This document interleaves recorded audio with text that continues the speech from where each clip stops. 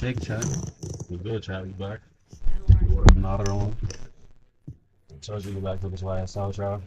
right. We back in the building. Floyd, haven't seen you here yet. Good morning, Your Honor. It's nice to see you. You too.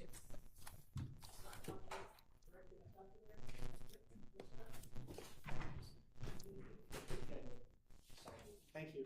All right, so I wanted us to gather before the jury is here to discuss the Before we start, y'all think it's about to be a mistrial, yes or no? Hit me up in the chat. Let me know what y'all think. instructions that we're going to give, that I'm going to give as we restart.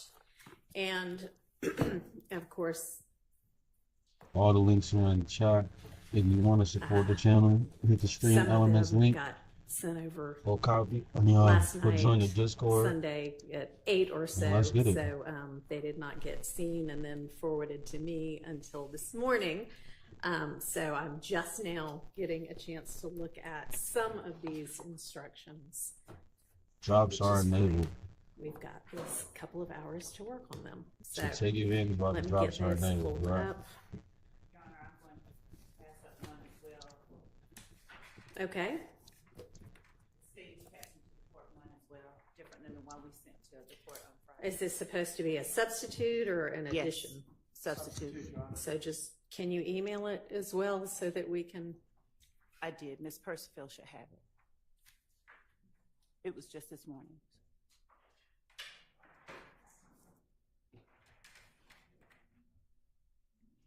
If you don't, please. And did you provide it to the defense as well? Yes, Sean, of course. Okay. And Your So you Honor, have the YSL and late delivery, this issue came up while I was out of the country. I turned. yeah. Okay. Everybody make sure you try to talk into your mics and also speak loudly so that everybody throughout the room can hear what's being said. Thank you. I'll It's just that first repeat it statement. because someone said they couldn't hear. I apologize for the 11th hour delivery. This issue came up while I was out of the country, and I turned to it as soon as I returned early Saturday morning.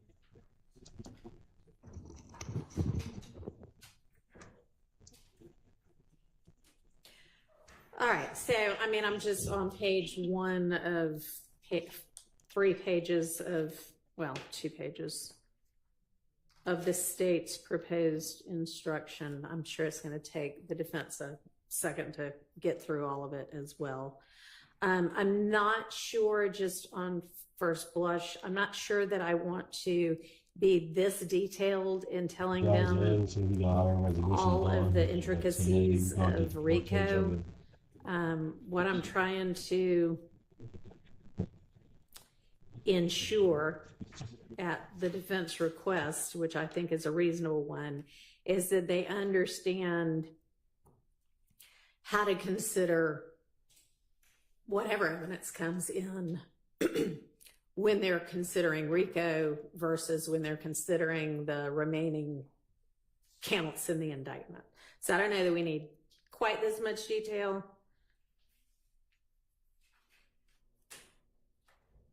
But I think between Mr. Harvey's and the state's, we can cull something valuable from each and formulate an instruction that helps guide the jury. Your Honor, I erred on the side of inclusion because given the time frame you're under, I thought it'd be easier to delete than to try to craft. Absolutely, new yeah. I things. mean, it's no problem. Yep. All right.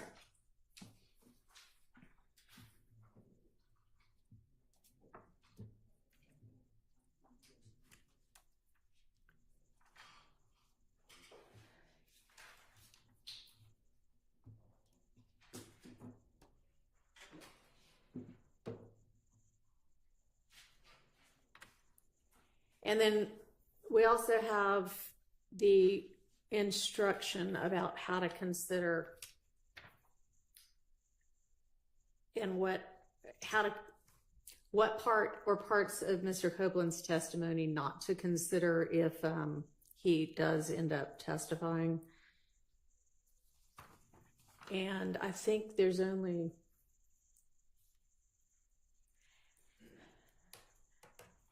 Have y'all come to any agreement about that?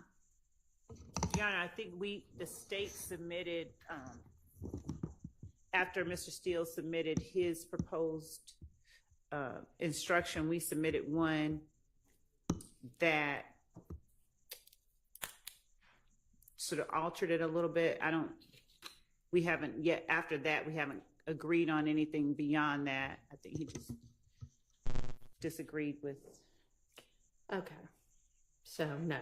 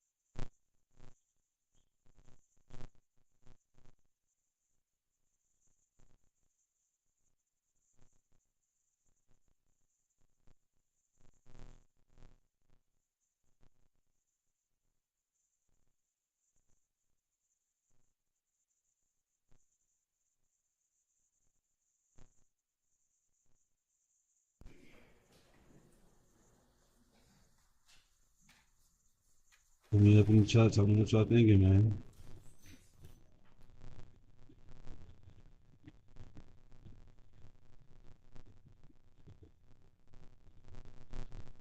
This mic is very something here, man.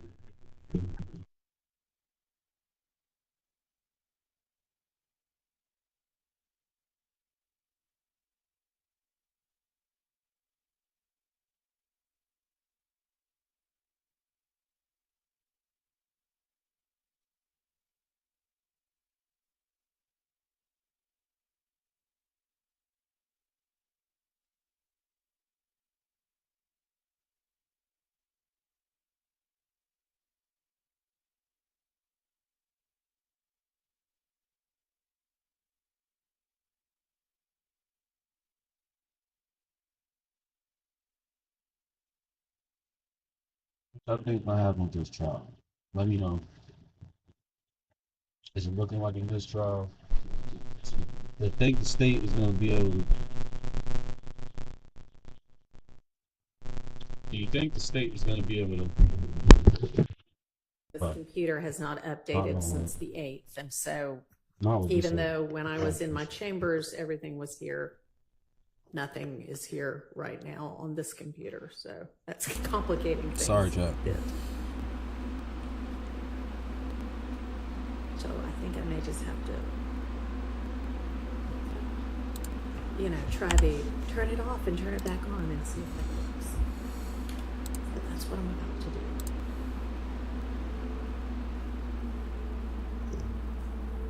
do. In the meantime, y'all can be looking at what each other has submitted, and somebody wants to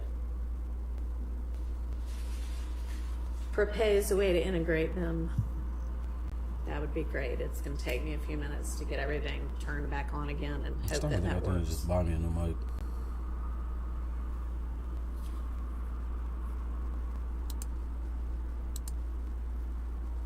This shit sounds crazy from time to time.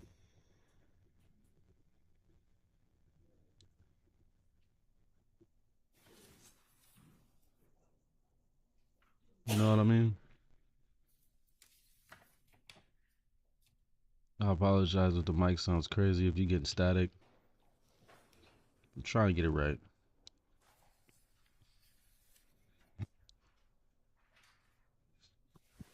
Thank you.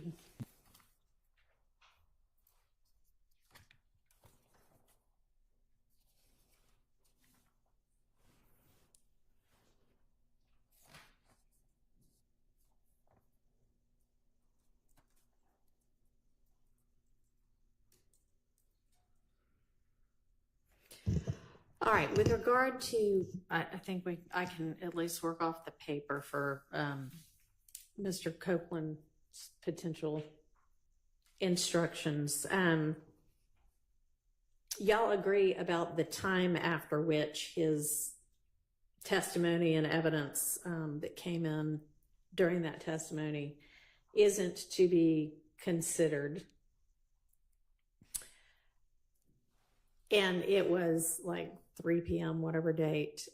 Do y'all know whether that happened to be the last break for that day? Because I'm just thinking when I'm telling them, okay, disregard everything after this point in time, it would help if they have a kind of a reference, not to 3 p.m., but to, it's the final break of whatever day it was. Shout out to everybody that's tapping in on the Rumble. We'll also have to figure out which day it was, and on the Twitch. that probably will tell them more than June 12th. So what was June 12th? Wednesday. Okay, thank you. Anybody know whether 3 p.m. was the last break of the day for the jury, at least? Because that's when y'all argued the motion to recuse, right? Yes, Your Honor. Okay. So you did that, and then the jury came back and had a couple more hours of testimony that they heard, right? Yeah, I presented the motion to the judge. He stepped off the bench and considered and came back. I don't know, though, whether we had an additional break after that point. Okay. I mean, I know I looked at it as well, but I haven't looked at it, in the last couple of days. I don't know why sometimes it gets the echo. If so. It gets feedback. Okay, that's fine.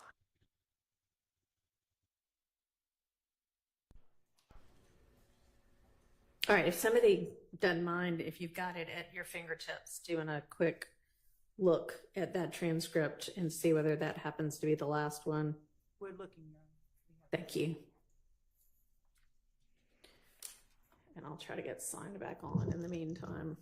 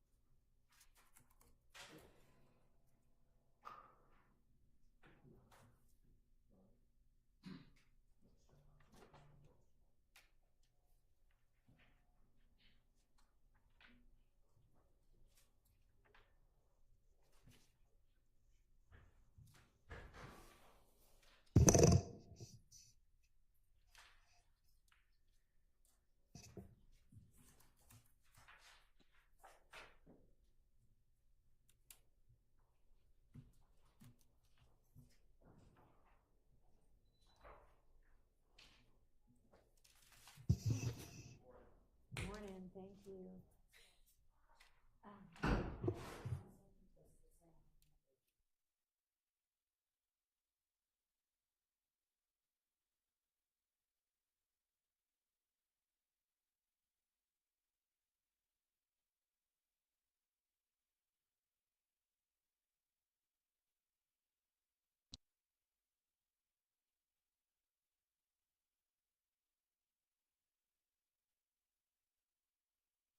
Shouts out to Rumble.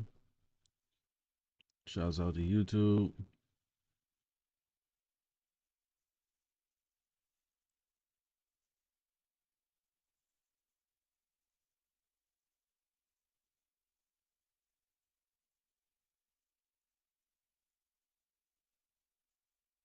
Let me know in the chats, man, if y'all think that this might be a mistrial, or do you think this is going all the way?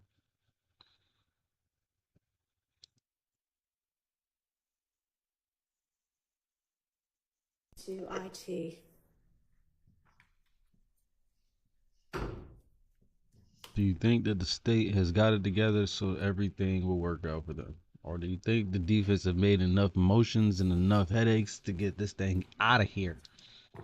Your Honor, we were able to determine that it was the last break of the day. All right. Great, thanks.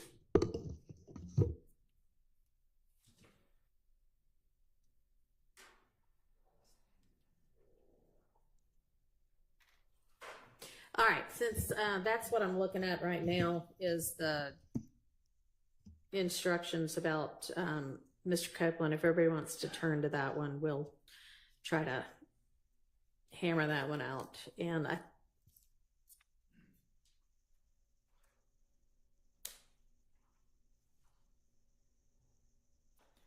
think I'm maybe looking at the states, and y'all had the two different proposed instructions. I guess one of them is if he doesn't testify at all, is the top one.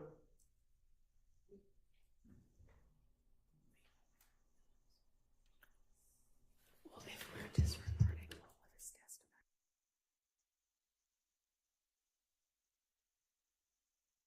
testimony. Persefield put together.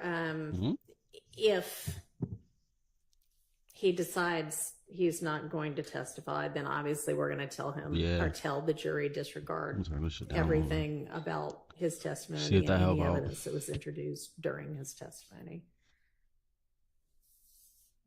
Would that be before? Would Your Honor consider adding unless and until he decides or no? Because if he decides, I mean, yes, I would consider it, and no, I don't want to do it because if he decides that he's going to, then we'll tell him at that point, okay, we've got him back, and now here's what you can consider. But I mean, there's no point in trying to sort out, you know, the possibility of that because it's not an eventuality. So we'll just at this stage. So are they going to let it go if anything. Woody does not take the trial? If it changes, and I'll instruct them about what's appropriate then.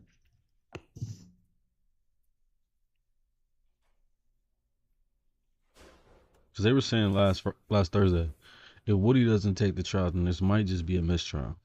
But from what I'm hearing today, if he doesn't take it, they might just change up something in there, just probably use the videos or something like that. Just to try to corroborate the state's theory. But I don't know. Let me see what you guys think, man.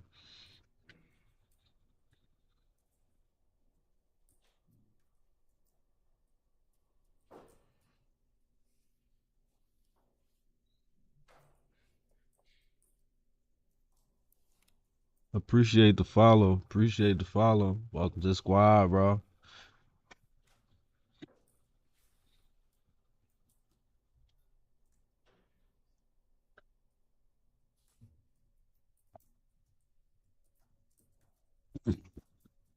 All right, and so stay tapped in, turn on notifications. Be pretty simple. What I were proposed we'll to say keep you in the up to event date that we on don't trials have and stuff Mr. like Copeland that. Retake the stand. I'm just going to say, you know, before the break, witness Kenneth Copeland was testifying. I instruct and admonish you now that you must disregard any and all of Mr. Copeland's testimony and any evidence introduced during his testimony. And then if he decides he wants to come back later and testify, we'll tell him the details about what parts they can and can't consider. Anybody have an objection to that? Your Honor, the state would object to them being told to disregard. Once they're told to disregard it, it's that they are putting it out of their mind. And then if they have to come back later on and the court has to tell them, well, put it back in your mind, we would. Okay, I understand the objection and I overrule it. And in fact, I think I'll borrow your language about put it out of your minds completely. Oh, shit. Oh, shit. Oh, shit, Miss Love, don't, she don't like that, jeez. She does not like that shit.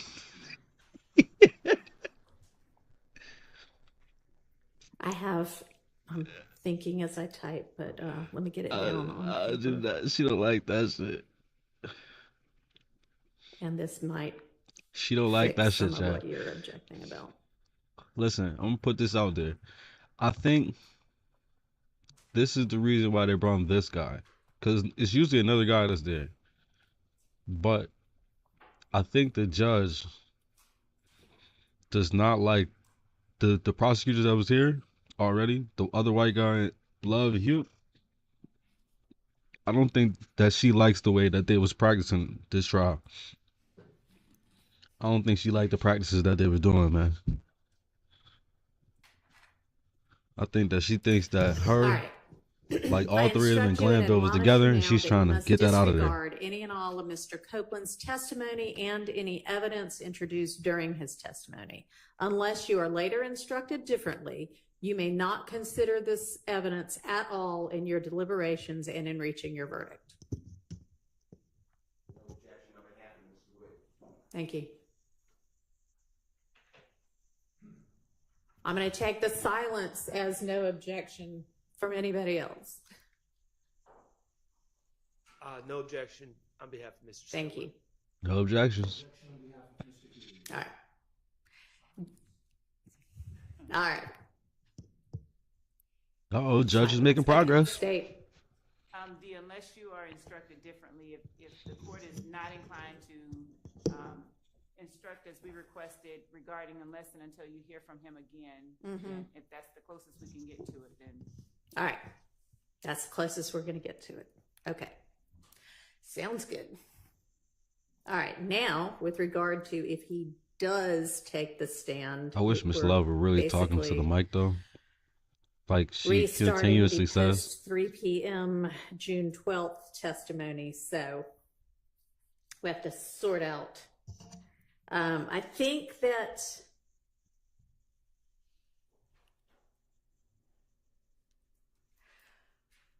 so a question in order to not only tell them kind of the time period, which is about 3 p.m. on Wednesday, June 13th or June 12th.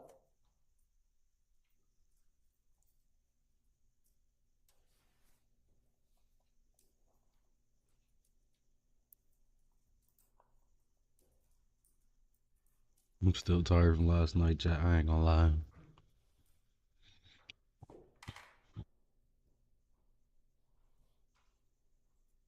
We was on here till like 2, 3 o'clock, man. Respectfully, appreciate y'all for coming back and tapping back in with me this morning.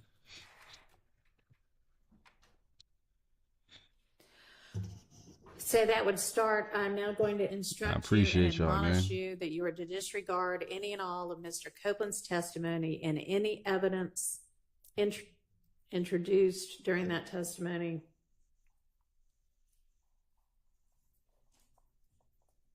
Is Your Honor inclined to just, instead of pointing out Mr. Copeland's, just say any evidence or testimony beyond a certain point? He was the only witness that testified, but since the court will be, I guess this is an either or situation. So, I don't know what you're asking. I'm going to direct them specifically, hey, we're talking about Mr. Copeland's testimony. So then I would say following the last break at about 3 p.m. Wednesday, June 12th, through when you were, through June 17th, when the point in time when you've been in recess. So my question then is, after I say that gives them sort of the time, thoughts as to, so the last thing that he was,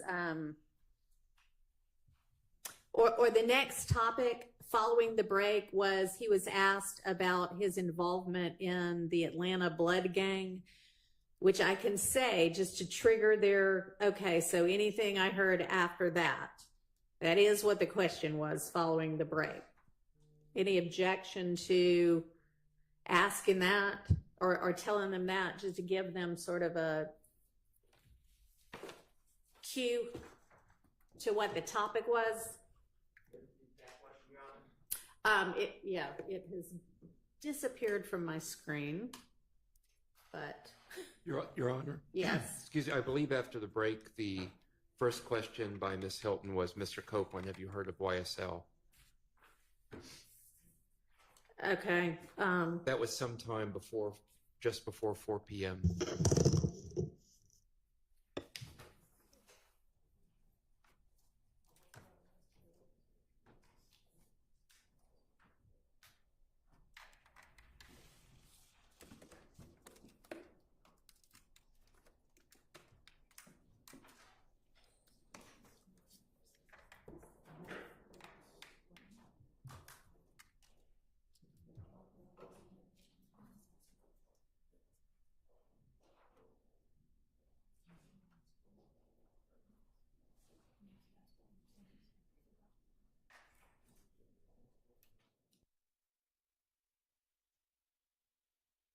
Any objection to?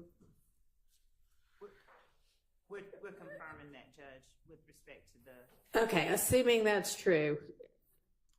He after the break he was asked, "Are you familiar with YSL?" Everything after that's what you're to disregard, and I'll have you give me the direct quote. But And Ms. Hilton, I see that on, just so you can find it, I see that on page 105 of the transcript, approximately line 16, if that helps. all right, so what he was asked immediately before the break, the last topic was his involvement in the Atlanta Blood Gang, and then the jury watched those little bits of one of his statements as an inconsistent statement. And then after the break was the YSL question. So just to give them a frame of reference. Any objection to doing that? And we can include the bit before or just the bit after. That's fine, Your Honor. It does. All right, and can you read to me what the question was? Have you, Mr. Copeland, have you heard of YSL? Yeah. All right. And how far did just that? I mean, it's everything after that. So, Your Honor, on behalf of Mr. Williams, we Yes. would object to pointing them, referencing them to any specific testimony or question whatsoever after the break. We would ask that they not be. all right. Then how about the concept of the last thing that's okay is this was the last thing he testified to that you can consider. I think we're saying the same thing. We're fine with that. That you're fine with. Okay. So would the court be then reading the last question and answer that he gave before the break when the court says this was the last thing he testified to? Microphone, please, Ms. Love.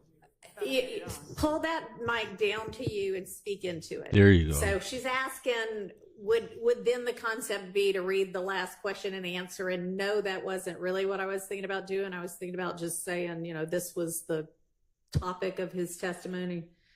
I mean, if you want to throw out what the last question is and let me think about whether that would in any way help them. Yes, Your Honor, because Okay. I think that otherwise would be. All right, well, tell me what that is.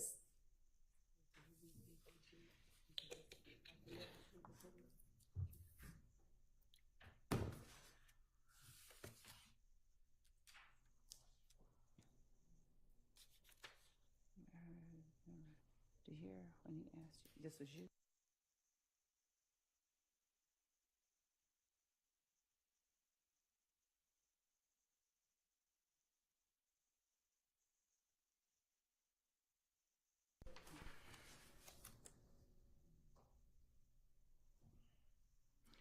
The point at which the court stopped to give Mr. Copeland an earpiece appears to be the last thing that happened without talking about the subject. Okay, but I want to talk about the subject so that they'll have some concept of what's the last thing they can, and also y'all are wanting me rightfully to take their notes. And so they're going to have to figure out what part of their notes The last Or question. somebody's going to have to figure out what part of their notes are being taken. The last question that was asked was, and did you leave ABG? Mr. Steele objected and said, I don't think that's what was said. Ms. Hilton said, I'll play it again one more time for you. And the witness said, I can't hear it no matter how many times you play it. And the court asked to see counsel at the bench. Okay. So what I was proposing was just after he was asked about his involvement in the Atlanta Blood Gang ABG. Or after he testified about his involvement, was asked about, I don't know if he did.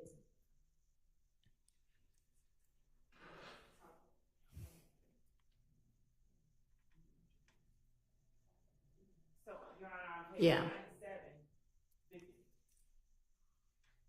on page 97, before the break, Ms. Hilton asked, have you ever claimed to be a part of ABG? And the witness said, me. And Ms. Hilton said, Atlanta Blood Gang. He said, never.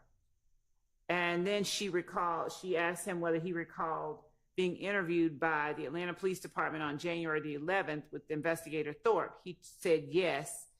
And then at that time, she tendered State's Exhibit 378 Yankee Alpha between 3/29/46 to 3/30/13. What was the date of that interview? January the 11th, Okay. 2015. Interview with whom? Detective Thorpe. Okay. And she APD? yes. Okay. Okay. And then she played a portion of it, 3/29/46 to 3/30/13.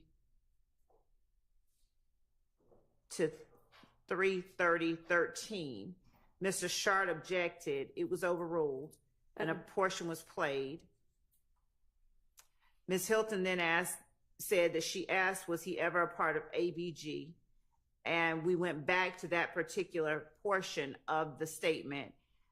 There was an objection, and the objection was overruled. Mr. Steele's objection was overruled. Again, Ms. Hilton asked, did you hear when he asked you, he being Detective Thorpe, asked you, Mr. Copeland, you left ABG?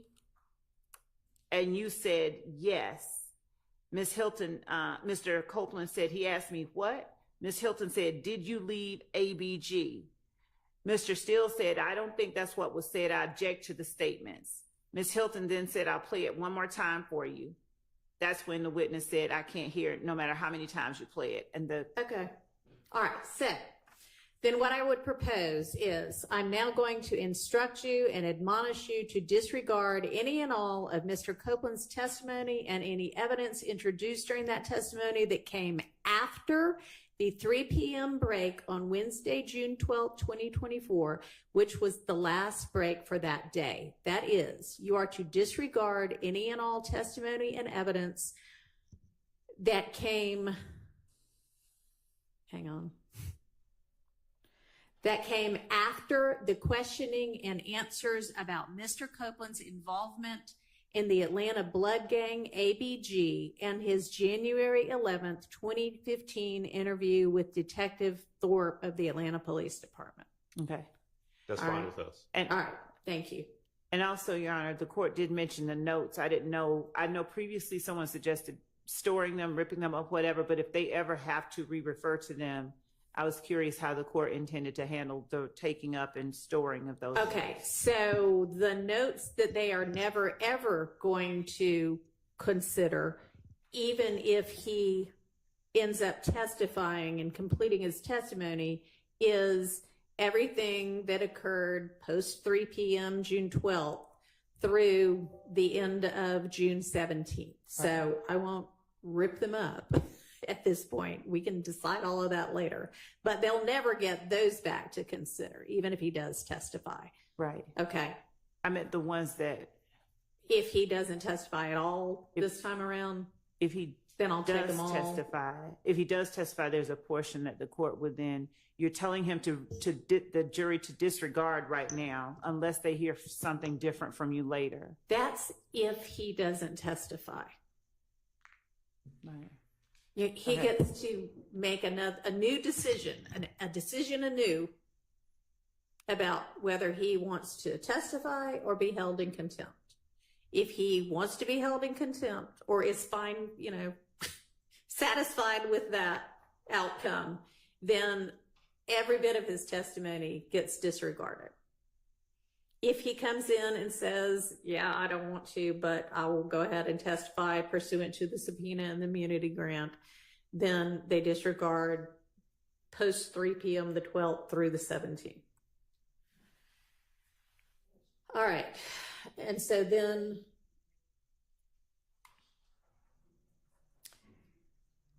we're going to need to get the notes from them. Anybody have some suggestion as to the best way to do that?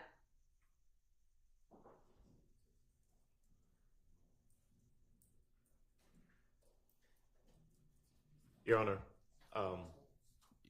logistically, I can't think of any way other than to rely on the jurors to simply give them to you, not to us. Really, no other logistic way to do it.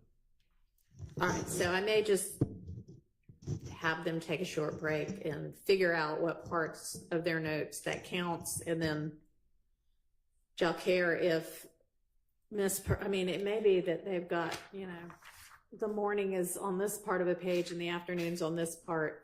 So I don't know if we could, a pair of scissors and cut off the rest of it or what, but it's going to take somebody from the court, which is not going to be me. So I'm thinking Ms. Percifield, once they hand it, just, confirming that that's everything for each of the jurors. Everybody okay with that? That's fine with us. All right. Mr. Harvey, Mr. Sharp, Mr. Steele. Okay. I'm with Mr. Adams.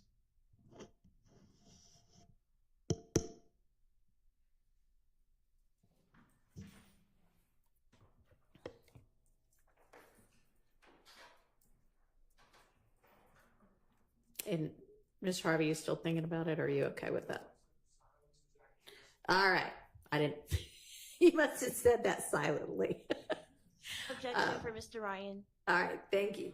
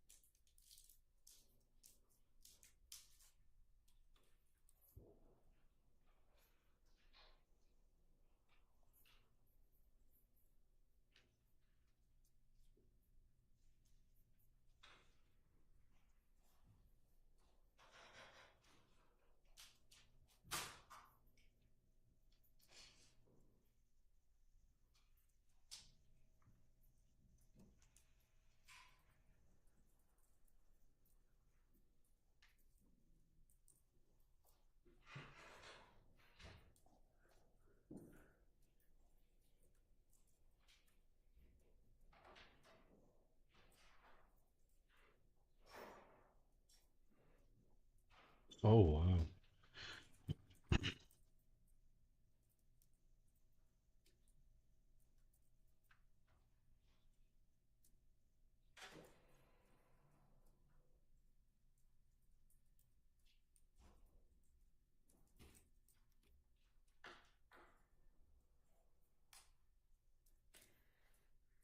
All right, and then I think, as I mentioned when we were last together, I'm going to ask if there's anybody who thinks they're not going to be able to disregard that.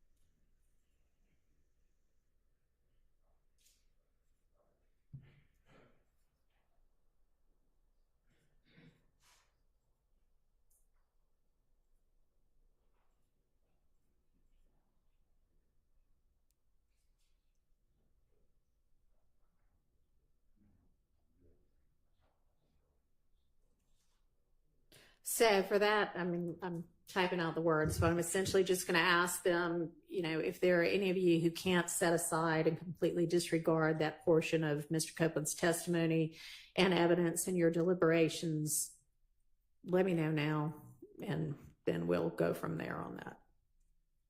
Now, would you give us one moment, please? Sure.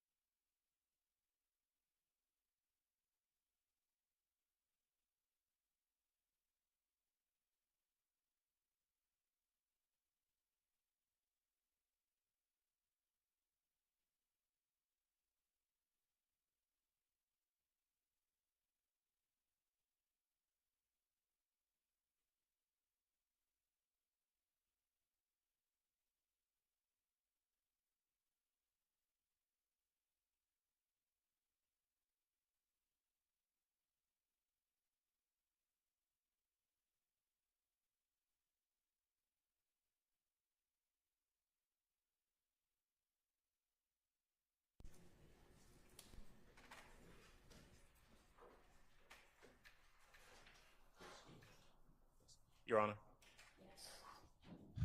After conferring with other co-defendants attorneys, on behalf of Mr. Williams, we're suggesting that question not be asked at all. Okay. There are other members who represent other individuals who believe it should be asked, and so there's no consensus amongst the attorneys as to whether that question should be asked. But our position for Mr. Williams is that it should not be. All right, and why is that? We simply don't believe it's necessary. We don't think that it's necessary to draw the jury's attention. We presume that they can follow the court's instructions. And so we just don't believe it's necessary.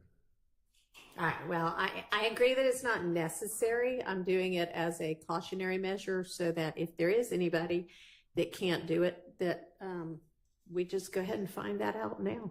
I understand. All right, so I'm going to ask that over objection. Okay. All right. So then the next thing we need to do is the kind of Rico 105 instruction, if you will.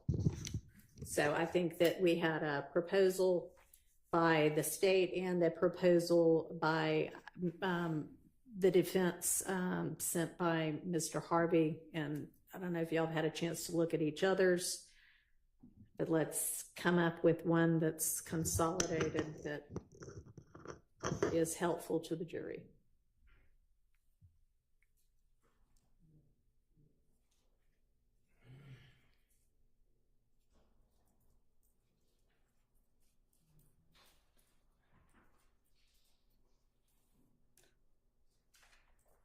Your Honor, for the state, we do not agree to Mr. Harvey's proposal. I think that was hashed out fairly well on Thursday. I have a couple of supplementary points if you want to hear that. It was not hashed out on Thursday at all. You might have, yeah, no. Okay, there was nothing even close to anything final on that on Thursday. Understood. I did watch the video. If the court doesn't consider it hashed out, then it's not hashed out, and we're ready for the hashing. Okay, that's what we're going to be doing today. Okay. I think I just maybe gave up on Thursday. All right, let me get those both pulled up.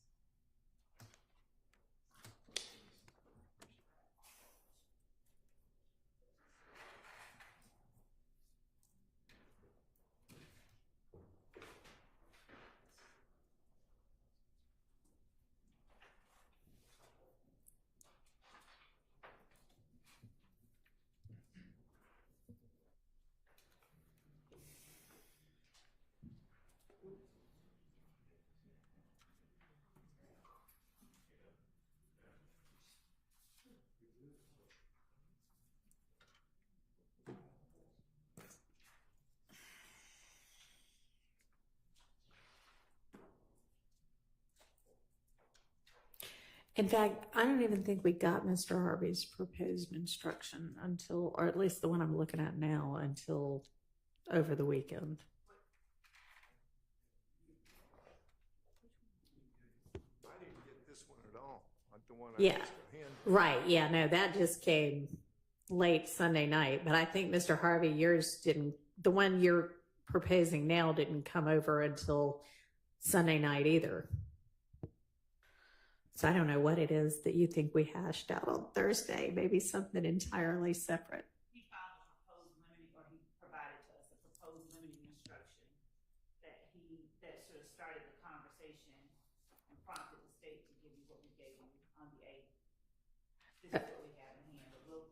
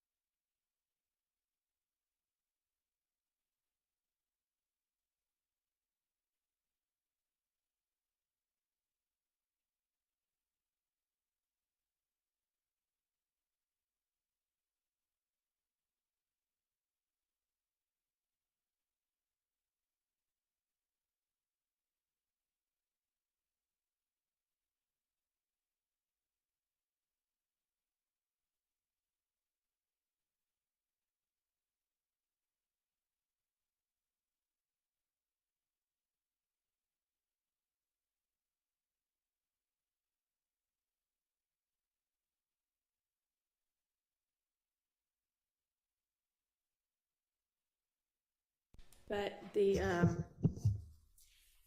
is, Mr. Floyd, the copy that you handed up this morning, has that been emailed in any way? Okay. That, I can, I have a hard time finding that even on email.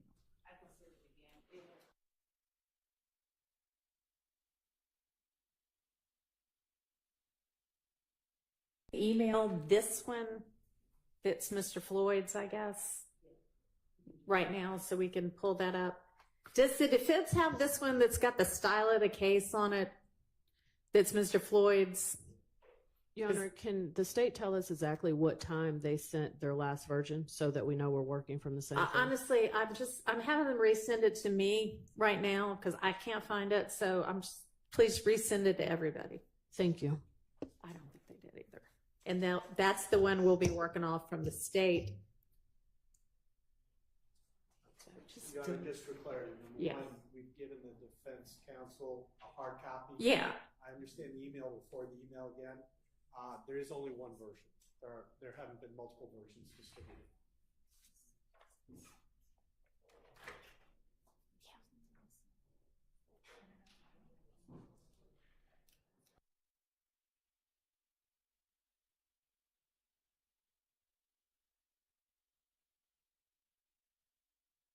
That is the proposed instruction from Mr. Harvey that was sent Sunday evening.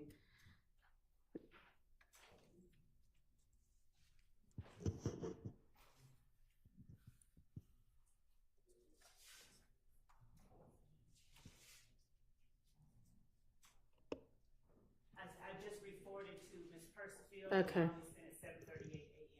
It does not have the style of the case. It's the exact. Okay. And we are.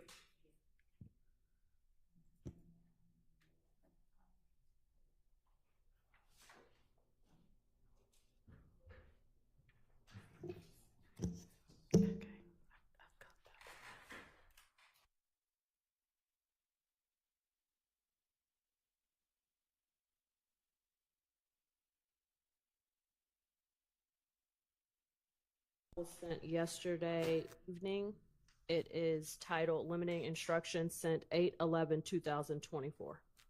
Understood. I just I mean, if you want a hard copy, it's just one page. Ms. Percival, is your computer hooked up to this printer? Can you just send it to print and I'll hand them one?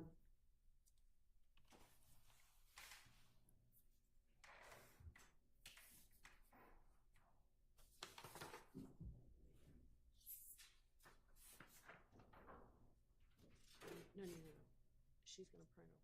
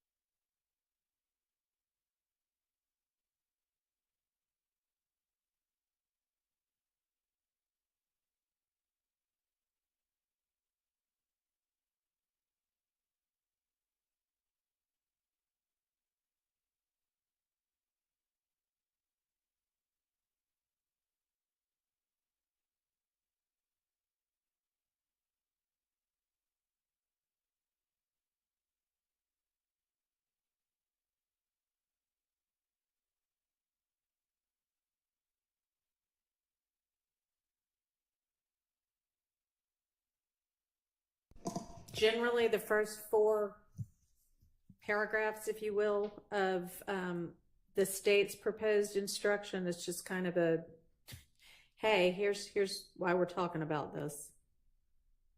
First 4 paragraphs. Yes. On behalf of Mr. Williams, we have some comments on every paragraph, I believe, except paragraph 4 and 5. We do not oppose 4 and 5, but if I can say what the problems are in 1, 2, and 3, since you... Gonna need you to speak up a little bit more or pick that mic up. Okay. Paragraph 1. I don't think that that's appropriate to just start out with that instruction without talking about what the indictment is, not just a charging document, but that there's a presumption of innocence. It's not evidence at all. All right, let me pause, and I have requested from Judge Glanville's court reporter a copy of the preliminary instructions he gave the jury so that I know what got told to the jury and what didn't. I would have said that at the beginning of a trial, but I'm not sure. I haven't reviewed yet what he told the jury. He did. He did? Okay. So, I mean, I am not going to re-give all of the preliminary instructions. What I'm trying to do is just call the attention. So, I mean, if you want to ditch the part about an indictment, that's fine. Okay. And then We'll strike that. And then on second paragraph, Yep. it's sometimes referred to as RICO. It really is sometimes referred to as a conspiracy to violate the RICO Act. It's not just this is a RICO conspiracy, not a RICO violation. Oh, yeah. No, I think that when it says, which is sometimes referred to as RICO, I think they mean the Georgia Racketeer Influence and Corrupt Organizations Act. Okay. Paragraph 3, I did not have an objection for. All I right. did not have an objection. Okay. I have objections to others, but Okay, I haven't gotten that far either. All right, so taking a little bit from Mr. Harvey's too to open it up. I'm thinking generally, ladies and gentlemen of the jury, the instructions that I'm about to give you apply to the evidence that has already been admitted in this trial and to all of the evidence yet to be admitted during the remainder of the trial, because that would be nice for them to know.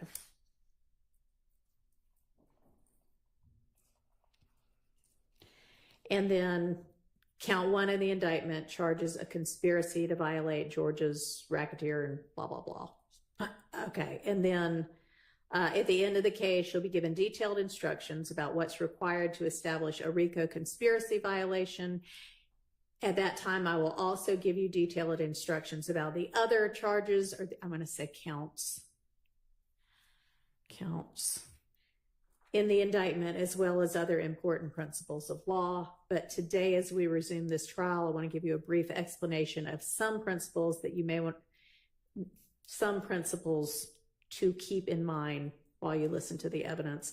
This is not a substitute for the more detailed instructions I'll give you at the end of the case. All right, that's as far as I've gotten in consolidating the two of them.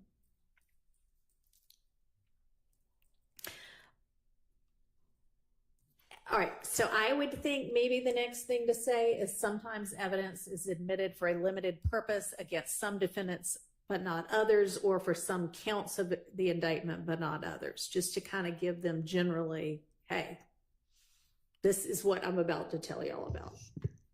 Thoughts on that? I think that's an accurate statement, Your Honor. All right.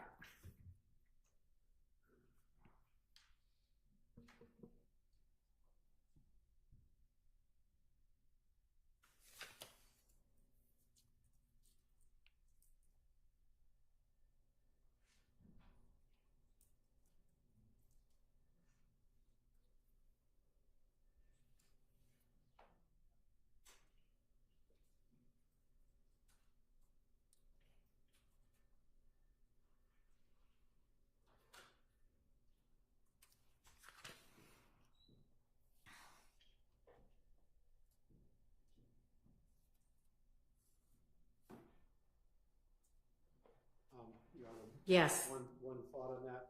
Yes. I think the statement you summarized is accurate.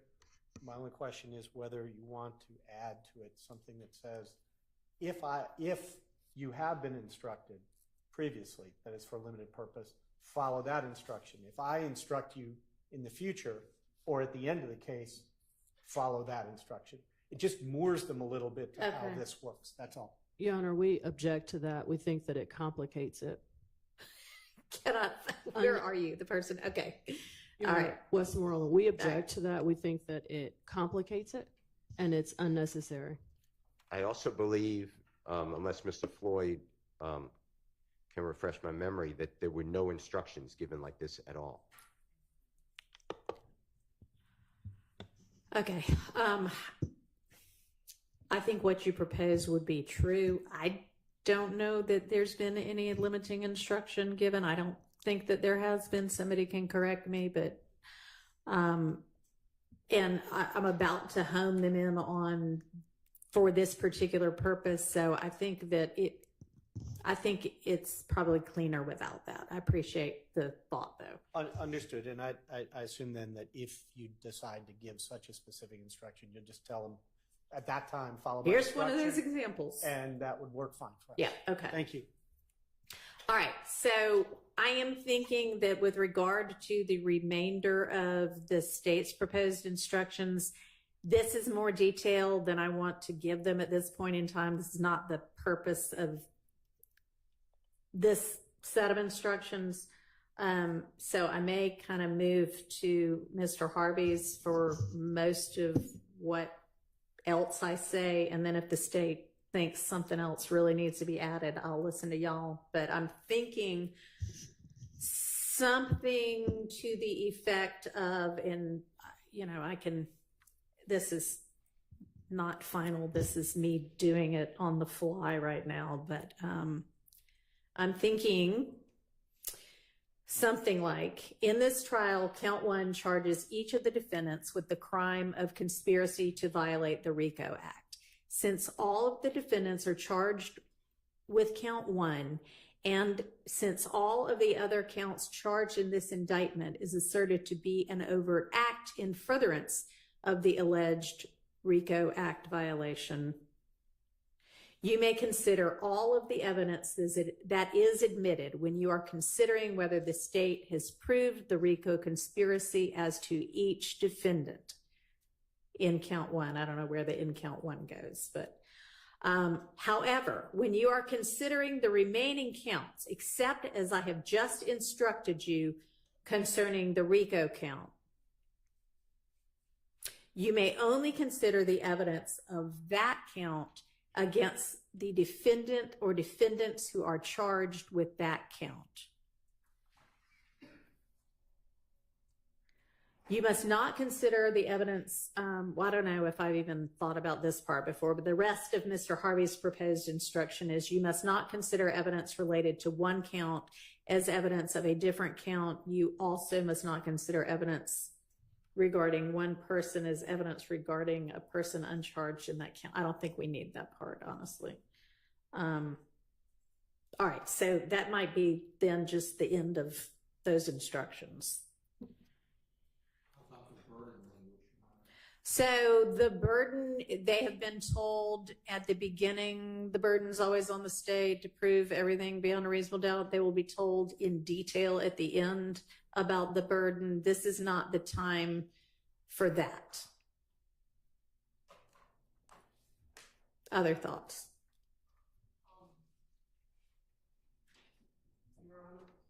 Yes. Regarding the last part that you thought was not necessary. Yeah. I'm just going to draw your attention. Mr. Zachary has asserted in his prior statements that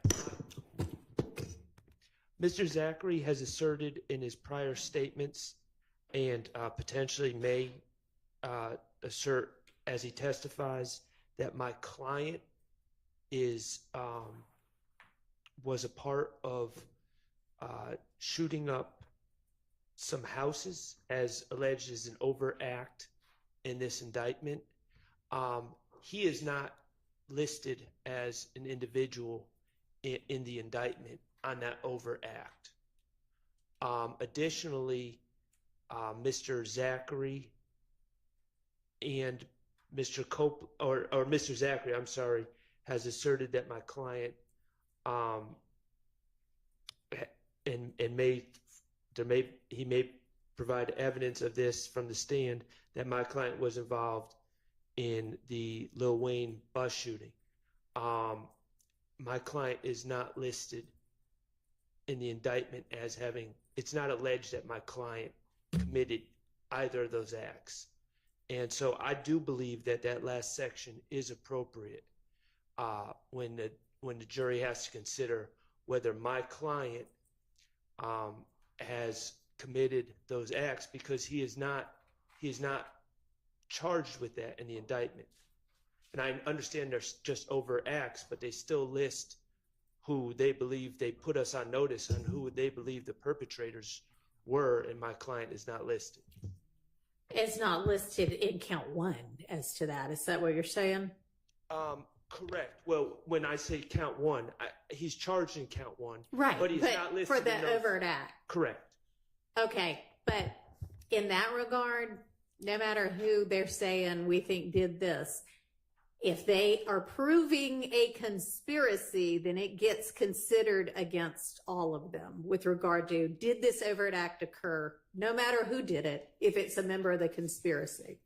So it's not actually true that you can't consider that, but that's not, so that, go ahead. I believe that my stance is they can consider it as to, they can consider all evidence as to whether there is in fact a RICO organization or if people are charged, but ultimately the burden of proof is on them proving it as they alleged it in the indictment. As they alleged in the indictment in at least one overt act. And I agree. And I do think that I'm going to give a special verdict that sets forth each of the overt acts and has the jury find them. And Mr. Floyd's looking at me and he may have something to say about that. And we're probably a long way away from what the final jury instructions are going to be and what the verdict's going to look like. But I do know that we are going to have some sort of a way to determine that the jury found at least one overt act within the RICO statute of limitations in order for them to find it. And I'm not sure of another way to ensure that that was their actual finding, but that's an argument for another day. I appreciate your objection and I'm considering it, but I don't think that part of it is necessary. Just a brief response, Your Honor. I agree.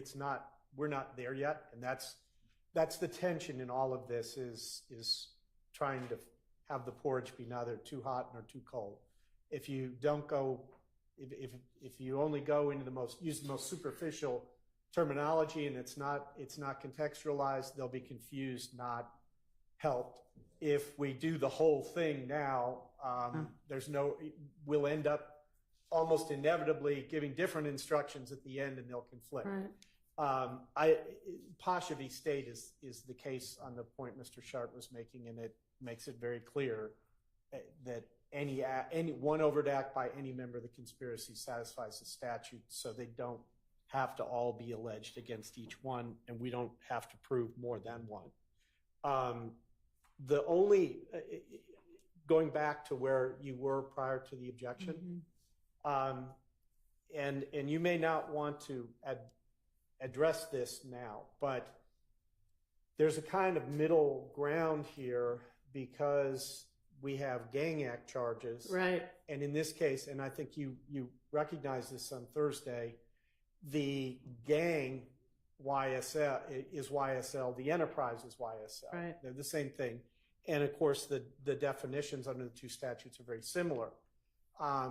So evidence that comes in as to count one that would tend to show YSL as a gang would be admissible under any gang act provision because we don't have to prove the specific defendant was a gang. We just have to prove there was a gang.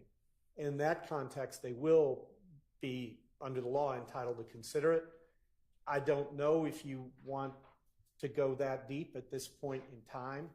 I think the most important thing is to not say something that has to be taken back later, because it's always harder. Okay. It's always harder to do it twice than it is to do it once.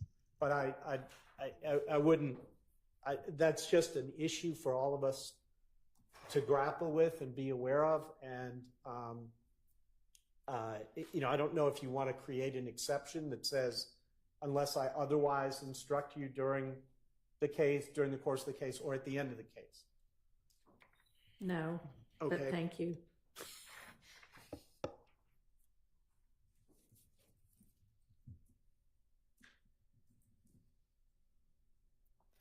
How about? All right, after I say the paragraph about how they can consider it for the Rico count, I will give you more detailed instructions regarding the gang counts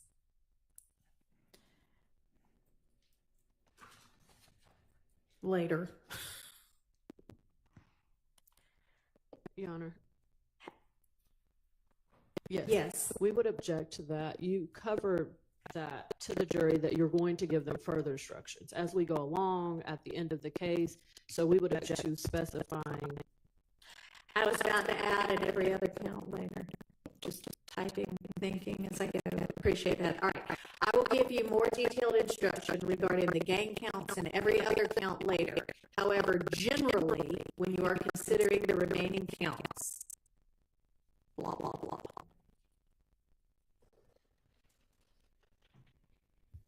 Thoughts? Well, Your Honor, we would ask that you reconsider pointing out the gang count to say the gang count in all other counts draws attention to it. I think it becomes confusing. We're dealing with a limited issue right now, and that will be fully covered by you to the jury later. All right. All right. Then I'll just say, however, generally, when you're considering the remaining counts, and we'll just have to flesh it out later, unless you can come up with something, Mr. Floyd. Two thoughts. One is there are quite a few gang counts. It's not just one. So it's a whole category under the remaining counts, and therefore, given how substantial it is, the idea that you're overemphasizing one thing versus the other, I don't think that's a realistic objection or concern here.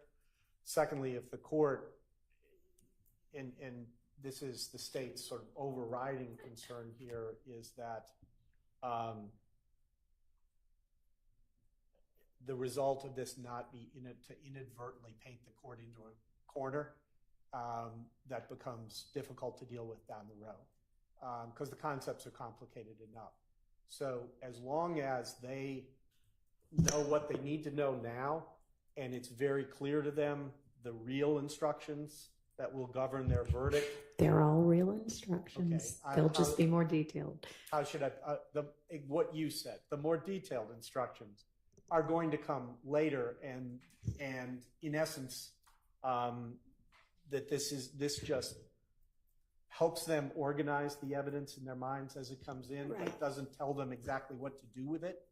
We don't have an objection. All right. And honestly, I have taken out some of what I was going to say too. So I am thinking for that paragraph now, it is just going to say, however, generally, when you are considering the remaining counts, you may consider the evidence of that count only against the defendants who are charged with that count.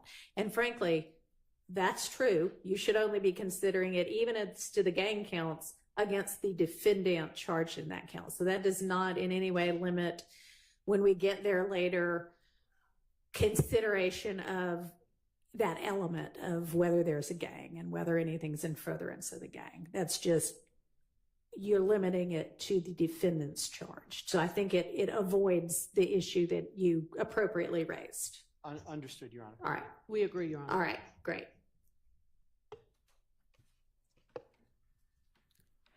All right. So I think the next thing we need to do is get Mr. Copeland in and find out how he feels now that he has woken up on Monday. Excuse me, Your Honor. Yes. 5 minutes before we bring in Mr. Copeland. Sure. Thank you. All right, we'll recess shortly for a short break.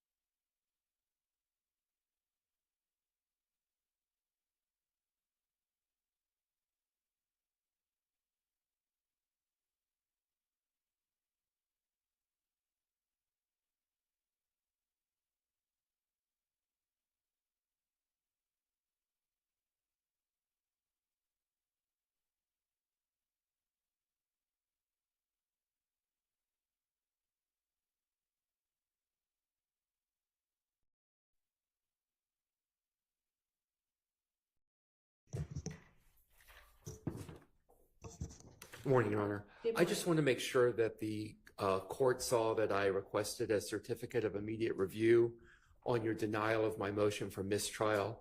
I believe I sent an email to Ms. Percival on Friday. I did see that, and I instructed Ms. Percival to issue an order denying it. If that didn't get filed, I'm sorry, but I'll be denying that. No, I just want to make sure that you No, did see appreciate it. Yeah. Okay.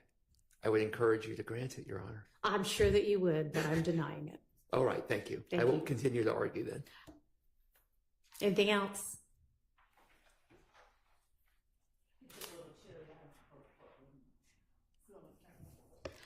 Better that y'all be cold than that I be hot, so I'm not changing it. Sorry. So there, I think I've mentioned before, there are 2 other thermostats somewhere in this courtroom that are supposed to control the courtroom area. And if y'all want to adjust those up, you're fine with that. I'm sorry if y'all are cold. Sorry. All right. Let's, and I assume we've got Mr. Melnick with us. Let's get Mr. Copeland and Mr. Melnick in.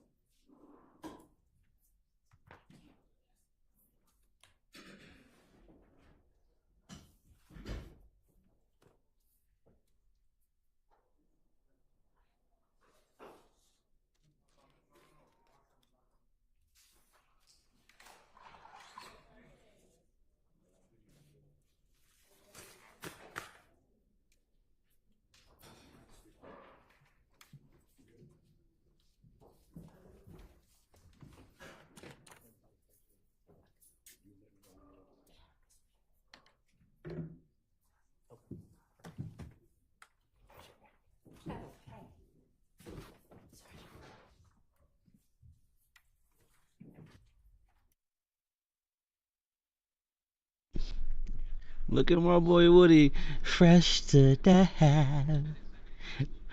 My boy came dripping. Can you say that I'm dripping?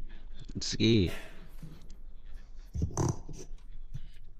All right, it's Monday morning now, and I need to find out from you Buddy what said your that he intention dripping. is with regard to Shout out to whether everybody that's tapped in. you are going to testify in this case. You have been granted immunity so that the privilege of self-incrimination is no longer relevant because the Are we state back with can't this use statement? anything that you might say in answer to their questions or any other questions against you. And you have been instructed with the benefit of counsel as to the consequences if you don't testify.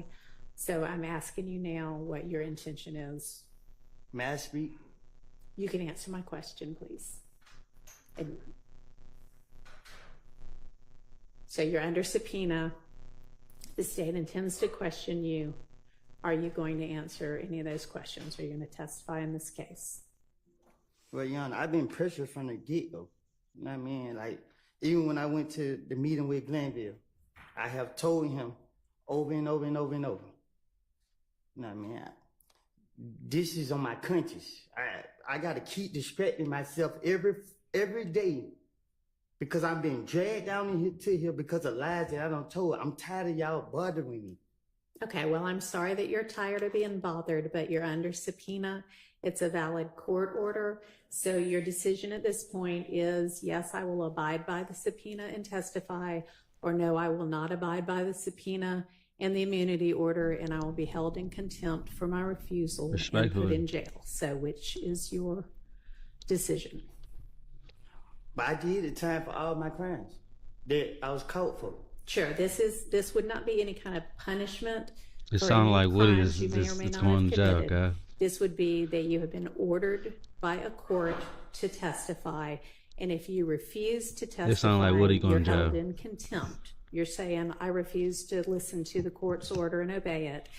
And it is not a punishment, it is an incentive to have you change your mind and So obey son, the court he got order. drippy so he which can is go to your the can. decision? Yeah.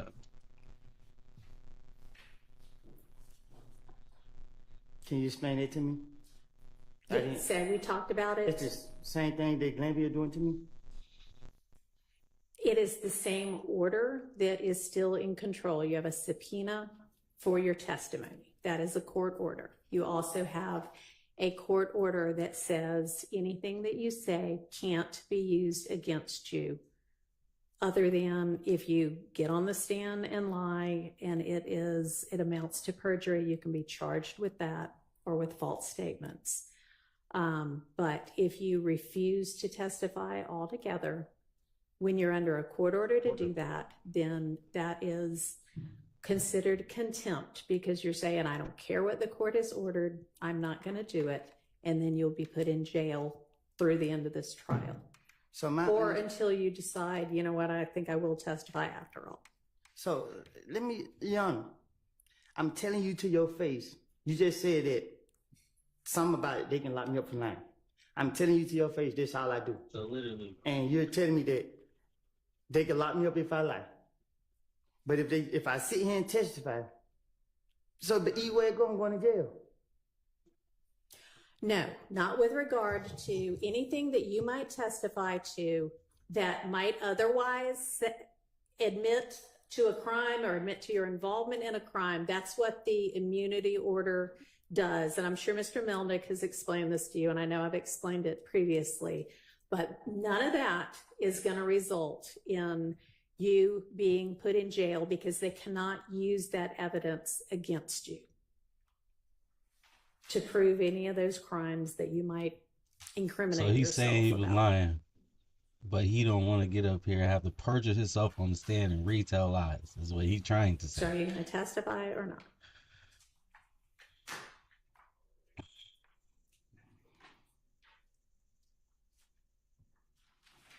He going to jail. I can see it in his face. He going to jail. He going to jail. Respectfully. Do you want to talk to Mr. Melnick again? No? Okay.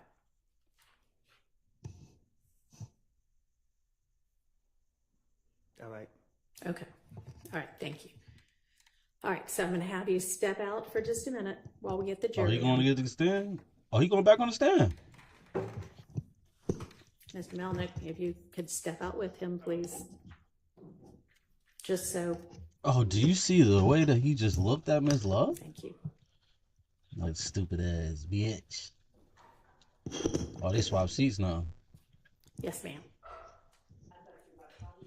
So she must am. be- I was going to see if anybody had anything to say first. Your So she Honor, I'm must going gonna to be the renew one to my question motion Woody for again. mistrial based on coercion by Judge Woody. Glanville. This is based on the fact that Mr. Copeland, having now been properly instructed that he would only be incarcerated until the end of trial, versus his instruction previously that he would be incarcerated forever. He's now deciding to testify. I think at this point, it demonstrates the coercion by Judge Glanville. So I'd like you to reconsider that. All right. I don't think it just demonstrates anything of the sort. I think it demonstrates that he's now been properly advised and he's making a decision anew. Thank you. Overruled. Yes. Housekeeping matter. Is the Harvey rule still under your guidance? Still in Yes. effect? Okay. Yes, it is. Thank you. Okay. And so I'm going to have the jury out. I'm going to give them the 3 instructions that we just discussed. Then we'll have Mr. Copeland in. I'd like him resworn, and then you can pick up from whatever you want to do post 3 p.m. June 12th. And Your Honor, may I just step outside to see if Mr. Melnick has informed Mr. Copeland that there's going to be some testimony. He's going to have to repeat my interactions with Mr. Copeland. He'll get frustrated. Okay, you know what? Why don't you, instead of you going to talk to anybody, can I have Mr. Melnick in again? Yeah. Real fast. Oh, shit. That's a good idea, though, to tell him that. I like that. Don't be out there telling them what he got to do and do I don't this. think Nah, Mr. let me Melnick holler was at in him. here this morning when we were discussing the directions or the instructions.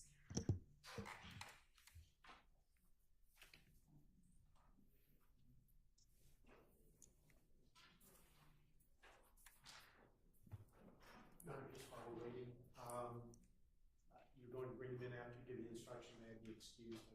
Certainly. Mr. Melnick, I just wanted to make sure, because you weren't in here this morning when we were discussing it, and you may or may not have been in here for any of the times we were discussing it, but we are going to be essentially redoing everything post-recusal motion, and I didn't know if Mr. Copeland was aware of that or not. So some of the things he's going to feel like, man, I already said this once, but he's going to have to say it again because I'm telling the jury disregard a lot of the last few days of his testimony. So I believe he's aware of it. Okay. As far as what he remembers about when he testified or the Okay. All right. I appreciate it. Thank you. And Your Honor. yes. With respect to Mr. Copeland being resworn, I would ask the court to remind Mr. Copeland That he's still under oath. That's fine. Okay. Yeah. Since we are accepting the first part of his testimony anyway, sure, I'll do that. Anything else before we bring the jury in? Okay. Let's go ahead and get the jury. Okay, everybody in the Rumble and the Twitch and the YouTube. Appreciate all y'all for locking in.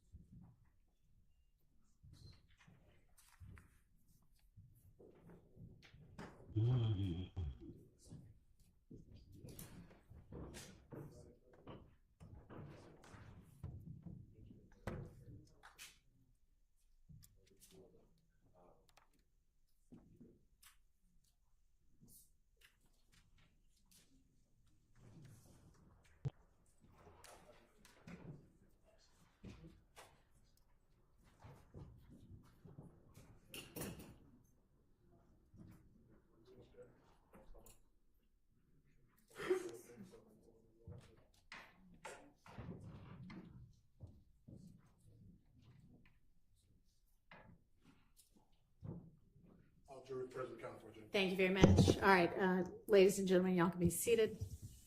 Ladies and gentlemen of the jury, good morning. My name is Judge Paige Reese Whitaker.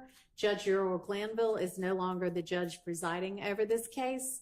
I will be the presiding judge in this case moving forward, and you are not to concern yourselves with this change. Let me remind you, as I assume the presiding duties in this case, that none of my decisions and nothing that I say during the trial is evidence. Just like none of Judge Glanville's decisions and nothing Judge Glanville said during the trial is evidence. The decisions and remarks of a judge do not mean that the judge favors or leans to one side or another in this case. The court is only interested in seeing that this case is tried fairly based on the laws and the Constitution of the state of Georgia and the Constitution of the United States. You are to disregard any comments that may have been made by Judge Glanville that may have been disparaging of any of the lawyers in this case. To maintain the integrity of the jury system, I remind you that you must decide this case based only on the evidence admitted during this trial and the law as I will explain it to you. Now, I know that you have been on a bit of a break, but prior to that break, witness Kenneth Copeland was testifying. I am going to instruct you and admonish you now that you are to disregard any and all of Mr. Copeland's testimony and any evidence introduced during that testimony that came after the 3 p.m. break on Wednesday, June 12th, which was the last break for that day. And that is, you are to disregard any and all testimony and evidence that came after the questioning and answers about Mr. Copeland's involvement in the Atlanta Blood Gang, ABG, and his January 11th, 2015 interview with Detective Thorpe of the Atlanta Police Department. The court is going to be collecting any of the notes you wrote during that portion of the trial, and I'm going to give you a short break in just a moment to identify those notes and provide those notes to my staff attorney, Ms. Persifield. And I'd like to find out at this point in time if there are any of you who cannot set aside and disregard that portion that I just mentioned of Mr. Copeland's testimony and evidence in the deliberations in this case. That is everything after his testimony about ABG and after the 3 p.m. break on Wednesday, June 12th. If there is anybody who cannot set aside and completely disregard that portion of the evidence in your deliberations, please stand up now and let me know if there are any of you. All right, thank you. Okay, so I'm going to give you a quick break to go back in and identify that portion of your notes and provide them to the staff attorney. And then I'll have you back out. I'll give you some other short instructions and we'll resume the testimony. So y'all can go ahead and do that for now for me. Thank you.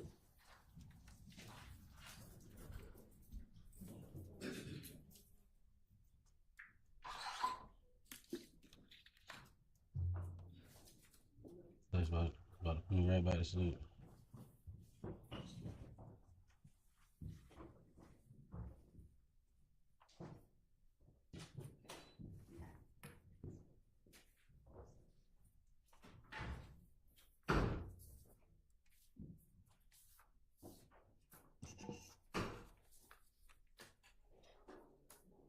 It's crazy because Thug don't be in here with no suits, but everybody else do. All right, y'all be seated. And while they're out doing that, let me just ask y'all what was the practice with regard to order of cross-examination? Is somebody just taking it as the team? Somebody will handle it? Okay. All right. When you say taking it as the team. Like, is there going to be one of you fine lawyers who's going to represent the questioning for all of the different defendants, or are we doing all 6 of you individually? Okay. What order are y'all going in is what I was trying to. There's no particular order, Your Honor. Whoever gets up and starts. Okay. Just find out from each of you whether you have anything else. Okay.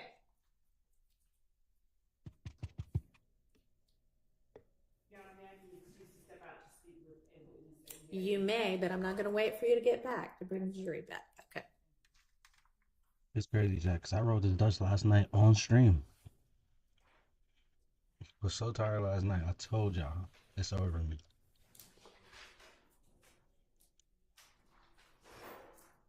And we'll just recess in place at this point until the jury is finished with their note.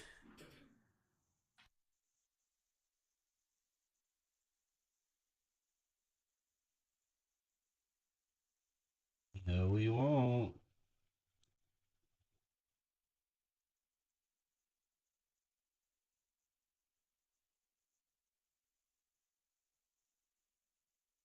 That the jurors, being good stewards of the environment, are taking double-sided notes. So it may be that something has to be erased from the first side, but they need it for the other side. So it's going to take just a minute because they're going to have to make copies and give back to them the parts that they can continue to utilize. So in the meantime, I believe, let's see, Miss Williams, you filed a Jackson Deno about some statements by Mr. Ryan, so we'll probably deal with that during our non-jury week next week. Really, that should have been filed by whatever date that was I gave you about 3 weeks ago when I first took over this case. No reason that could have been filed then.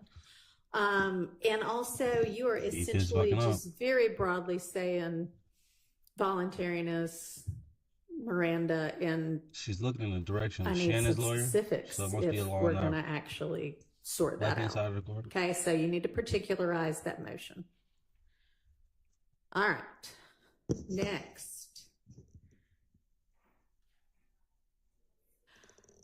The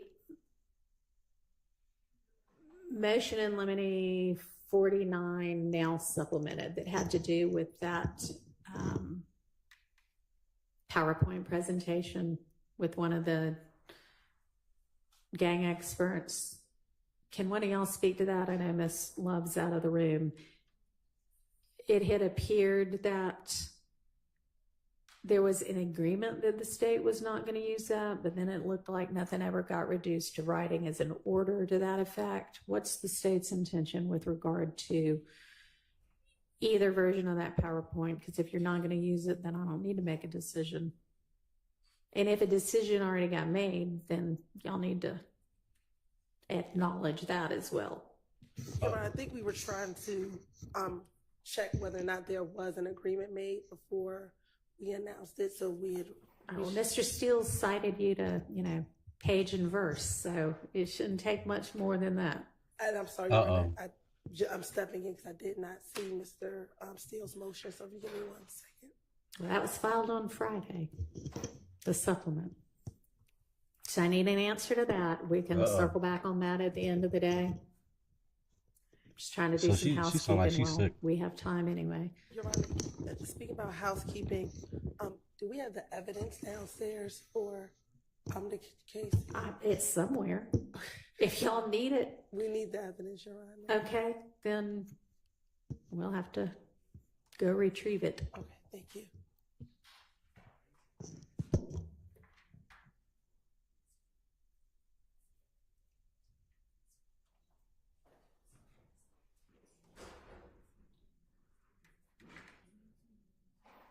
He gave you page, site number. Ain't lying, still ain't playing.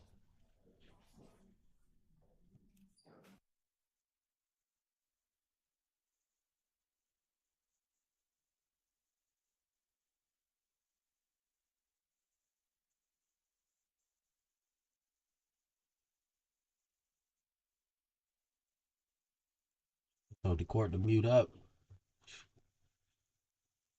They told him hit the lobby quiet.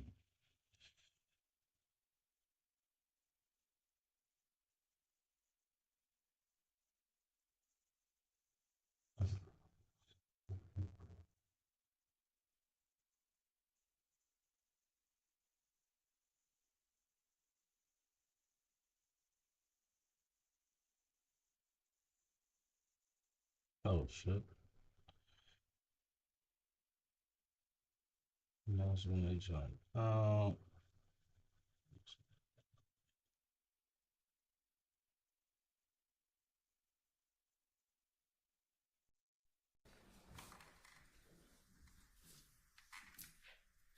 right. The jurors, we have retrieved the notes that they are not to have or consider, and they have back the notes that the portions of the notes that they can have. So we are ready on that front. And I believe we are ready to get Mr. Copeland back in and pick up with his testimony. So, Yeah, we can go ahead and get him on the stand. Re-swear him? No, I'm just going to remind him that he is still under oath.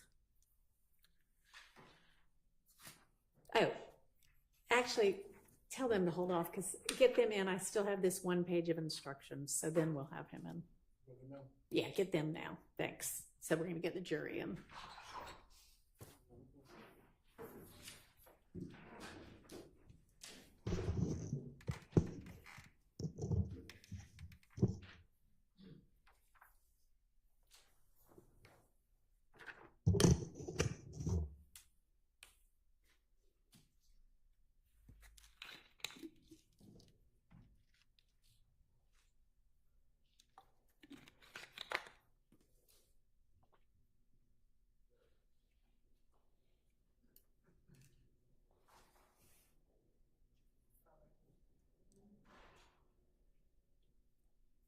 It's honestly fine either way if he's already on the way. He's not. Okay.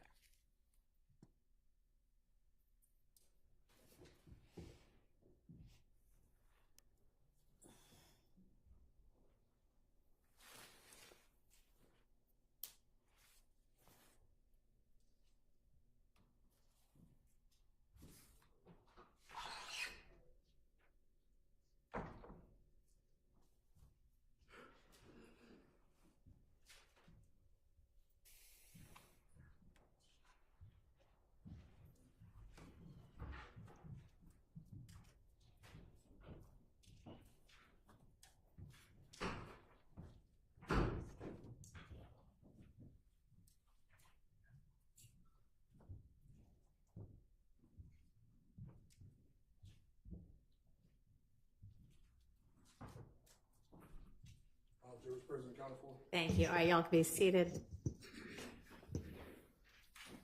All right, ladies and gentlemen, the instructions that I'm about to give you apply to the evidence that has already been admitted during this trial and to all of the evidence yet to be admitted during the remainder of this trial.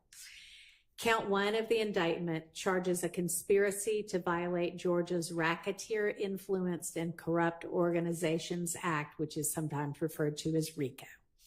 At the end of the case, I will give you detailed instructions about what is required to establish a RICO conspiracy violation. And at that time, I will also give you detailed instructions about the other counts in the indictment, as well as other important principles of law. But today, as we resume this trial, I want to give you a brief explanation of some principles to just keep in mind while you listen to the evidence. This is not a substitute for the more detailed instructions that I will give you at the end of the case. Sometimes evidence is admitted for a limited purpose against some defendants, but not others, or for some counts of the indictment, but not others. In this trial, count 1 charges each of the defendants with the crime of conspiracy to violate the RICO Act. Since all of the defendants are charged in count 1, and since each of the other counts charged in this indictment is asserted to be an overt act in furtherance of the alleged RICO Act violation, you may consider all of the evidence that is admitted when you are considering whether the state has proved the RICO conspiracy as to each defendant in count 1. However, generally, when you are considering the remaining counts, you may consider the evidence of that count only against the defendants who are charged in that count. All right, we are going to go ahead and resume with Mr. Copeland's testimony. So let's go ahead and get him in.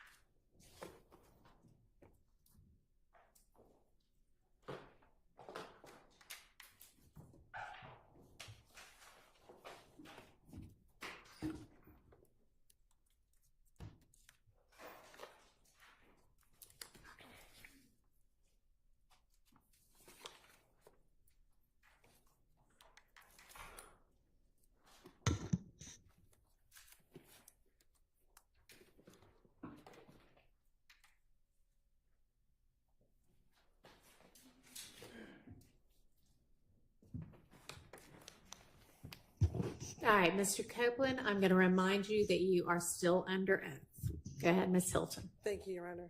Good morning. Mr. Copeland, do you know a person by the name of Shell Cal? I don't recall. Are you saying you don't recall if you know someone by the name of Shell Cal? Sustain. Do you recall speaking with law enforcement about an individual that you know by the name of Shell Cal? I don't recall.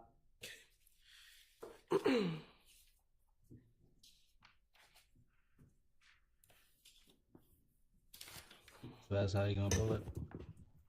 I want to go back to December of 2014 and into January of 2015. Were you present at a gambling house in Lakewood when the shooting occurred? I don't recall.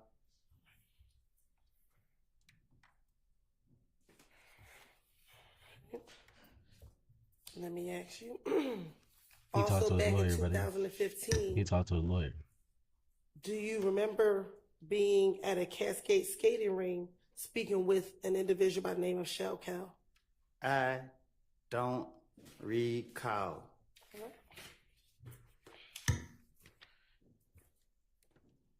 Back in January of 2015, do you recall being at a club Crucial and getting into a fight with an individual by the name of Shell Cal? I don't recall nothing that happened years ago. All right.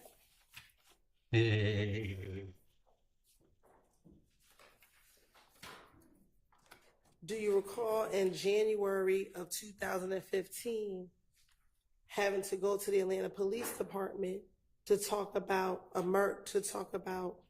whether or not you were involved in the murder of an individual by the name of Donovan Thomas Jr.? Say that again. Do you recall in January of 2015 having to go to the Atlanta Police Department to speak about your potential involvement in the murder of Donovan Thomas Jr.? I don't recall. All right.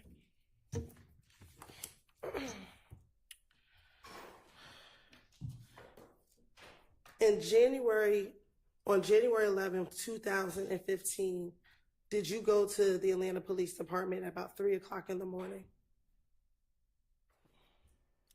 I don't recall. Okay. And did you speak with a detective by the name of Detective Thorpe? I don't recall who I speak with. I don't recall. And during that interview, did you go down there to speak with him about the murder of Donovan Thomas Jr.? I don't recall who I spoke with. Okay. And in that same interview, did you speak with him about not just the murder of Donovan Thomas, but events that led up to the murder of Donovan Thomas on June 10th, 2015? I'm a liar. So you want me to remember something that I done lied about in the past? Like, I don't know. So my question for you is, did you go to the Atlanta Police Department? Is your response you don't recall? I don't recall. Okay. And during that interview with Detective Thorpe at the Atlanta Police Department, did you provide him your name and your date of birth? Huh? When you went to the Atlanta Police Department and met with Detective Thorpe, did you give him your date of birth? I don't know. Okay. And is your date of birth July 25th, 1991? I dare him to say I don't recall. I dare him. What? Is your date of birth July 25th, 1991? I think. Okay.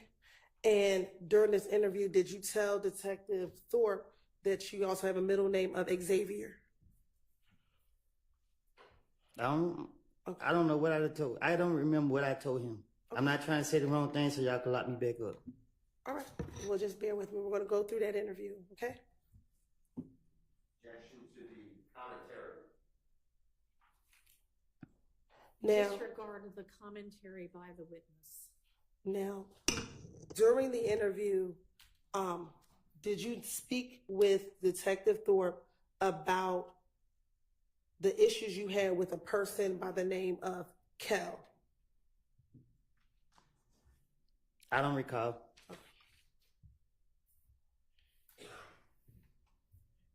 And did you speak with Detective Thorpe about a problem that the two of you all had in the club? I don't recall. Okay. And did you tell Detective Thorpe in that same interview that Kel was Nut's little brother? I don't know if they brothers or not. Okay. So do you know who Kel is? No, I don't recall. Okay. And when I say Nut, is that Donovan Thomas Jr.? You asking me that? I am asking you that.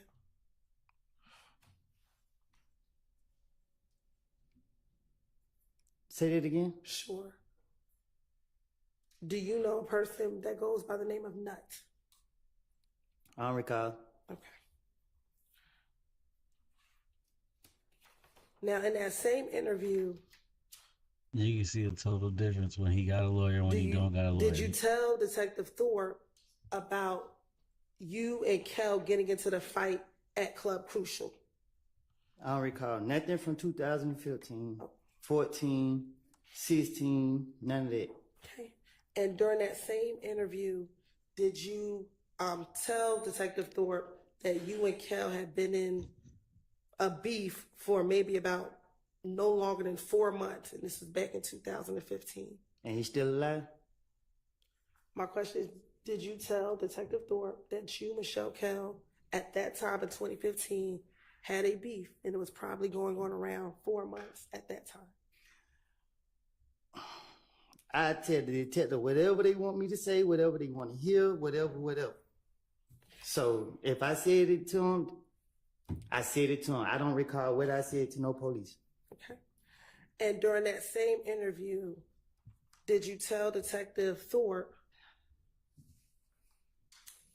that whenever y'all were in the club, y'all would initially just throw up birds at each other? Huh? In this January 11, 2000 interview, did you tell Detective Thorpe that initially, when you and Michelle Kel were in the club, y'all never really fist fought, y'all just would throw up birds at each other? Like I told you, before y'all called me to trial, I have lied. I made things up. I told you this before y'all brought me in this courtroom.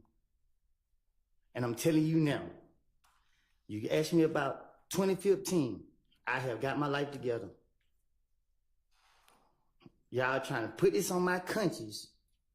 Y'all trying to put people's life in my hands. I don't lie on people. I don't want to be here. Y'all have pressured me. I'm tired of y'all, because y'all know y'all are wrong.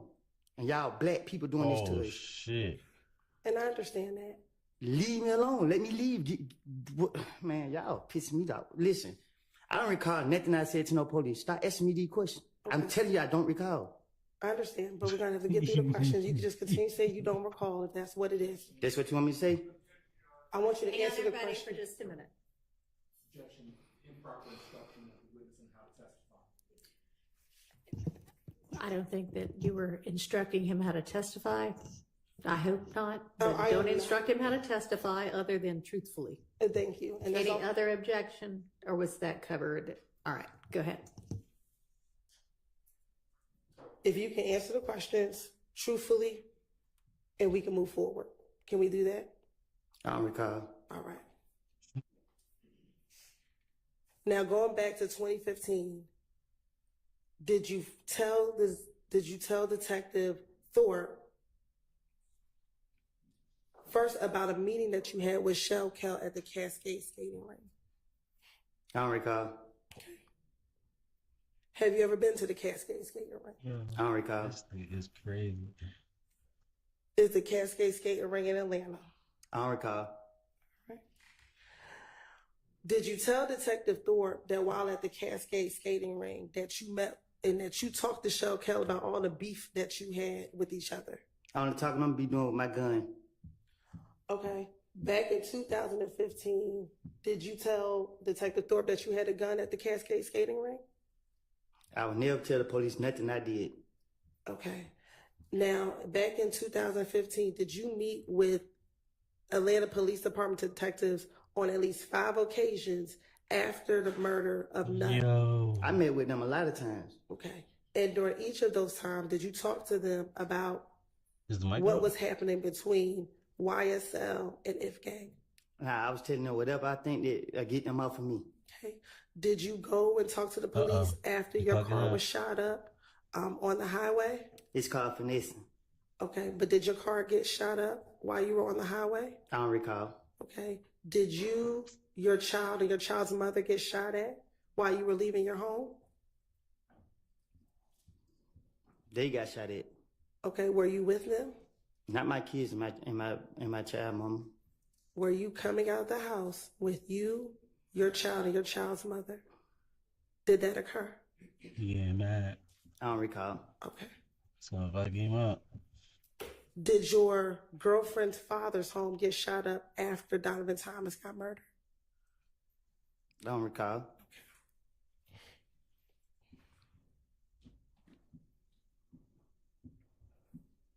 All right. So going back to January 11th interview with Detective Thorpe, did you tell Detective Thorpe that you and Kel talked about the beef that the two of you had with each other? I don't recall. Okay. And during that, when you and Kel spoke, Kel asked you to call Thug on the telephone. It's effect on the listener or not. It's a what? I'm sorry. Effect on the listener or not. Whether or not he called, but what he did in response to being asked that. All right. Overruled. So, did you tell Detective Thorpe that when you met with Kel at the Cascade skating ring, he asked you to call Thug? Okay, so this what happened. Okay. The police kept locking me up for whatever they could. Every time I came out the door, the police was on me. And they keep bringing up Thug's name. So what I did was, to get him off of me, I said, Thug did this, Thug did that, Thug did, because I knew they would never, I knew he didn't do it. And in my mind, I knew that the police would never go mess with him. So it was easy for me to try to throw the blame off on him to get them off of me. And that's what I was doing from all these years. I don't remember what I done told them in the past, but my whole motive was Thug did it because I knew he didn't do it, and they couldn't lock him up. And they keep talking about Thug, Thug, Thug, Thug, Thug. So guess what I'm gonna tell them? Yeah. What else you want me to tell them? Yeah, he killed this person. Yeah, he did that. That's what I'm gonna do. And that's right now. If I walk out this thing and they say the police stop me now, hey man, give me something about Thug. Shit, I'm about to make something up about him again. On January 11, 2015, when you went to speak to the police, when they called you, did they ask you about Thug or did they ask you about the murder of Donovan Thomas? I don't know. I don't remember. Did you go down to the police department on your own to tell them that you did not kill Donovan Thomas?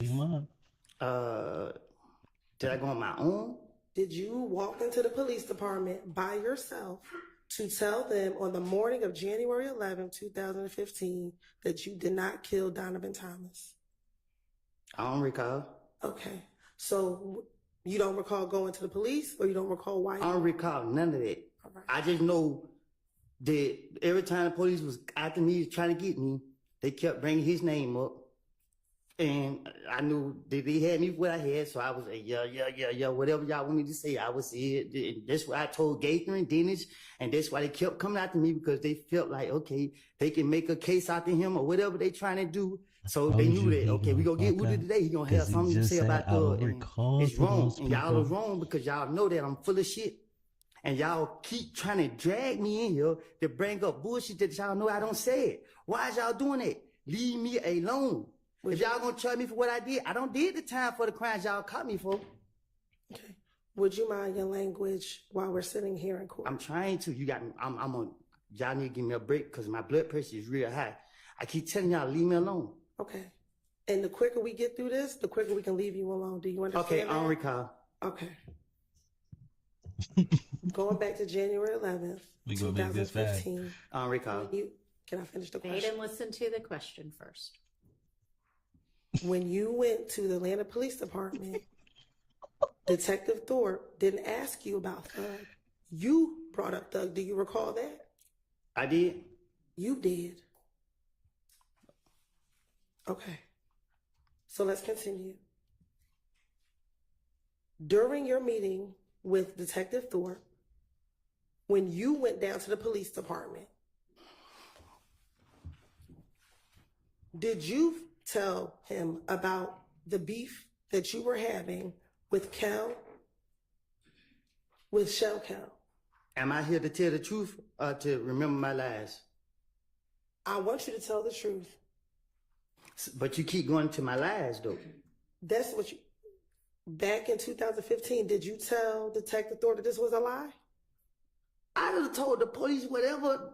Listen, when they get me, I'm gonna sit down and I'm gonna try to tell them whatever I can to finesse my way out of whatever situation that I'm in. Okay. And it's only now in 2024 that you're saying that everything you said in 2015 is a lie. Is that correct? Because I went to the feds. Y'all didn't let me out of jail till what, four years later? So if I was telling the truth then, why it took y'all so many years to try to say, okay, he was being honest or whatever the case is? If I was telling the truth, y'all would have made any case back then. Y'all knew I was lying.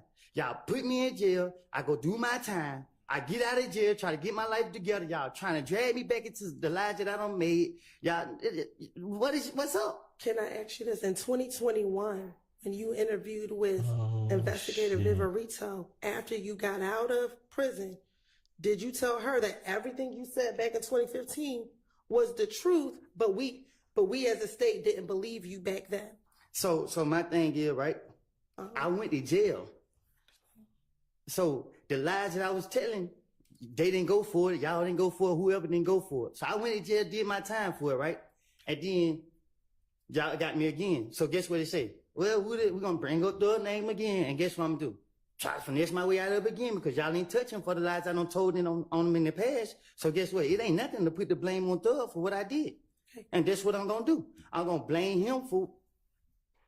And let me... I don't recall. Okay, and let me ask you this. You keep talking about Thug, but were you asked about other individuals as well?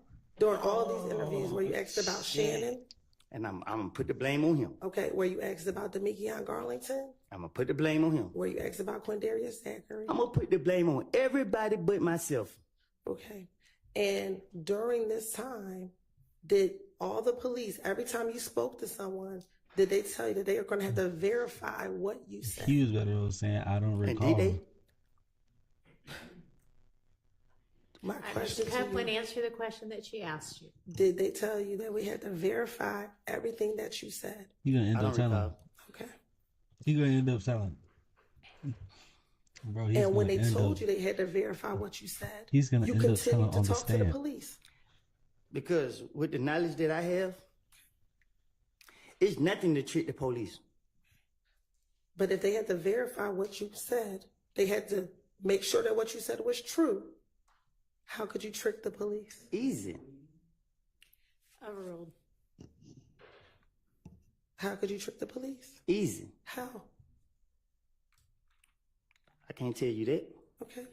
Were you aware that the things that you talked about were verified? Sustained.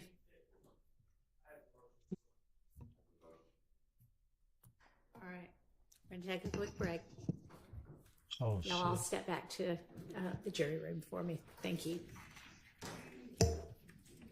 All right, from there.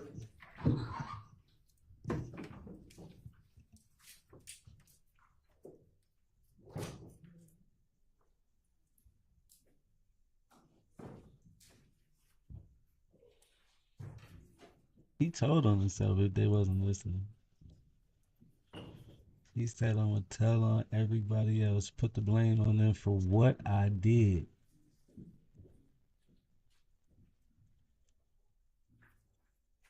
I'm trying to tell you, bro. Listen, that's why they tell you it's better to not talk at all than to say a little bit. All right, I don't know which, y'all can be seated. Especially don't be going in Which there. person? I missed my motion. You can go out. Thank you. You say go out? Yeah, just stick very close. Mr. Melnick, you're going to go out there with him. All right, thank you. It's better. I don't know who voiced the objection first. He started off with a lawyer. I mean the motion. Who said they had a motion first? But go ahead. Your Honor, the way I wrote down in my notes is that the prosecutor said, not a question, but a statement that the police verified inculpatory information from Mr. Copeland. That is not true, by the way. It is questionable whether anything's verified, but obviously jurors make that determination. That is testifying by the prosecution, that is bolstering by the prosecution, that is putting the prosecution's thumb on the scale of the justice, which none of this can be done. This is not the first time that the prosecutors have put themselves in as giving facts before the jury rather than just trying to obtain facts. So I am moving for a mistrial. If your honorable court denies it, I need curative instructions to strike it, and respectfully, if it happens again, it will not be the second time. It's a continuum. So I would ask the court, I know you weren't here, but to keep that in mind as we go forward as well. I'm not moving off my mistrial. I'm just anticipating. No one wants a mistrial. I didn't want a mistrial, but why say that to a witness? So I don't see any good faith in that question. All right, thank you. Mr. Short. I adopt everything that my motion is the same. I adopt everything that Mr. Attorney Steele said. I'll also say that in Attorney Hilton's statement that the claims of Mr. Copeland were verified by the police. It's an improper expression of belief by an advocate in front of the jury, and that is improper. And I'll also add, Your Honor, not only do I not believe it to be true, but also there has been absolutely no evidence presented that any of this has been verified. All right. So, thank you, Your Honor. Thank you. Response? Oh, I'm sorry. Yeah, everybody joins. Okay. When I asked the question, Your Honor, what we will eventually get to with Mr. Copeland, I believe, is that he's the person who told the police initially on the night of the murder about certain facts that were verified. And when I say verified, that we have corroborating evidence to support it. So Mr. Copeland, when he talks to police in June of 2015, he told the police that Mr. Williams rented the car that was used in the murder from... Can I stop you for just a second? Yes. It may be that some of the things were verified. It may be you have presented evidence or will present evidence that some of the things were verified. The question that you asked was, did you know that all of the things you told them were verified? So that's the issue. Okay. And I didn't mean all, but some of the things that he told police were corroborated. Maybe my better version should have... That's how you said it. Correct. So it was inartful, but what I was talking about is the things that he told police was corroborated by other evidence. And so do you have a response to their motion for mistrial with regard to you having said, did you know that all of the things you told the police were verified? Your Honor, I would ask that a mistrial not be granted, but that you ask the jury to strike that question, and I can rephrase the question. All right. You need to be more artful. Yes. From the get-go with your questioning from here on out. Understand? Yes, sir. All right. I propose to instruct the jury, remind the jury that nothing that any attorney says in questioning is evidence, and also to strike Ms. Hilton's last question entirely from their minds. Any further curative instructions proposed? No, Your Honor. How about from the defense? Talk into your mic if you don't mind for me. Fucked up.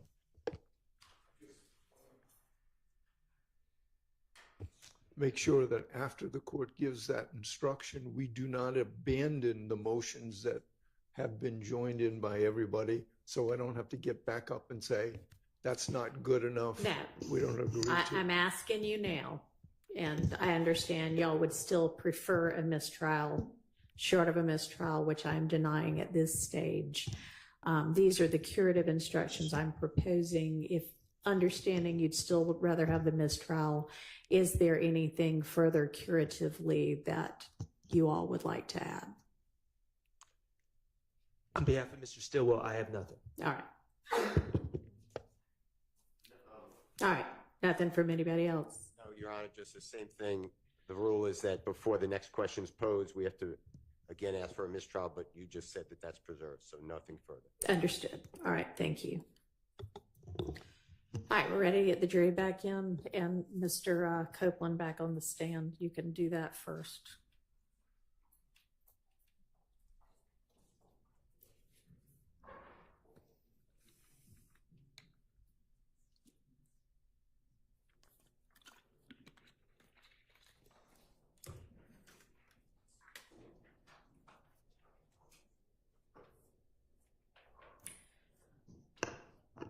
And y'all, one of the jurors needs to be on a quick Zoom at 12:30, so we're going to break for lunch by that time.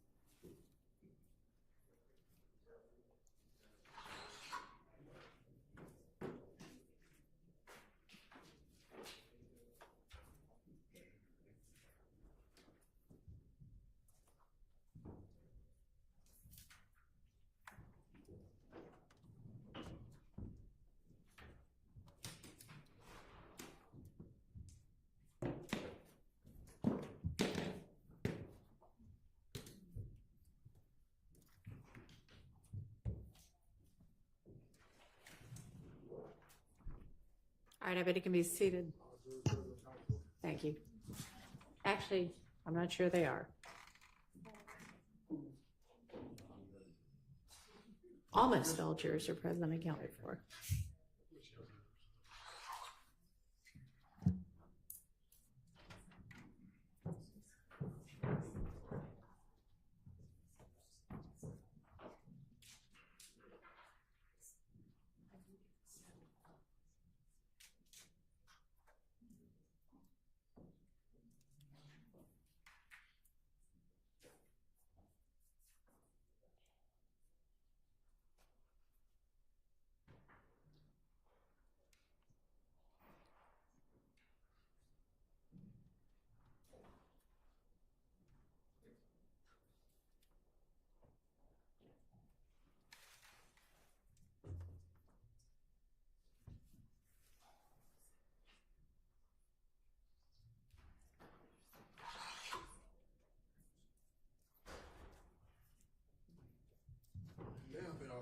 All right, thank you.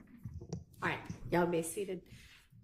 All right, ladies and gentlemen, I want to remind you that nothing that any attorney says in questioning is evidence, and I need you to strike Ms. Hilton's last question entirely from your minds. Go ahead, Ms. Hilton. Thank you, Your Honor. Going back to this January 11, 2015 interview, did you tell Detective Thorpe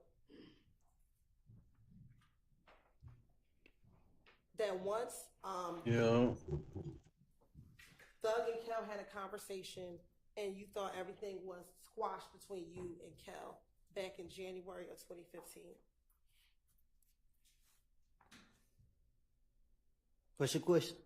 Sure. Did you tell Detective Thorpe in the January 11th, 2015 interview that at the Cascade skating ring, Kel and Thug had a conversation and you thought your beef with Kel was squashed once you left the Cascade skating ring? My motive was to get the heat off of me. The only way I was gonna get it off of me, what I thought, by putting on the, I felt he was rich, and the police locked me up and do what they want to do to me because I'm broke and I can't afford to pay for a lawyer. He rich, they're not gonna bother him. So I said, I got it off me by putting it on him. How is telling the police that the beef was squashed after a phone conversation puts anything on Thug? Because I gotta line it up to get it off of me. So you gotta set the pattern. Okay. Next, did you tell Detective Thorpe that you, on Monday, you all went to Club Crucial on the Monday before Donovan Thomas passed away? I don't know what you're asking. Okay. Going back to January 11th of 2015, did you speak with Detective Thorpe about going to Club Crucial on the Monday before Donovan Thomas passed away? I told the detectives, I don't know none by their name, but everyone they talked to me, as long as they sit in front of me, I was gonna put the blame off on everybody, anybody to convince them to get off of me. How was going to Club? I don't remember what I don't told the detectives. I don't have a clue what I don't told them. That's why I can't tell you exactly what I don't told them, because I can't remember what I said. Okay. Did you go to Club Crucial the Monday before Donovan Thomas was killed? I probably did. All right. And at Club Crucial, did you get into a fight with Kel? I don't recall. Okay. Did you tell Detective Thorpe that you got into a fight with Kel at Club Crucial the Monday before Donovan Thomas got killed? I probably did. Okay. And did you tell them that was after you were flashing money while you were on the stage? I probably did. I would, Detective Thorpe, his brain was the size of a squirrel brain. So you could just tell him anything, he gonna go for it. You're right. At this time, the state's going to ask permission to treat Mr. Copeland as a hostile witness under pursuant to 24-6-611, Your Honor. Granted. Thank you. What that mean? Don't worry about it. That's just for her to understand how she can ask the questions. You just continue to answer them truthfully. Isn't it true that in this January 11, 2015 interview, that you told Detective Thorpe that at Club Crucial on that Monday before Donovan Thomas was killed, that Kel punched you in the back of your head? I don't recall what I told the detective. And isn't it I'm sorry, I don't want to cut you off. I don't recall what I told him specifically, however you pronounce it. Okay. And is it also true that after Kel punched you in the back of the head, then other people came and began jumping on you as well?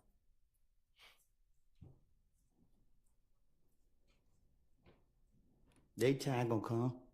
That's not the question I asked you. Is it true that you told Detective Thorpe during this January 11, 2000 interview that after Kel punched you in your head, that other individuals also began to jump on you as well? I don't recall what I done told the police. And also in that same interview, isn't it true that you told Detective Thorpe that after they jumped on you, you ran outside of the club? To get what? Isn't it true that you told Detective Thorpe that after they jumped on you, you ran outside of the club? I ain't doing no running. Okay. And is it true that after you ran outside of the club, that you told Detective Thorpe? I ain't doing no running, Miss Hilton. Okay. Well, is that what you told Detective Thorpe? I told you I tell him anything. Okay. You want the truth though, but I ain't doing no running. I'm gonna make other people run. All right. And once you went outside of the club, you saw an individual by the name of Bloody J. Did I do something to him? Once you went out the club, did you tell Detective Thorpe that you saw an individual by the name of Bloody J? I don't recall. Okay. And when you saw Bloody J outside, you asked them what was up. Like, why did they beat you up? I don't recall. Okay.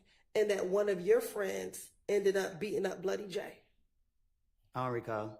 Okay. Then you also told Detective Thorpe that after this incident on Club Crucial, the Monday before Donovan Thomas was killed, you told him about a meeting that you were aware of involving an individual by the name of Mo. Do you recall telling Detective Thorpe about this meeting with a person by the name of Mo? I don't recall.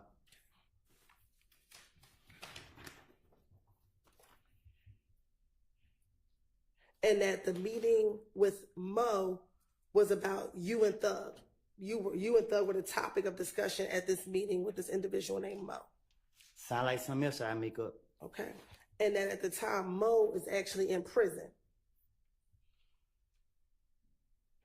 I don't know who that is. Okay. I don't recall. All right. And that the guy in prison, he's supposed to try to get you and Thug killed. I don't know about Thug, but I'm still here, ain't it?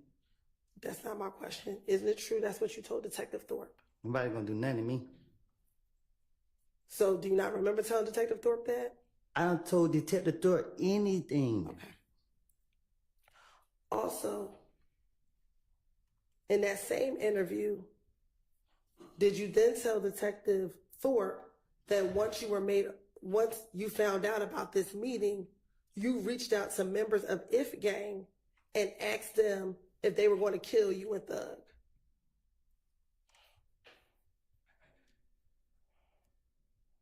You sound copping deuces? I'm sorry? You sound copping deuces? I asked you, isn't it true that you told Detective Thorpe that after you heard about this meeting, about people wanting to kill you and Thug, you text people of If Gang asking them if they want to kill you and Thug? I bet you don't got any text messages. So my answer is, you want me to tell the truth. And the truth is, when I talked to Detective Thorpe, whatever his name is, I told him anything. And I'm telling you today, it was a lie. And today, I'm telling you, I made things up. Okay. That is the God honest truth. So is it your testimony today that that you were not aware of a meeting, that you were the subject, people wanted to kill you? My answer is, I don't recall nothing. I don't told the detective. So, okay. And I'm telling you, whatever I did tell him, I was making it up. Right. It don't take a rocket science to figure it out. Right. Did you also tell Detective Thorpe about a shooting at a gambling house in Lakewood? Huh? Isn't it true that you also told Detective Thorpe about a shooting at a gambling house in Lakewood?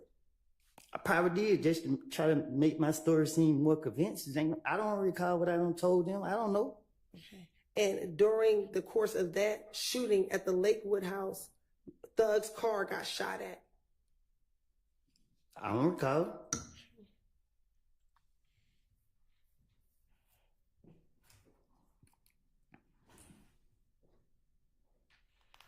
Now, did you also speak with, isn't it true that you spoke with Detective Thorpe about the night before Donovan Thomas got murdered?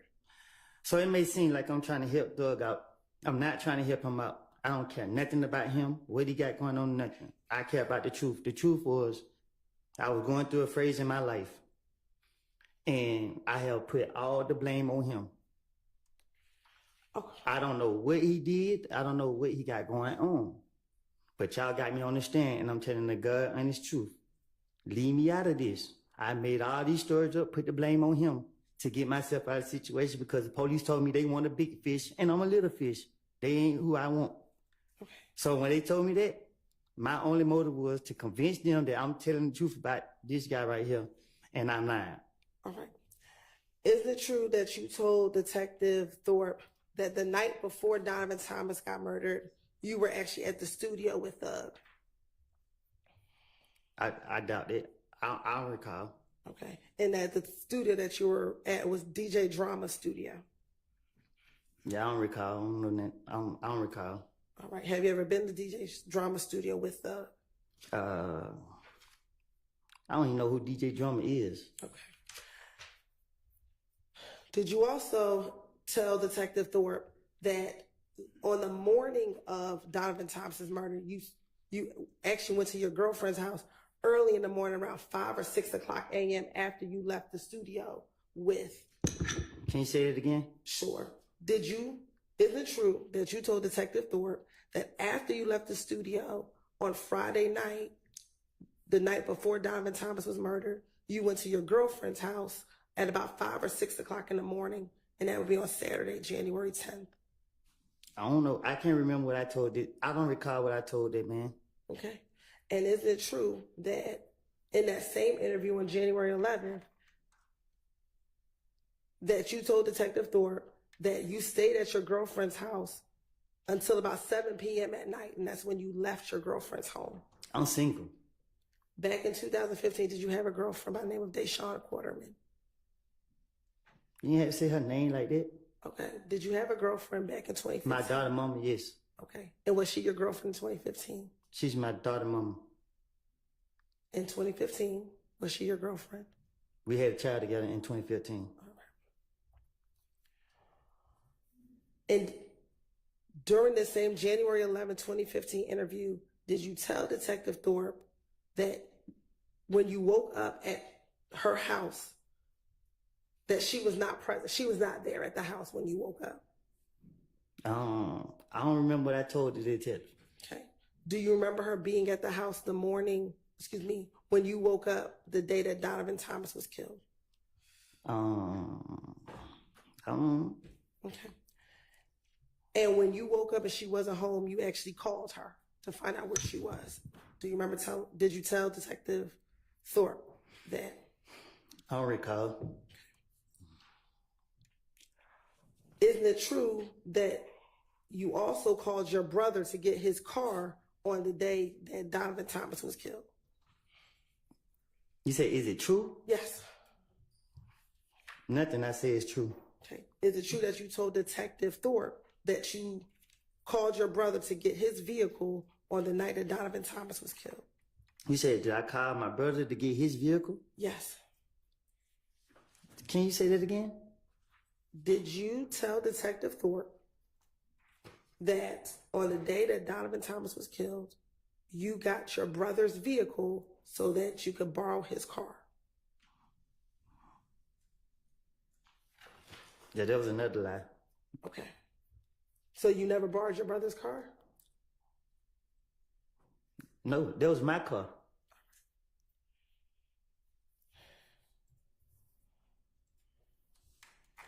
Did you tell Detective Thorpe? I don't recall telling Detective Thorpe. No, I mean, like, my brother never let me drive his car. Okay. Is it true that your brother lived in the same neighborhood as your girlfriend back in 2015? I don't recall. Okay. And that on this same January 10th, 2015 date, you actually left your girlfriend's house and went to your brother's house to change clothes and to get his car so you can use it? I don't recall. Okay. Is it true that you told Detective Thorpe that after you got the car from your brother, you actually drove over to Mechanicsville? I don't recall. Okay.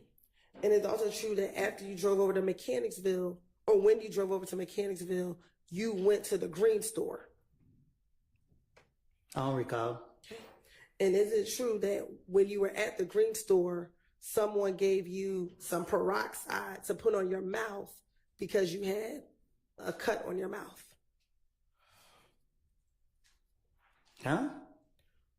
Back in January 2015. No, I'm saying, I don't recall. You don't got to re-ask it again. I don't know nothing about none of that you talking about. Okay.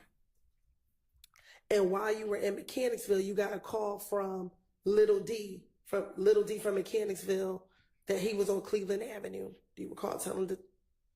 I don't recall. Okay.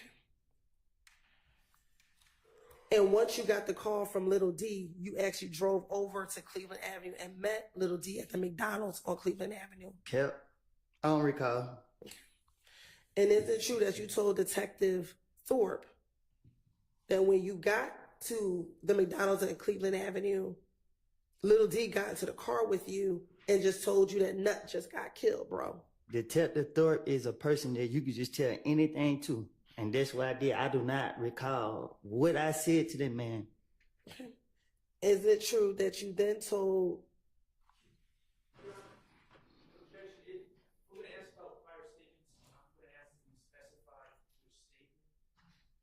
All right. Okay. Can you be a little more specific in your questioning as to which statement it is? Sure. In the same January 11, 2015 interview, did you tell Detective Thorpe that you met Little D at the McDonald's on Cleveland Avenue? I don't recall. Okay. And in that same interview, when you met with Little D, he told you that Nut just got killed, bro? I don't recall. And you responded, really, bro? I don't recall. And then you asked him what happened. I don't even know what happened. Okay. Do you recall telling Detective Thorpe that you asked him what happened? I don't recall. And the first thing you told Little D was, damn, they gonna say that I did it, bro. Huh? Isn't it true that you told Detective Thorpe in this January 11th interview that after Little D told you that Nut got killed, you said to Little D, damn, they gonna say I did it, bro?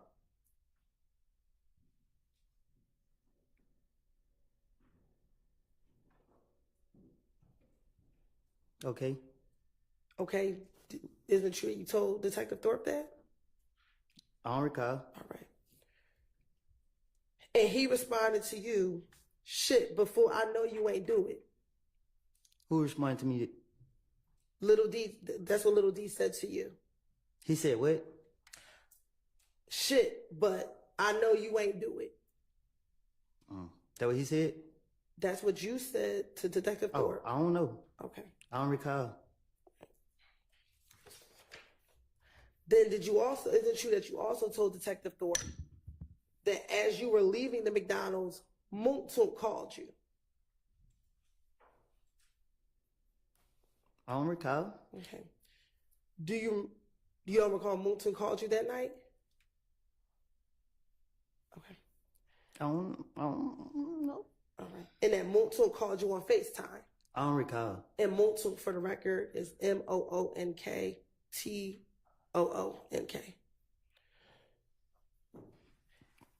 And is it true that when Moontoon called you, you told Detective Thorpe that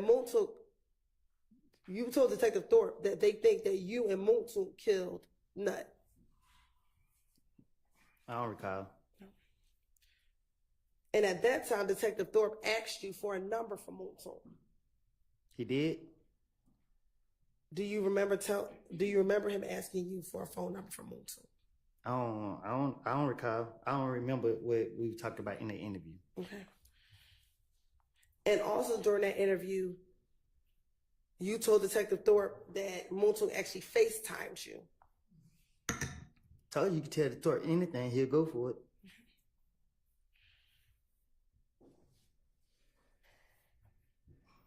And in that same interview, did you tell Detective Thorpe that initially you didn't want to come to police headquarters, but you talked to people and asked them whether or not you should come down to the police headquarters?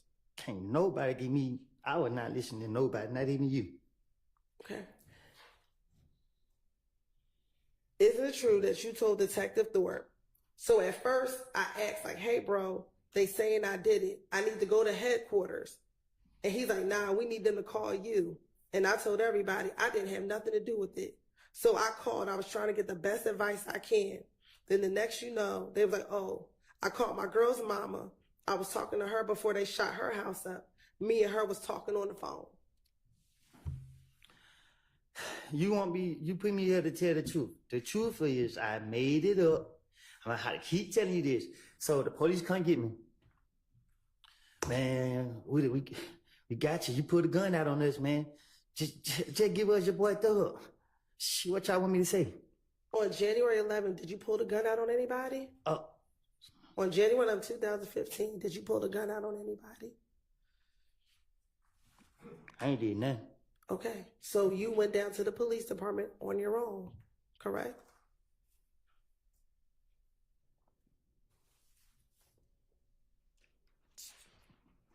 I don't recall. Okay, and when you went to the police, that was to clear your name that you did not kill Nut, correct? I think that was the motive. Okay, so you went down on your own to tell them about whatever you knew about Nut, correct? Say that again?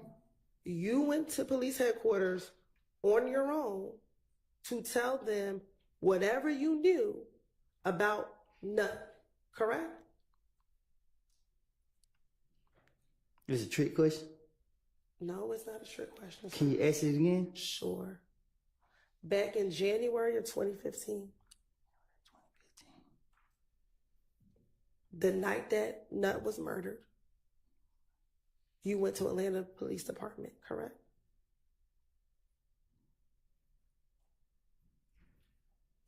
I don't recall. Okay. And when you went down there, that was to clear your name that you did not kill Nut, correct? You gonna lock me up? Did you get locked up on January 11th, 2015? I'm saying if I get my answer now. Did you go to clear your name about killing Donovan Thomas? I don't recall.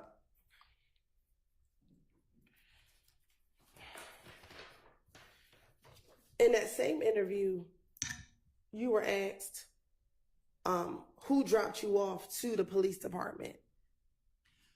And you told them it was Multo who dropped you off to the police department. Is that correct?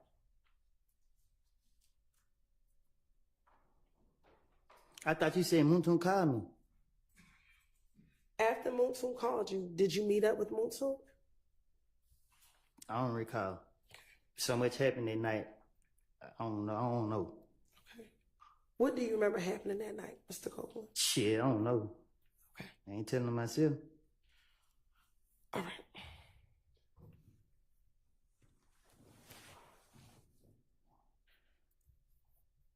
And back in 2015, isn't it true that Multo was driving a blue or gray Malibu vehicle? Ask him. I'm asking you. I don't recall. Okay.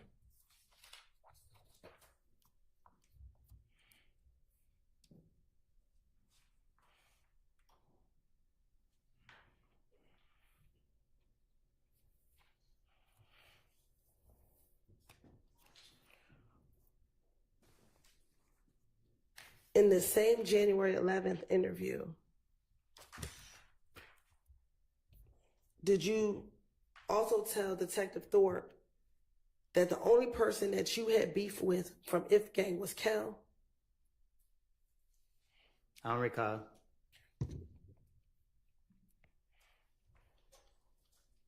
What I told the detective. But you asking me for the truth. I keep telling you, I would tell detectives whatever they wanted to hear or whatever they wanted me to say to get out of my situation. All right.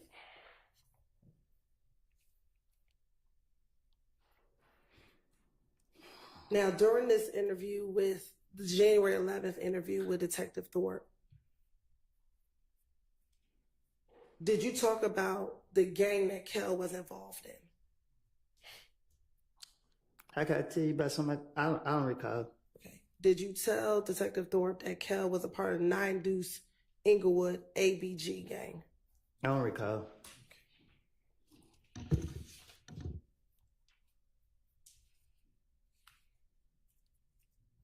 He Did spoke you to his lawyer. He also good now. tell Detective Thorpe He good now. that that was the same He good now, gang Chad. that Bloody J was a part of? I don't recall.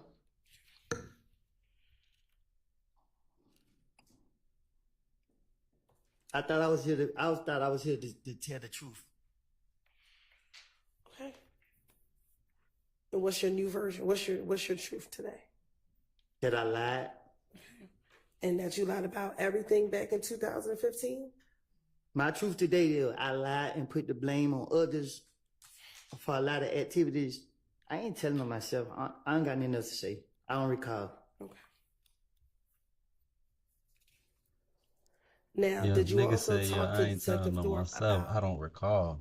you at one time being cool with Bloody J or being friends with Bloody J? I don't recall what I told detective, investigator, what deputy, whatever you want to call them. Okay. And then you stopped being cool with Bloody J and ABG once you started hanging around Thug. I don't hang around other people. Okay. Isn't that true that you told Detective Thorpe in this January 11, 2015, that when Thug started letting me hang around him, that's when you were no longer cool? I'm from Mechanicsville. I do what I want to do. I understand what you're saying. Okay. I'm asking you what you told Detective Thorpe. I tell Detective Thorpe anything to get him off of me.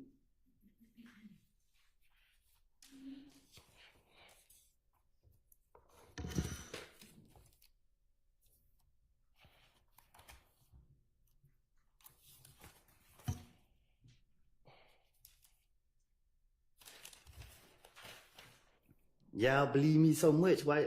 Never mind, man. Look.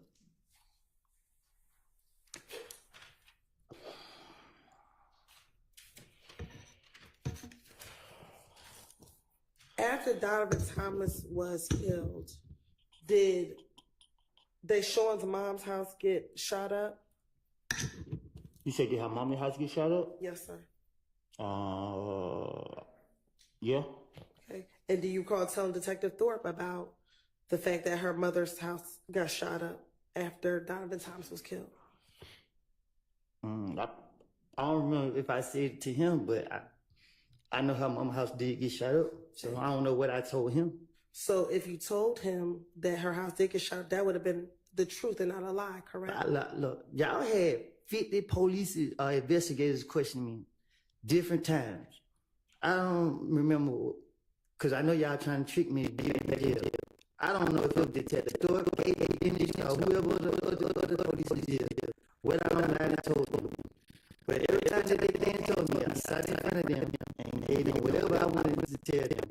And if it was the truth, it would not take no 10 years later for them to try to go do anything about it, to go back and use it. I'm telling you today, I told you before y'all put me in this courtroom that I lied, I want to be here. I'm not scared of nobody, I'm not in here trying to run in nobody's favor. Y'all is not fit to put it on my conscience that I don't sat up here and lied on these boys for stuff that I don't did, not what I did, but for stuff that I'm not fit to sit up here and lie on them. And no, I don't care. Stop asking me questions. I'm not fit to lie on them. Okay. All right, Mr. Copeland, listen to the question that Ms. Hilton just asked you and see if you can answer that question. Just pay attention to what she's actually asking you and answer that. Yes, ma'am. So my question was, on January 11th, 2015, you told Detective Thorpe about Deshaun's mother's house being shot up, correct? I told it to a police. I don't know which one to be specific. And that was not a lie, correct? Her house was been shot up. Okay, so that wasn't a lie when you told Detective Thorpe that, correct? I don't know if it was him I told it to. Okay. I don't think we've gotten a clear answer yet. Overruled. So that wasn't a lie, though, correct? If you told any police, whether you remember being Detective Thorpe or Gaither, was that a lie? That her house was shot up? Yes. Man. So was that a lie? What you mean? You just said so. When you finessing the police, this how you finesse the police. You take a little bit of the truth and you take the bullshit and you put it together. Okay. So that's how I outsmarted Detective Thorpe and Gaither and everybody else. Take this right here, because I know they didn't know this, and put it with this over here. And during all of your interviews, did they tell you we're going to have to corroborate what you said? And if you take all of my interviews and put them together, let's see what you come up with. Okay. But did they tell you that? Did they tell you they were going to corroborate everything that you said? Overruled. Did the detectives tell you that they would have to corroborate everything that you said? I can't tell you. Y'all have so many police talking to me. I don't know. I can't say what they done told me. Did Gaither tell you on multiple occasions, I'm going to have to verify what you're telling me? This is what he be I just talking can't about. take your word for Because he truth. start going I have to into verify stories. what You you're feel where I'm telling coming me. from? I don't know nothing When about he all should that. stick I don't to, recall. You don't recall. I don't recall. You feel me? Let me ask you this. Do you recall talking to Detective Gaither You feel while me? you were locked, after you got locked up in June of 2015, calling her on her cell phone while you were in jail? Because you keep telling these don't know. motherfuckers, I don't recall And do you speaking to these recall police, and then he'd be like, asking yo, her, see, y'all be having me what's speaking going to to all happen these to me? Am I police. going to be able to get out? My And she nigga. kept telling you, we got to I verify don't what you think you know told how us. this perjury shit work. And did I You get know out? what I'm asking you a question. Did she tell you, Listen, we have to answer my I'm question? about to. You want it? If I call Detective Gaither and she said she had to verify anything I said in 2015. In 2015, y'all locked me up every month. Y'all locked me up. February, I got out March. Y'all locked me back up March, I got out April. Y'all locked me back up June, I didn't get out to 2019. So if she verified anything I said, there were 4 years that and some change. I did 51 months in the federal prison. Nothing been verified that I said, whatever the case is. I haven't heard anything from Detective Gateman, but it's nothing to spin the police. So my question to you was, did Detective Gaither tell you that she had to verify what you said? I don't recall. All right. Now, going back to the January 11, 2015 interview, do you recall Detective Thorpe asking you about whether or not you ever rented or owned an Infinity vehicle? I don't recall.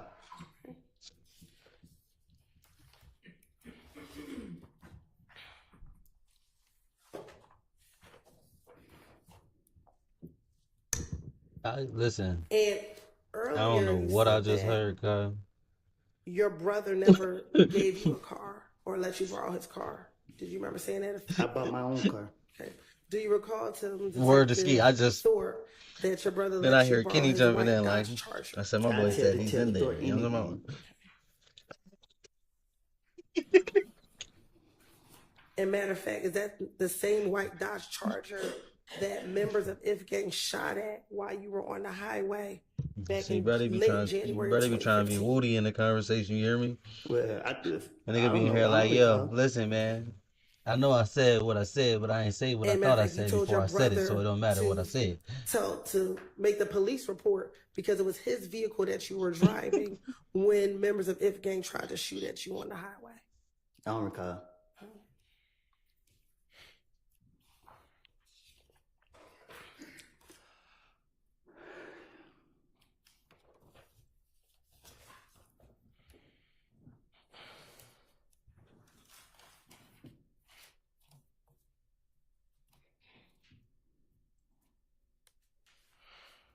That nigga said it ain't that During the serious. course of this January 11th interview, isn't it true that you talked to Detective Thorpe multiple times about all the incidents that occurred in the weeks leading up to Donovan Thomas getting killed?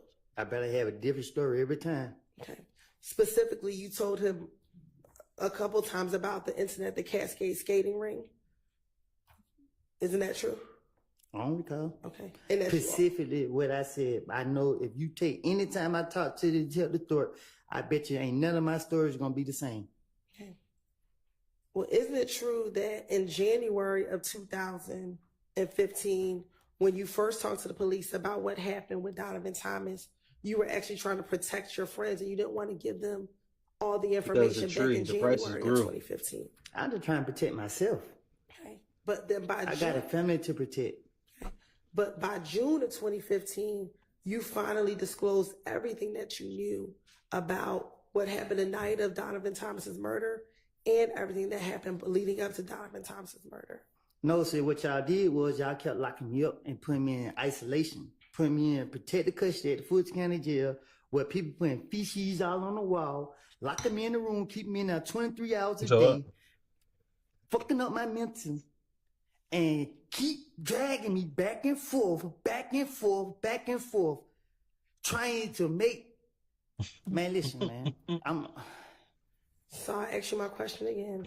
Isn't it true that in January of 2015, you were trying to protect your friends, so you didn't give the police a lot of details about what happened the night of Donovan Thompson's murder?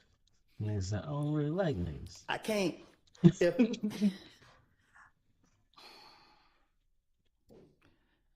Can you ask that again? Sure. Isn't it true that in January 2015, when you first spoke to Detective Thorpe, you did not give him a lot of details about what happened the night of Donovan Thompson's murder because you were trying to protect your friends? No, I just had enough time to protect myself by getting my story together. Like, I'm only thinking about protecting myself. Why would I try to protect some people and then wait down the line and give them up? They don't make sense to me. Because isn't it true that in June of 2015, you thought that Thug was trying to kill you?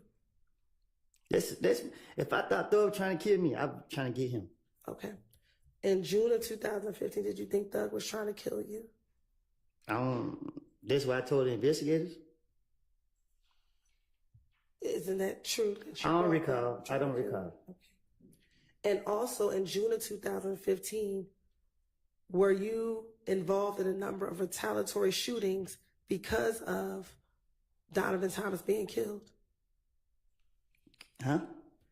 By the time we get to June of 2015, were you the victim of a number of retaliatory shootings because people thought you killed Donovan Thomas Jr.? It calls for speculation. Well, as to the compound question, you can try to ask it more simply. She's asked, I'm going to overrule with regard to speculation because she's asking about his own mind. So in June of 2015, were you the victim of a number of retaliatory shootings? Well, y'all locked me up in February. I got out March. Y'all locked me back up again March. I got out April. And then the feds came kicked in my door June. So I basically was in jail most of the time.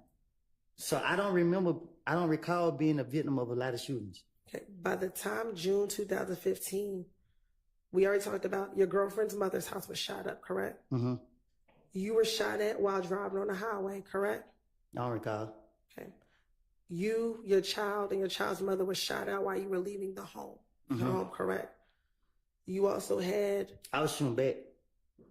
We're going to get to the fact that you shot back. Yeah. Yeah. You also had another shooting at another family member's house. This nigga in court surely said, "Yo, did you and your baby mama get shot at?" Was it? He said, "Nigga said, mm-hmm." She was trying to ask him a question. Freddie said, "Yo, but I was shooting back though." So by the time you speak to the police in June of 2015, you or your family were the victim of a number of different retaliatory shootings. Respectfully, I guess I don't. And that was all as a result of people thinking that you killed nothing, correct? Right now, Ms. Hilton, that is speculation. Okay. Was it your belief that it was because people thought you killed nothing? They didn't think. When you said they didn't think, what do you mean? I don't recall.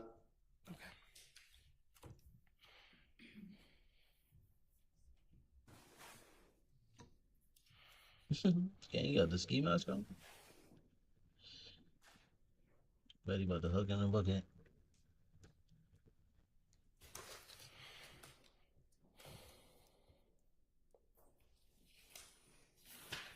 Now,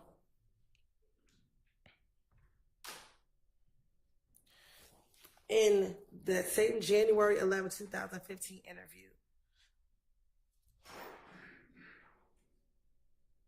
did you tell Detective Thorpe that you were in a gang? Huh?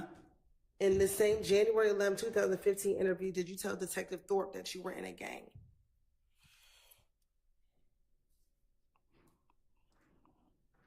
I don't recall. Okay.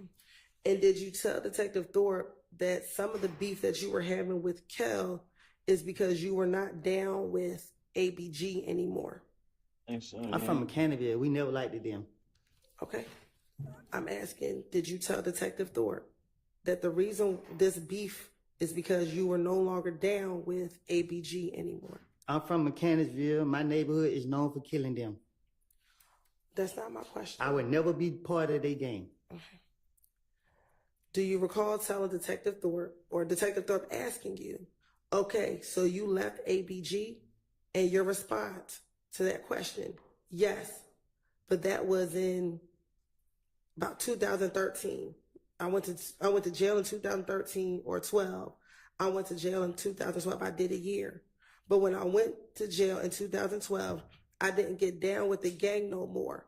I told him I wasn't in it. Do you recall telling Detective Thorpe that? Being questioned by the police, the main goal is to be a victim.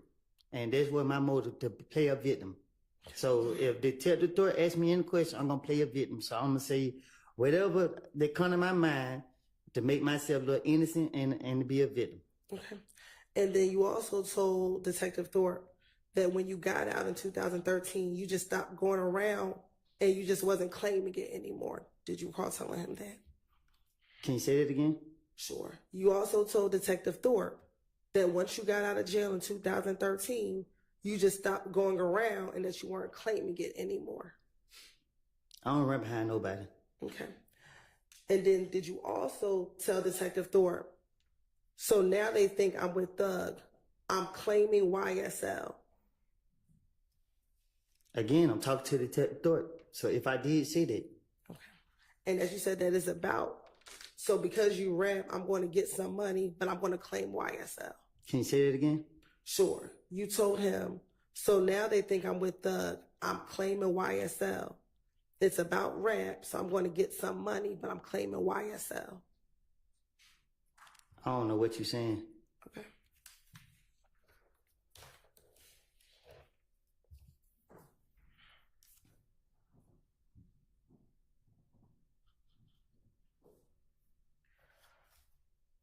Now, you keep saying that you told Detective Thorpe whatever it is that you wanted to say, that you were finessing him. Correct.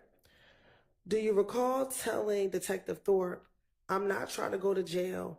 I'm not trying to do any of that. I don't want none of this. Me and Nut ain't never had a problem. And I still ain't trying to go to jail. Okay.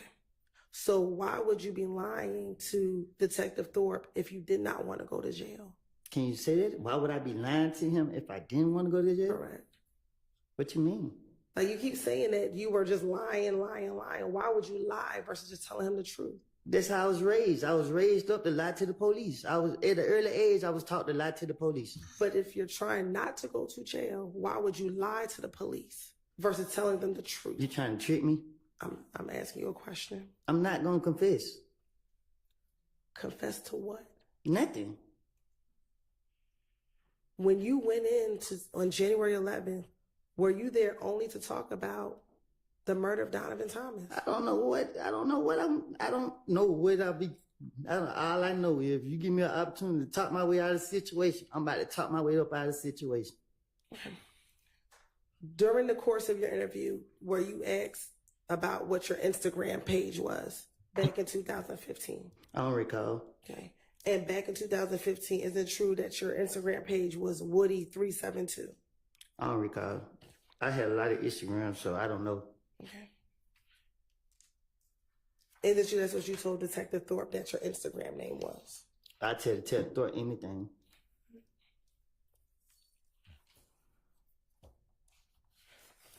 Do you also recall telling Detective Thorpe that because people thought you killed Nut, that you were getting a lot of threats on your social media page? I think I was throwing people back. Okay. Do you recall telling Detective Thorpe that you were getting threats on your social media page? I don't know. Detective Thorpe talked to me, and I can't remember what I said to him because I was making it up. And you asking me right now, and I'm telling you to your face. Can you look me in my eyes? I'm telling you to your face, I made it up. Okay. Isn't it true that you told Detective Thorpe that someone posted on your page, "I'm going to die tonight," but then she deleted the comment, but you screenshotted it? I'm still here, ain't it? Okay. Is that what you told Detective Thorpe? I don't recall what I told Detective Thorpe. And you actually showed him the screenshot on your phone. I told you, What play she a, said. play a victim. That's the key.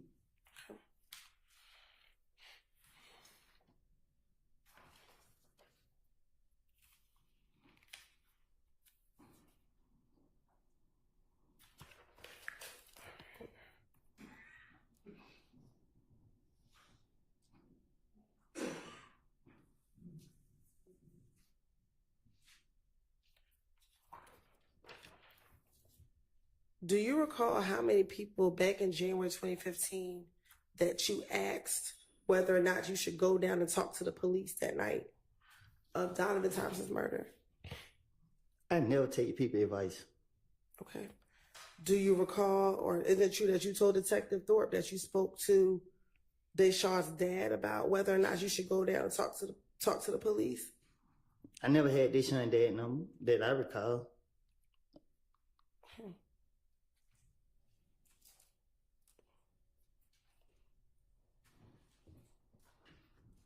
Do you recall telling Detective Thorpe, that's what me and her daddy talked about? I'm like, okay, I'm ready to go down, but I told him, and he's like, nah, because they might find out what happened. You know what I'm saying? And then you ain't got nothing to do with it. So just wait until they come and talk to you.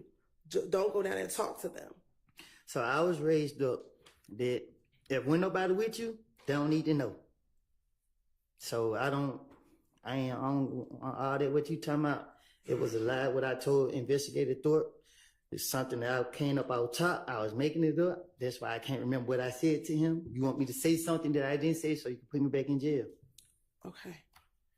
I don't recall what I said. I don't. Did you kill Donovan Thomas, Mr. Huh? Copeland? Did you kill Donovan Thomas, Mr. Copeland? Huh? Did you kill Donovan Thomas? You shaking your head? Is that a no? No. Okay, then. And is that what you went down there to tell Detective Thorpe back on January 11, 2015?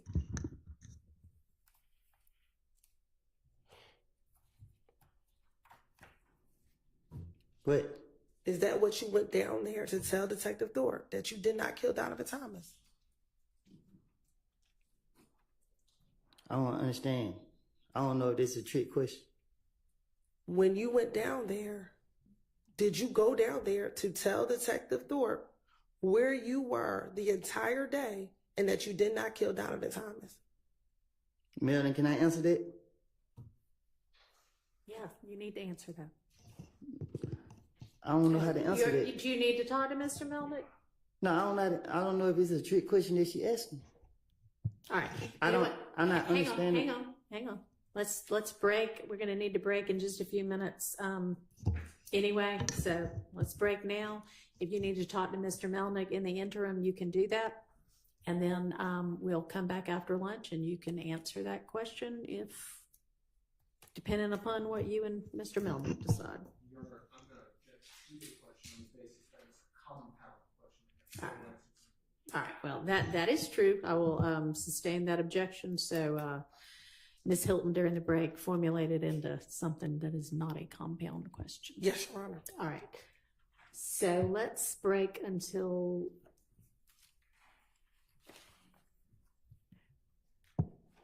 will 1:30 be enough time for everybody? All right. We'll see everybody back in your seats, ready to go at 1:30.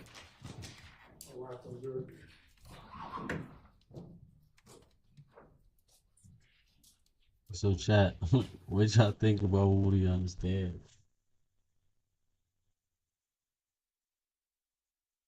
What y'all think about Woody on the stand, chat?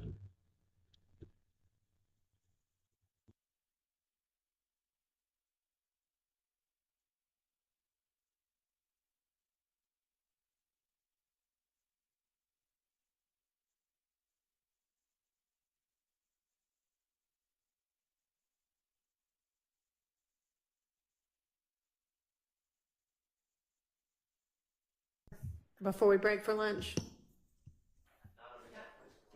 Okay, let's all of us be back at 1:25, just in case y'all think of something you want to tell me, okay?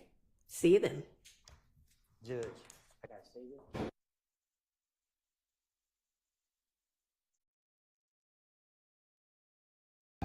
We back at it.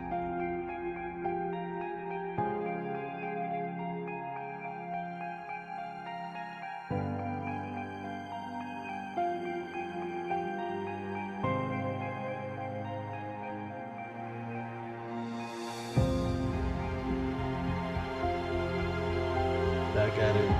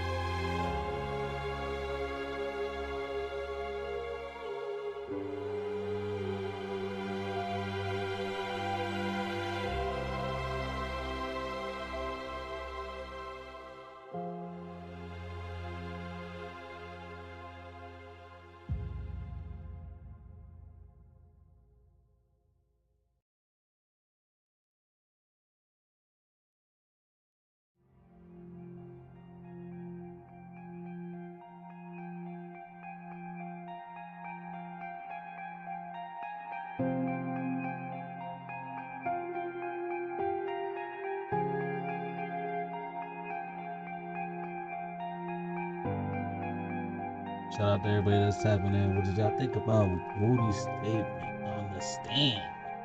Let's talk about it.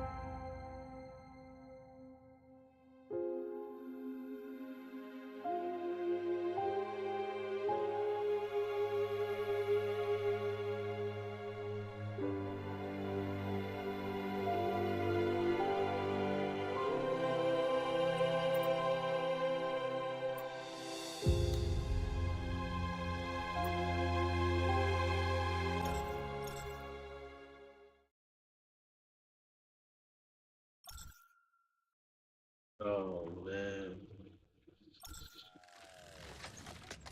Shit is getting spicy.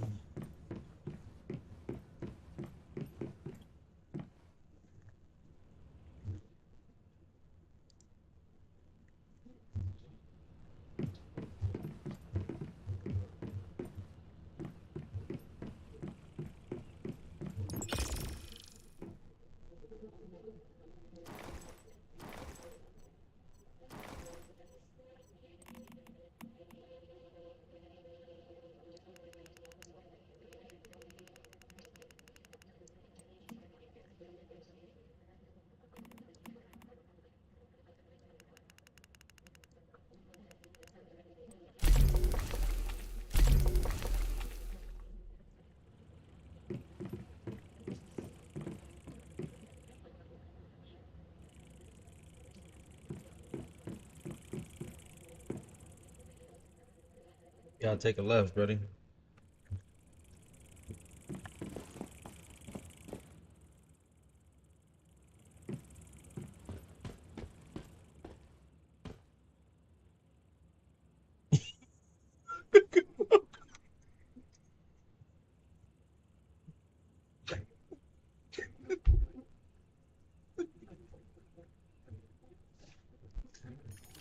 I ain't gonna lie.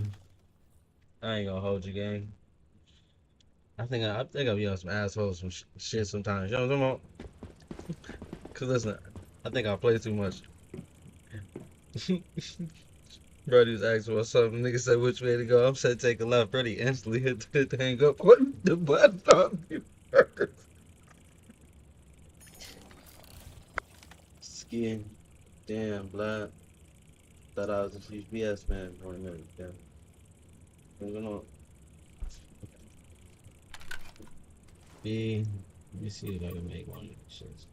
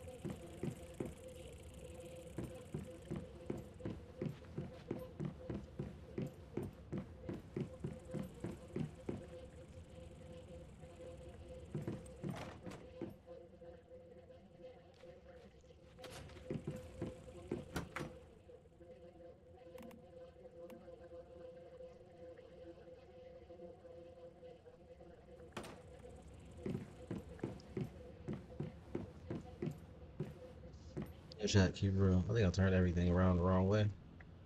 That's how I know I was tired last night. Oh, dang. Well, preventive maintenance is a real thing.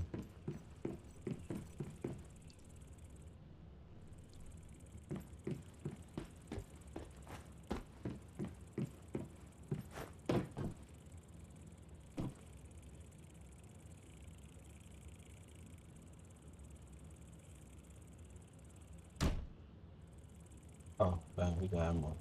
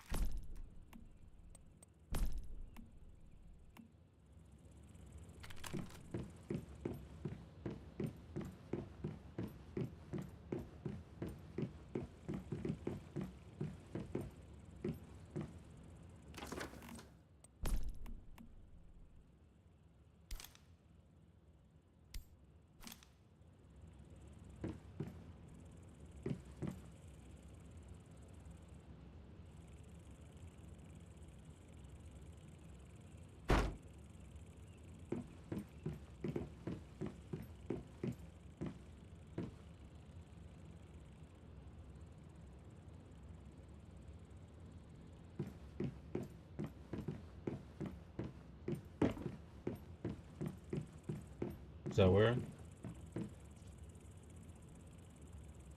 You said on East Brighton? Oh, the shit up there right at the top of the hill. Yeah, the shit at the top of the hill, right? Yeah. I remember niggas trying to get that building before they think about the whole thing. I wonder how much they rent that shit for.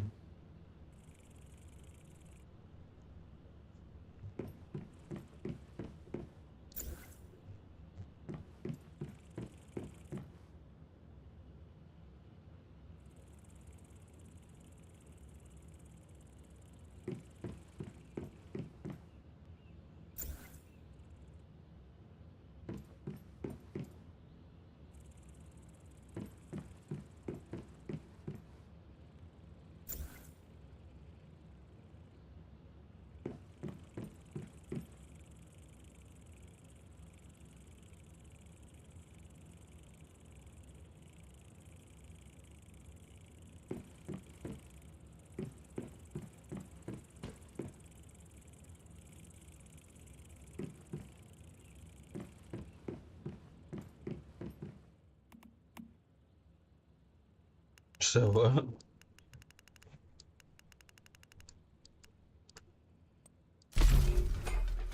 go to the shit on Brighton. Yeah. So you saying it's a good idea?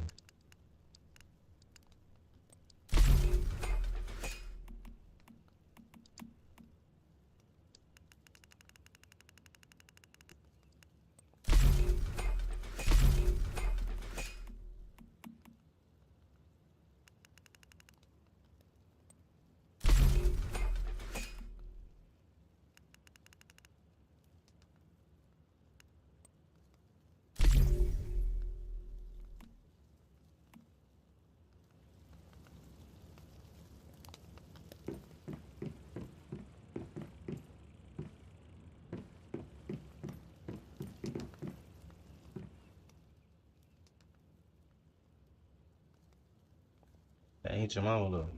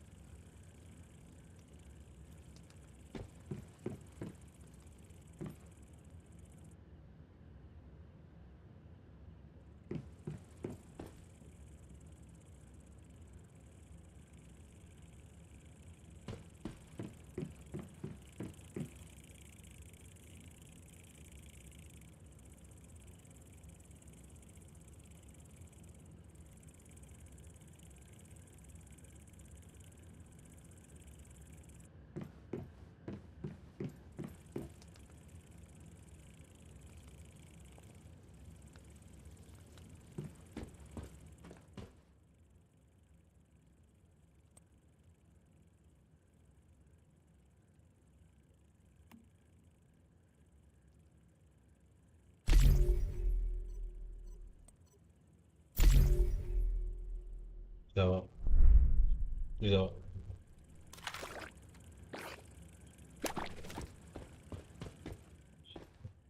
yeah, yeah. I'm on the stream, fam.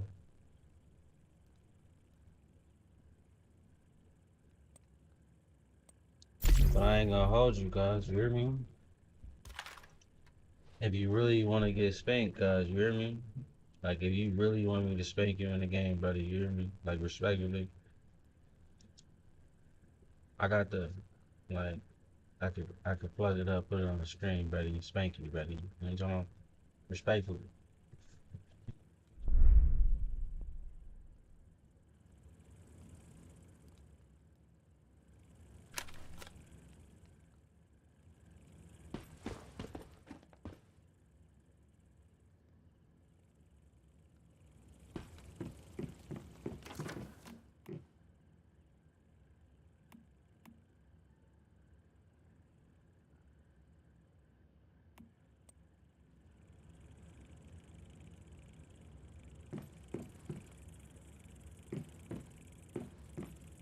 Stream.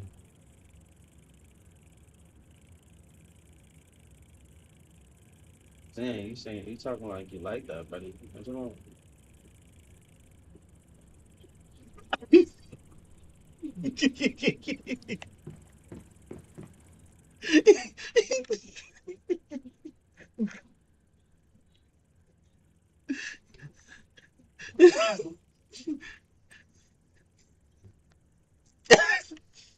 Nigga said, buddy, listen, respectfully.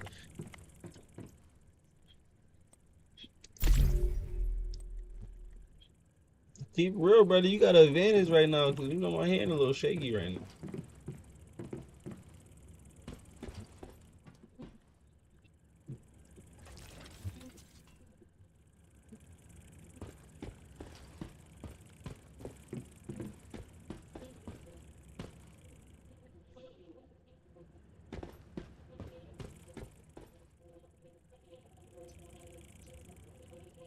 Yeah, right.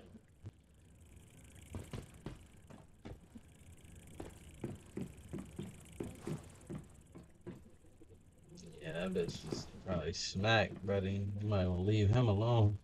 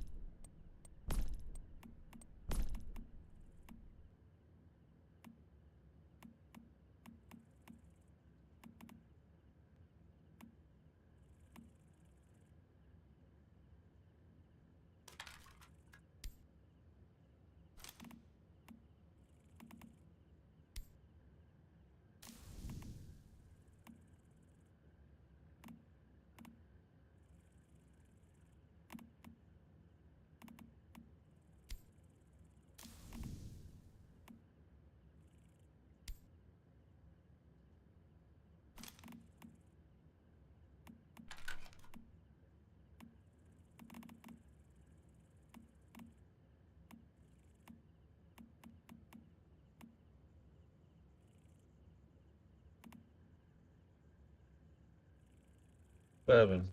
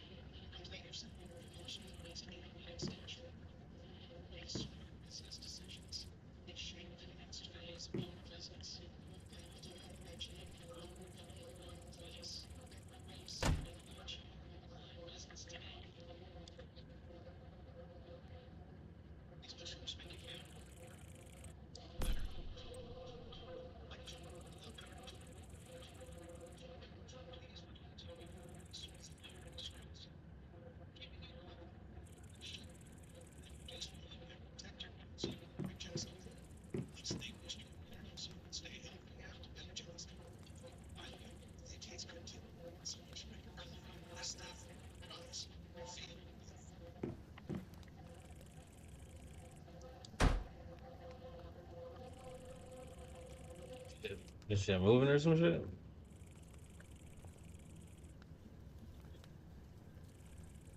Ain't battery none.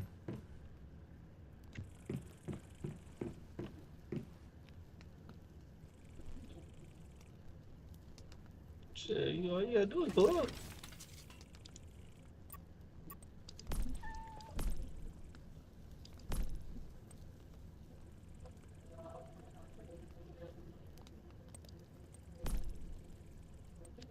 Don't you just gotta check your battery cable or some shit?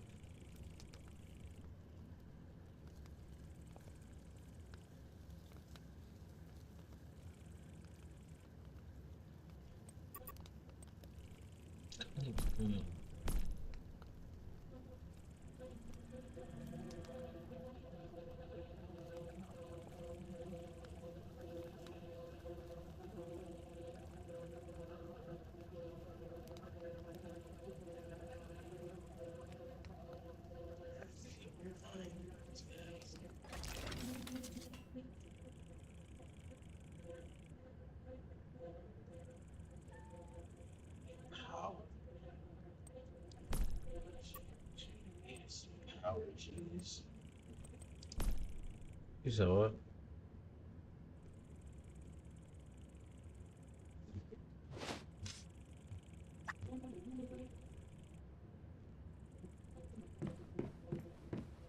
Check your battery cable.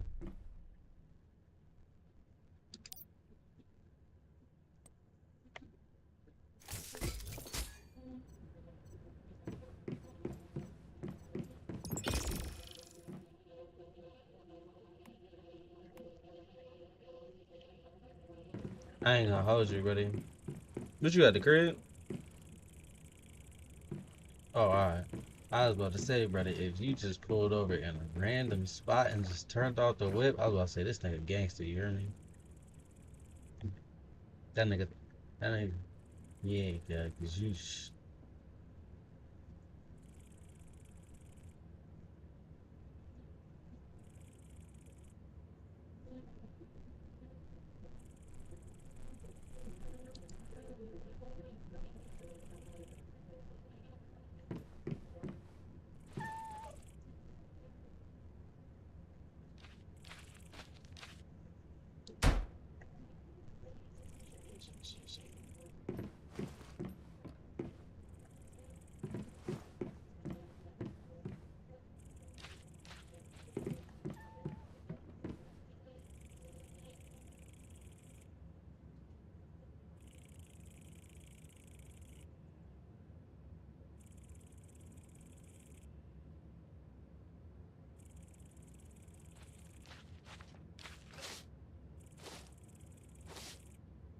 it says snapped. Oh, yeah. That means your connection back. So you just need another terminal? That's all you need? Saying probably, nigga, hell yeah, you just looked at it. It's cracked.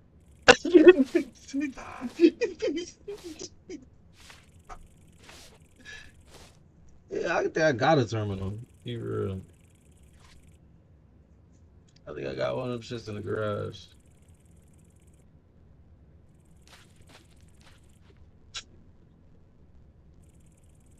Throw them in the washer. God.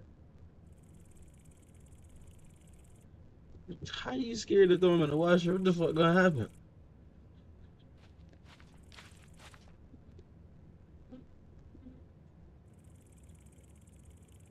All them shits gonna be is clean. Where this key?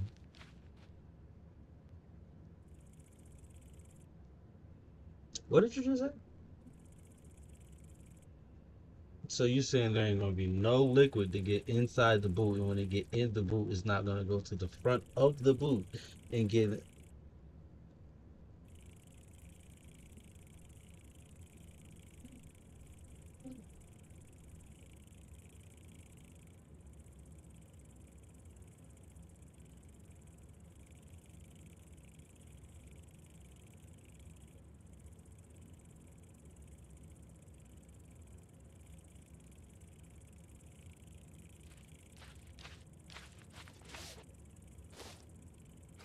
This nigga is good. Little good book. You know what I'm talking about?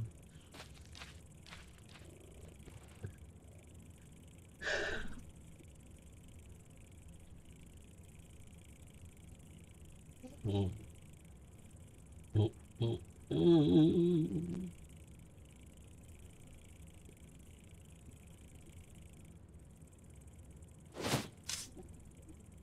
Yeah.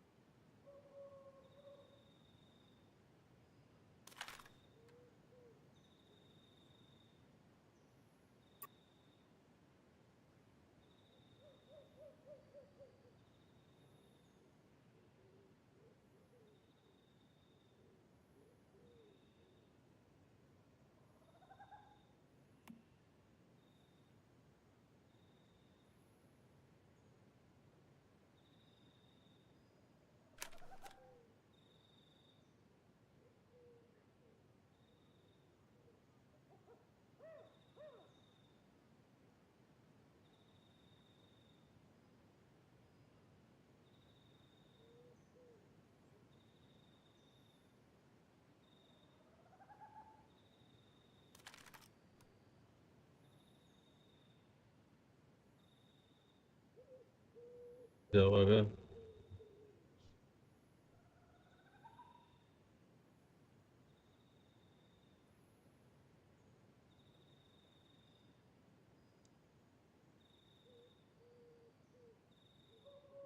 Me?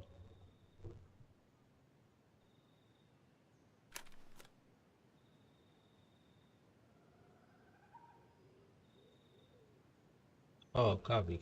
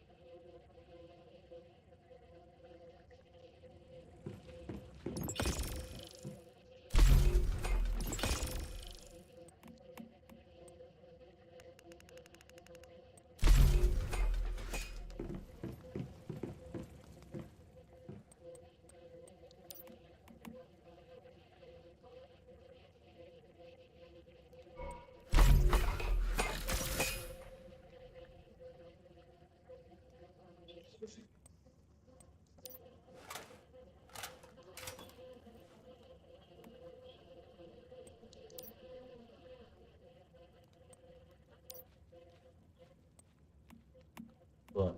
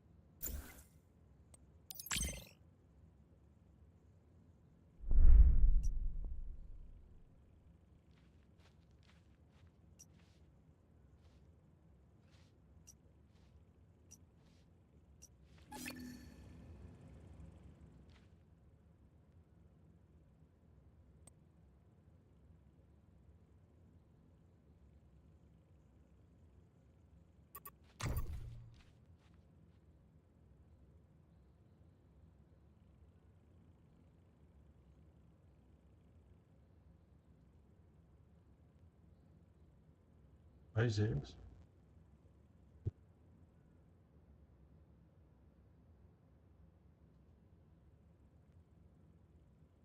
Just inbox the motherfucker, tell them that you made a mistake and cancel it, to redo it. Send a screenshot. Just to like, yo, yeah.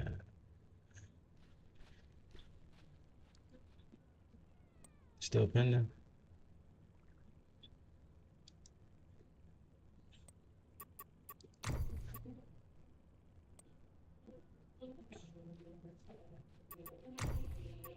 Her mailing address?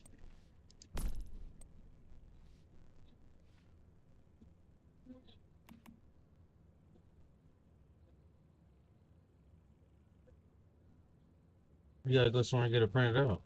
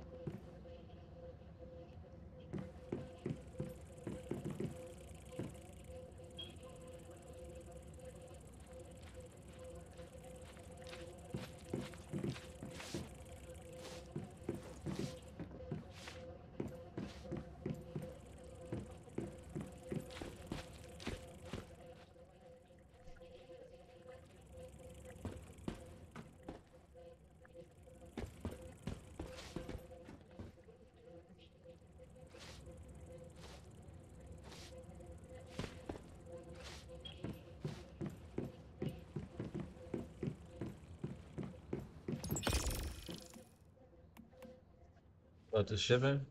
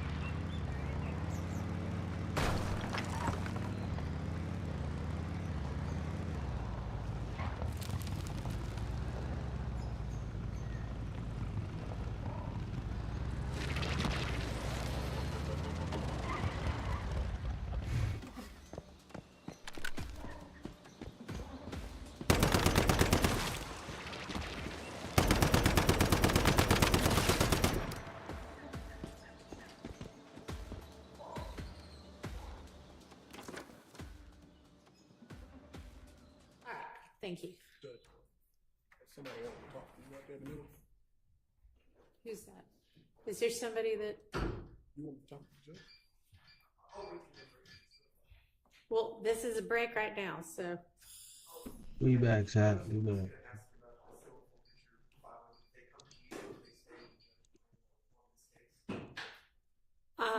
I really don't know the answer to that. If you want to send an email to Chambers, maybe just copy both chambers, we'll get you an answer. Okay, thank you. Anything else? Shit got real. All right, we have the jury ready. Let's get Mr. Copeland back in.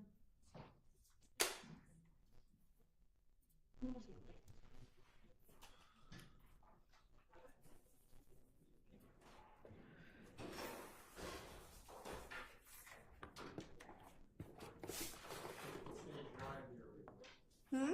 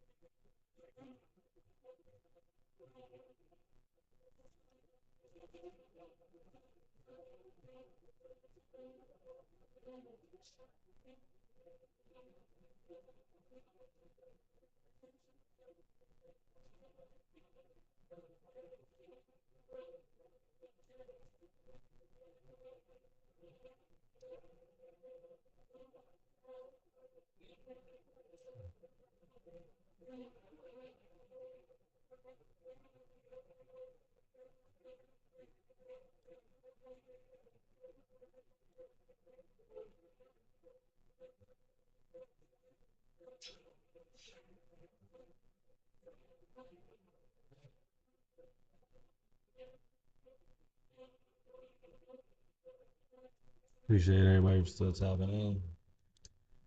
What's your boy?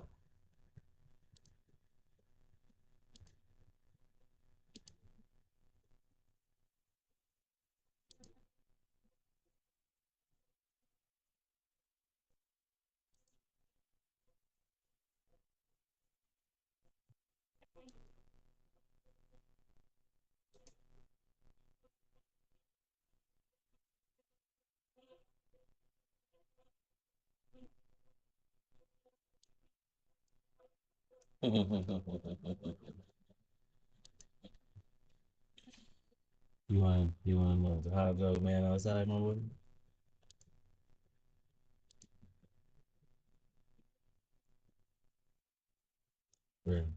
Respectful.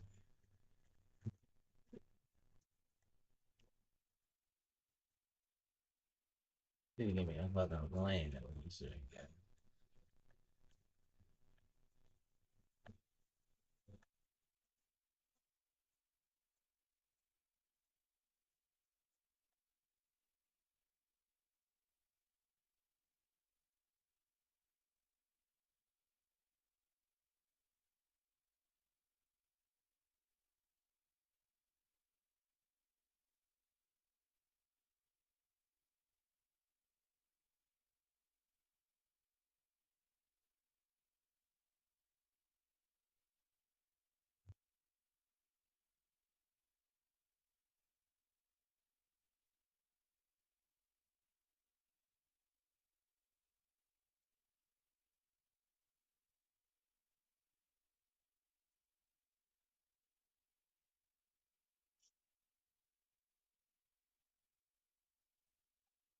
Oh,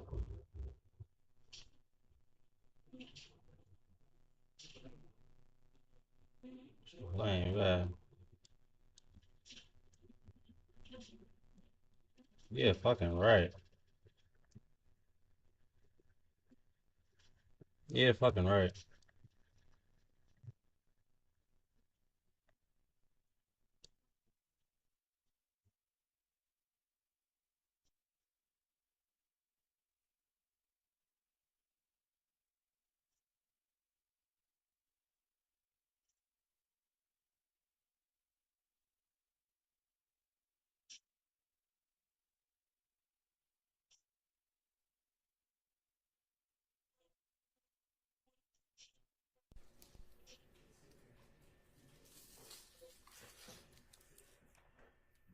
Now,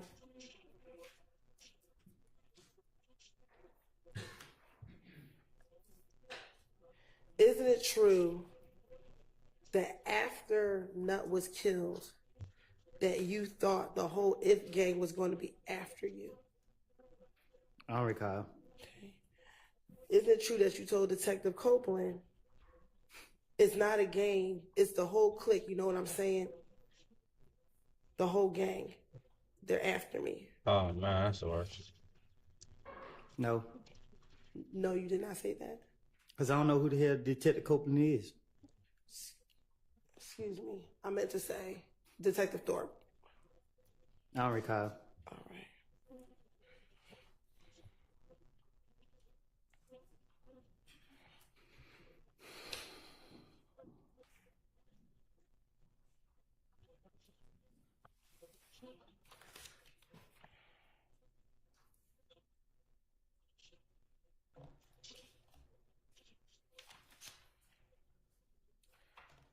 Now, we talked earlier about the gambling house in Lakewood. Did you tell Detective Thorpe during the same January 11, 2015 interview that the person who shot up the gambling house in Lakewood was Kel?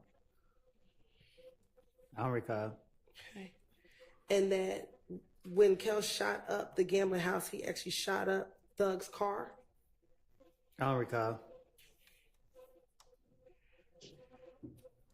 And that Thug wanted Kel to pay for That's the how window it's supposed to be. Then of his car they being late shot like up. pizzas or there. What about it? If that's how it's supposed to Did be, you then they tell late like when a nigga Detective was supposed Thorpe to during drop your out the pizza January 11, guy. 2015 interview that Thug wanted Kel to pay for the Shit. window that was shot up? I don't recall.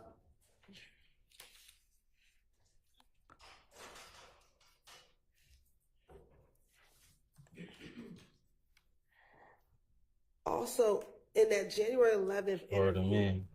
didn't you I always tell? keep that stupid Excuse shit me, off. strike that. Let me ask. Do you know if Nut was in a gang? Just tell him you don't I don't recall, recall. Woody. During that same January 11, 2015 interview, didn't you tell Detective Thorpe that Nut was the big dog in the gang? I don't recall.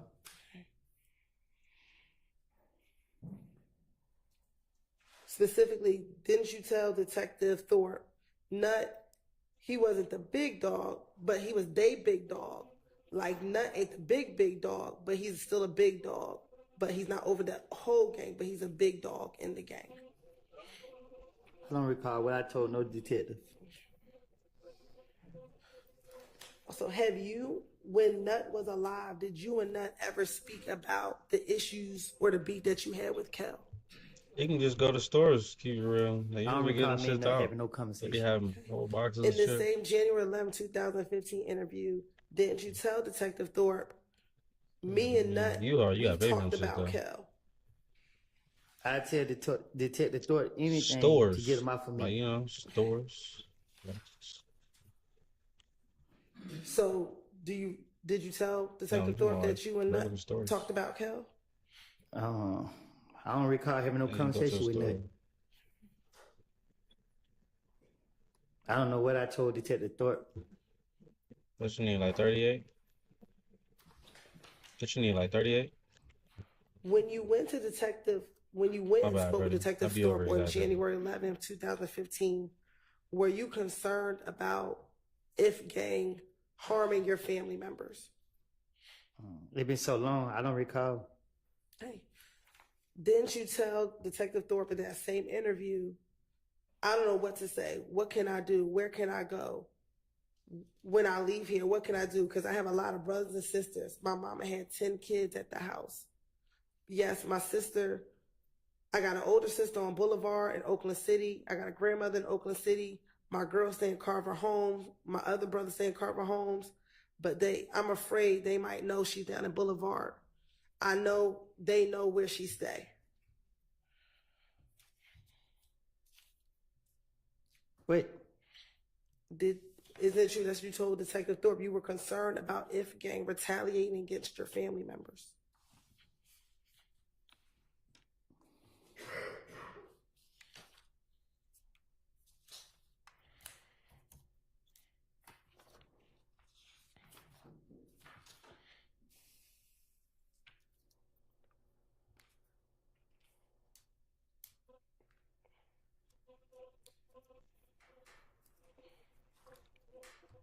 Are you thinking about your response? Wait, I asked the question. I didn't know if you were thinking about your answer. what? I don't know. Okay. Do you need me to repeat the question? Yeah. Is it true that you told Detective Thorpe you were concerned about if gang harming your family members? I done told Detective Thorpe whatever. Told him whatever. I don't remember what I can't specifically say what I told him. I don't know what I told him. I don't remember what I told him. Earlier, do you recall me asking you about borrowing your brother's car? Today? Yes. Mm-hmm. Is that a yes for the record? Yes. Okay. And you told me that you never borrowed your brother's car? I paid for it, so it's my car. Okay. In the same January 11, 2015 interview, did you tell Detective Thorpe that it was your brother's vehicle and that you borrowed it from him? I would tell Detective Thorpe anything. I know when the police question me, they want me.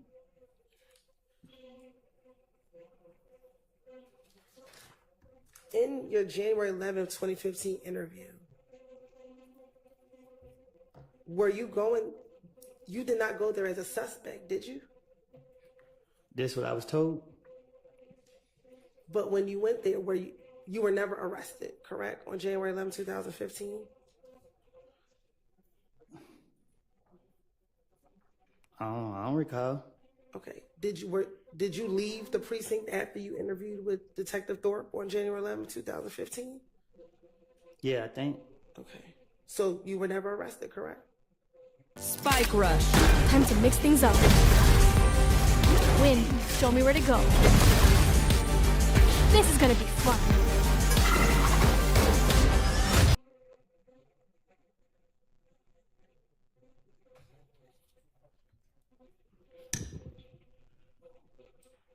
I don't recall what he said.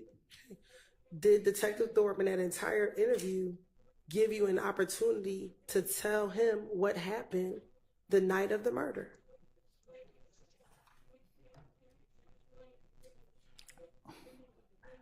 I can't remember what I can't remember what I know he talked about the murder, but I don't know. I can't remember what was said.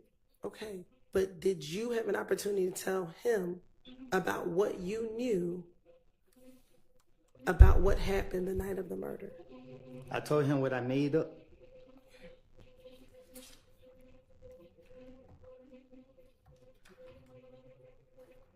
So you made up going to your girlfriend's house? I don't know if I told him that. Okay. I can't remember. I can't recall if I told him that. If you told him that you were at your girlfriend's house, would that be a lie? Okay. I don't recall. If you told him that you borrowed your brother's car, would that be a lie? That was my car. Okay, but if you told him that, would that be a lie? I don't recall. Okay. Why would you need to lie about your brother's car, about borrowing your brother's car? Because y'all were putting so much pressure on me that every time I was coming out the door, the police were getting me, so I knew that police was after me. But you keep saying the police were after you. On January 11th, were the police after you? The police were not after you. When Detective Third questioned me, I don't know when was it. Like, I don't know. So when you saying January 11th, from my understanding, I thought I walked in and walked right back out. I don't even remember sitting down having no discussion with Detective Thorpe. Okay. So I don't know. Detective Thorpe talked to me more than one time. I don't know which time, what he said at which time. I don't remember what was said. I just know that I was just saying whatever that came to my mind. I don't know. I was going to jail. I remember going to jail, trying to talk my way out of jail. Now, I think earlier you said you do recall speaking to police multiple times in 2015. Is that correct? Nah, I talked to them a million times. And isn't it true that when you spoke to them on the different times you spoke to them, you told them different stories? No, you told them the same stories each time you spoke with them. Do you recall that? I did. I don't know. Okay.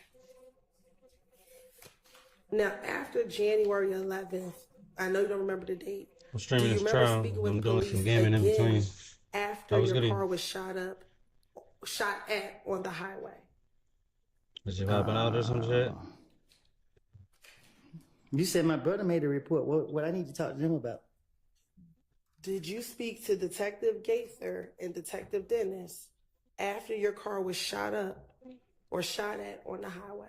Do you recall going to the police department and speaking to Detective Gaither I don't recall. and Detective Dennis?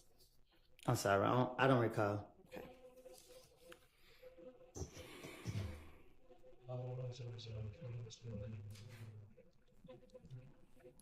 You have permission to approach? You may.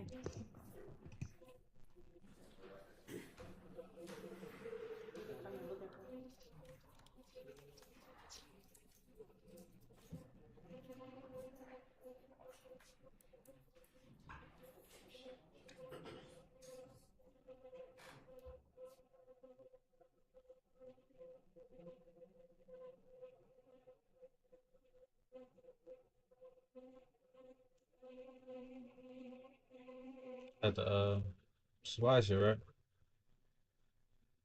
I'm just see. I don't think that's supposed to be over here because we about to go in that shit blazed in glory.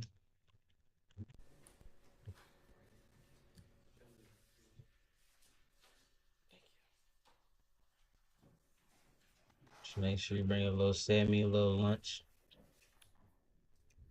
Going on?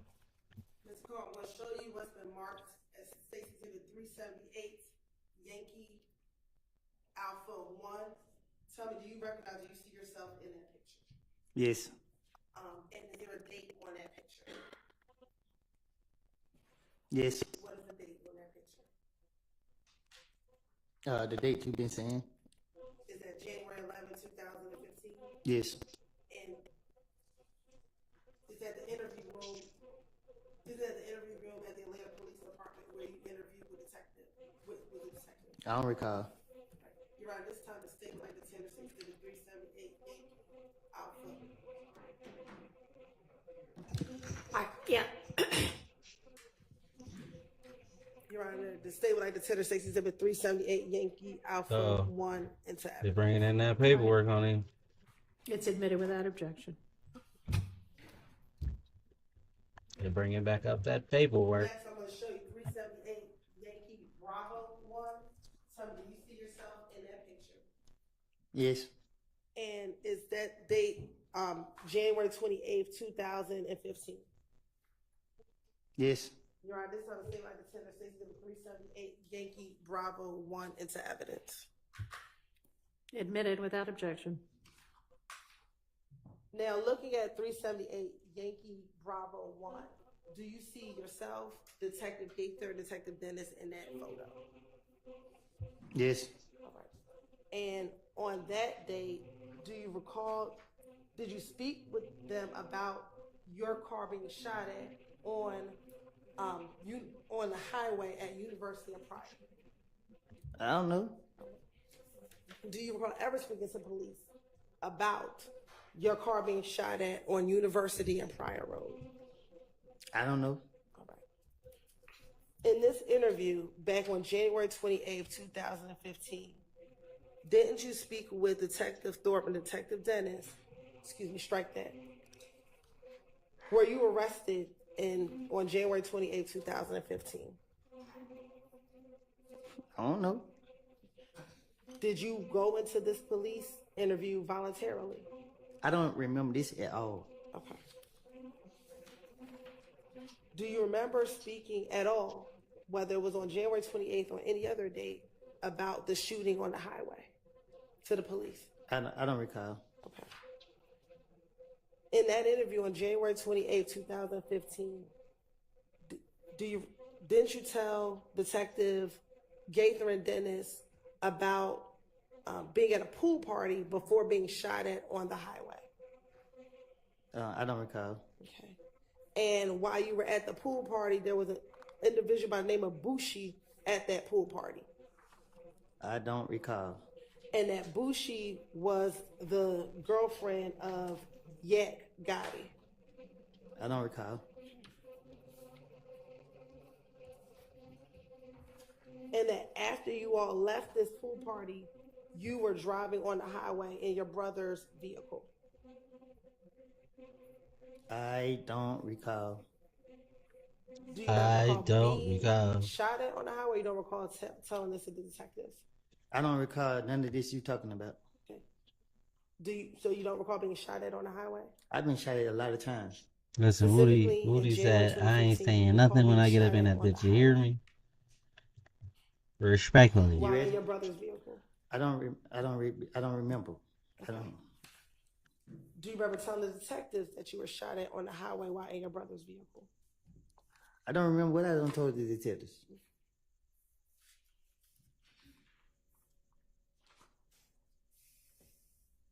In the January 28, 2015 interview, didn't you tell the detectives that while you were driving on the highway, you had your radio up? I don't recall. Okay. And you also told them as you had your radio up, you heard pow, pow, pow. I don't recall.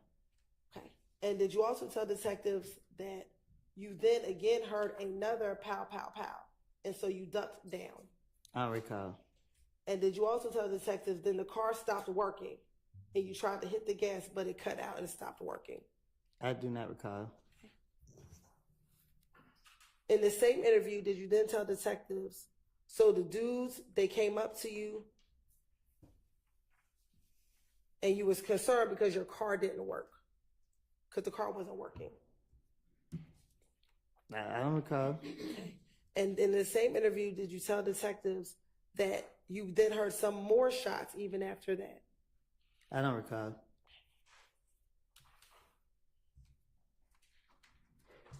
And that the two cars that you saw that were shooting, one was a gray Impala with tinted windows. I don't recall. And then you saw another car that was also shooting at your car. I don't recall.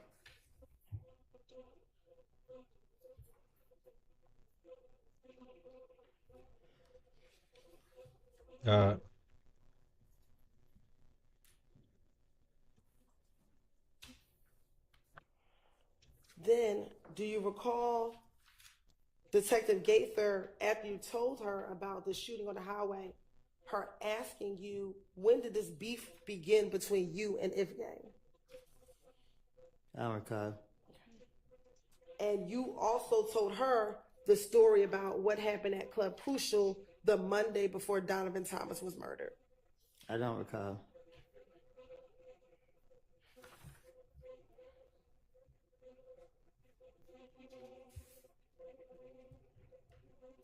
Did you also, in this interview, when Detective Gaither asked, when did this beef begin, that Cal told you the beef began because you hung around a person named Boo? I don't recall. And that they were mad because they thought Boo was a rat and that you were hanging around a rat. I don't recall.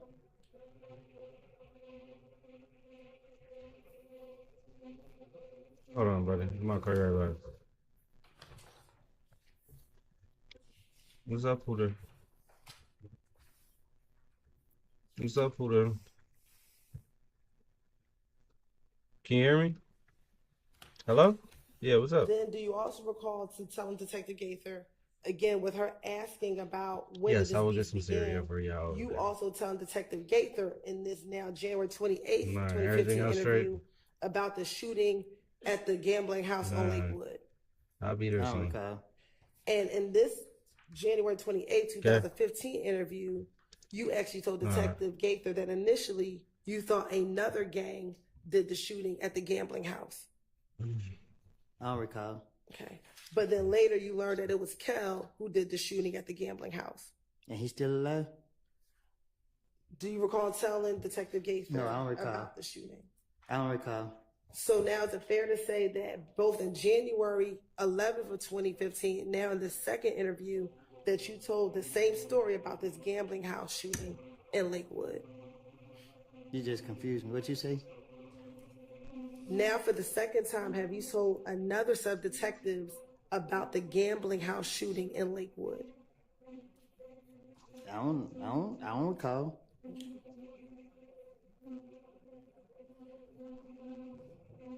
Those who talk too much, you don't get yourself caught up. Do you also recall in the same January 28th, 2015 interview telling Detective Gaither that Kel wanted to speak with Doug on FaceTime? I don't recall. Okay. And this is why you were at the Cascade skating rink. You told her about the Cascade skating rink incident as well. I don't recall. Okay. And that you told Detective Gaither that when Thug and Kel spoke at the Cascade skating ring, you're going to be a party opponent mission with what Thug said. Go ahead. Overruled. That Thug told Kel he wanted Kel to pay for the window that he shot up.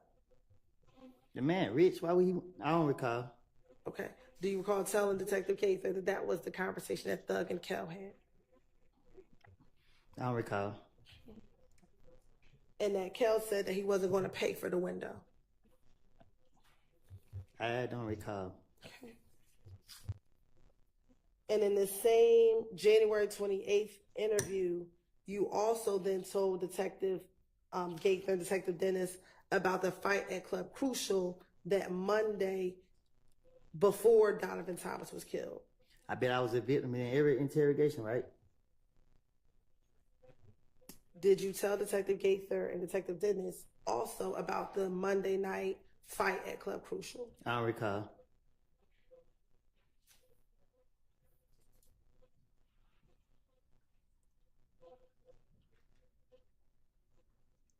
And that you also told Detective Gaither at the same Monday night event at Club Crucial that you had money flashing and that Kel walked up to you and punched you. Boy ain't living like that. He ain't living like that. But did you tell Detective Gaither that this occurred? I don't recall.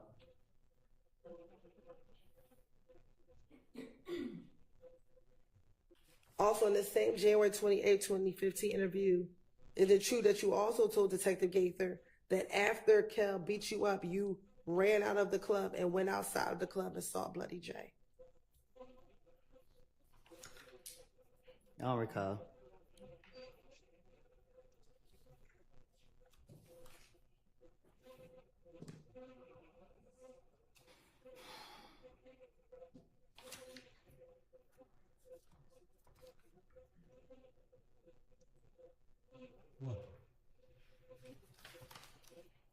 And in the same January 28, 2015 interview, did you also again then tell Detective Gaither and Detective Dennis that people in your crew jumped Bloody J?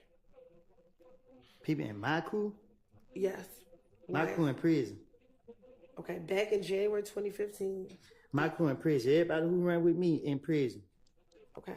Back in the With license. All right, Mr. Kaplan, listen to the question. Let her finish the question. He ain't and then trying to you hear can none answer. of that. In January 2015, did you tell Detective Gaither that at the same Monday night event at Crucial where you got beat up by Kel, that when you went outside, your people jumped on Bloody J? I don't recall.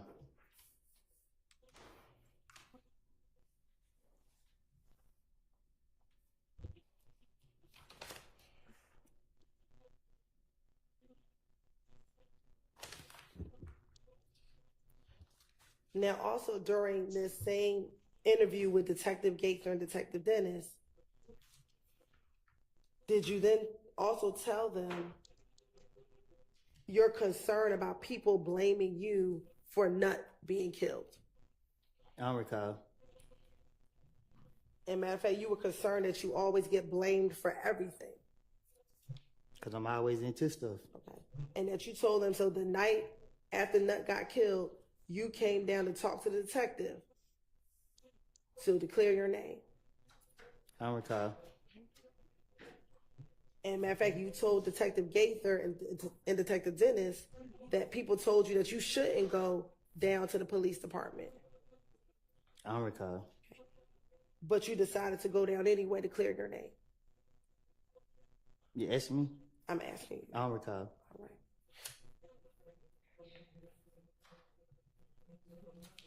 Did you also tell Detective Gaither and Detective Dennis that on the night of Donovan Thompson's murder, you actually told your girlfriend to call the police and tell them what was going on, tell them everything, because you again wanted to clear your name about being involved in Donovan Thompson's murder?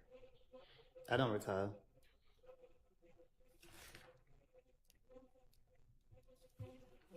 Now, during the course of this same January 20th interview with Detective Gaither and Detective Dennis, do you recall them asking you questions about the relationship between Nut and Thug?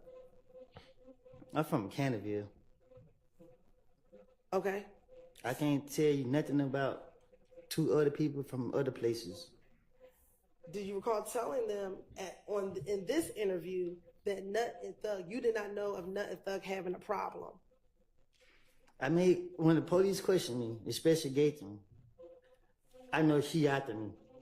So she acted like she was into what I was saying, and I was feeding her whatever came to my mind. So they tried to make it make sense.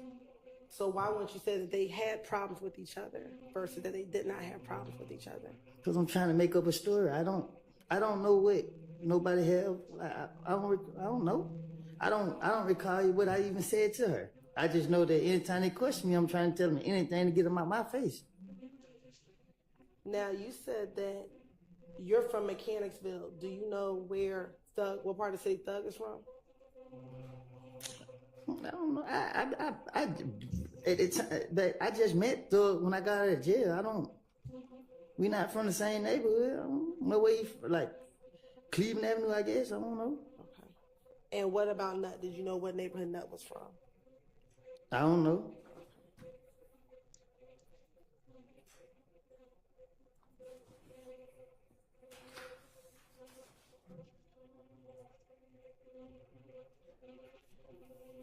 Now, after Nut was killed, did you go to Miami?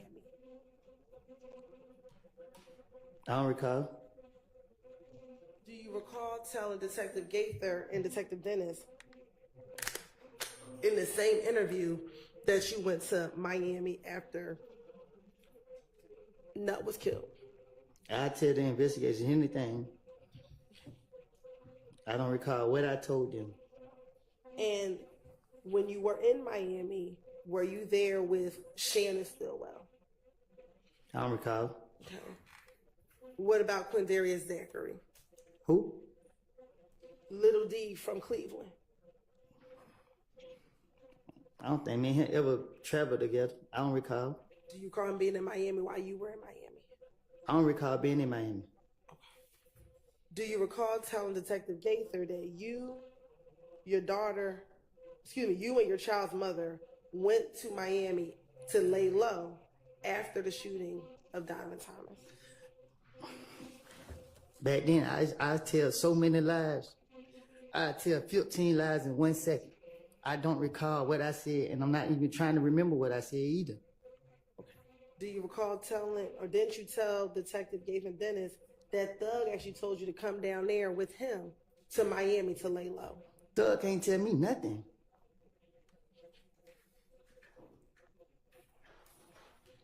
And you also told Detective Gaither that, again, after he told you to come down there and lay low to Miami, that you and your girl, you stayed down there for a week in Miami.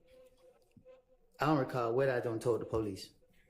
But for me telling you now, there's nobody walking this earth and tell me what to do. Is going to Miami a bad thing? No, I just told you, you bring up something that you saying that I said to the police, and I'm telling you the truth right now. I lied to them. So I don't know what I don't know. Like, go ahead. So have you never been to Miami? I've been to Miami a lot. Okay. So back in 2015, did you ever go to Miami? I can't remember if it was 15 or 14. Let me make it more specific. After Donovan was killed, did you go to Miami? Man, I can't recall. And I honestly, God, can't recall.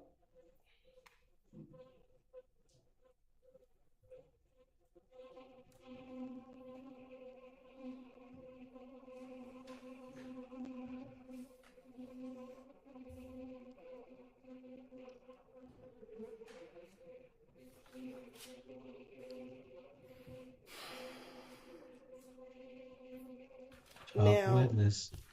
When you spoke to Tough witness. Detective Gaither and Dennis, did you tell Detective Gaither and Dennis that you thought Thug was trying to get rid of you?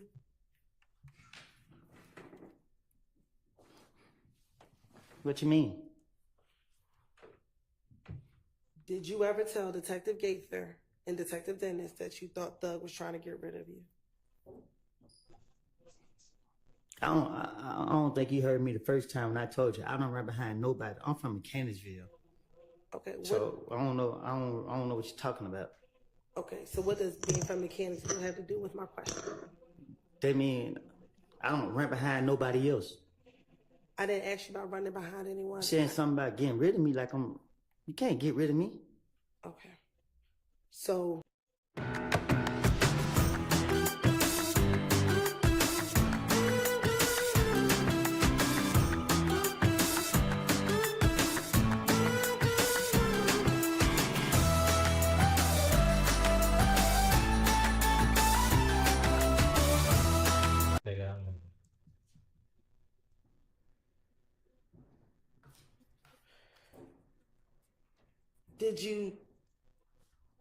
Isn't it true that you told Detective Gaither and Detective Dennis that you actually spoke to Thug about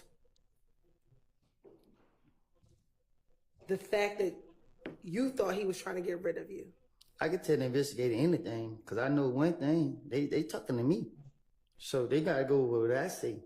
So I don't recall what I told them. I would tell them anything that come to my head. Okay. I don't recall what I said to them. Do you recall telling didn't you tell Detective Dennis and Detective Gaither that Thug called you and said, bruh, they say I got a hit out on your head, bruh? I told you, I'm a play a victim in everything. I'm a victim. Okay. Go ahead. No, you go ahead. I'm sorry. I'm gonna justify myself by being a victim. Okay. And your response to him was like, you do? And then y'all both started laughing. They don't even make sense. I don't recall none of that. Saying it, me telling it. I don't remember specific what I said to any investigator. I know I told them whatever. I feel that I can convince them to let me go.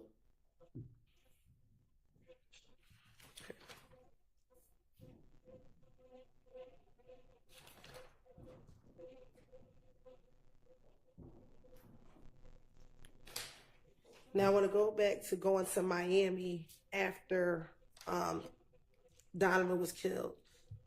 Isn't it true that you told Detective Gaither and Detective Dennis that while you were in Miami, initially Thug treated you like a brother, but then things felt different? Do you got proof of me being in Miami?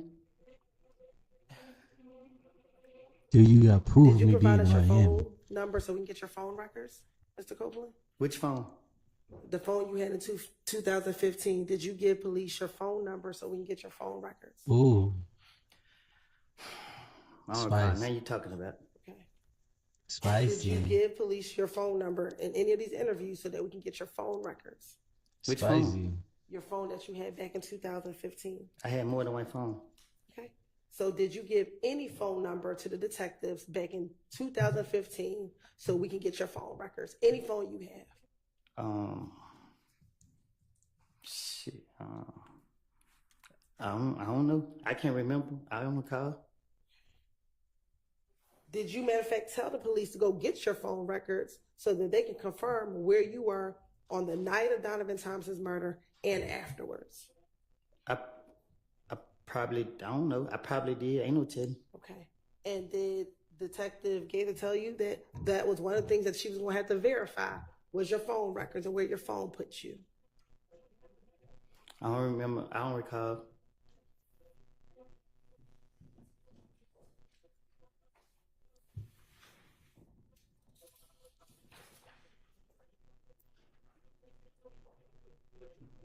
Back in 2015, do you remember your phone numbers from 2015? Shit, I don't even know my phone number now. Okay. Did you remember if you had a Sprint phone? I got T-Mobile. Back in 2015, did you have Sprint? I don't know. Okay. I can't remember what phone service I had. All right. Did you ever live off of Oakland Drive or use an Oakland Drive Southwest address? You said, have I ever used the Oakland Drive address? Yes. Um, And I don't want to put the full address on the record, but have you ever used the address of Oakland Drive? I don't know if I use it on anything. I know I use it probably getting out of jail. So is there an address? I don't know. I don't recall. I don't know. Do you have an address that you used off of Oakland Drive Southwest? I did. Okay. And does the number of the address begin with an 8? I don't know. Okay.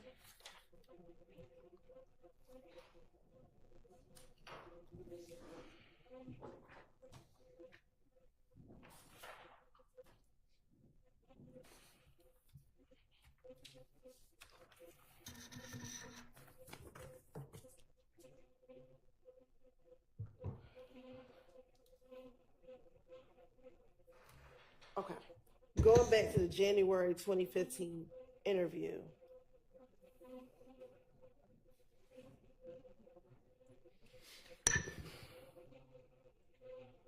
Isn't it true that you told Detective Gaither and Detective Dennis that while you were in Miami, he wasn't happy with you being around him anymore? It felt different. Who? That thug. You weren't, excuse me, you weren't thug. That thug wasn't happy with you being around. It felt different to you. I don't recall. I don't recall being in Miami.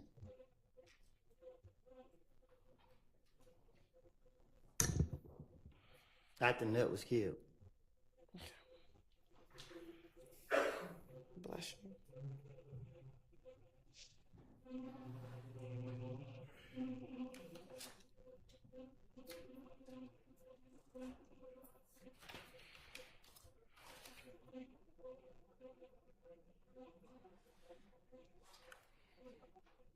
Now, in that same interview that you had with Detective Gaither and Detective Dennis, did you speak with them about, do you recall talking to them about Moontunk and that you encouraged Moontunk that he should come down and talk to the police as well regarding Donovan Thompson's murder? I don't recall what I told no investigators. Okay. Isn't it true that you told them that because people were calling his name in the murder, he should come down and speak to the police?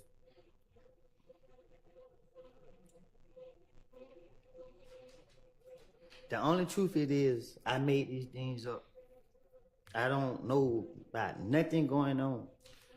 Why would you need to make up something about Moonsoon coming down to clear his name from a murder? I'm speaking in general. Like, you got me up here like I know what's going on. I don't know what's going on. Okay, so I'm asking you now. I don't remember what I don't told the police. I keep telling you that. You can't keep asking me what I told the police if I'm telling you that I lied to the police. I can't remember no lie. Mr. Copeland, Yes. I think that she understands, generally speaking, what your position is with regard to what you remember and what you don't, but she's still going to ask you specific questions, and you need to answer the specific questions also. And you don't have to preface every one of them with your general position about it. Yes, ma'am. But Your Honor, may I speak? I'm not Wait trying to. until there's another question on the floor. And I understand. I'm not trying to be difficult. I understand. Go ahead, Ms. Hilton. Thank you, Your Honor.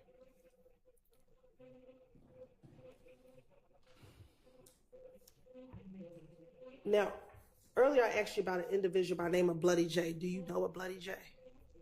I heard of him. Have you ever spoken to Bloody J? I doubt it. Okay. Back in the same January interview that you had with Detective Gaither and Detective Dennis, do you recall telling Detective Gaither, or didn't you tell Detective Gaither and Dennis that you were trying to hook Bloody J and Thug back together? How would I don't recall. Okay. And matter of fact, didn't you tell Detective Gaither and Detective Dennis that Thug and Bloody J had a falling out because Bloody J joined If Gang?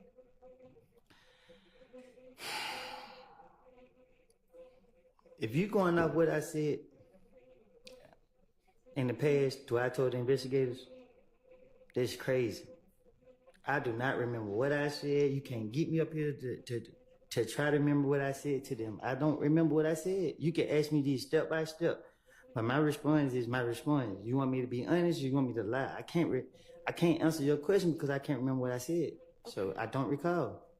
So I'm going to ask you now. Did Bloody J and Thug stop being friends because Bloody J started messing with Ifgay? Thug behind you, ask him. I'm asking you.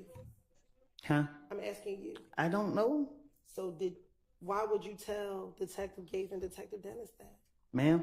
Why would you tell Detective Gates and Detective Dennis that?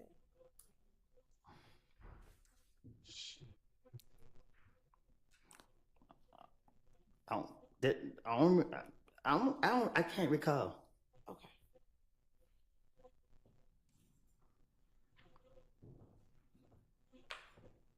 Now,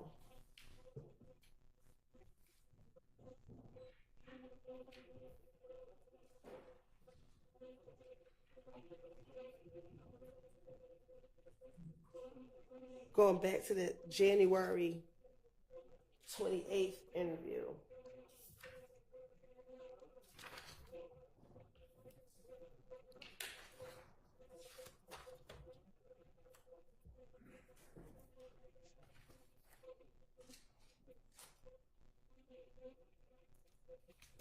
Of course, indulge us for one moment.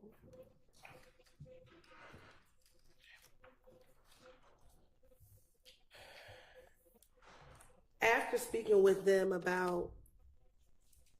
briefly about the murder, did you then go into more details about the shootout not the shootout, but the shooting of your car on the highway? Do you recall telling them about who you believed shot at your vehicle on the highway? I don't recall. Oh, that's in Selena? Yeah. Can I tell you what I do remember? Is that about the shooting on the highway? No. Then no. Oh, not really? Okay. Or let me ask you this: do you remember what you told Detective Gaither in January of 2015?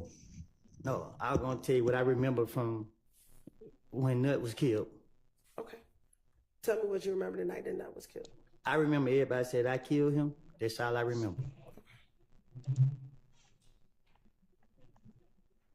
Then that's the only thing you remember. That's all I remember. I don't remember nothing that Oh, night. I 700? don't remember where I was. I don't remember what I told the investigator. I thought that when they called me down there, I walked That's in, he let me crazy. walk right back out. I don't remember The shit sitting that they down make you talking do to for him. this shit, bro, I don't is remember him wild doing no as fuck. ballistic. I don't remember him. I remember he said one thing and he left. He said, the man sitting on the street and everybody saying you did it. He like, man, I still got a bite on the street. That's all I remember. I thought I walked in and walked back out. I don't remember nothing. Like, And that was the first time when you went to go speak with Thorpe. I don't even know if it was. I know. Yeah, I think something happened with the mic. They all went out. They about to catch Woody and some bullshit. All of us. Of course. So we giving him little stories, but then he I not don't have giving a him way to stories. He want to corroborate it, but then not corroborate it. He got a big one, man.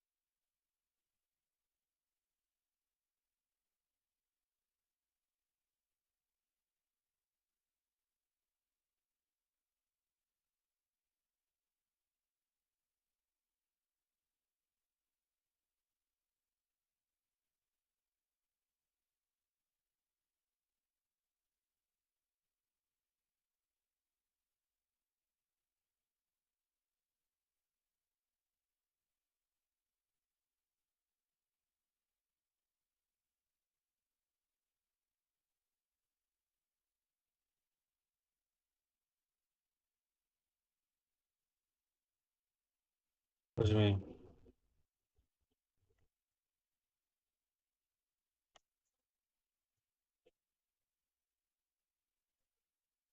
I sound like he ain't trying to go somewhere.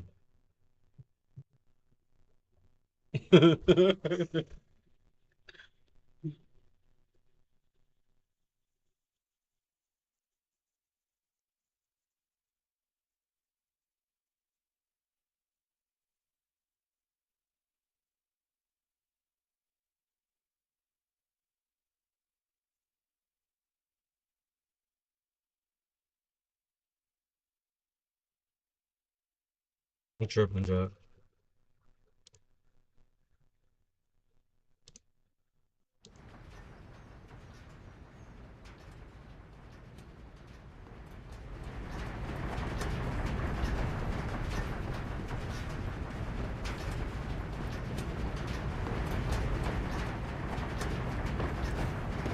You know what?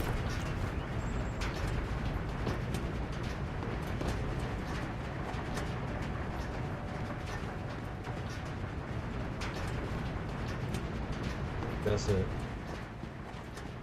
Whatever else you thought this shit was, it's not.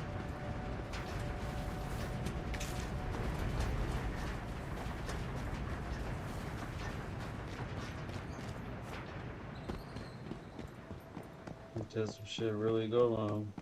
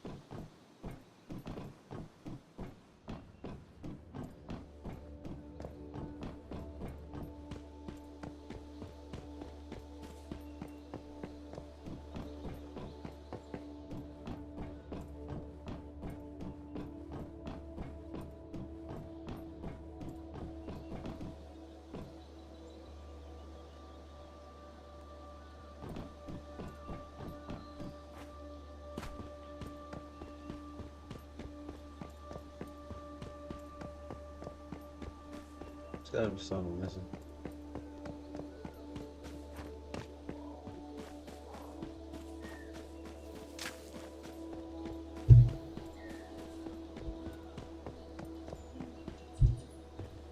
Was she about 6 foul guys? I said, was she about 6 foul guys? Oh, that's crazy. That's actually nasty work.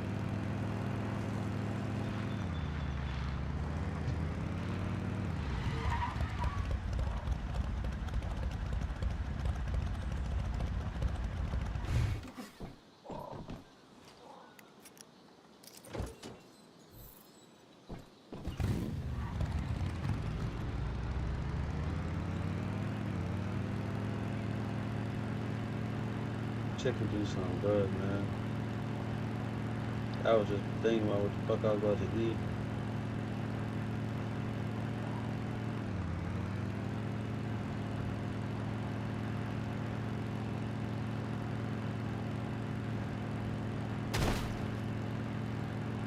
What you got, that domino shit? What you got, dominoes?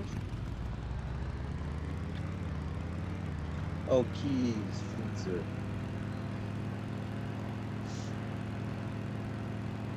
I don't know, Vlad.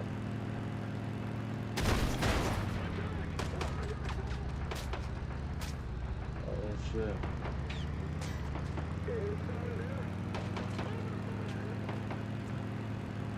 See, I only know keys for their pizza. I only know keys for their pizza.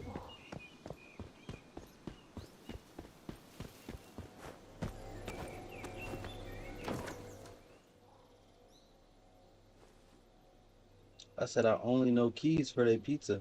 I don't know if I heard that one. I know that pizza wasn't it though. I can tell you that much though. For sure.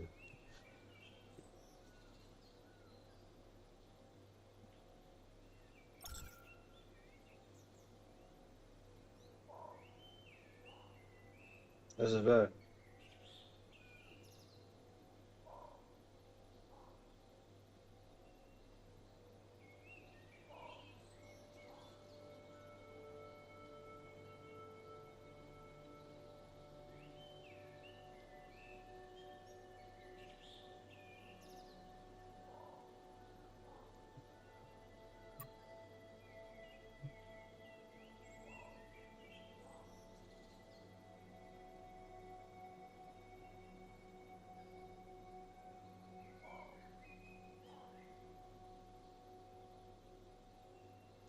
See KJ, that's when you're supposed to yell out, I don't think I'm gonna make it, man.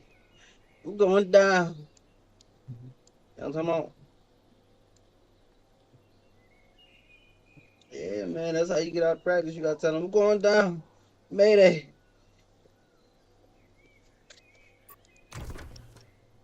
For sure.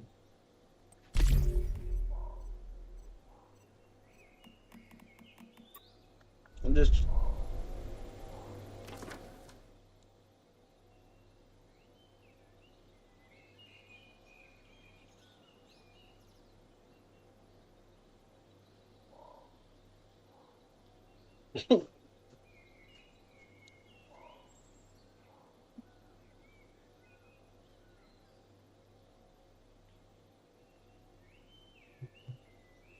said it was you, blood. She said you did this to me, blood.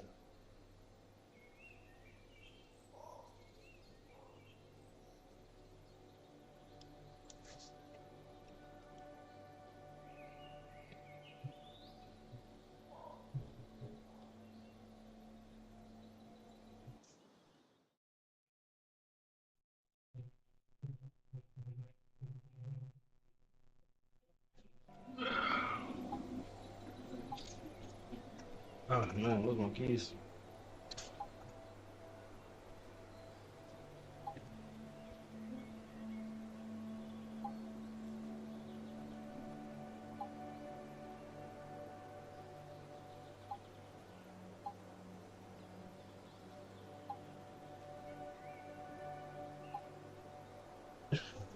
Really offer them every sweet, so.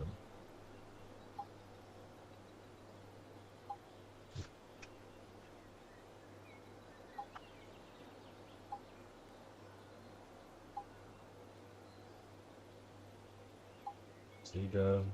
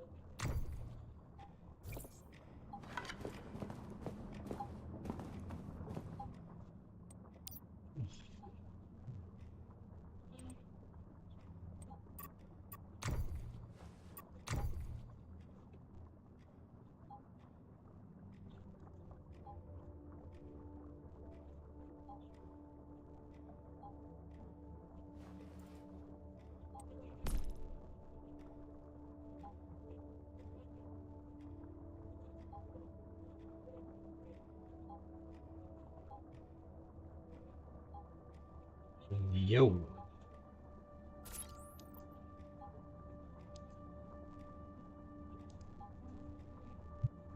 Time you gotta hold it down.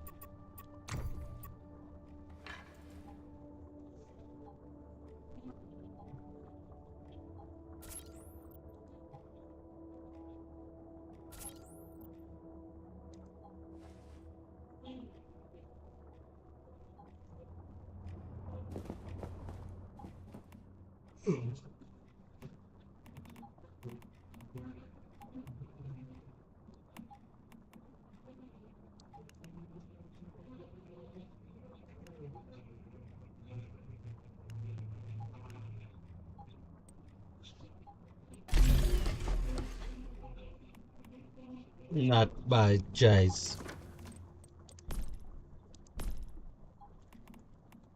This nigga Kenny is crazy.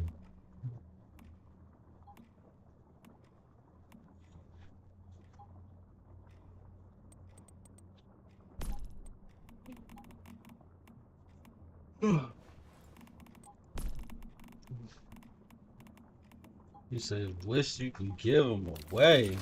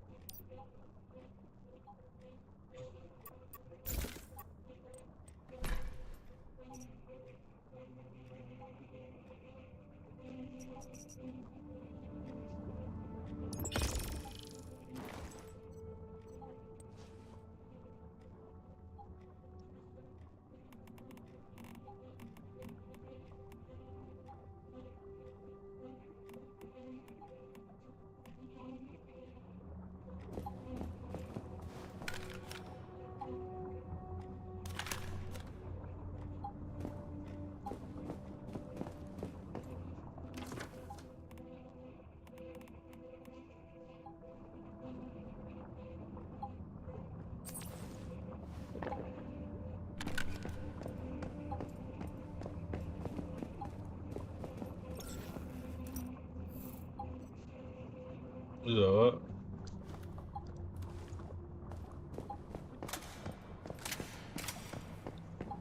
What?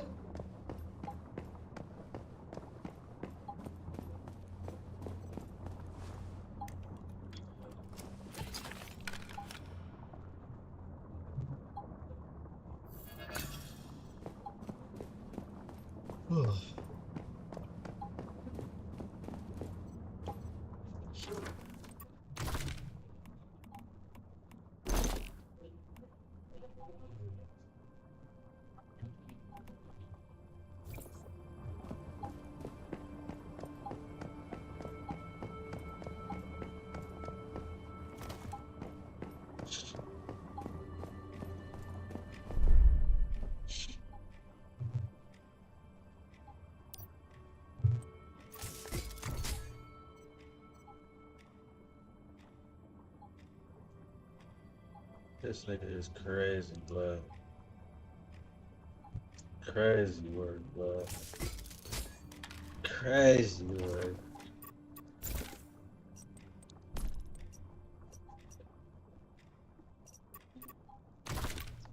That nigga be giving them my shit right now, man. Blowing my shit.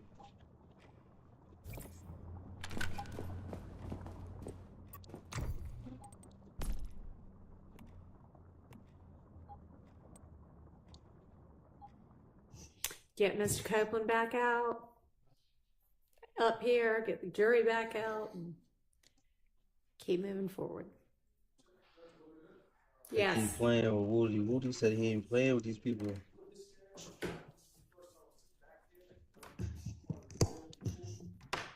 And I'm sorry, I know there are a whole lot of different Rule 22s out. I assume you've got one of them.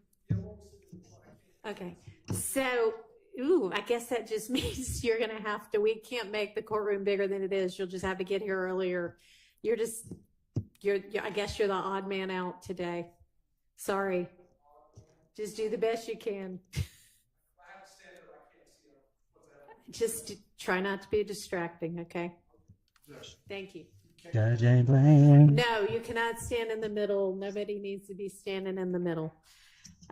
So just do Big the best bang. you can from there, or any one of the media aisles you're welcome to be in. All right, thank you. Hey, I know Brody not shooting. Word to my kids, but All right, let's get the jury back out. Brody, cause this nigga like Bert from Bert and Ernie. Word to ski. Hang on. Word to my Sorry. babies, guy.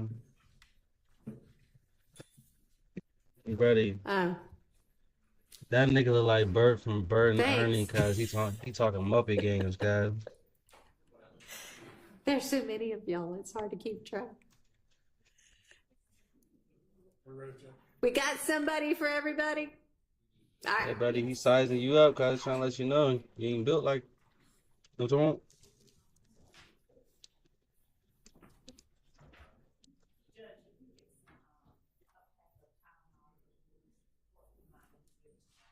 I have it. Tylenol? Yeah, no, that's fine.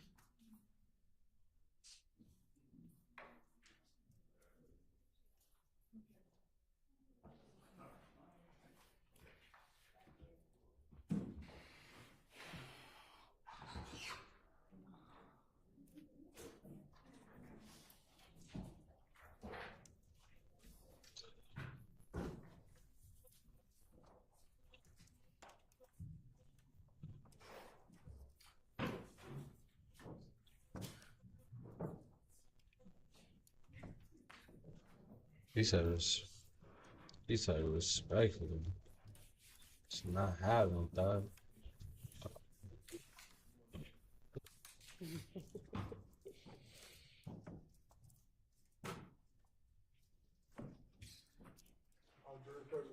Thank you.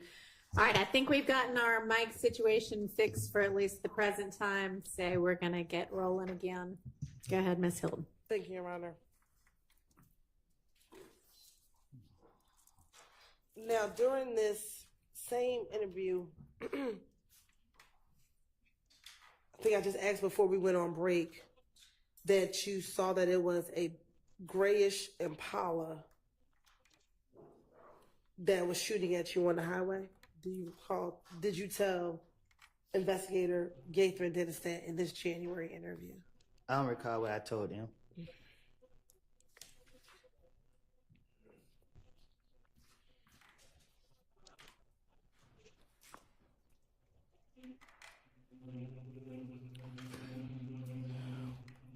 When you were shot at on the highway while in your brother's vehicle, was there anyone else with you? I don't recall. Was Demekion with you? I don't recall. What about Shannon? Who? Shannon. I don't recall.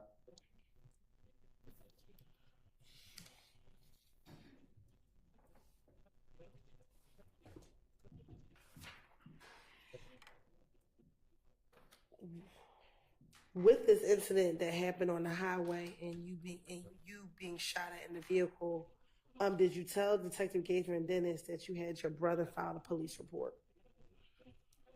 I don't recall.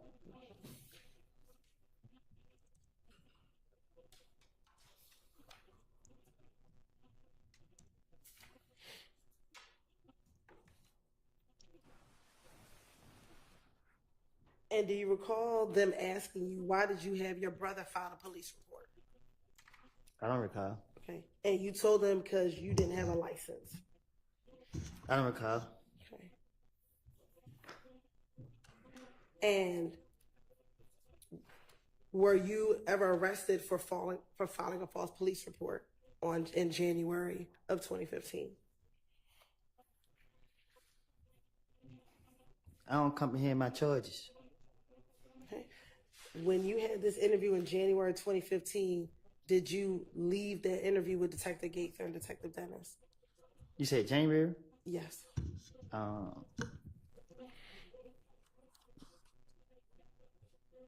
I went to jail in February, so I didn't go to jail in January.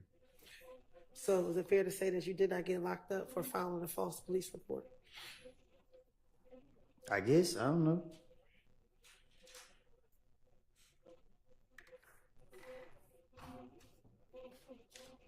I can't find no false police report. I didn't make it.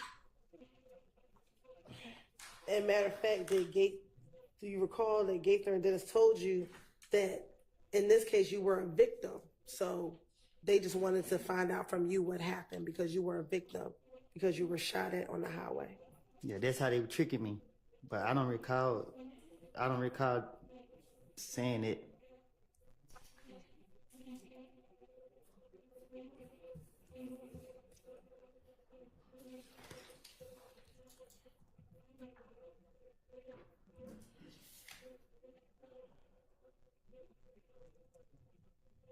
Now,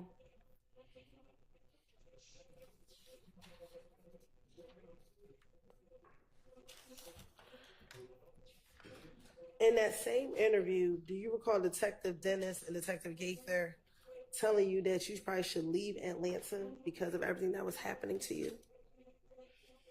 That's what everybody telling me now. Okay. But I'm talking about back in January 2015.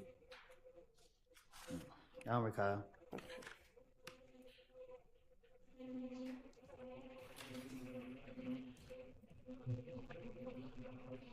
And you told me you didn't want to leave Atlanta.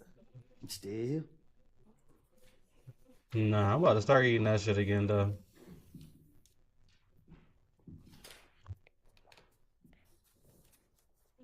Now, in this same January interview with Gaither and Dennis, again, do you tell them again that you had nothing to do with Nut being killed? Yeah, you talking about the store. I don't recall. Okay. And that you wanted to make sure that the police knew you had nothing to do with Nut getting killed. No, see, that's the thing, buddy. I don't eat Chinese food from restaurants. I make Chinese food at the crib.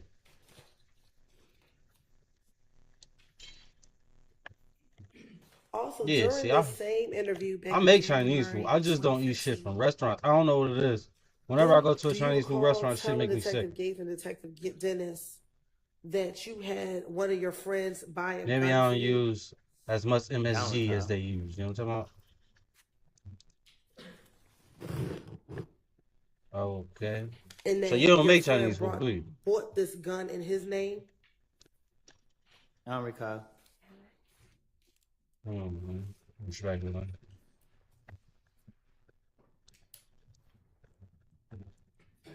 And that the reason why you purchased the gun was to defend your house? I don't recall.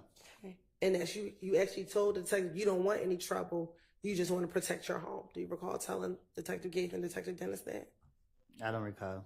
And in January 2015, had you been convicted of a felony prior to January 2015? Huh? Prior to January 2015, had you previously been convicted of a felony? I don't know. What you mean? Do you remember when you were first convicted of a felony? After my mama died. About when was that? After she died. Okay, when did your mom pass away? 2008. All right. So if you caught your first felony after 2008, is it safe to say in 2015 you had been convicted of a felony? I don't recall. All right. When you told the police that you had a gun in this January interview, were you arrested for telling them that you had a gun in this January interview? Was I arrested in January? Yes. What year? 2015. No, I got locked up in February. All right. So even after you told them that you had a gun the police in this January interview did not arrest you.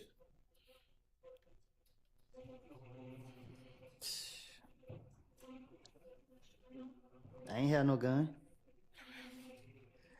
Did you tell the detectives you had a gun?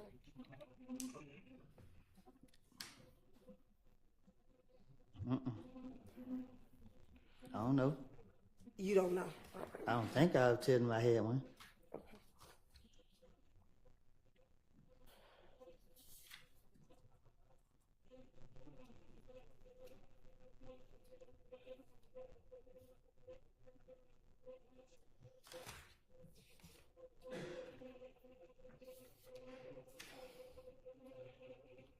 Now, in the same January 2015 interview, you also told Detective Gaither and That was Detective just crazy. Dennis about this meeting with an individual by the name of Mo who wanted you and Thug killed. Is that true? How would I know? I don't know. Okay. You don't know about the meeting, or you don't That's know if you told crazy. Detective Gaither and Detective Dennis about this so-called meeting. How would That's I know it? somebody want us killed? Okay. So is it true though that you told Detective Gaither and Detective Dennis about this meeting with I Mo? told and them people anything to do. That's Just like right crazy. now, me, you can have a whole conversation. I tell you about some stuff that I like never the took video, place, though. and you'll swear that everything I'm speaking on was the God and it's true. Okay. But Might as well just now get it over you've with. told two detectives, first Thorpe, now Gaither and Dennis, so excuse me, three detectives, about this meeting that Mo had and that they were going to kill you and Thug. I'm gonna play. Objection, Your Honor. I didn't hear a question. All right, I think that was supposed to be a question. Did I'll you rephrase it. have it implied? Is that right at the end of it? Yes. Try to just form it into a question. Yes, Your Honor. Isn't it true that you told Detective Thorpe and Detective Gaither and Dennis about this meeting that Mo had in which you and Thug were supposed to be killed? I tell you, I'm gonna play a victim in every situation. And you actually gave them details about this meeting. Is that correct? I don't know what I told the investigators. Matter of fact, you told the investigators somebody else that was in there that felt like I deserved to know. They came back You and be they your own said, people, right? hey, I had to get rid of everybody, bro. But they said they want to kill you. They're going to take me to a gas station and kill me. Like, who's saying it? Mo, and everybody said, woo. Bloody J was on the phone with Mo, standing next to the person that was telling me. Said he ain't know the name of the person that was talking. And after everybody, I just said, kill him. And Bloody J said, woo. And everybody said, woo, woo. As in, that's a confirmation that they were supposed to go and kill you or have you killed.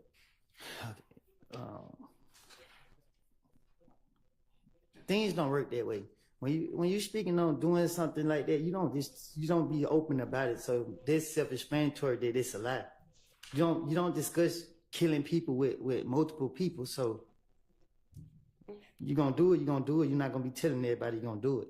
I made it up. I keep telling you that. And did you tell the detective that occurred at a gang meeting that you were not at? So someone at the gang meeting told you about what happened at the gang meeting. I don't recall what I told the investigators, but I know that the things that anytime that they sat me down and they tried to question me, I knew I was about to go to jail. And even the times I didn't go to jail, I knew that I had done something stupid and I thought they was on to me. So I was trying to throw them off my trail. And that this meeting happened before Donovan was killed. Yeah, I don't know. Okay. And that the reason why they wanted to kill you is because they thought that you had Bloody J jumped. Huh? So these niggas out here playing like they don't like each other. Them niggas don't even know each other. Bro. Had Bloody J jumped. That other team I over there, believe guys, that they if just any the gang other wanted team. to kill me, I'd be dead by now.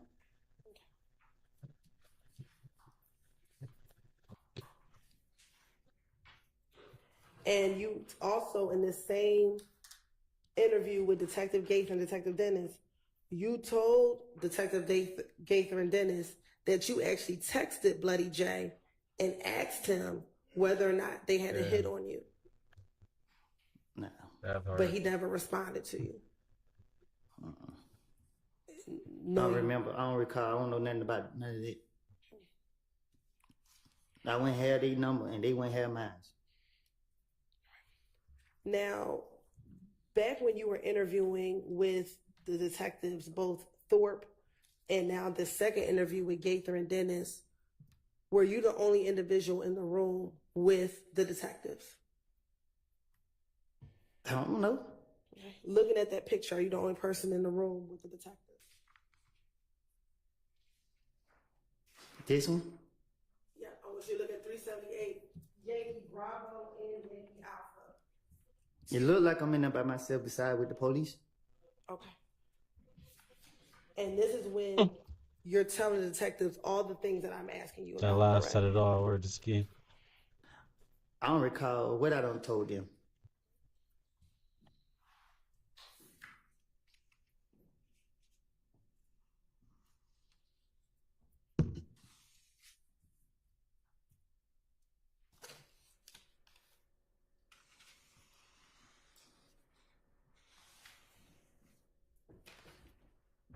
That's crazy because my cousin right behind you with a broke leg, dude.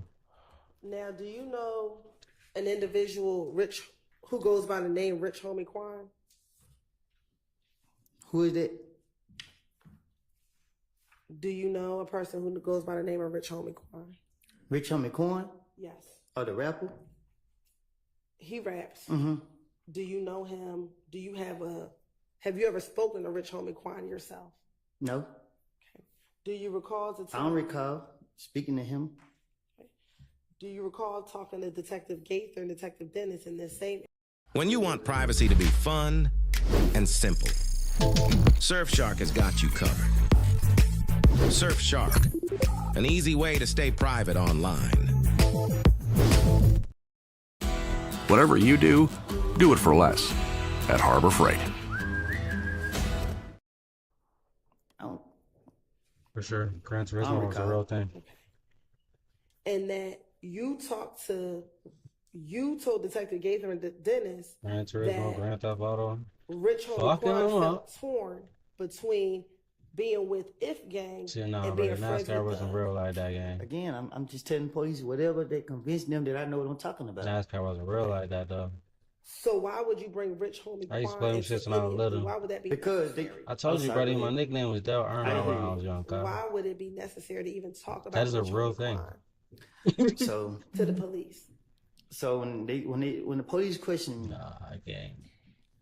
My whole motive is to get them off of me. Yeah, buddy.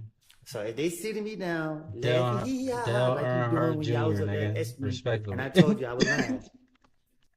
This the same thing How going you on. gonna call that nigga Brian?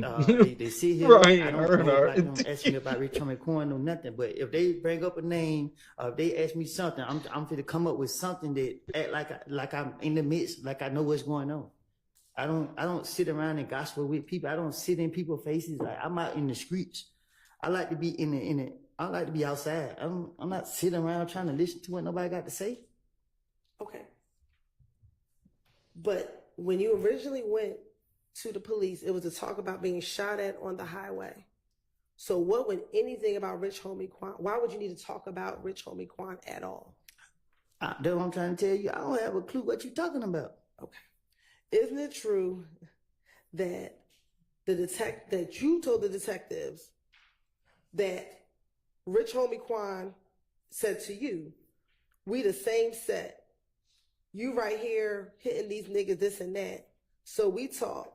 We the same set. I just can't turn my back on them. Like it ain't that, bro. This is what you're telling him. You supporting these niggas. Bro, I'm telling you, the more you supporting them, the more they gonna come out and do that. If you leave them alone, then everything gonna go away. And this is what you're telling Detective Gaither and Dennis that you said to Rich Homie Quan. So Gaither was a gang investigator, and what she do is she sit in the neighborhood, watch us all day, and she put cases on it. So I know Gaither to sit there, and so when I'm interacting with Gaither, The main thing go through my mind is to convince her that I know what I'm talking about. That was my motive. So be bringing up Rich Homie Coin ain't never been like that in my eyes. So for me to be, I'm just trying to make it seem like I know what I'm talking about.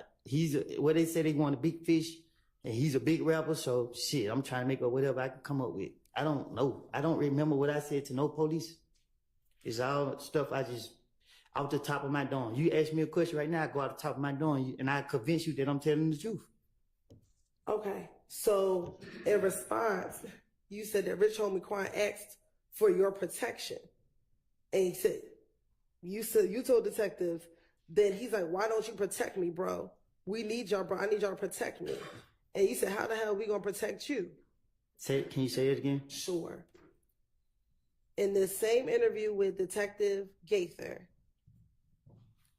you said after you spoke with Rich Homie Quan asked for your protection. He a millionaire. What he need my protection for? Why would you tell Detective Gaither and Detective Dennis that? They the police and they trying to get me. Okay. Do you recall telling Detective Gaither about Rich Homie Quan's father's barbershop being shot up?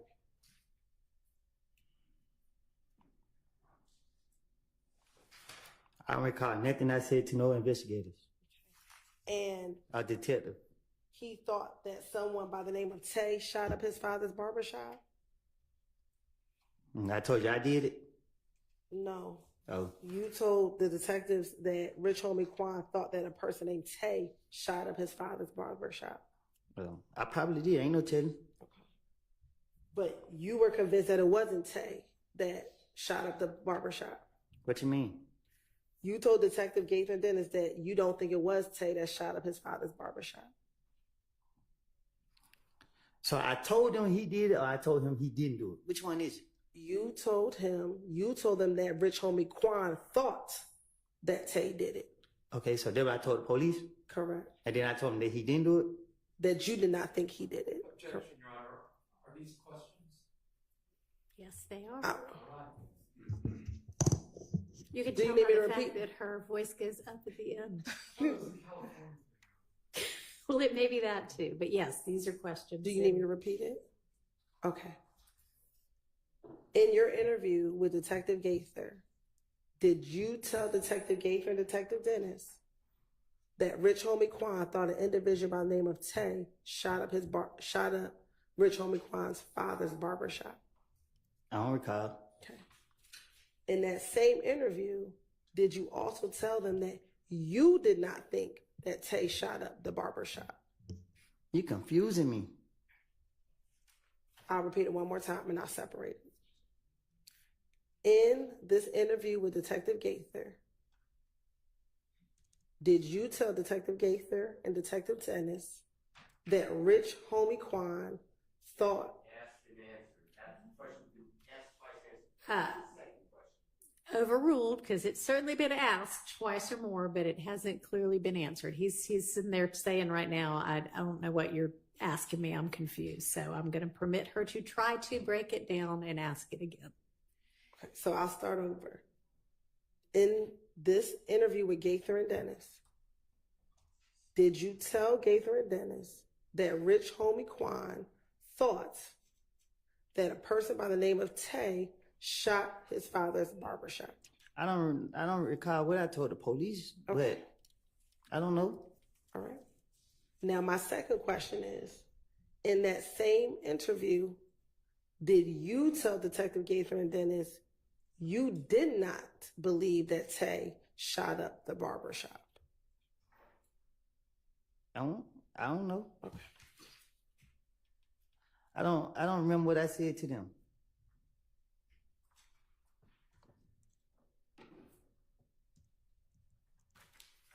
And I should ask this, do you know an individual, Tay, who's from Bankhead? There's a mean Tays in them. Okay. Do you know a Tay from Bankhead? A Tay from Bankhead? Yes. Not out the top. In this same interview, did you tell Detective Gaither about this individual named Tay from Bankhead? I don't know a Tay from Bankhead. Do you know a Tay from the west side of Atlanta? Yeah. I'm sorry? Yes. How many Tays do you know from the west side of Atlanta? Too many on the count. But not from Bankhead.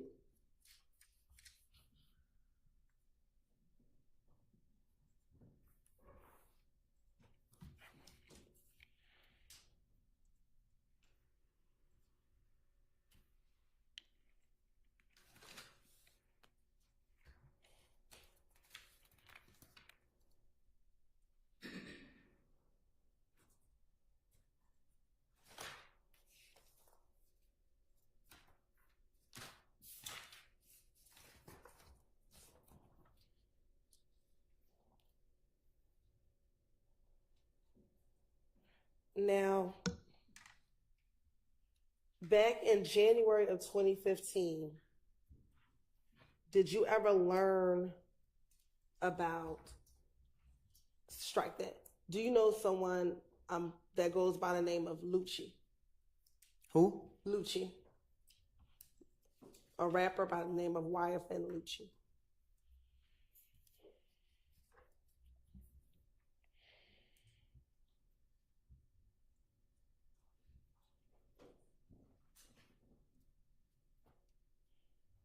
What about him? Do you know an individual by the name of YSL Lucci? I don't know in person. Okay. Have you ever met this individual? You say, have I ever met him? Yes. No. When you say you don't know him personally, what do you mean? Because you said, have you ever met? We never shook hands. I never met him. Okay. How would you describe knowing YSL Lucci? He's a rapper. Okay. Do you know him outside of being a rapper? No. Okay. In 2015, were you aware of his mother's home being shot at twice, excuse me? You're shaking your head. I don't know nothing about him. Okay. Do you recall in this January interview with Detective Gaither and Detective Dennis talking to them about Lucci's mother's house being shot at? I don't remember. I don't recall.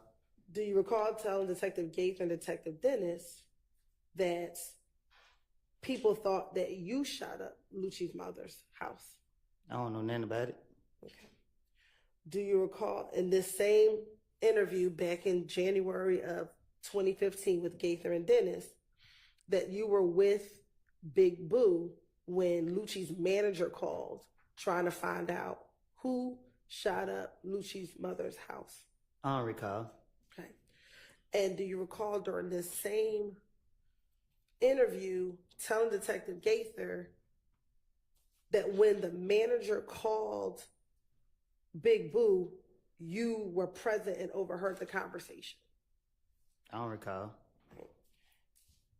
And in the same interview, you told Detective Gaither that the manager told Big Boo that he had $20,000 for whoever shot at Lucci's mother's house. I don't know nothing about it. Okay. And that you actually took the phone from Big Boo and told them that you had nothing to do with shooting up Lucci's mother's house. Okay. Okay. Do you remember telling the detectives about that? I don't recall. Did that occur? I don't know. You don't know if you were present with Big Boo and took the phone away from him? I don't know what y'all talking about. Why would you need to tell Detective Gaither and Detective Dennis that if that did not occur? Cause these things I'm hearing in the street, so I'm trying to convince them to get off of me.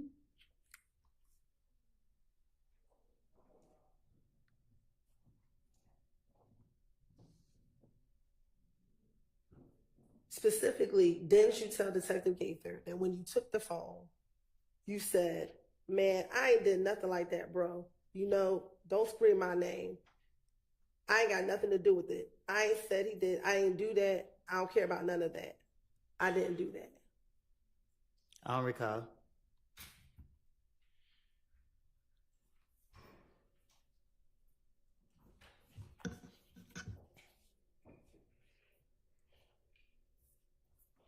And did you actually tell Detective Gates and Detective Dennis that you were concerned because you thought that Boo was going to set you up and tell people that you shot Lucci so he can get the $20,000? Huh?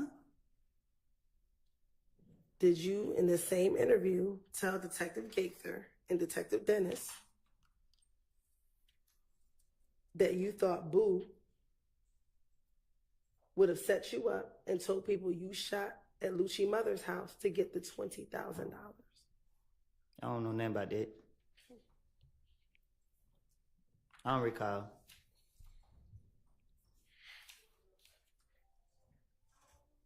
And after that phone call that with Big Boo, you were so upset that you had Montel take you home because of that phone call. I don't know. I don't recall.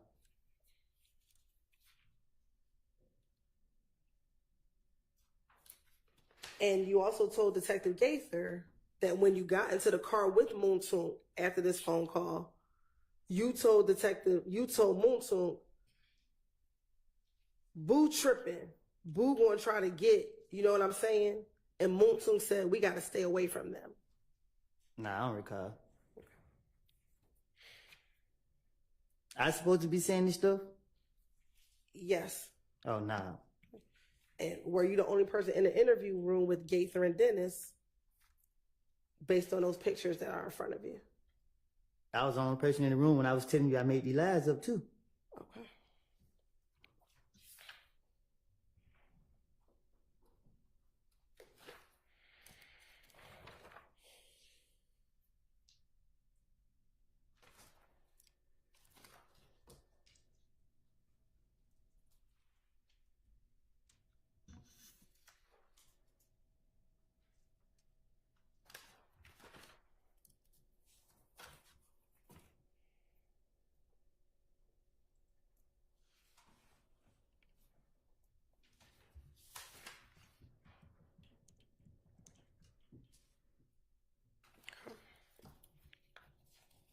Of course it don't. Just one moment. All right. In the same interview with Detective Gaither and Detective Dennis,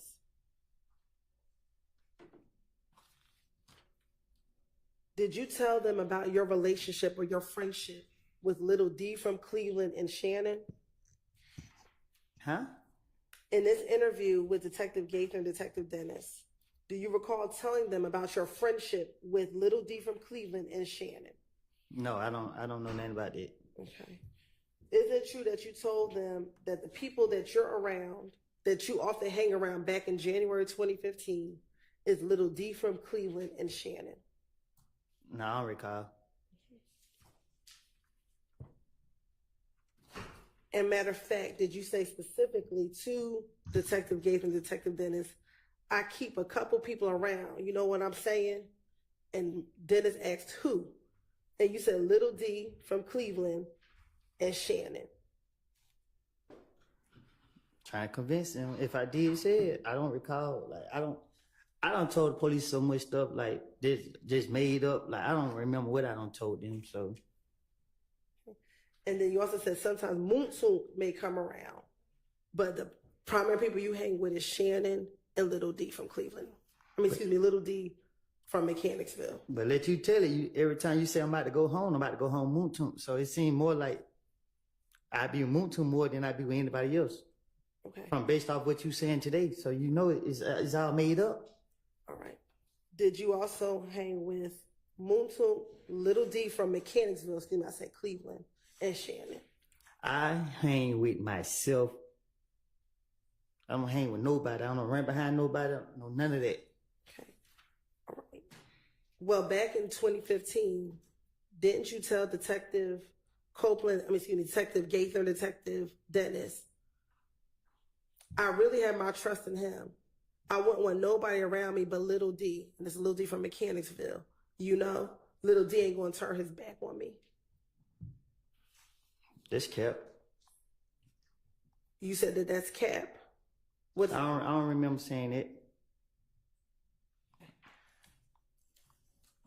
Do you remember, God bless you, when we were here back around June 10th, June 11th, that you said that little D was the person you called your son? Who?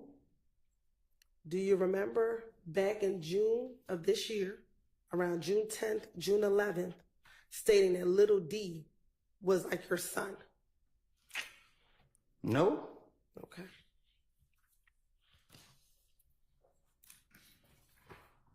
No, you don't recall saying that? I never said Lil D from Cleveland Avenue with my son. Not Cleveland, little D from Mechanicsville. What y'all talking about? Okay. Do you want me to repeat the question? Yeah, I don't know what you're talking about. I don't recall. All right. I'll ask it, then you can answer it truthfully, I hope. Do you recall in June of this year saying that little D from Mechanicsville is like your son?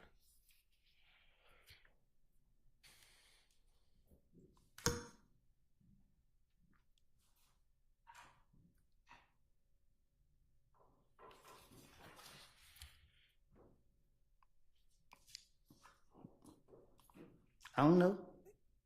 No, you don't remember saying it? No, you didn't say it. What does I don't know mean? What you want me to say?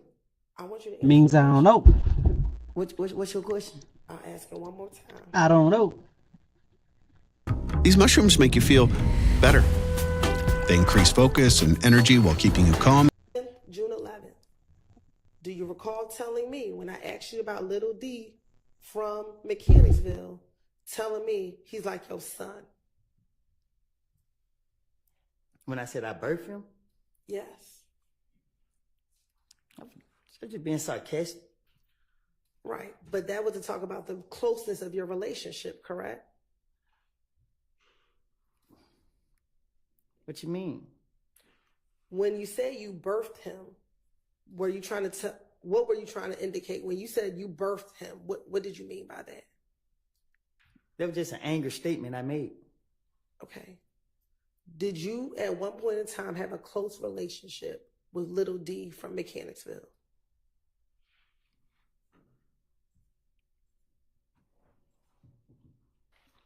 I don't recall. Okay.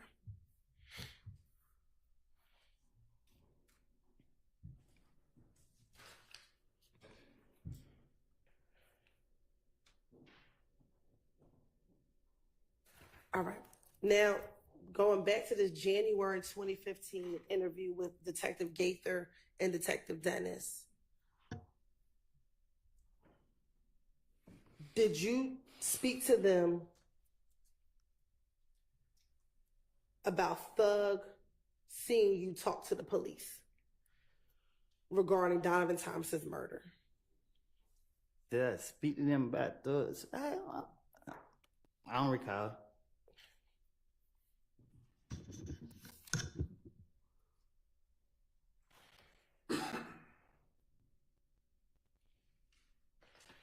Do you recall telling the detectives that Thug thought you were snitching because you were talking to the police? Huh? In the same January 2015 interview, did you tell Detective Gaither and Dennis that you thought Thug thought that you were snitching because you had been talking to the police after Donovan Thomas's murder? They don't make sense. So I don't recall. Okay. Didn't you tell the detectives in this January 2015 interview, Gaither and Dennis, I think I went wrong when I let Thug know that the detectives keep calling me. You keep talking about what? You finished? I am. You keep talking about what I told the investigators. Listen, I know they want to lock me up. I see them following me everywhere I go. I'm in the restaurant eating, they not eating. And they got me down here for questioning. I know they only question me to trap me up to get me. So I told them anything that came to my mind, or whatever the case is, they don't make sense. When you walked into the police department and to talk to Gaither and Dennis, you walked in on your own, correct? Most of the time they question me. I was in handcuffs. I don't. In early 2015, isn't it true you met with detectives 5 times? Let me tell you more than that. Okay. I don't know how many times I done met with them. I just know that the police questioned me every time that I was in handcuffs. You have, in front of you have 2 dates, correct? Is that January 11th and January 28th? Yes. Permission to approach? You may. I'm going to show you what's been marked as State's Exhibit 378, Yankee Charlie 1. Does that date say February 20th, 2015? Yes. Now I'm going to show you 378, Yankee Delta 1. Does this say February 21st, 2015? Yes. And I'm going to show you 378, Yankee Echo 1. Does this say June 10th, 2015? Yes. Okay.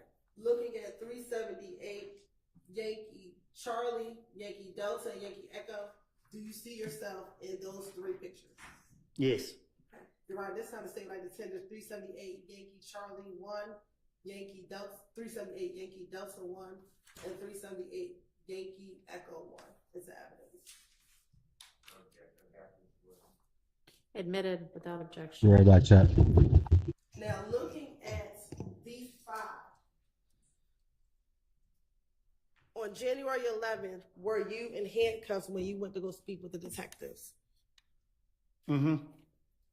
On January 11th, when you walked You in. said January 11th? Yes. Oh, okay. Were you in handcuffs? Nah, I'm like this. Okay. Looking at January 28th, were you in handcuffs when you went to go speak with the detectives? No, I'm like this. All right. On February 20th, were you in handcuffs when you and Deshaun went to go speak with the detectives? No, I'm like this. Okay.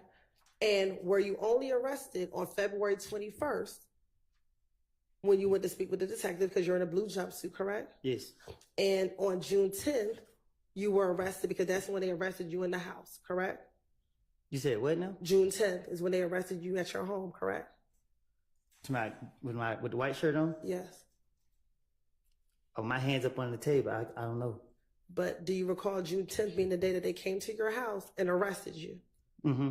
Is that a yes? You said, mm-hmm. I just need to know, is that a yes for the record? Oh, I think so. Okay. Is that the day that you went to jail and you didn't get out till 5 years later? I started what?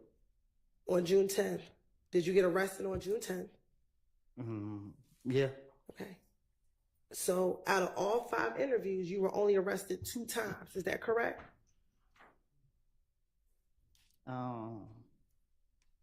I guess. All right.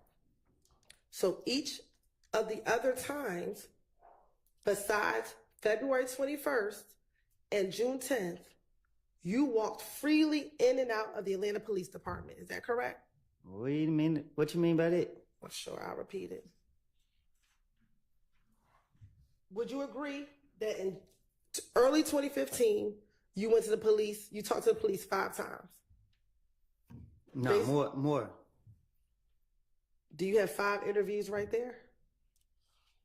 Yeah, but they had me in the back of their police cars too. Okay. How many times did you go to the Atlanta Police Department? On my own? In 2015. We're going to talk about just generally 2015. I don't know. I don't recall. All right. Do you see 5 different times in front of you? I got 5 papers in front of me. Okay. And would you agree they're all different dates? Yeah, they all got different dates. All right. And 3 of those 5, you are not in handcuffs. Is that correct? 3 1, 2, 3. Yeah, 3 of them I'm not in handcuffs. And only 2 of them you are in cuffs, or you knew that you were arrested that day. God bless you. I guess. All right. The 2 times that you were arrested is February 21st. Is that what you have on the blue jumpsuit? Okay, right there. And June 10th when they arrested you at the house. Is that correct? Mm-hmm. Mm-hmm. Is that a yes for the record? Yes. All right. So the other 3 times, January 11th, you came into the Atlanta Police Department on your own, correct? He called me down there. Okay. And you voluntarily went down there after he called you, correct? after you spoke with, he took my baby mama down there and told me I need to be down there. and you decided to go, correct? Yeah. Okay. And after you interviewed with him, you walked out, correct? And you left. You're shaking your head for me. Yes. I left. Now, on January 28th, you also walked into the police department, correct? I don't know nothing about that. I don't remember that at all. Okay. But is it safe to say that you left because you were not arrested in January of 2015? Yeah, I went locked up in January. And then February of 2015, that's when you walked into the police department with you and Deshaun, correct? I think. And do you remember that being the night or the early morning hours after people shot at you, Deshaun, and your baby? He was fit to put me in handcuffs. But did he put you in handcuffs? Cause the other police told, I don't know if it was that one right there, but one of the police told him, he whispered something to him. Cause I told him, you gonna lock me up, nigga, go ahead and get out of the way. And they decided not to lock you up, correct? Cause he wanted the gun. But he did not lock you up, correct? The next day he did. Answer this question. On February 20th, did he lock you up? He told me I got 24 hours to get him the gun. Okay. And you were able to leave that interview room to go find the gun, correct? Finessed him. You were able to leave, correct? Mm-hmm. Is that a yes for the record? Oh, yes. All right. So when you keep saying they only wanted to keep locking you up, you only were locked up 2 times. Well. No. Okay.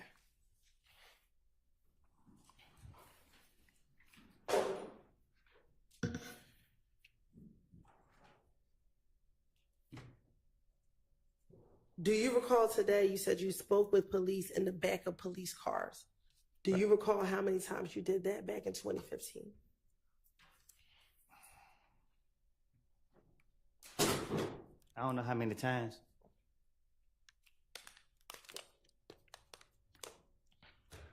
When you were inside the back of the police cars, did they release you or did they take you to jail? They released me. Okay. So again, even those times you were not locked up. Cause I finessed him again. All right.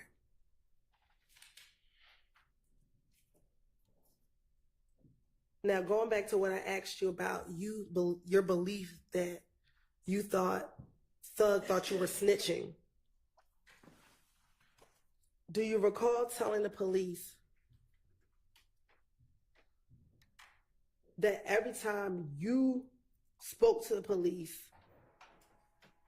excuse me, let me strike that, that there were times when the police would call you and you were in Thug's presence? And you were with Thug when the police would call you. What you mean? You gotta be more specific. Sure. In January of 2015, when police were calling you about Donovan Thomas's murder. After he was killed, I wasn't around that much for him to be able to see me answer the phone or talk to any police or anything. What you talking about? Did you tell the police when they were asking you about Thug thinking you were snitching, you told the police, because like every time he called, it's like I was right there in front of him and I had walked up. I was like, that was the detective. Like, shit, they trying to find out who. And he just felt like I was just making stuff up because I always stutter. So when you snitching is based off the truth and off facts. Lying and trying to finesse your ways is different things. So there wasn't never the case there would never be the case if he concerned about me snitching.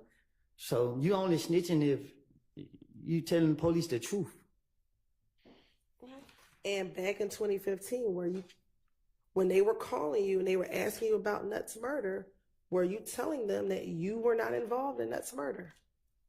I was telling them I told them everybody did. I told them Shell killed them. I told them all type of people did. I didn't know. I don't know. Y'all just pick and choose what y'all want to take and use. Did I not say Shell did it? did you tell them that you heard that could have been a rumor? I told you it was a rumor that they said I did too, right? Right, and you didn't kill him, correct?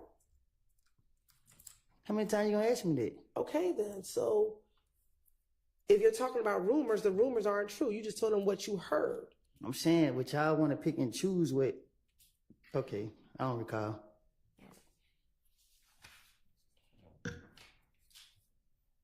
And do you recall, because you keep saying that you wanted to finesse the detectives, is that fair? Do you recall them asking you about an event, a shooting on Spring Street where Thug's girlfriend was having a party at a house or at a hotel on Spring Street? I never heard anything about that a day in my life. Okay, and do you remember telling them that you knew nothing about those shooting on Spring Street? I guess I don't know. I don't know what I done told the investigators. So if you want to finesse them, why wouldn't you just act like you knew about it and just tell them about it? Because I didn't hear nothing about it. If I would have heard something from like the street saying, I could have been able to, act like I was there or act like I knew, but I couldn't because I never heard anything about it. Right, but if you're trying to finesse them and you just tell them whatever they wanted to hear, right, you could have just told them, yeah, I heard about it. So I couldn't because I wouldn't be able to speak on nothing where it'd be like, okay, like let's say if they would say 2 girls got shot in the butt. I would be like, yeah, I was there, man. The 2 girls got shot in the butt.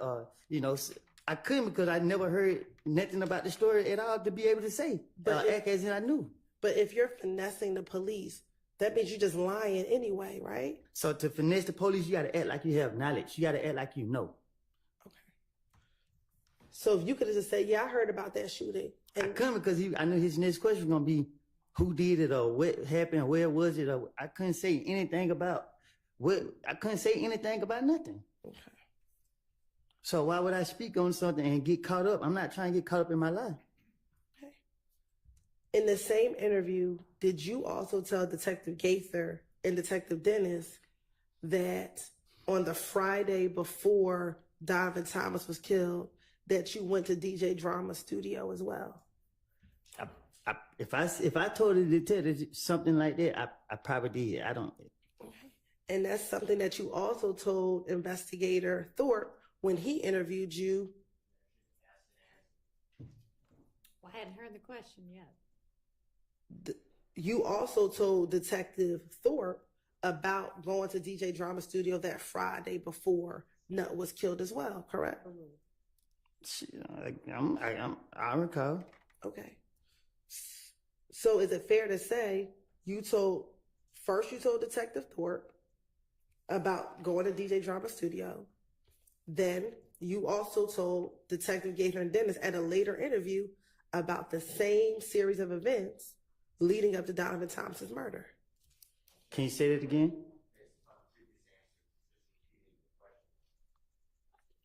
I'm going to give her a little latitude. I think she's trying to get clear what the witness's testimony is. Thank you. When you first met with Detective Thorpe in January 11th, you told him about going to DJ Drama Studio the night before Donovan Thomas was killed, correct? I don't recall. Okay.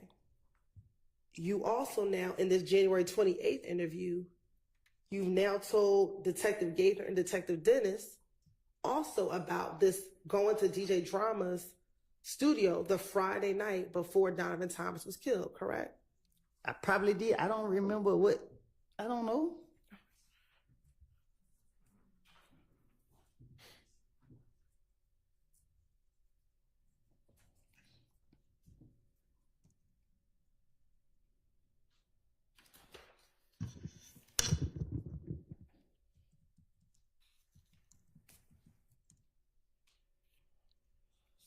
Now,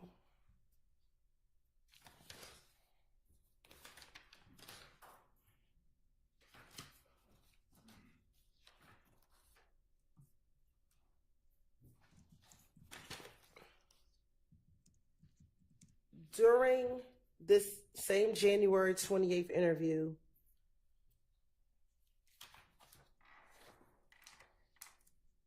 did you tell Detective Gaither and Detective Dennis that you actually owned a chopper a gun, a chopper. So it's no point in me trying to protect him no more because he did. But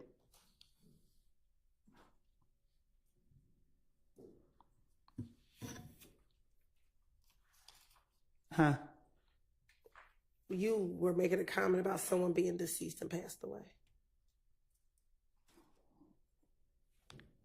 What you were saying?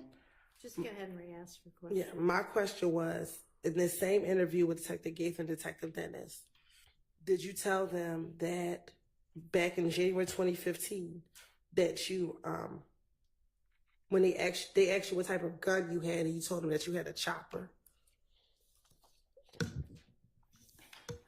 Can you say that again?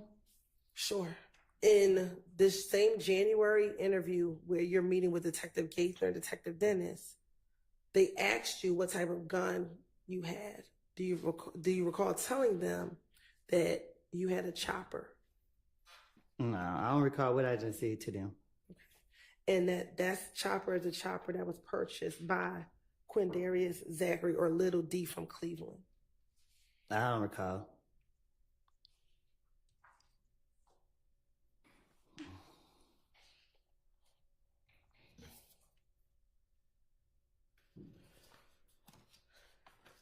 Now, I think I just heard you say that someone is dead and you don't need to protect them anymore. Who were you referencing? Tay Threat? Okay. Is that the young man who passed away a few weeks ago? Yes. Okay. What would you be protecting him from?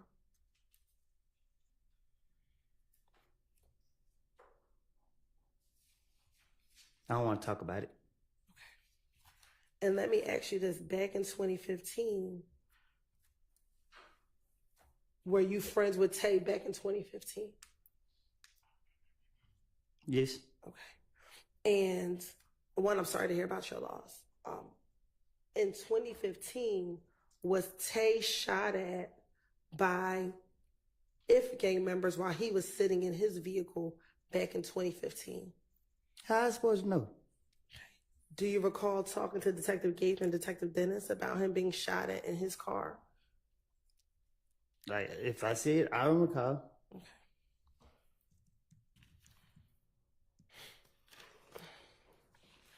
And is his real name Trevante Turner? You're shaking your head. Is that a yes for the record? Yes.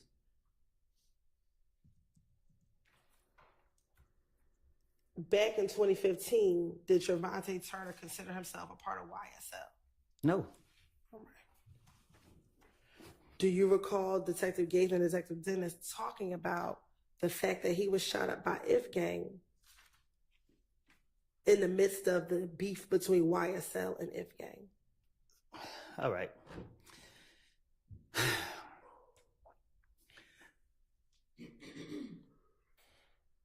Threat had beef with Rich Homie Quan. I don't know what they beef was about, but Threat had beef with Rich Homie Quan, and he was on his ass. I'm sorry. Who was on who's behind? Threat was on Rich Homie. Okay. And yeah, Threat was on Rich Homie, and Threat got into it with Nut and him.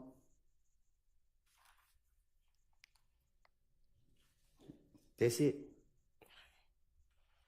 And at the time, was Rich Homie Told Quan you, claiming man, he was gonna affiliation go with say IF something. gang? Huh?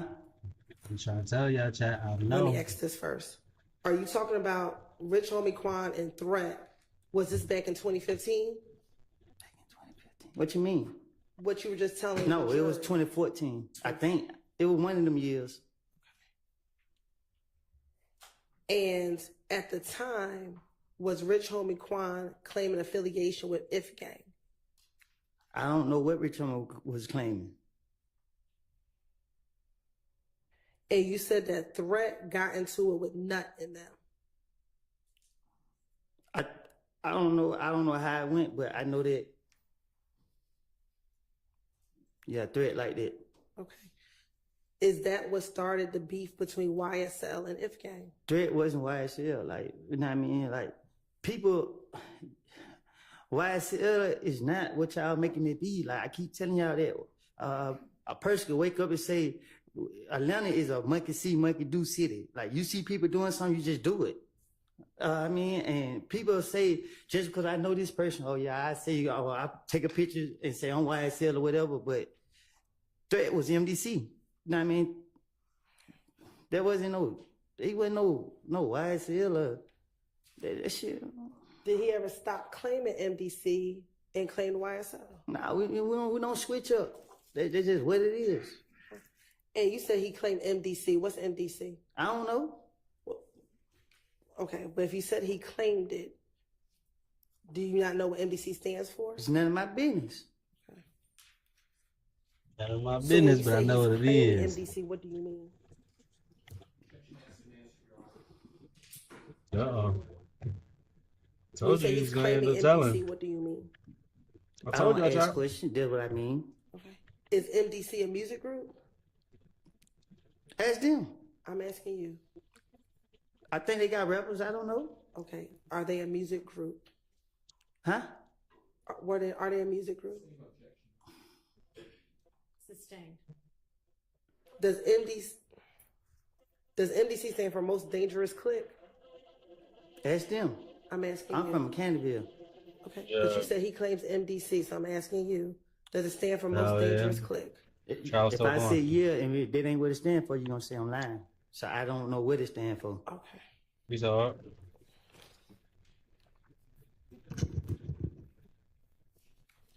Damn.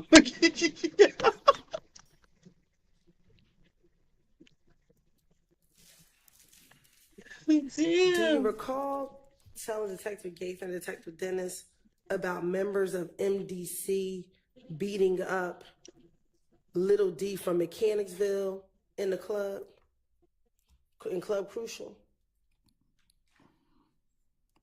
I don't recall. Probably so. I ain't no telling. That nigga say he's Do a you know limited if nigga, guy. members of MDC beat up Demekion or Little D from Mechanicsville in Club Crucial? They did. I was laughing too. The dead? And MDC, are they from Bowen Homes? No, that's me. That's them.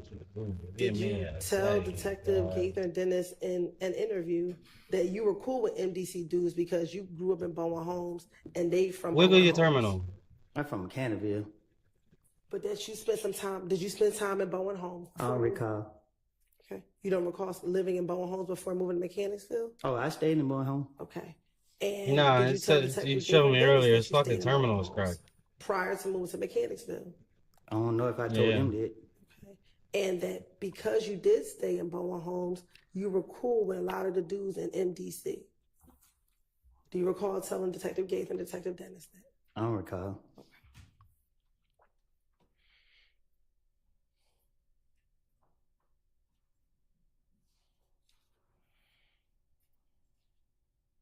I ain't gonna lie, brother. You look like you used to sing that song for real.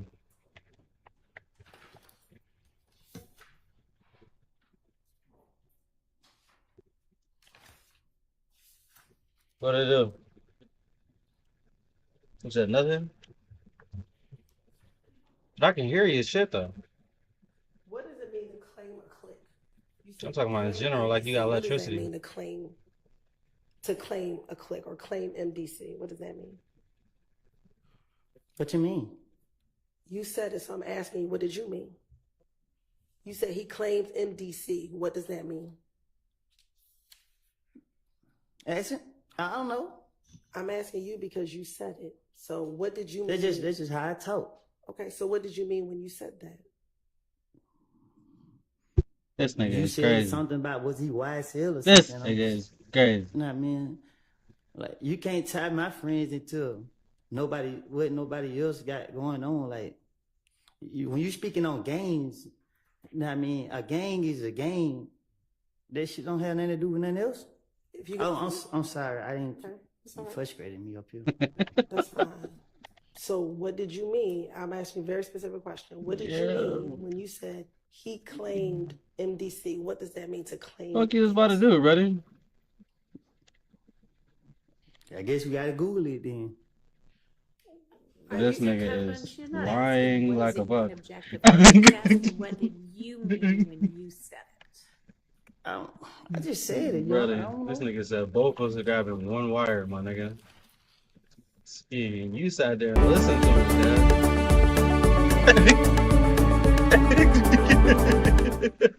As an athlete, it's essential that I choose clean. Dad. Speed. Gucci, lad. Now, Cause this no still hooked up to the car, which this nigga was supposed to have unplugged, gang. okay. Now, earlier we talked about you talking to Nut back in 2015. Do you recall ever meeting with Nut to give him back some items that were stolen from him? I don't recall. Okay. Do you recall, isn't it true that you told Detective Gaither and Detective Dennis that prior to Nut passing away, that someone broke into his car and you ended up with the merchandise from his car being broken into?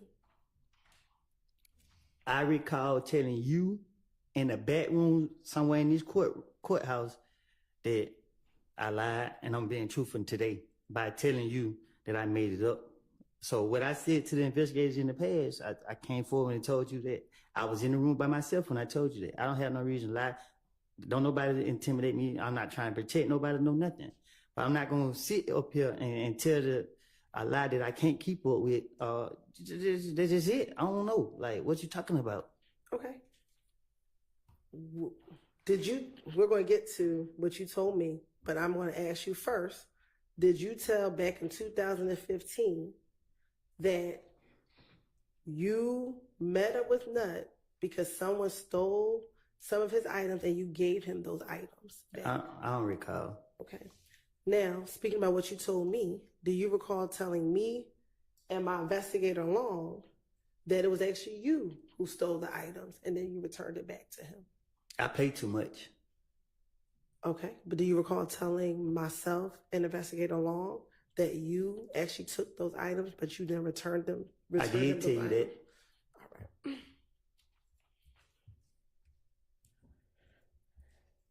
But more importantly, that you actually met up with Nut. Do you recall telling the police that you met up with Nut to give him back those items that were stolen? I probably did. You probably did tell the police, or you probably did meet up with him to return the items to him? I probably did tell that to the police. Do you have any independent memory today of you actually returning the items to Nut? I did. You did return those items? I did give him his stuff back. So that was something truthful that you told the police? That was. Okay. I don't know if I told it to the police, but I told it to you. Isn't it true you also told Detective Gaither and Detective Dennis in January of 2015 that you called Nut and said, hey man, I got your shit right here, pull up on me, and he came and pulled up on me and you gave him his stuff back? Take a little bit of lie and put it with it. Take a little bit of truth and put it with a lie. That's what I do. And also, during this same meeting that you met Nut to give him back his stuff, you talked to him about the beef you were having with him and Kel. Well, excuse me, with you and Kel. I apologize. Can you say it again? Sure. In this same meeting that you gave Nut back his stuff, you and Nut talked about the beef that you were having with Kel. So when I gave Nut his stuff back, I didn't like the way he looked at me. So we didn't have no conversation. He seen all the people I had with me. He got his stuff back, said appreciate it, and he left. So what I told investigators was, I don't recall what I told them, but I remember giving him his stuff back, and I didn't like the way that he looked at me. Okay. Did you remember telling Detective Gaither and Detective Dennis that you and Nut had never had any beef and never had any issues? I don't recall. Okay.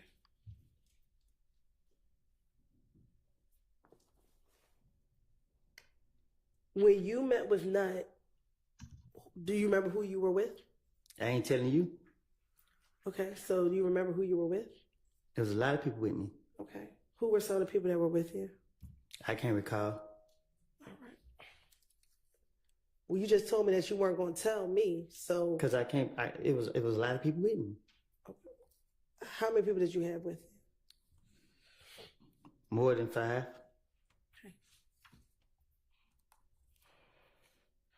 Did Nut have anyone with him? I think so. Do you remember who that was?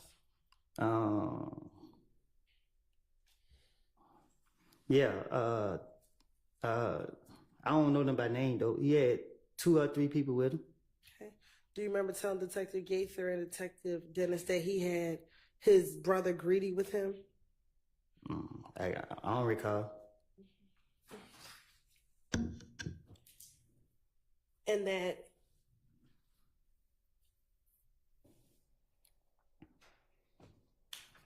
Greedy pulled up in the gray Impala, and then Nut pulled up in his Tahoe truck, his green Tahoe. From what I remember was I was already talking to Nut when that great car pulled up. Okay. And was Nut in his green Tahoe truck? Do you remember? Damn, I can't really recall what Nut was in. Okay. He may have. I ain't pay attention to his car. It's just the way the other car pulled up that made me pay attention. Okay, so did you not like how Greedy pulled up? Yeah. Okay. So was your issue with the way Greedy pulled up, or your issue was with Nut? The way they did. I don't recall.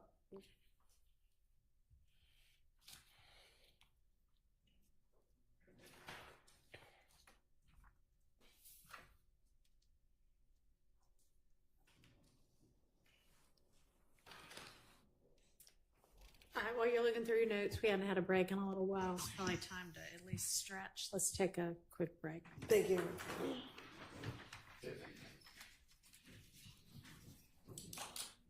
All right, for adjourn.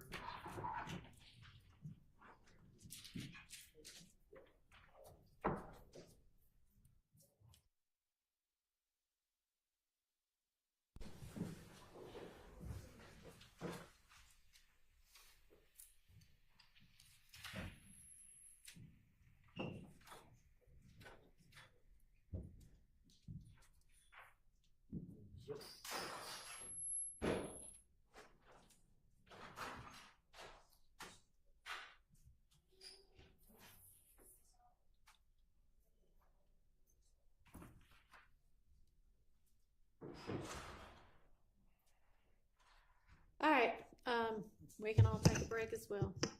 Anybody need to say anything with the record before we do that? All right. That's it. Nose running. That's all.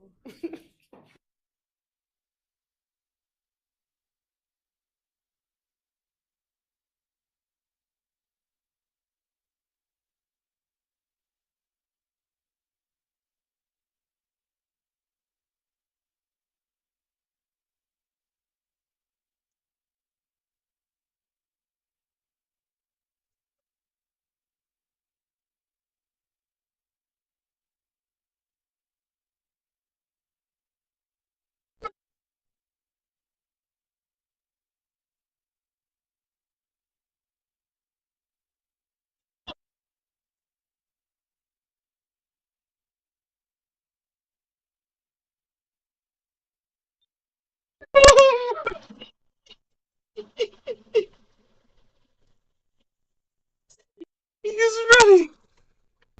Do you want to know the ultimate hack of how I got these tires? Where the grandma, buddy? Of the cost. Oh shit! Order my kids game. Oh god. This nigga is crazy. Oh. Oh shit, man! I gotta get my bearings together, nigga. I'm over here crying, word to my kids, man.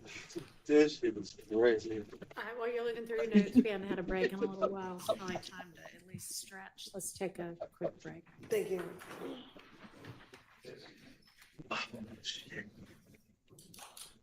All right, for adjourn. All right, I'm gonna go. guys. Yo, buddy, it's only funny because I'm like, yo, buddy, see, I play too much, buddy. Sometimes it's like Looks I'm like an that was asshole heating with up a this little shit. bit over there. Yeah, Woody was kind of getting into it. He's getting frustrated. You can tell. Court stenographer stretching. She's got a lot of typing to do.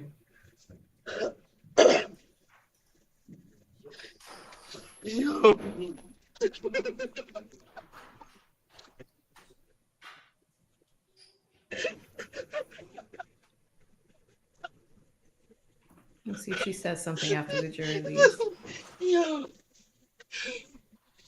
All right, we can all take a break as well. Anybody need to say anything for the record before we do that? Yo, brother.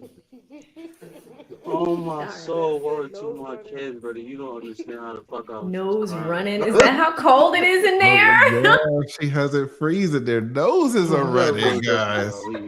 Their noses are running. AV, do you have any first let me see if we got any no any niggas is right, bro. Oh, that would have have been any Yes, and I also realized I skipped a few earlier, so I'm gonna go back over those. So shout out to the Little Gaming channel. I really hope he's okay. He did send me 100 before he left, so that was very, very sweet of him. He says, "For my beautiful light-skinned sister, thank you so much." light skin. All right, shout out to Danny Lee. What Danny Lee told y'all? Oh, here we go. Here's this joke. Just saying. You admitted to it. You know, Little Gaming channel old school. Oh yeah. He was like, "Yeah, I'm color struck." All right, somebody write color struck in the damn chat.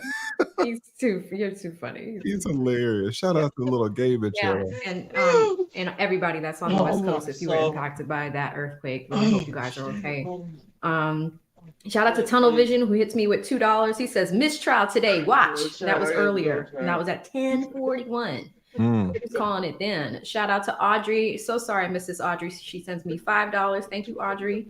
I think I got Terrence with the 20. Thank you, Terrence. Anthony with 5 says takeaway: overzealous versus smart policing. Trial done.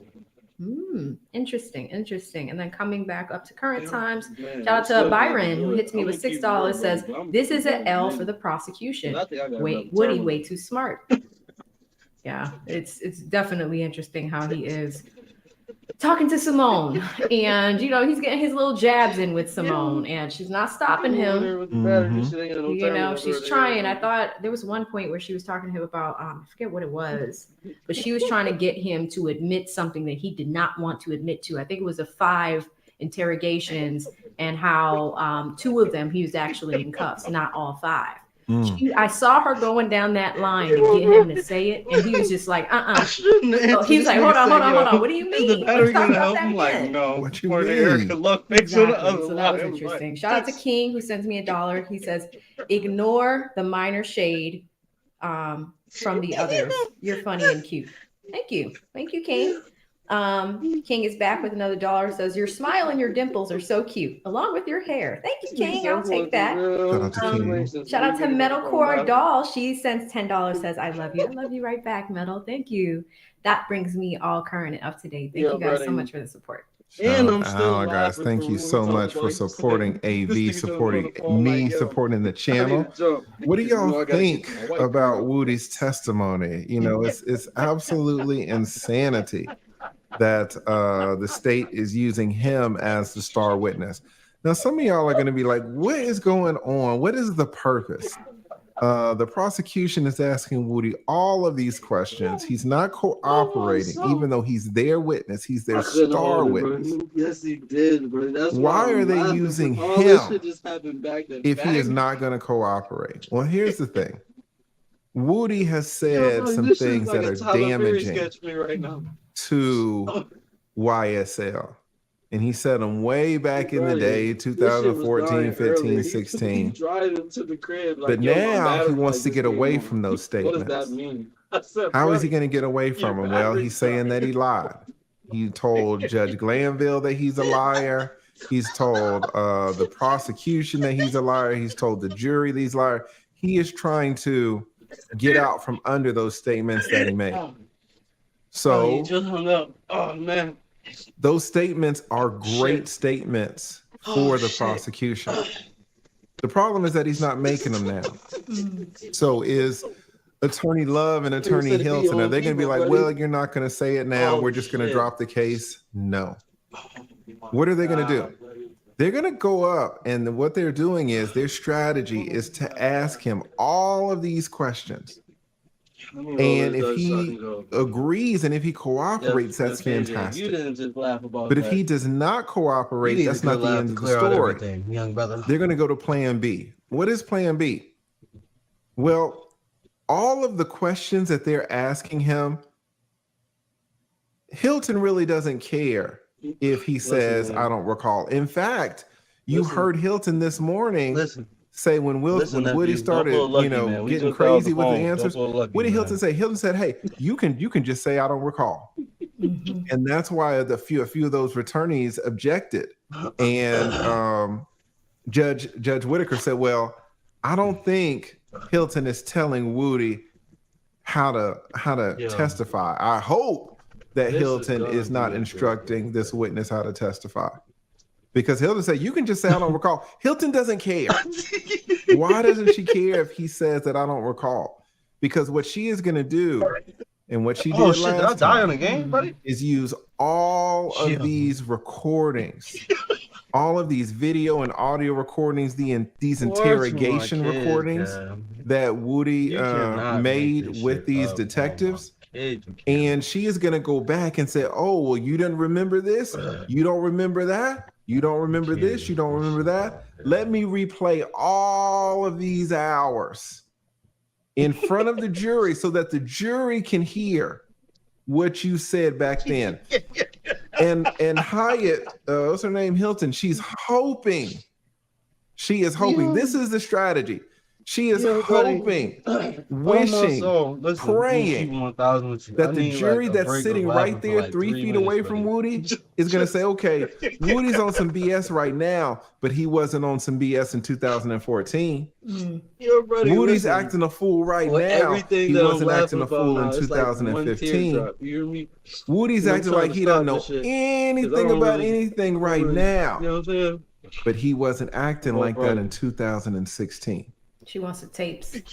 Yes. What the strategy is to have the jury hear all of what he said prior and believe that. Everything we was talking about. But she just can't go up there and press play. It just come into fruition without first interrogating Woody to see if Woody is going to corroborate what he said back then. Earlier, say, yo, Woody's like, hey man, just let me out of here. I don't want anything to do. And if it was up to Woody, you could play the tapes. He just wants to get out. Yeah. But this attorney needs to ask him all of these detailed questions so that the things in the tapes are relevant. That's why she's like, whatever, man. If you don't, just say I don't recall. Say I don't recall. I don't recall. I don't recall. Yeah, because last time she went for 5 days before we got to the tapes. Mm-hmm. I don't even think now that's the right type of promotion. The interesting thing is that Woody is saying that all of the things on the tapes those are all lies. But what was Woody not saying during the actual taping? Pull up on this nigga chat. He was not saying that those were lies. He was saying that he was telling the truth. In fact, he was swearing to tell the truth. So that's the play. That's the strategy. Is it gonna work? Not gonna work. Why isn't it gonna work? Do y'all remember how it was when they were playing those long tapes? It was just hours and hours and hours of tapes. What was going on? The jury during those tapes, they were looking all around. Doodling, just all types of not paying attention. Yeah, they weren't. Some of them, most of them weren't even taking notes. Some of them, guys, some of them were asleep. It's falling flat. It's a terrible I strategy. thought you was at the really. pool spot. During the playing of the tapes, Love is counting on the tapes. Hilton is counting on the tapes. When they were playing the tapes, some of the jury were asleep. They were asleep. Listen. So they're sleeping through Woody's testimony, and they're sleeping through the old tapes. How are they going to prove anything beyond a reasonable doubt? You're going to pull up to the window. But $57.99. They want the big fish. They want Jeffrey Williams, a.k.a. Young Thug, a.k.a. King Slime. Right? You'll remember this case started out with damn near 30 defendants. And they gave almost all of them plea deals. And most of those plea deals didn't have any jail time. Gunner, he was one of the first ones. Yeah, he's out. Just say YSL was a gang, Gunner. That's all you got to do, and then go out and have your concerts. Go on a tour. Go make your money. They wanted the huge big fish. They wanted king slime.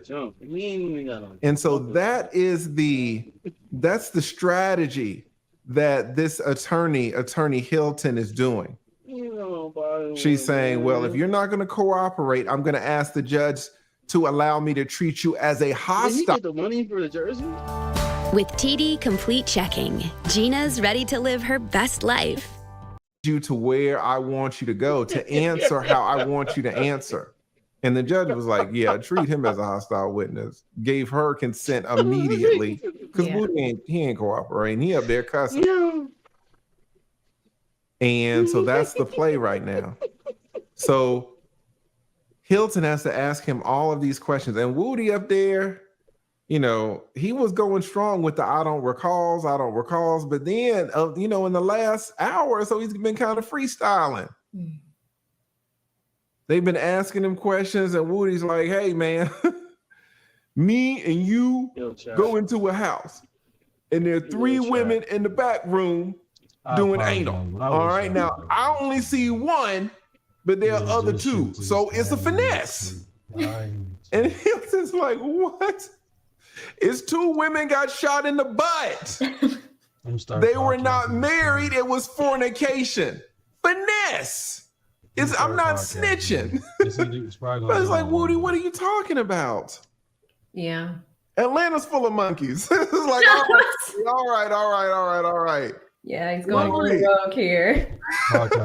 It's crazy. When he's talking about women getting shot in the butt, no one knew where he was going. Yep. But that's Woody. So imagine being on the jury and you have set all of your professional and personal business aside for $25 a day. $25 a day is how much these jurors receive. And you come back to women getting shot in the butt. Is this not a waste of your time? Think about it, guys. This jury's been on the panel for 9 months. Is it not a waste of your life? Imagine doing this for $25 a day. If you're in court 8 hours, how much is that per hour? Can somebody do the math? I'm so glad. It's $25 a day. Let's say 8 hours, because you got to drive over there. You got to drive back, Atlanta traffic. 200 a day. And if we did that by No, not 200 a day, $25 a day. 25. Divided by 8. Oh, divided by 8. Ooh, yes. I did it the opposite. Divided by 8 hours. Hang on, sorry. Divided by 8. $3.12. $3 an hour. $3 an hour. Now, would you feel like your life is being wasted if someone was paying you $3 an hour? Jeez. Just sit there. That's why most of them are not taking notes. Would you take notes for $3 an hour? That's why some of them are asleep. They're in the jury box asleep. Woody was damn near on the stand asleep. He's up there yawning and got his head on his hand. He's got his eyes closed sometimes. This is our jury system. And by the way, while Woody is like this with his eyes closed, while the jurors, half of them have their eyes closed and asleep, these 6 men are on trial for their life. How would you feel if your life, think about it, guys. How would you feel if your life is in the hands of somebody who's asleep? Do you feel like you're getting a fair trial if half of the jury is asleep? This is your life. They are going to be asked in various months to make the most important decision of your life. They don't care. It's not the most important decision of their lives. It's the most important decision of your life. Mm-hmm. And the facts and circumstances that they have to use to make that decision, so many of those facts have gone in one ear and out another because they were unconscious. They weren't awake. They weren't taking notes. This is our jury system. And then on top of that, you got these corrupt judges. I mean, where is the only shining light in this entire case has been the defense counsel. Yeah. They're the only ones that are on point. Yeah, they really have been. They've been doing a great job. Yes, the district attorney's office, 100% corrupt. These judges, 100% corrupt. I'm not going to say the jury is corrupt, but the jury is asleep. I'm not going to say the jury is corrupt, but the jury is not taking notes. And I'm not going to blame them because the state of Georgia has seen fit to pay these people only $25 a day. And is going to have them set aside their lives for, it's going to be well over a year. Mm-hmm. For $2 an hour, $3 an hour. Who do you blame? Absolute insanity, guys. So we are waiting right here. The judge has taken a quick break. She usually takes one break in the morning for about 15 minutes, one break in the afternoon. So we are on our afternoon break. The big shout out to Woody, man. And again, this, when we went through this before, Woody he's going to be on the stand for days. Yeah, it was 5 days the first time, and then we did 4 days of all those tapes, you know? So we'll see. But here's the thing that will probably make it go by faster this time is because the last time they went through the tapes with no transcript. Remember last week, Judge Whitaker made Max and Simone go back and forth for days, and we have transcripts this time.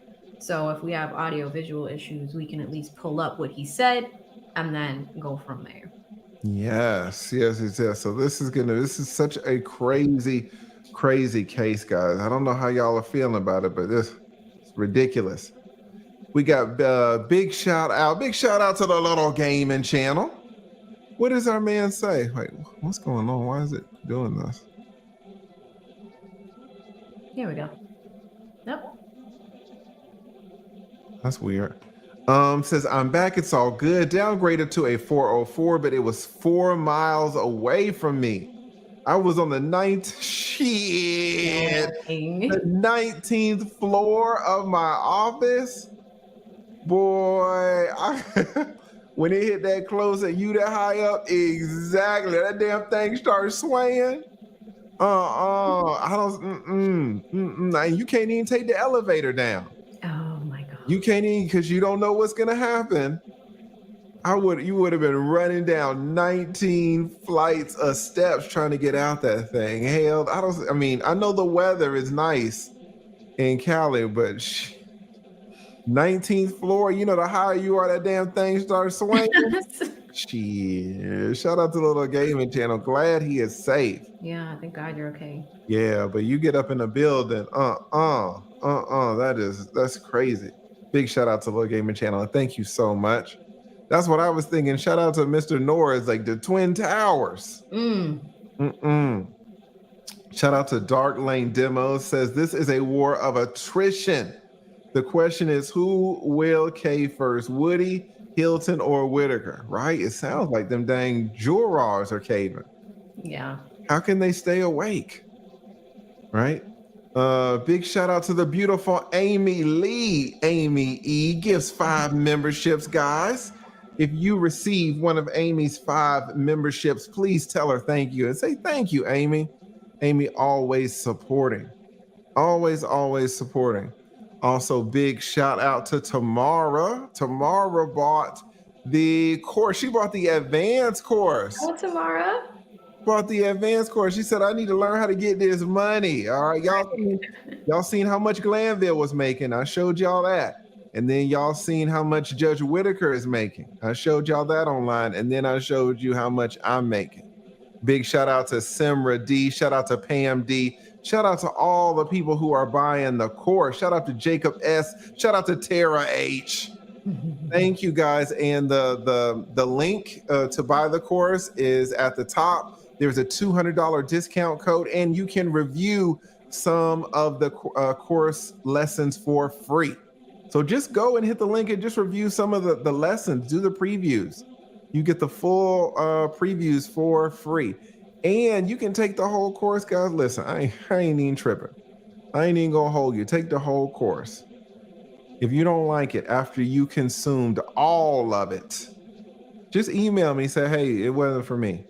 After you done took the whole thing, I'll email you I will refund 100% of your money back onto your card immediately. Immediately, guys. So go on and finesse me. Somebody write finesse the lead. Finesse them. A few of y'all have finesse the lead, but that's okay. I send you your money back too. It doesn't bother me. Y'all see how much I make. I ain't gonna trip on through $350. But I will tell you this. YouTube is what allowed me to find happiness. The bad thing is that I was 44 when I went on that journey, 44 years old. I wish it was 34 or 24.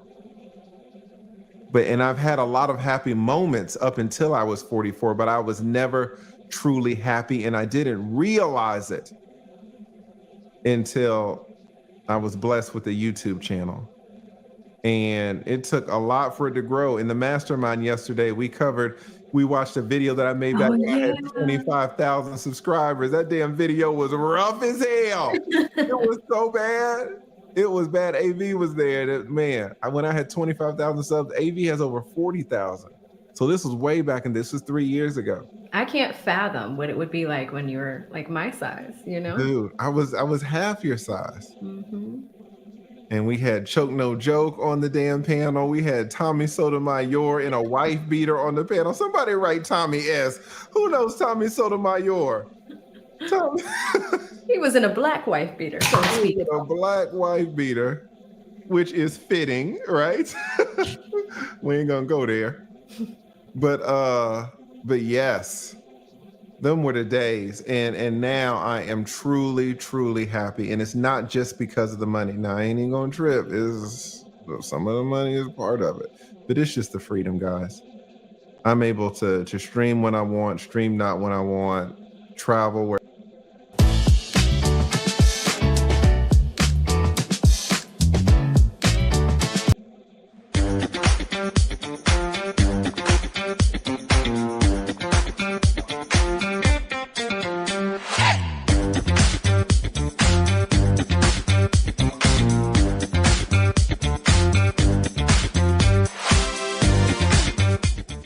So that is no surprise. I forget what the demographics were. We had them, but then I forgot. I think it was mostly women. Mostly women, mostly black women, which again, Fulton County, not a surprise. Are we out of audio again? Oh, there we go. Now, Mr. Copeland, we just talked about MDC. Change the camera. Go back very quickly to the shooting at the gambling house in Lakewood. You remember us talking about that a little bit earlier. And when we talked about it earlier, do you recall back in 2015, in the same January 2015 interview, telling the detectives that initially you all thought it was MDC that shot at you at the gambling house?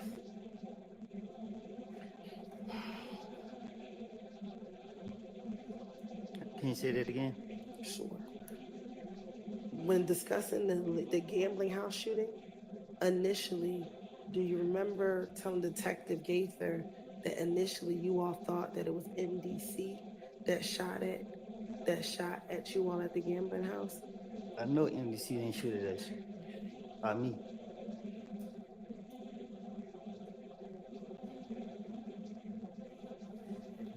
And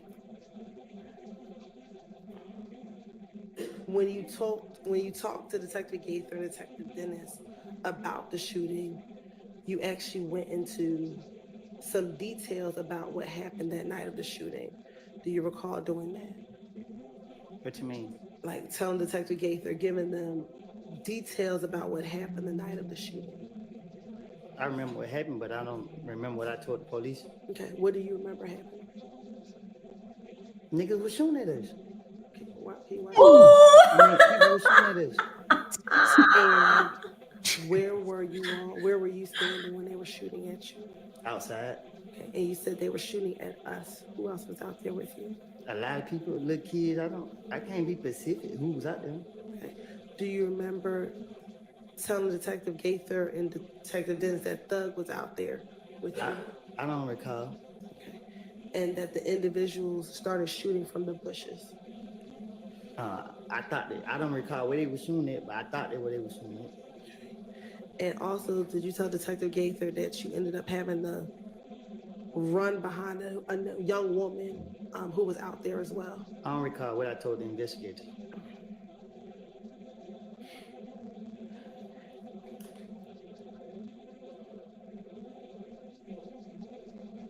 And do you recall telling the investigators that at the Cascade skating ring, you confronted Kel about them shooting at you all from the bushes? What happened in Nut got nothing to do with YSL. This some shit, excuse me language. This got everything to do with Threat. You know what I mean? I was trying to protect Threat from the get-go. You know what I mean? Threat, and they had some more stuff going on, like. Was Threat at the gambling house when it got shot up by Kel? Young, you said nothing I said can be used against me? That's right. Uh-oh. Me and Threat shot up Rich on McCoy Dad at barbershop on Bank Street. I don't know. Wait, what? He just admitted it. He just admitted shooting up the damn barbershop. Threat, and they had some more stuff going on, like. Was Threat at the gambling house when it got shot up by Kel? Young, you said nothing I said can be used against me? Here we go. Me and Threat shot up Rich on McCoy Dad at barbershop on Bankhead. I don't know what happened with Threat and Rich on McCoy, but I'm a ride with my brother. And they was beefing. And yeah, we pulled up and did that. Okay. He just admitted that. And as a result of, why did you and Threat shoot up Rich Homie Quan Daddy's barbershop? Because I'm a ride with Threat. Okay. Did Threat tell you why he was shooting I up don't the ask no barbershop? questions. I just say let go. Wow, Woody. And when Rich Homie Quan's barbershop was shot up, was that in September of 2014? Do you remember? I don't know when. I know we went up there and shot it up. Okay. Was it before Nut was killed? Yes.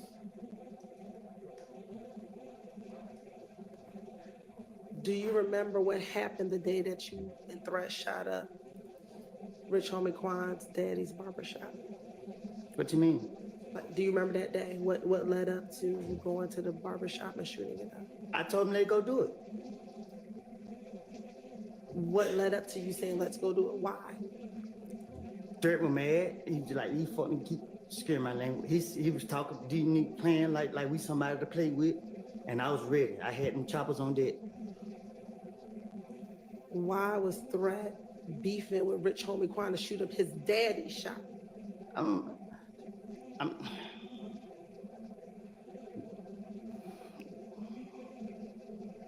Cause we didn't know where he was. So did you go to the shop looking for Rich Homie Quan? Nah, we went to send a message. I'm watching Rich Homie Quan's Twitter right now to see if he's gonna respond. What time did you go and shoot up? I ain't telling you that. Okay. Was it in the morning? It was at night.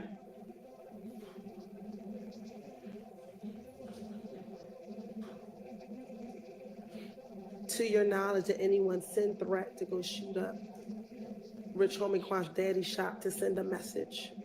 No, he said what he said, and I told him let's go do it. You said that you all went to go send a message. What message were you sending? We ain't the ones to play with. Did something happen between Rich Homie Quan and Threat prior to you all having to go send a message? Yeah, but I don't know nothing about it. So how do you know something happened if you don't know anything about it? Because I can't say for facts if it's the truth.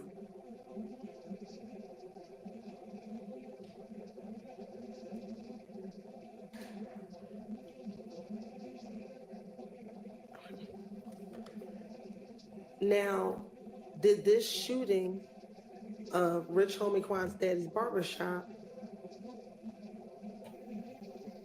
start the beef between If Gang and YSL?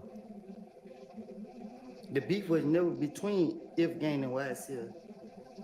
The beef was between me, Threat, and Shell Care. Rich Homie Quan,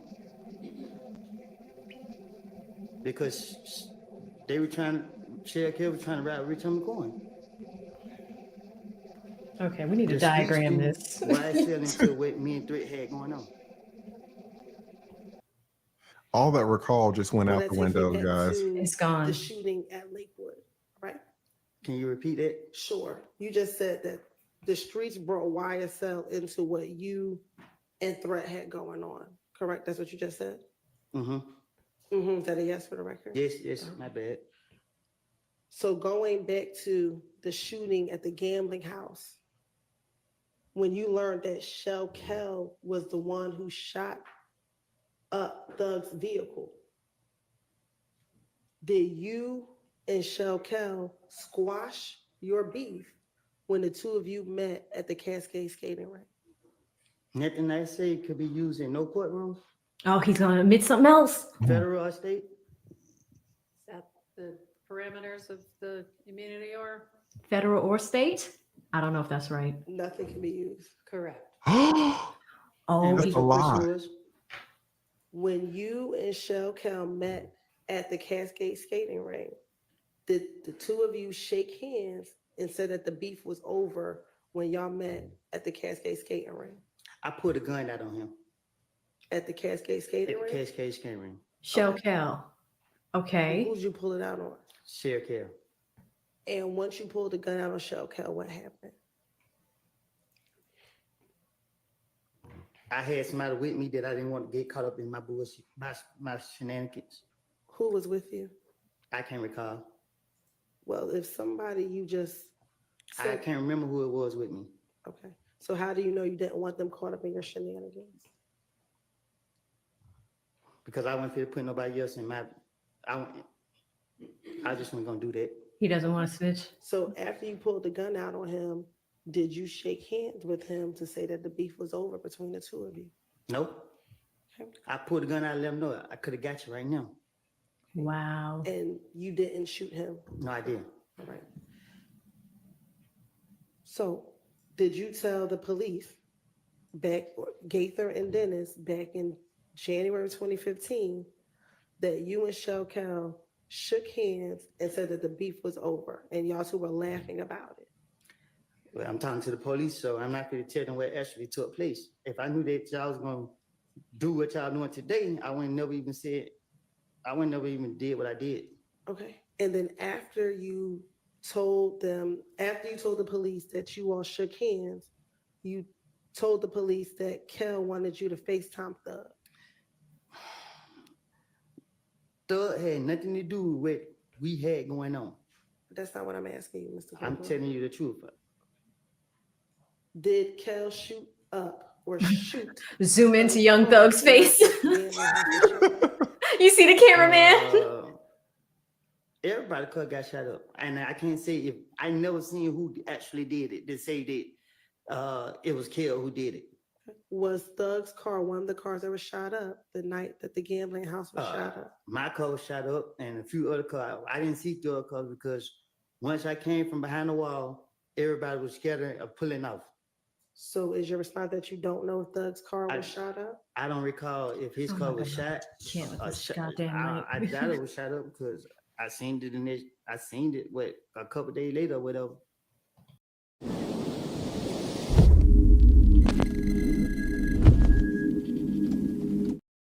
When the sawdust settles and the engine roars, the thing you care about is the job well done. But when you get your tools from Harbor Freight, something about the job feels different. Your wallet. Whatever you do it for less at Harbor Freight. And then Kell got on the phone and Thug started talking, and Thug said the beef ain't over with until you pay for my window. You shot my window. But I told you I'd make anything up if I'm talking to investigators. Okay. And they clarified and they asked you that what Kel said, and you said no. That's what Thug told Kel. It don't take a rocket science to come up with. I don't recall what I told investigators. I know I wasn't going to tell them that I put a gun on Sheriff Hill, and if I didn't have certain people with me, I was going to do something to them. Okay. And that furthermore, you said you told Detective Gaither and Dennis, yeah, he shot Thug's window. So Thug, like, I don't care about none of that, about what you all have going on. You still shot at me. Just pay for my window. If you don't pay for my window, hey man, I ain't letting nothing go. I looked at Kel and said, that's between y'all two. Do you recall telling Detective Gaither and Dennis that? You know, I don't even talk like that. All right. And then afterwards, they hung up from FaceTime, and Kel's like, nah, man, call Nut. And so you and Kel started talking, and you told Kel, just pay for the window. This shit over. And Kel's like, pay for the window? This nigga just tried me. Woo. Did you tell the police that that's what Kel told you after he got off the phone with the... When I pulled that gun out on Sheriff Hill, I said, I could have got you. He went his way, and I went mine. Okay. Do you recall telling Detective Gaither and Dennis that you actually did shoot at Kel's house back in June of 2015? In the interview in June of 2015, you actually told the police that you shot at Kel. Do you not recall that? No, I don't. Okay. So I don't think I got a chance to get him. You said that. You told the police you shot in the air, but Kel was around. Do you recall telling the police Can you that? say it again? Sure. I shot in the air, but what? Microphone. Objection happening.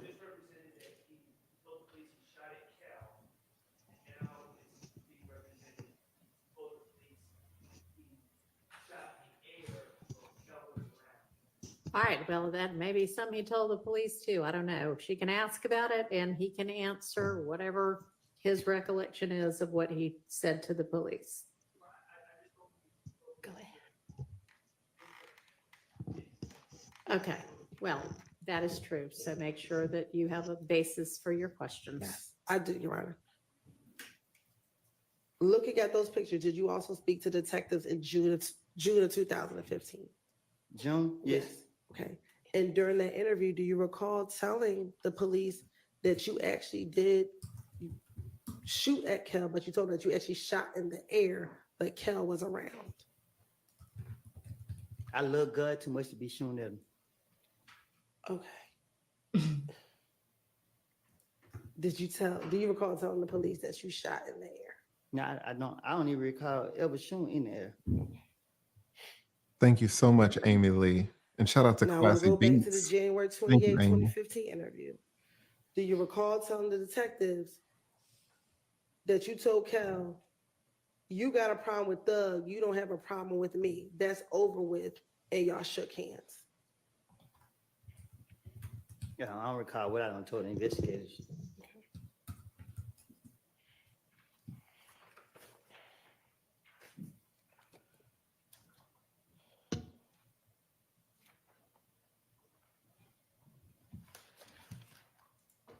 Now, in the same 2015 interview with Gaither and Dennis, after you spoke with them, Gaither and Dennis, about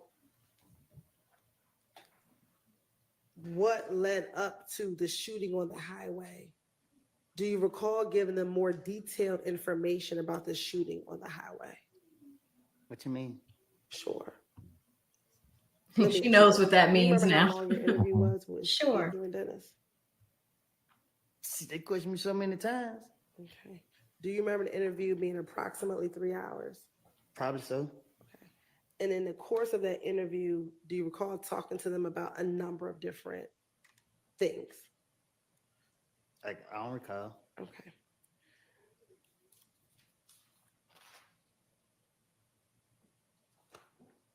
In speaking with Gaither and Dennis about the shooting on the highway, Do you recall being at a pool party before the shooting occurred on the highway? No. Isn't it true that you told Detective Gates and Detective Dennis that you all were at someone's home or at the pool party and you were getting ready to leave when you saw Booshi, Booshi, get on the phone prior to you leaving the party? I don't recall what I told the investigators. Okay. And you actually thought Booshi might be setting you up? She know better. Okay. But did you think, okay, did you tell detectives you thought that she might be setting you up? I don't recall what I told the detectives. And you thought that Booshi might be setting you up because her family was friends with Nutt's family. I don't know who her family friends with. I don't even know who her family is.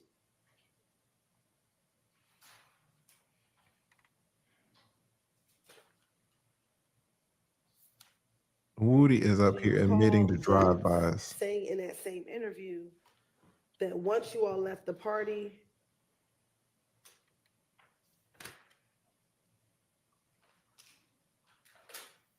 This is the same man who wouldn't tell his age. Y'all remember he wouldn't say how you all old he got on was. the highway. Right. And you got near, I believe it was Atlanta Medical Center back then. And that's the area in where the shooting occurred on the highway. Can you say that again? Sure. That after you left the pool party, you and I believe Shannon got into a car and you all left. And the route that you took was near Atlanta Medical Center. Oh, I don't recall what I told the investigators.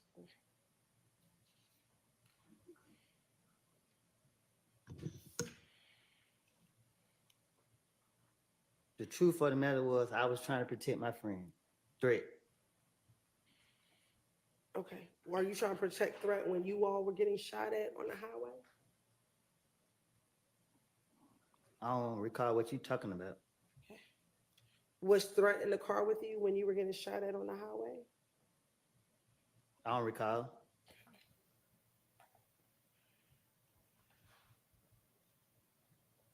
Do you remember telling the detectives that you reached out to Yak Gotti because he was dating Booshi at the time to tell him you thought that Booshi set him up? I don't recall.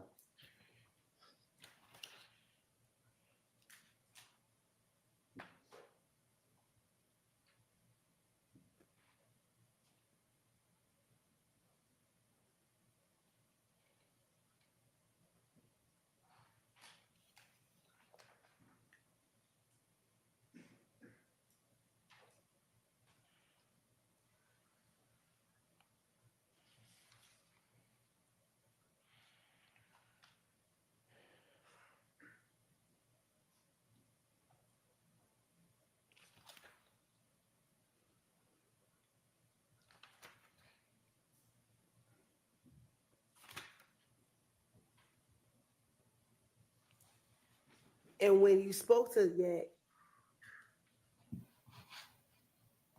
and you confronted him and said, your girl just set me up, he responded to you and said, who? Booshi? And then he told you he was going to call you back. He hung up. He called back and said, she doesn't know what you're talking about, that she didn't set you up. I don't recall.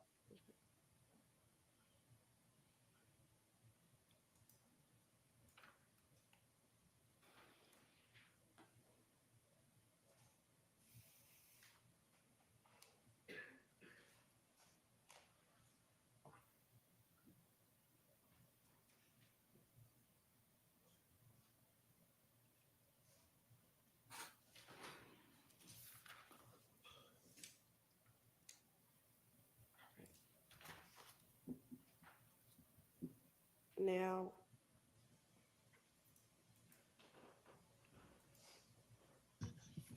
earlier we talked about who you hang with, or back in 2015, who you were hanging with back in January of 2015.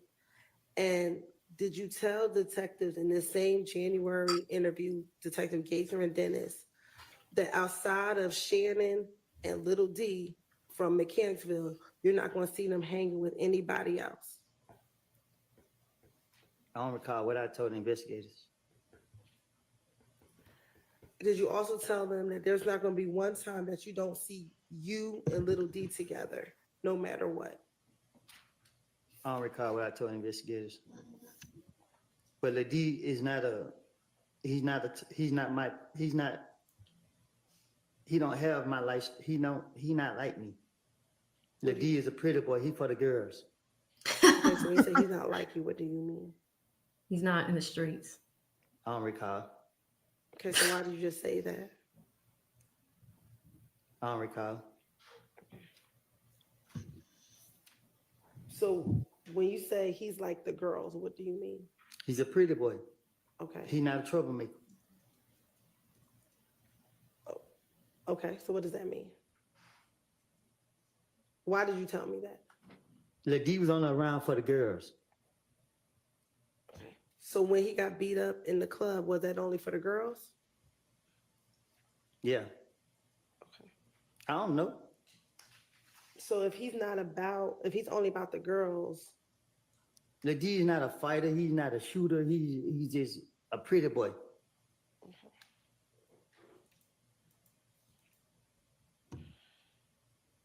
Are you aware of Little D shooting at people's houses after he got beat up in the club in April of 2015? No, Lady don't know how to shoot no gun. Okay. Were you aware of him being convicted for that? Cause Lady wanna be something that he ain't. So he probably took a charge. Ain't no telling. Everyone's asking where Melnick is. That's a great Are you question. familiar with a person by the name of Trevia? Who? And Trevia? I don't know who that is. Okay. Do you know of Moontung having a girlfriend named Antrevia? Oh, the girl. Yeah, I know who. I don't know her. I know who you're talking about. Okay. And Trevia, was she at one point in time also dating Shell Cal? That's her. I'm asking you. I don't recall. Okay. Do you recall telling the detectives about Trevia and about the issues you had with Trevia yourself? I ain't had no issues with her.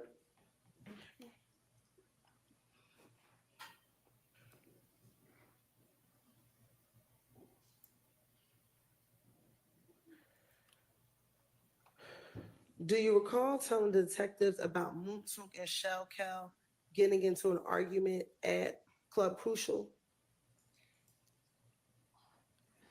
We grown, we men, we ain't doing no arguing, especially not over no girl. Okay. Do you recall telling Detective Gaither and Detective Dennis? I would tell them anything. And that their argument wasn't over a girl? I don't recall.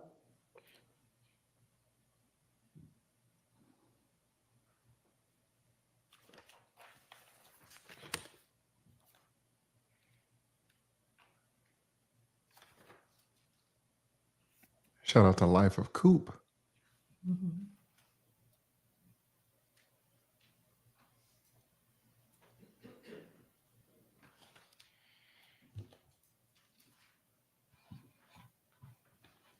Shout out to Nurse. She says Hilton is an adjunct professor at Emory University School of Law, where she teaches a trial technique course. Who would want to take a course from Hilton when she just has to watch a video replay of what braiding material is? So she teaches trial team? Gun out. Trial on techniques. Shell Cal. You recall telling me that a few moments ago? That's terrible. In the same That would January, I thought it was in June, but in the same January. Listen, when I took that class, my professors were killers. They were killers in the courtroom. That you actually told Shell Cal. Crazy. That you almost shot at him and that you could have killed him if you wanted to. You actually told Detective Gaither. If I got a chance, I would have. Okay. But did you tell Detective Gaither that you told Shell Kel that you almost shot at him? I don't recall. Okay. And that you actually told him, I was this close to you, but I could have killed you if I wanted to. Yeah, I don't recall.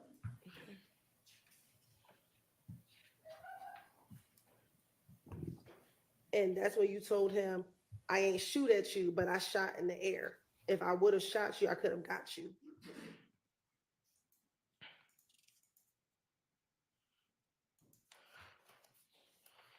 You said it again?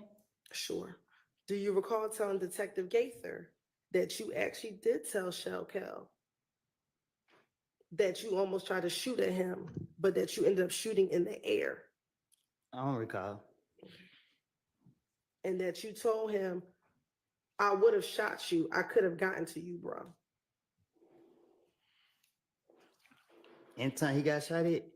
No, I don't recall.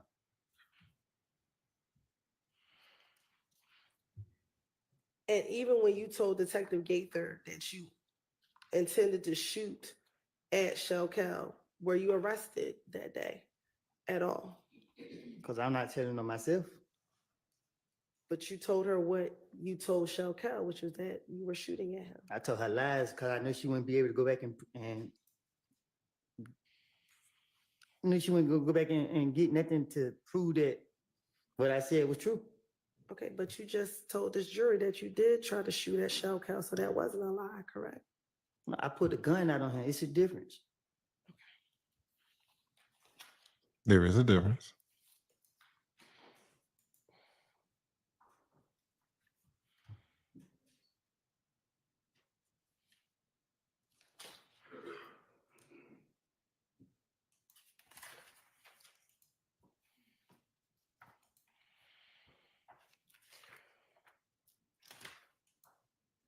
Now, after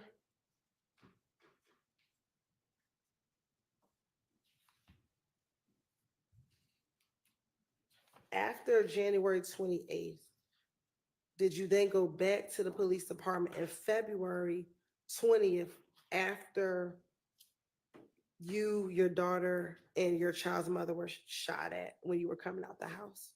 They took me down there. Okay. And when they took you down there, did you speak with the police? I had no choice. And did you tell them what happened to you? I told them different stories. What do you recall happening the day that you, your child, and your child's mother were shot at? My child was crying. She wouldn't stop crying. I was taking her to the hospital. We came out the door, somebody was out there waiting. And then what happened? Okay. When was it come out? Where were you? Okay. And where were you taking the baby? To the hospital. And today, do you recall which hospital you were taking her to? I think Scott is right. This one that I used to always take her to. Okay. And once you walked out the house, what do you remember happening? I look around. I seen the car sitting at the stop sign, just sitting there. I walked towards the car. I walked towards my car, and I grabbed my baby mama's hand and pulled her closer to me.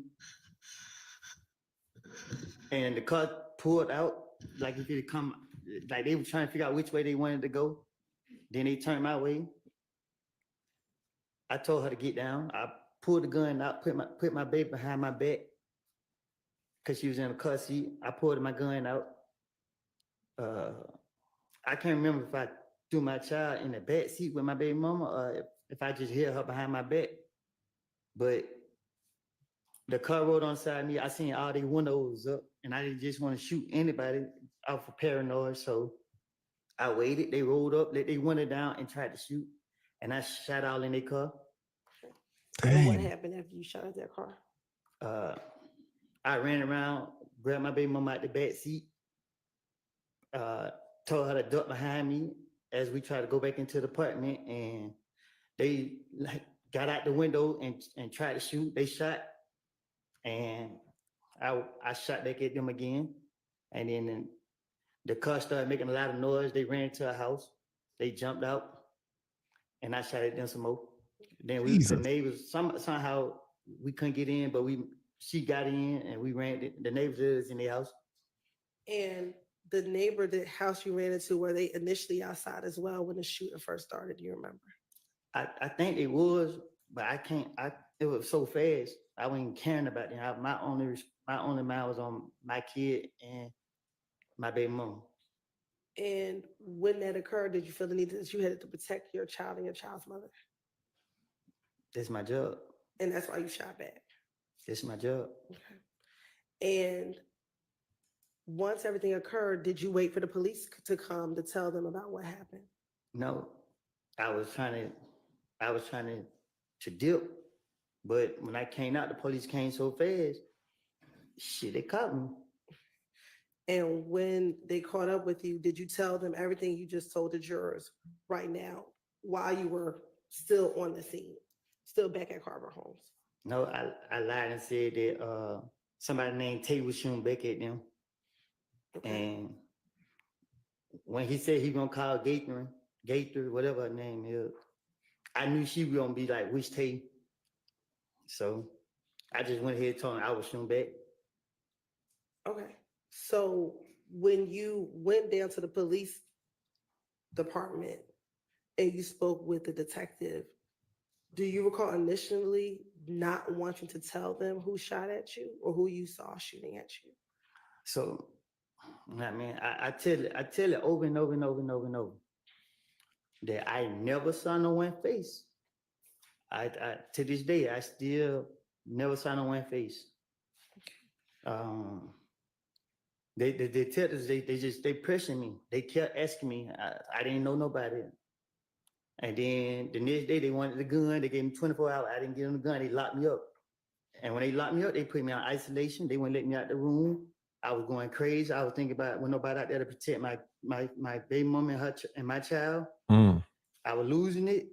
Shit, I was going crazy in that room. So I just went putting things in my head, and I was requesting to speak to the police so I could say anything to get out, so I could get out there and do what I know.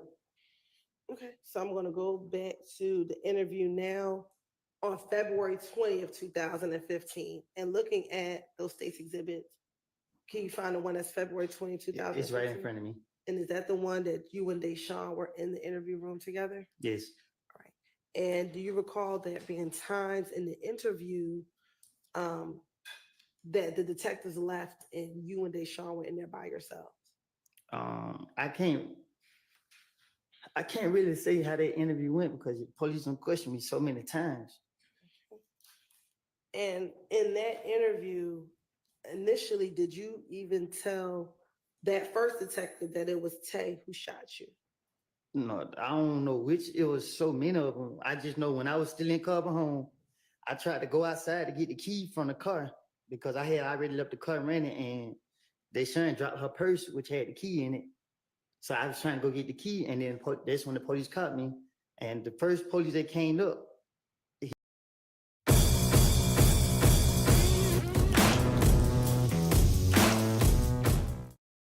The new DMV needs you. Drive to dmv.ny.gov/careers today. You told me you shot back. You did not get arrested for shooting back at Tay, or excuse me, shooting back at the cars that shot at you. Right. So when I went ahead and admitted that I was shooting back, they searched me, and then he was like, "Okay, man, you're not under arrest, whatever." So he's like, "We just want to take you down for questioning." I'm like, "But if me and my baby mama got shot up, why you only taking me? If you're gonna lock me up, just gonna lock me up." And then one of the police because the police put like his handcuff, and he's like, "Nah, we don't need that." Told him put the handcuffs up, and he's like, "Man, come." So I like, "Do I got to go?" He's like, "Yeah, because I got to get your statement." So I'm like, "Well, why she?" And he like, "She could come too." Okay. And the both of you all went to the police department. He took us down there. All right. And she wasn't arrested, and you weren't arrested when you went down there. No, we wasn't. All right. And during that interview, do you recall them trying to find out from you who was the person that shot at you? That's what he kept asking. I don't recall, but I know that's what he kept asking. And you were concerned about telling them because you were concerned about snitching. No, at that point, I didn't give a fuck about. Oh, excuse me. Sorry. Oh. I didn't care about nothing or nobody walking this earth. During that interview, do you recall the detective? And let me actually just strike that. The person who interviewed you, was it Detective Thorpe? I don't have a clue who it was. Okay. Do you remember being Detective Gaith or Detective Dennis? I remember them saying that the gang unit gonna come question me. I don't remember. I don't even know if they questioned me about this. I can't remember. Okay. Do you remember the detective asking you, or didn't the detective ask you, do you recognize anybody in the car that tonight that's any shot at you? Do you recognize anybody? And Deshaun says, I couldn't see their face. He asked you, you recognize who it is. I'm just waiting on you to be real with me about it. And you said it won't stop it. And he says to you, so you saying the loyalty, not knowing who was out here shooting at your baby mama and your baby ain't gonna stop it? Because you can't sit here and tell me today who you recognize as a person who was shooting at you. And then you continue to say, I didn't do nothing. I didn't kill nobody. I didn't shoot one of them. I haven't done nothing to them. I honestly haven't. They've been shooting up. I haven't retaliated not one time. I'm going to tell you why I haven't, because I feel like police out to get me. Gaither called me. Guess what? They can call me. I put all my pride to the side. I put a lot of faith in her to handle. I'm sorry. And I put a lot of faith in her to handle this. And guess what? It's still going on. And he says to you,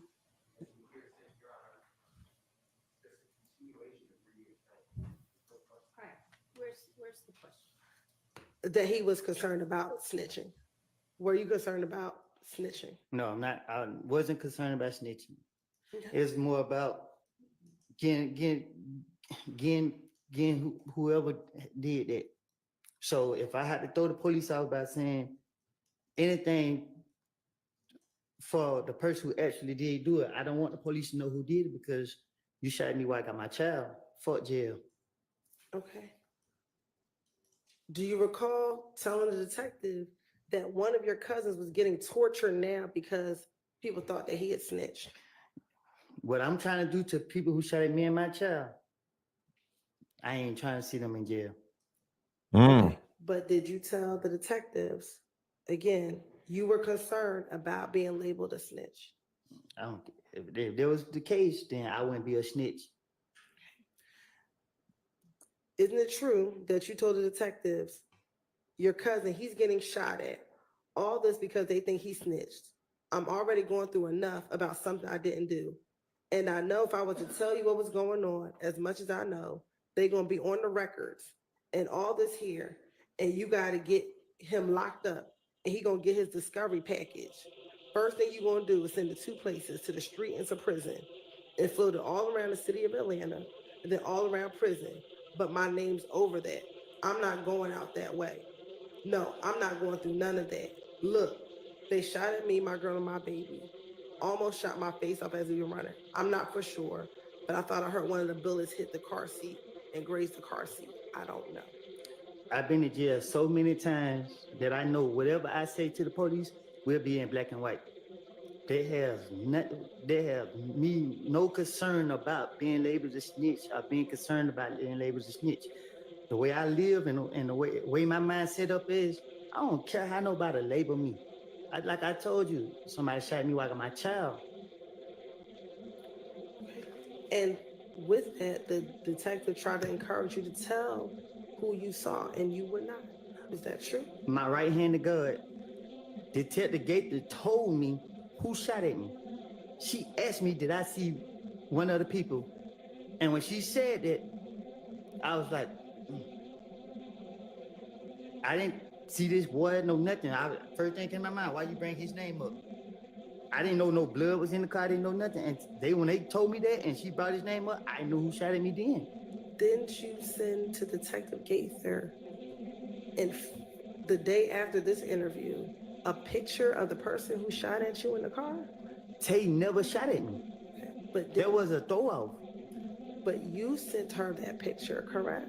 I can't recall. If I did, I probably did. But my whole motive was to get who, in my heart, like I said last time, and to this day right here, I have seen Tay after the fact, and I didn't do nothing to him because I knew 100% fact that this boy didn't shoot at me or do nothing to me. The pressure that the Atlanta police put on me was just like to say anything at this point, because at the end of the day, I know this boy didn't shoot at me. Y'all went to lock them up and charge him. The DA office called me, and when I was in, they didn't call me, they called Deshaun. When I was in jail, they was talking to her, and they was saying something about trial. I told them people on the phone while I was in jail back in whatever year that was, that he wasn't the person that shot us. I'm not protecting him. And to this day, he's out wherever he at. I'm not protecting him. I never saw him shoot at me. Okay, so there are two Tays, is that right?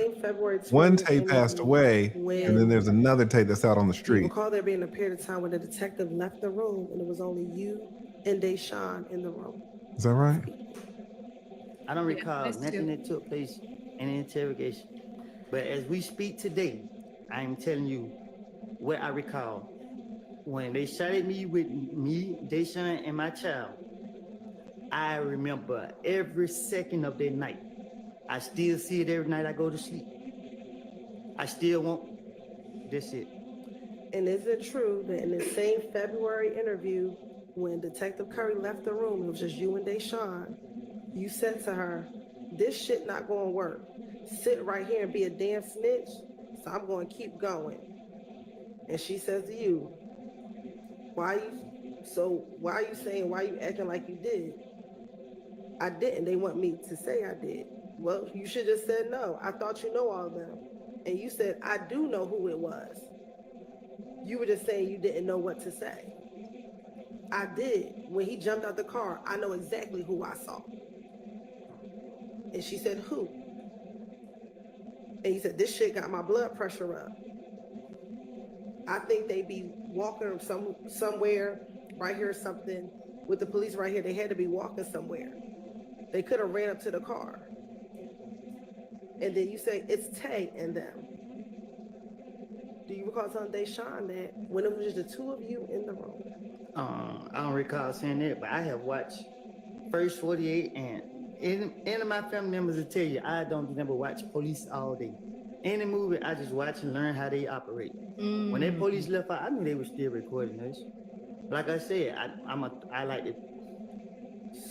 So why wouldn't? So if you told the detectives, I don't know who shot me, why didn't you just continue to say that if you knew the cameras were running?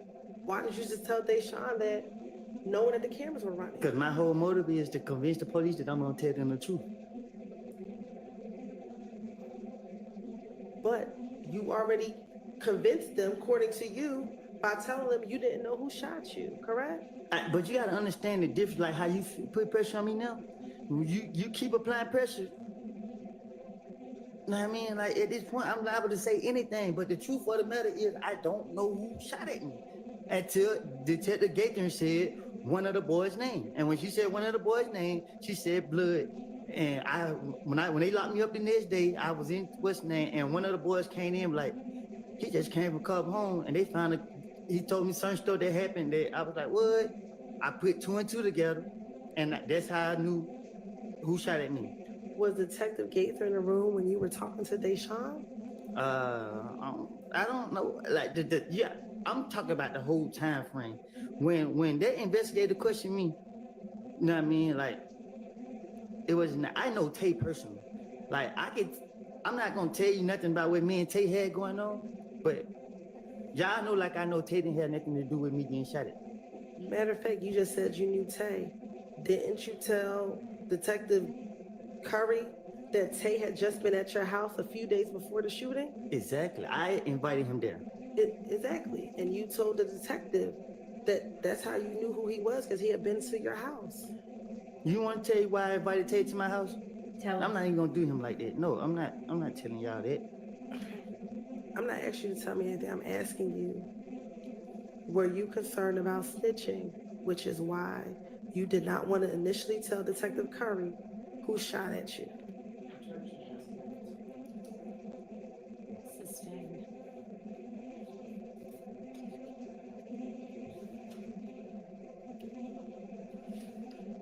After,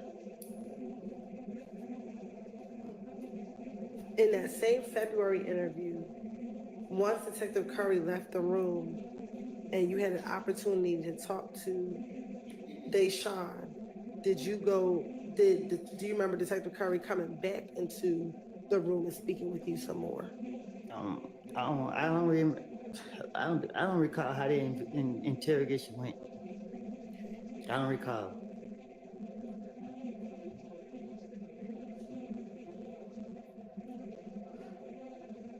TD Complete Checking is here for all life's adventures. A job you love, a partner you love, a life you love.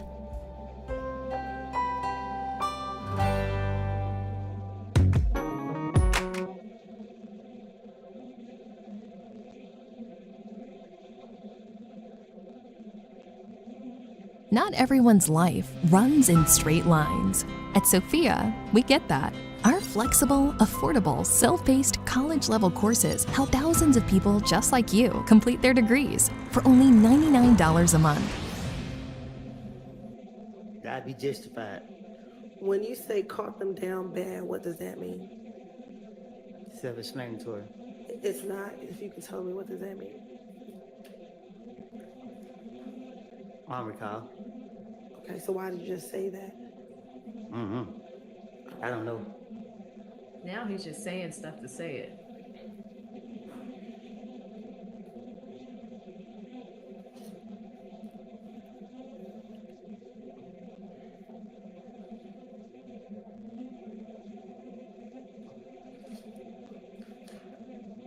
And in February of 2015, when you had this initial interview after you and your child mother was shot at,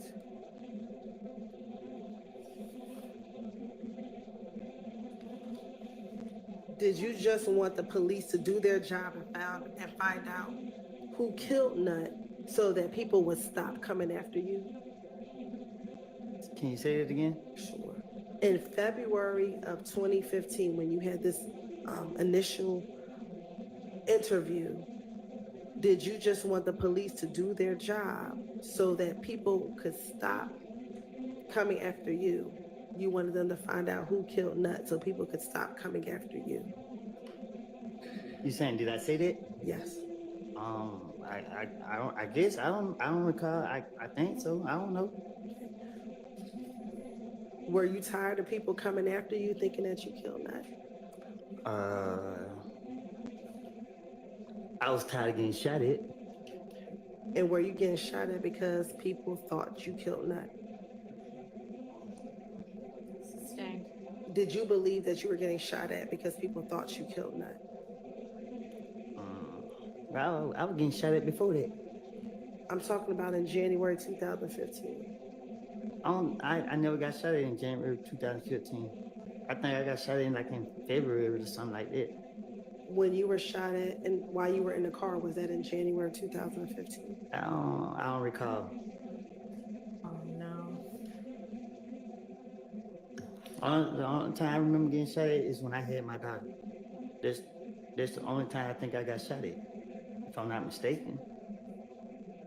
After Nut got killed. And you said you don't recall the time on the highway. I don't remember if it was before or after he got killed.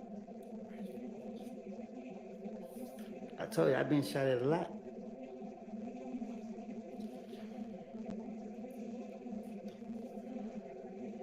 Now, you said that you finessed them because they wanted the gun that you used to shoot back at the individuals who shot at you. What happened to that gun?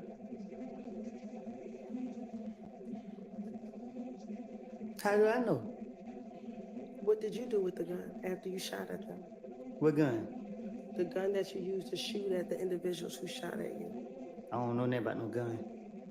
I don't recall. Did you just testify a few moments ago that while your baby was in your hand, you took the gun and shot at these individuals who shot at you? Oh, I told them I throw that gun in the woods. Who did you tell that to? The police they caught me there that night, and they went to search the woods, and they said they couldn't find it. All right. Did you tell the detective who you were interviewing with that the gun was back at home and that you were going to go get the gun and bring it to them?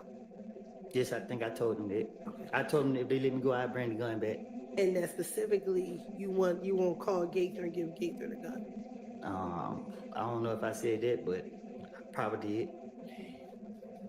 And did you ever give Gaither the gun? No. Why not? Is you crazy? They asked you for the gun. Why didn't you give it to him? I knew I was gonna get another gun from the start. Okay. Did you eventually explain in June of 2015 the reason why you never gave Gaither the gun? What you mean? When you were interviewed in June of 2015, did you tell Gaither why you never gave her the gun? I don't know. Okay. Did you tell Gaither in June of 2015 that you never gave her the gun because it was Shannon's gun? What I'm gonna do with Shannon's gun? Did you recall telling her that? I ain't no telling, I probably did.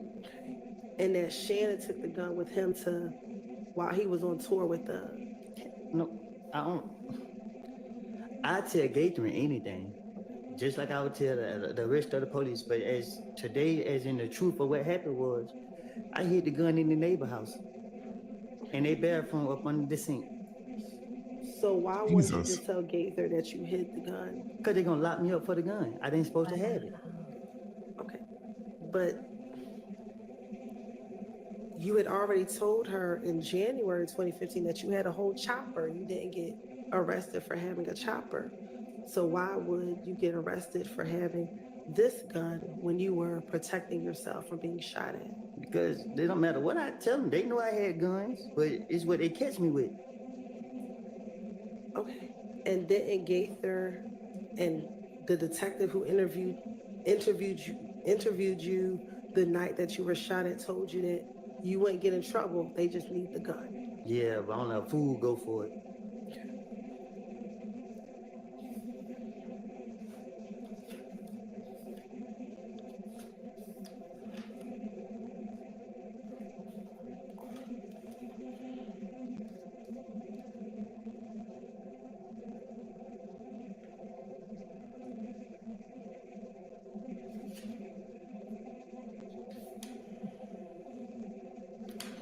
Now, when you were talking to the detective back in this February 20th interview,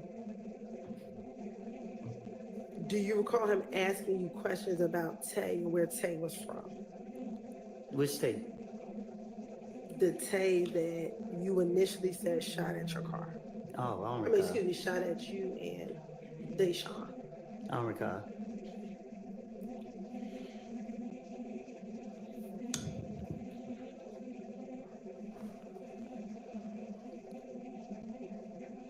And that Deshaun actually told the police that he's either from Mechanicsville or he's from Simpson Road. Deshaun ain't tell them nothing.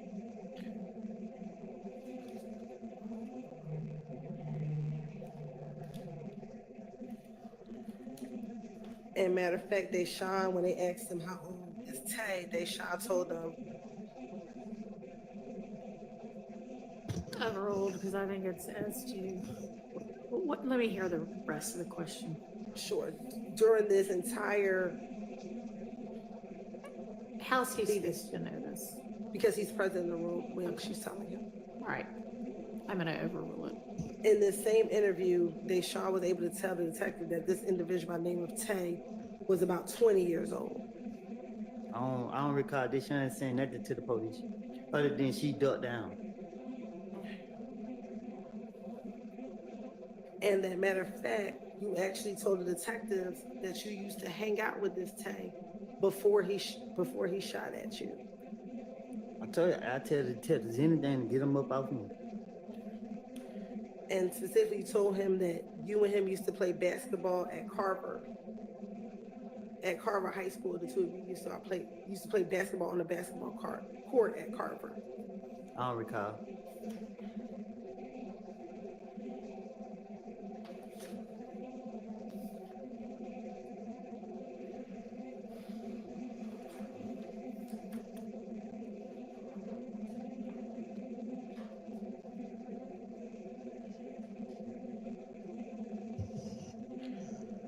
Miss Hilton, we're gonna need to. I mean, it doesn't have to be right this minute, but pick a stopping point sometime in the next 20 minutes or so. Okay. Thank you, Rhonda. Been at it since You 8 said a.m. earlier that you weren't concerned Crazy. about being labeled a snitch. Is that fair to say? Say that again? Earlier, a few moments ago, you said you weren't concerned about being labeled a snitch. Is that fair? I wasn't. You was not. What you mean? That you didn't have any concerns being labeled a snitch. Is that correct? I don't get what you asking. Back in 2015, were you concerned about people labeling you a snitch? I was concerned about the safety of my family, so that's my mindset back then. I'm asking you, were you concerned about being labeled a snitch? A snitch is someone who tell the truth to the police. Okay, so were you concerned about being labeled a snitch? I was concerned about getting those who wrong me and the people I care about. In the same February interview, did you tell Detective Curry, I went down here and I talked to her. Now everybody, excuse me, let me stop that. Did you tell Detective Curry during this interview, how could I survive this? How can I survive this? I can't go anywhere if I don't have money. Because Gaither called my phone when I was in front of Young Thug. She wanted me to talk. She wanted me to come down and talk. You feel me? Everybody there, everybody right there. You feel me? That's what I did. I left, went down here and talked to her. Now, everybody look at me like I'm a snitch now. It's just like I can't get no money. You know, I was just getting money by just doing nothing. Hey man, I need to borrow this right here, just hanging around going for the mall. He paid for everything for me. And now they think I'm a snitch. First of all, I was breaking in the stove, so I'm always getting me some money. That's what I'm gonna do. So what I told the investigators is just anything. I keep telling you that. You know what I mean? Like, He did so these my question crimes. to you is,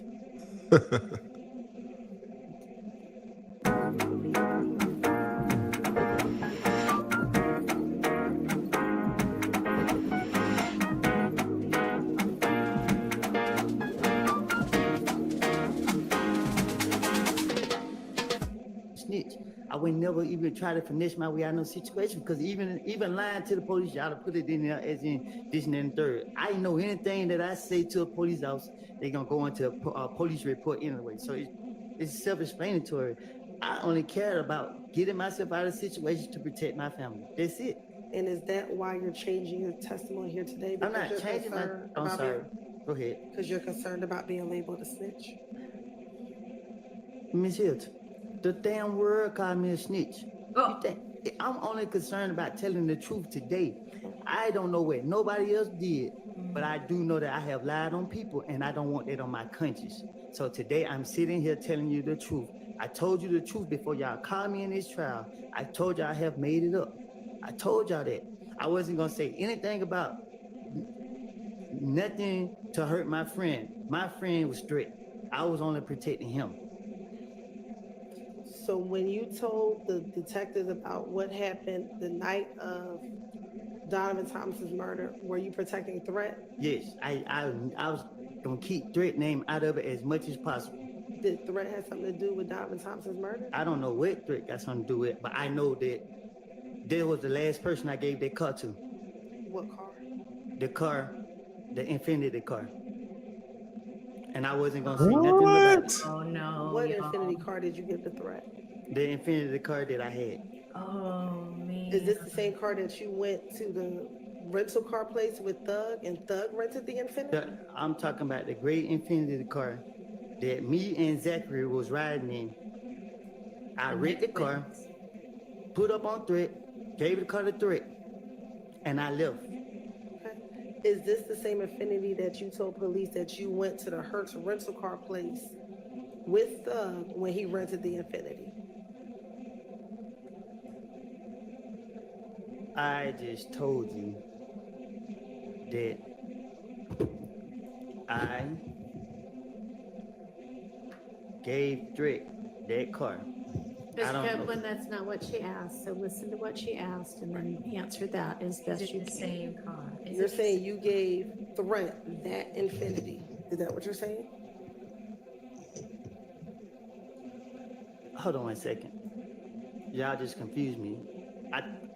What you say, Yana? Well, I wanted Ms. Hilton to ask the question clearly and you listen to it and answer it. So ask the question you asked him a minute ago if that's what you want the answer to. The Infinity that you're talking about, is that the Infinity that you went to the Atlanta airport with Thug when he rented the Infinity? Is it the same car, Woody? What you asking? You're talking about an Infinity that you gave to Threat, correct? Right.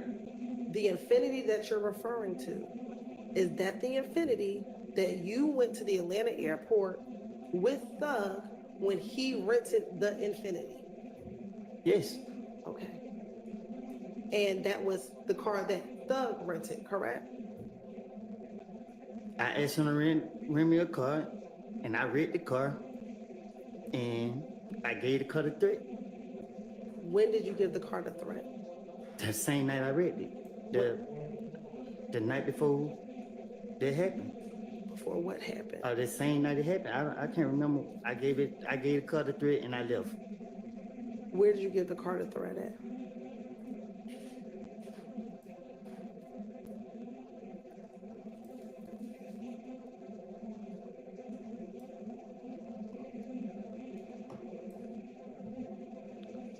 At the studio. What studio? I pulled up and gave it to him and pulled right off. What studio?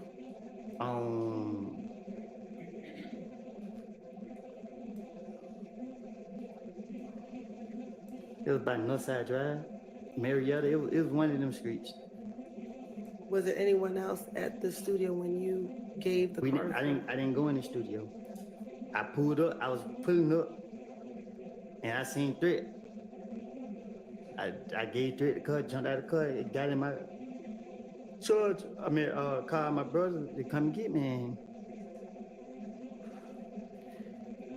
And was this the date Donovan Thomas died? Was this a few days before? In relation to when Donovan Thomas died, when did you get Threat this vehicle? I gave Threat that car. He I read the car, gave it to Threat. So when you which day wrecked the car, why would you give Threat a wrecked vehicle? So I could. What you mean? It wasn't damaged bad. I don't know. I hit something on it, and then shit. The thing on the cover, it was tripping. So when I pulled up, I wasn't giving it to Threat, but I just seen him standing outside. I was like, he like, what you about to do? I'm like, just get the key real quick. I'll be right back. Gave Threat the car and I dipped. I don't know if it was late. So when I woke up the next day, I came outside and this when I heard what happened. Okay. Wow. And Threat is dead, so he can't even defend himself. All right. Oh, God. All right, Mr. Copeland, we'll see you back here at 9 in the morning. 9? 9 in the I can morning. go? Yeah, you can go from there. All right, ladies and gentlemen. To maintain the integrity of this trial, remember that you need to decide this case based only on the evidence that is admitted during this trial and the law that I will explain to you. You should consider only the evidence admitted inside of this courtroom. You may not conduct any research on your own about this case or about any of the people or the places mentioned in this trial. You may not visit any places mentioned in the evidence, and you may not refer to any books or documents that have not been admitted during the trial. You should not take or review any photographs or video of any person or place involved in this case, except to review the evidence during your deliberations later. Also, you may not use any dictionaries or any other reference materials, including online reference materials, to help you in any way with this case. You may not use Google or any other internet search engine, or consult websites, blogs, podcasts, any social media websites, apps, including but not limited to Facebook, Instagram, Twitter, X, TikTok, Reels, Twitch, YouTube, Kick, Reddit, or the like. I'm sure I left out a few, but any of those. or any other source, electronic or otherwise, to get information about this case. And do not use any of these sources to get information about legal terms or concepts or about the law. Finally, do not watch, read, or listen to any accounts of this trial that might appear in the news media, whether online, in print, on television, on the radio, or otherwise. And this includes any social media as well. In short, do not seek any information about this case from any source outside of the confines of this courtroom. Remember, you are the ones who've been qualified as fair and impartial jurors to decide this case, and no other influence should affect your decision. For that reason, you may not discuss this case with anyone, including your family and friends, or let anyone discuss this case with you or around you. This includes discussion or sharing information in person or by phone, email, text, blog, or any form of social media. And if anyone does approach you about the case, please immediately let Sergeant Ingram or another deputy or court staff know that. Please remember that you should consider the evidence with an open mind, do not jump to conclusions, and do not reach any final conclusions until this trial is complete. And by that I mean until the deliberations begin, after you've heard all of the evidence, the lawyer's closing arguments, and the law that applies to this case. You must not, until that time, even discuss the case amongst yourselves in the jury room, during breaks, or anywhere else. Please remember to leave your notes and notepads in the jury room as you leave for the evening. Thank you so much for your time and attention, and we will see you at 9 a.m. in the morning. Thank you. You're excused for now. All righty, guys. God damn. What an afternoon. Somebody said this was a war of attrition. Yeah, that was a good comment. And when it started off, it was Woody. I don't recall. Woody wasn't telling them nothing. And this attorney, she was cool, calm, and collected. Paid off. She's committing all these Brady violations, but she was cool. And, you know, at hour number 9 o'clock in the morning, 10 o'clock in the morning, 11 o'clock in the morning, she's just chipping away. Noon, break for lunch. Be seated. I'm Back going at 1. to have Ms. Pursfield double check and confirm with the jurors their understanding of what days next week they were released. I thought it was Monday through Thursday, but I just want to make sure that they don't think they're also off Friday. I got told that maybe the one juror who's taking her kid to school might be doing the whole drive back on Thursday, so I'm just going to double check on that. But I am planning for us to work pretty much the whole week next week, just as a non-jury week. If it turns out that they are ready to come back on Friday or think that that's when they were being called back anyway, then that'll be a jury day for us. But otherwise, at least it'll be Monday through Thursday non-jury, and we'll just see about Friday based on what they think. I'll just go with whatever they have already been told by the predecessor judge. All right, so I know there's some things we need to deal with next week. I know, Misty Williams, you have sent a more particularized motion to suppress, so I appreciate that. I haven't had a chance to look at it yet, but we'll take that up. There's a motion to exclude late identified, I guess, co-conspirator statements that we'll take up then. If we're lucky, we can get to what everybody understands the exhibit list admissions are. I don't think that's the most critical thing to do, but if we get around to it, we need to have confirmation on the motion in limine 49 concerning the PowerPoint.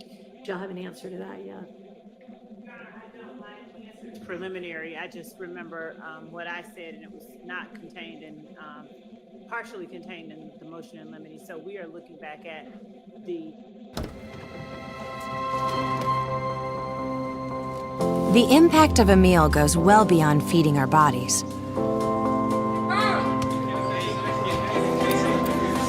Because when people are fed, futures are nourished. Everyone deserves to live a full life. And with your help, together we can end hunger. Join the movement at feedingamerica.org/actnow. You want to introduce that? We do want to use that. We intended, that's why we gave it to them. We were going to use it through Detective Dennis at the end of I got you, pimp. Donovan Thomas and at the end of the retaliatory shooting. All right, and I know that I've got the defense position on that. I don't know if you had said that you filed a written response ever. I did, but to his number 49, I will file a written response, okay, because when we got that, we were looking through, like, that's not the recollection that I have. We were looking through to make sure that he had contained, and it doesn't. His motion does not contain the entirety of what was said in that colloquy, and the matter of the PowerPoint was addressed on 2 different days, I believe. Okay, well, just get that in sometime this week, so that's another thing we can deal with and resolve next week. I know we still have wiretap evidence outstanding that we need to reach at some point. I think that's everything, other than we need to have a date for the remedial training. Oh and my Ms. God. Love, if you can provide to the court the identity of all of the team members, at least the lawyer team members, and if you want to have investigators or anybody else participate in the remedial training, that's up to you, but at least all of the lawyers that are on this team. And I am thinking, I know I have got a conflict Monday morning, Monday the 19th, between 8 and 12. I'll be here for the afternoon, and I'm thinking if that would be an ideal time to do that. I'm just thinking y'all come into the courtroom, there'll be a deputy, you can sit and watch the video and be done with it. Yes, Your Honor, we can do that. We'll do whatever it is in the court. All right, that sounds good. So anyway, that's what I know scheduling wise for now. If anybody has any issues or can think of anything else that I didn't just touch on that we also need to take up next week. Okay. All right, and then just as a heads up, you know, in terms of scheduling. Oh, hang on.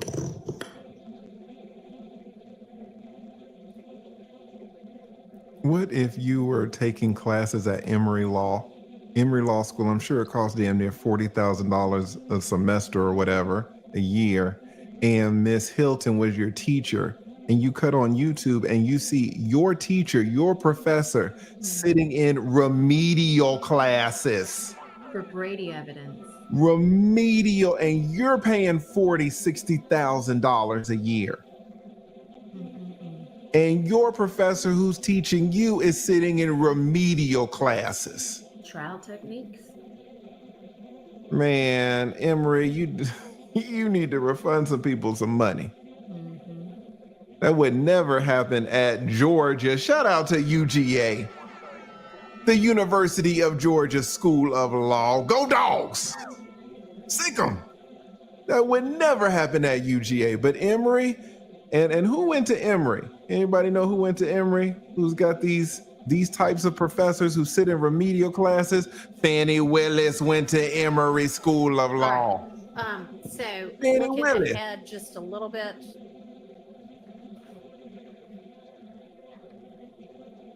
Next week, we've already discussed. The week after that begins the 26th, we will be in court, I imagine, with the jury, the 26th, 27th, and 28th. That's Monday through Wednesday. The 29th and 30th. We got a lady dog in the house. Because the court was not always assigned to this case, and the court's not changing those plans. The court needs a break every once in a while. So we are going to have Thursday the 29th and Friday the 30th off entirely. That's Labor Day weekend. We have the Monday off anyway because that's Labor Day. So y'all can choose to also take a break. You can choose to work the entire time. You can choose to make some other judge's day by actually being able to have a day with them in court. That's up to y'all, but y'all do not have to be with me on August 29th and 30th. All right? And that's what I know at this point in time. All right, anything else before we break for the evening? Yes, ma'am. Angela. Microphone, Angela.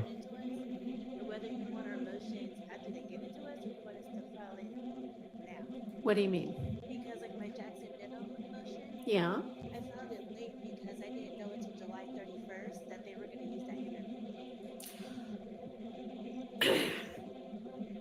I'm not sure that, okay, I mean, if that's what you say, great, you didn't know for certain, but I mean, Jackson Dinos are normally a pretrial thing, and y'all can get with the state and ask them anytime, but as soon as you know that there might be an issue with something and you know about it, you just go ahead and let me know. And if we get around to it and the state says, we don't even want to use that because you haven't bothered to ask the state yet or for whatever reason, then we won't worry about it. But yeah, don't wait. Don't wait. Go ahead and file everything. Everything should already have been filed. But yeah, so on the timing.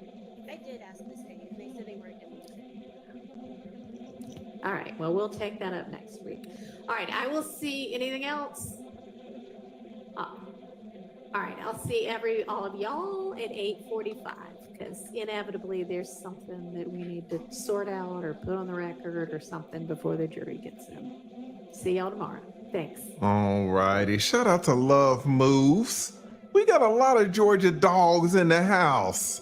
Very cool. A lot of Georgia dogs. You will never see one professor at the University of Georgia taking some damn remedial classes. Wow. Oh, Emory, you're charging these people too much.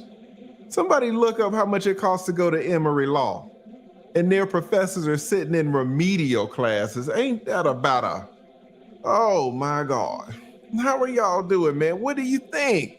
AB, what's your take on some of the testimony that we heard today, particularly this afternoon? The morning session, it was a fight. I don't recall.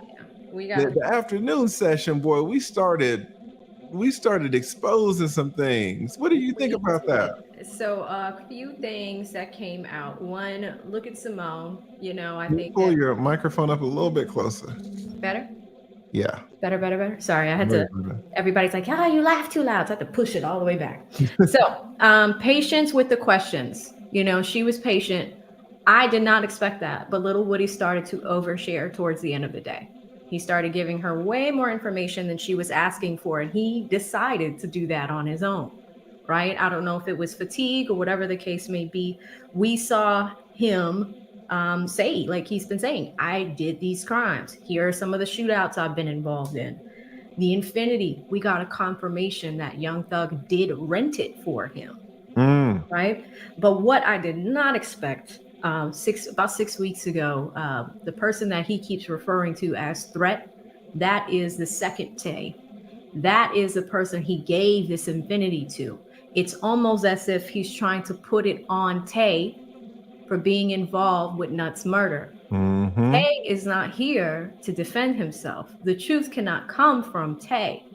So it is interesting to see what little Woody is going to say when it comes to this, right? We know that it's going to take a few days to get through this testimony. I think Simone got through a bunch of those interviews today. You know, we looked at all 5 of the interviews, 2 of which he was in custody. And we saw little Woody flounder a few times. Like sometimes he was consistent and inconsistent with what he said last time. But there was a few times towards the end of the day where he was inconsistent with things he had just said. So for example, with the gun, you know, she kept asking him questions about the gun. She kept going back to the questions about the gun. Hey, you know, you were not arrested the day that you used the gun to shoot. I want you to keep going because you cooking, you dropping knowledge. But they're saying that Woody is live. Oh, Woody okay. is live. Can you pull it up? Where's he live at? I guess on IG. Yeah, he has 2 usernames I've been tracking over there. You could pull it up. Maybe we could do a share screen, see what the hell Woody got going on. Woody was like, yeah. Tay came to me, said he was beefing. And that's all I needed to know. 30 minutes later, we were shooting up his mama's house. We were shooting up the person who's beefing. We shooting up houses. Now, what did Woody say? You can't arrest me for this right now, right? But it's interesting, his immunity. That's what I was going to say. The federal versus the state immunity. I don't think they Yeah. were honest with him about that. So that's a good point. He said, I've got immunity. I can't be arrested for any of this, can I? And the judge was like, hey, it depends on the parameters of your immunity. And everybody looked at Miss Hilton and she was like, no, you can't be arrested. Tell us everything. And the feds are like, yeah, tell us everything. The feds are like, yes, please, Woody. Woody's already done Fed time. 52 months in the pen. Does he have an immunity agreement signed by one of these federal prosecutors?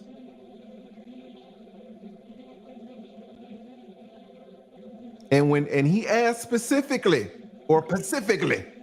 can I be arrested for any of this? And on the record, in the middle of trial, Attorney Hilton says, no.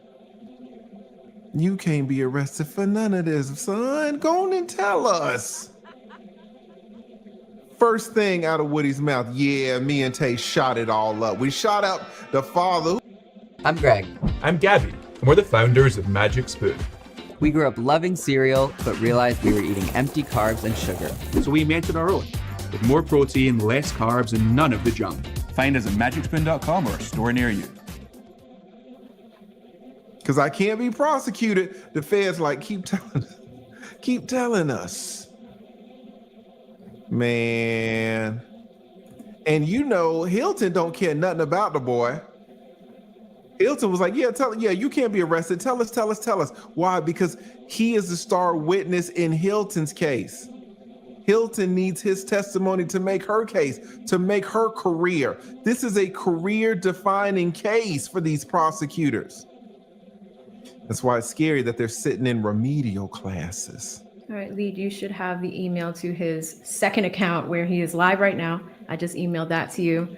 And then shout out to Danielle, who just sent me the immunity order, if we want to look at that too. But I will track that down because it's 81 pages, but I need to find the exact page number. Yeah, we doing a remedial order. Let's see if Woody live. Let me pull it up right here. He has 2 accounts. One has 200,000. This is a smaller account. This is the account he was live on around noon. Yeah, Woody is live right now. He is in his car. I just pulled it up. I cannot play it, guys, because he is riding home in his whip, but he has the music blasting. Oh. Also, he's driving, so he's not even looking at the chat. He's not looking at the chat. But what do y'all think? Woody, I don't recall. There was about 1,000 I don't recalls in the morning. In the afternoon, we started getting some details. Woody just started like, I'll tell you. And he started telling the truth. Well, he started telling more details. Maybe some was true, some was a lie, but he seemed more authentic. Mm-hmm. And he did say, hey man, it's not snitching if the person is dead. So I'm gonna tell you what me and Tay did. And this is what we did. This is how it went down. This is what the beef was about. Mm-hmm. So I call it fair. Attorney Hilton, who's going to be sitting in remedial classes, her patience paid off. Yep. Now, does this really hurt? She did get more details from Woody, but does it really hurt Thug in the end? Yeah, I think the only thing she got pulled out directly involved with Thug was 2 things. One, it was renting the Infinity. And then the second one was the conversation between the FaceTime call between Shell Kel and Young Thug, where he's just like, you shot my window and you're going to have to pay for it. But that's to the fullest extent so far that we've seen implications of Young Thug himself. Great points. Great points. And it's still going to depend on Woody's credibility. Is Woody a credible witness? Anybody in their right mind is going to say no. And the problem is you have to prove these things beyond a shadow, that is not right, beyond a reasonable doubt. So can anybody rely on what Woody says beyond a reasonable doubt? I don't think so. Shout out to Birdie. Birdie says, appears to me the extent of the state's investigation into YSL amounted to them tormenting Woody to get testimony. It's lazy to not infiltrate the gang or get physical evidence. He's not dumb and not acting. Yeah, the state's investigation has been completely lazy. Big shout out to Viva Wood Life. Shout out to Viva. Viva says Woody's a real life Omar from The Wire. Google Omar testifies in court. I'm a writer. All right, shout out to Viva Wood Life, a writer. And I can't make this shit up. All right, word to KS. I think the right attorney could use Woody's ego and need to look hard to trick him into playing himself. Yes. Hashtag trust Unc. It's been crazy. And shout out to Viva, man, one of the principal supporters of me and AV and of the channel. Thank you so much. What do you guys think? This has been very interesting. 13,000 people in the chat. Jesus Christ. I think we topped out around 15, 16,000 people. Woody came through. We were waiting on it. And Woody came through, especially in the end. And we learned a lot of details. So we are going to come back tomorrow, guys. AV, do you have any cash apps that you want to shout out? Yeah, I think I caught most of them. I want to shout out Bill, who sends me $5. Says statute of limitations for the drive-by. Well, that's the thing. I do have the immunity order up here, and I'm going to really parse through that tonight. But, you know, the reason why the statute of limitations doesn't even matter is because they have granted him immunity for these crimes that I did.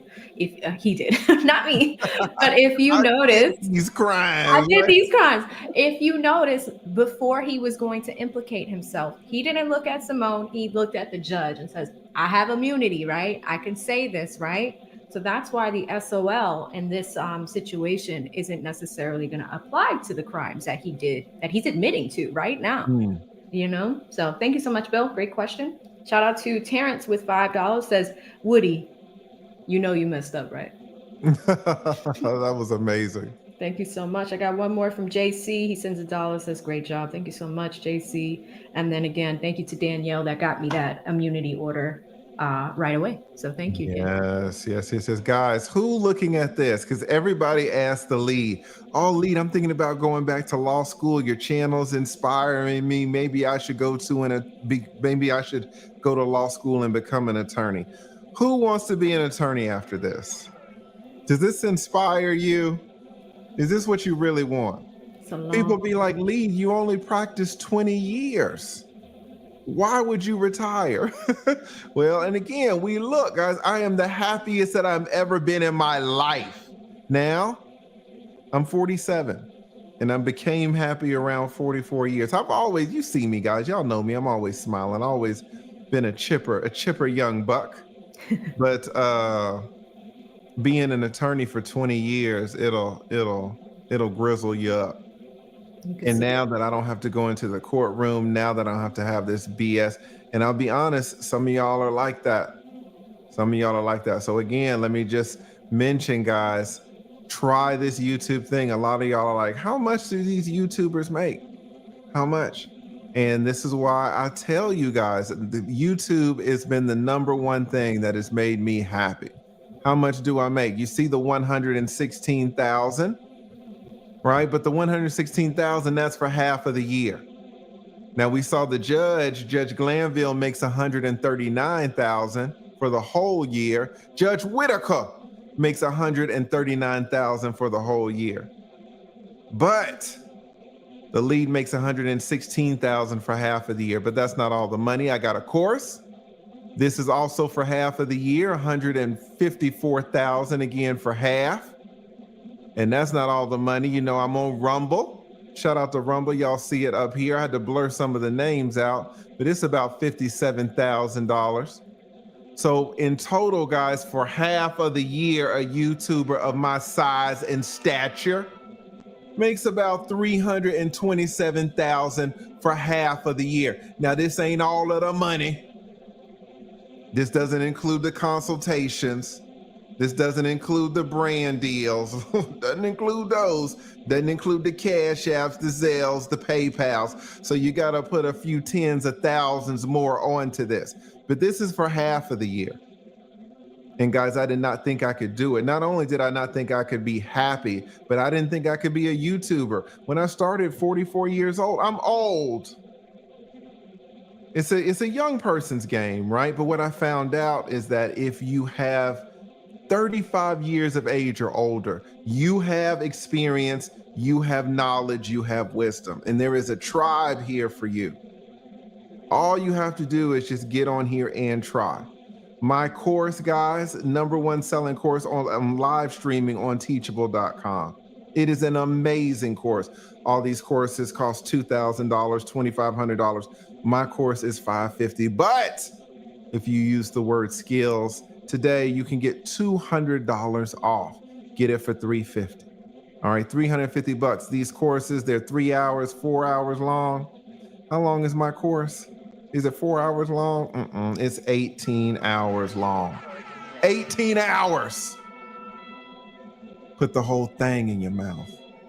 All right, that's just the beginner's course, not even the advanced course where I teach you how to make this money.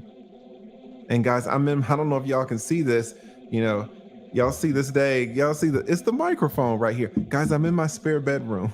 A lot of y'all have to go up to work. A lot of you have to do these damn Zoom meetings and get dressed and this and that. And you're making, regardless of what you're making, you're not happy. Don't try this because you want to make all this money. Try it because you're not happy. Guys, I'm telling you, retiring early, people don't talk about retiring early like they should. Y'all have no fucking idea. Y'all have no idea. I didn't even know how great retiring early was. But when you're making this type of money, you can quit your profession, you can quit your job, you can quit your career. And social media is the key. If you're not LeBron James or something like that, and you don't have it like that, and you're just a regular person like me, just try it. Just try it. Money back guarantee, guys. It's pinned to the top. Just try it. All right, I'm telling you, I found happiness through YouTube. For $350, I mean, imagine me not trying YouTube for $350, and in half of the year, I'm making $327,000 for half. All right, so shout out to Carletta, says the lead is sexy. Listen, we ain't talking about sex today. We're talking about the money. All right, we're talking about the money. I'm just teasing. Shout out to Carletta. And you know what helps you be a little bit more sexy? $327,000 for half of the year. Oh, that can improve your sexiness. Carletta, you gave him a layup with that one. He said, "Oh, there's a ball. Boom!" All right, that'll make your boy a little bit more sexy. The 6'3", 250 pounds. Fuck that. The $327,000 for half of the year. All right, so shout out to. Sure, I'm on my phone a lot, but it's actually so useful. I found the perfect car and had it financed, all on driveway.com. That color? Wait, what are you? Awesome color. See? So useful. Driveway, the way to buy and sell your car online. Conquer your future and apply for a $2,500 back-to-school scholarship. Learn more at wgu.edu. All right, so AV, we got 10,000 people. Let everybody know where they can find you. Yeah, you guys can find me on most social media handles at AV to the 7th power, especially here on YouTube. You know, we're cooking up. My editing shop is cooking up. With some of the developments today, we're gonna have to cook up a little bit more. So we'll have to update some of that stuff, but we've got some videos in the can, and then y'all can find me here on YouTube, on Instagram at AV7official. But yeah, it's always a joy to be over here and work with you, Lee. And you took your shirt off. You took the. I spilled There's so many cups in here, guys. This looks like a kitchen. I spilled coffee on it earlier. Y'all didn't notice, but I dipped out to change into it, and then I spilled coffee, and I was like, shit. So then I had to change back. Yes, yes, yes, yes. It happens. It happens. Shout out to Life of Coop, guys. I'm trying to tell you, this is a secret. Listen, it's two things. If you are happy with your job, don't come to YouTube. If you are like one of the 5% of people who love their job, who would do their job without even getting paid, don't try anything else. Don't let anybody distract you. Don't buy any courses. Don't go any. Stay where you are, because at the end of the day, guys, I'll be honest, it's about happiness. Life of Coop says, I retired early too.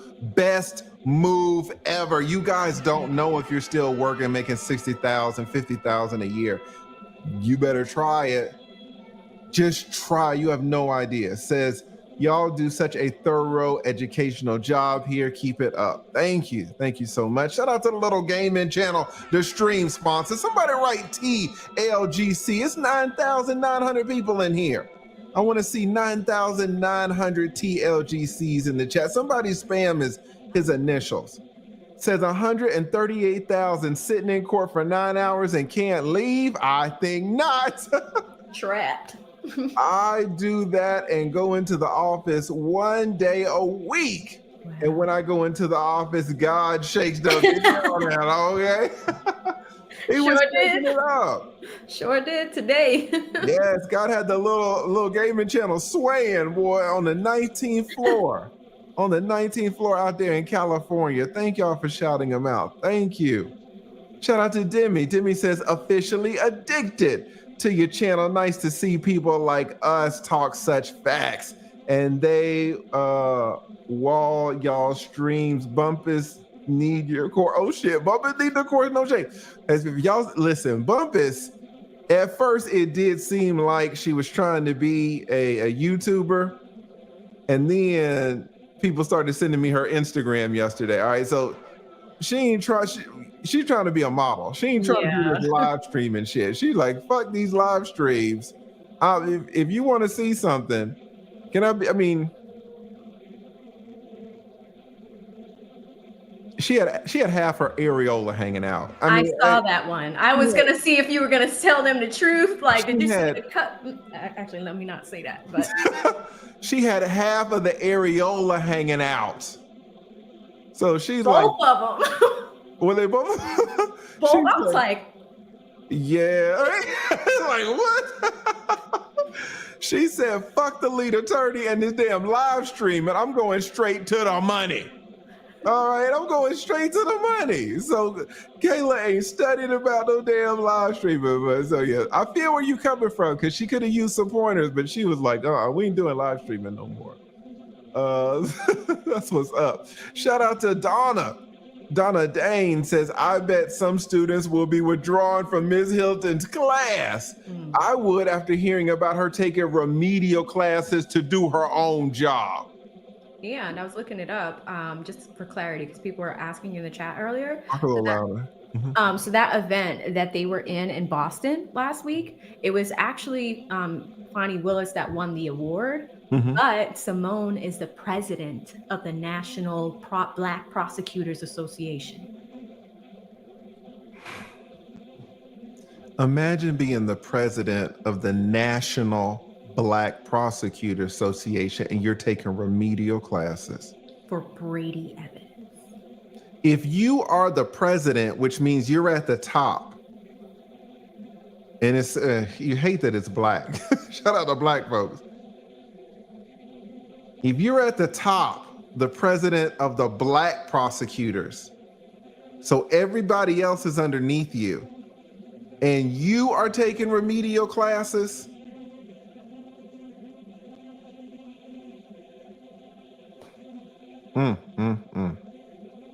that lets you know right there. That lets you know right there.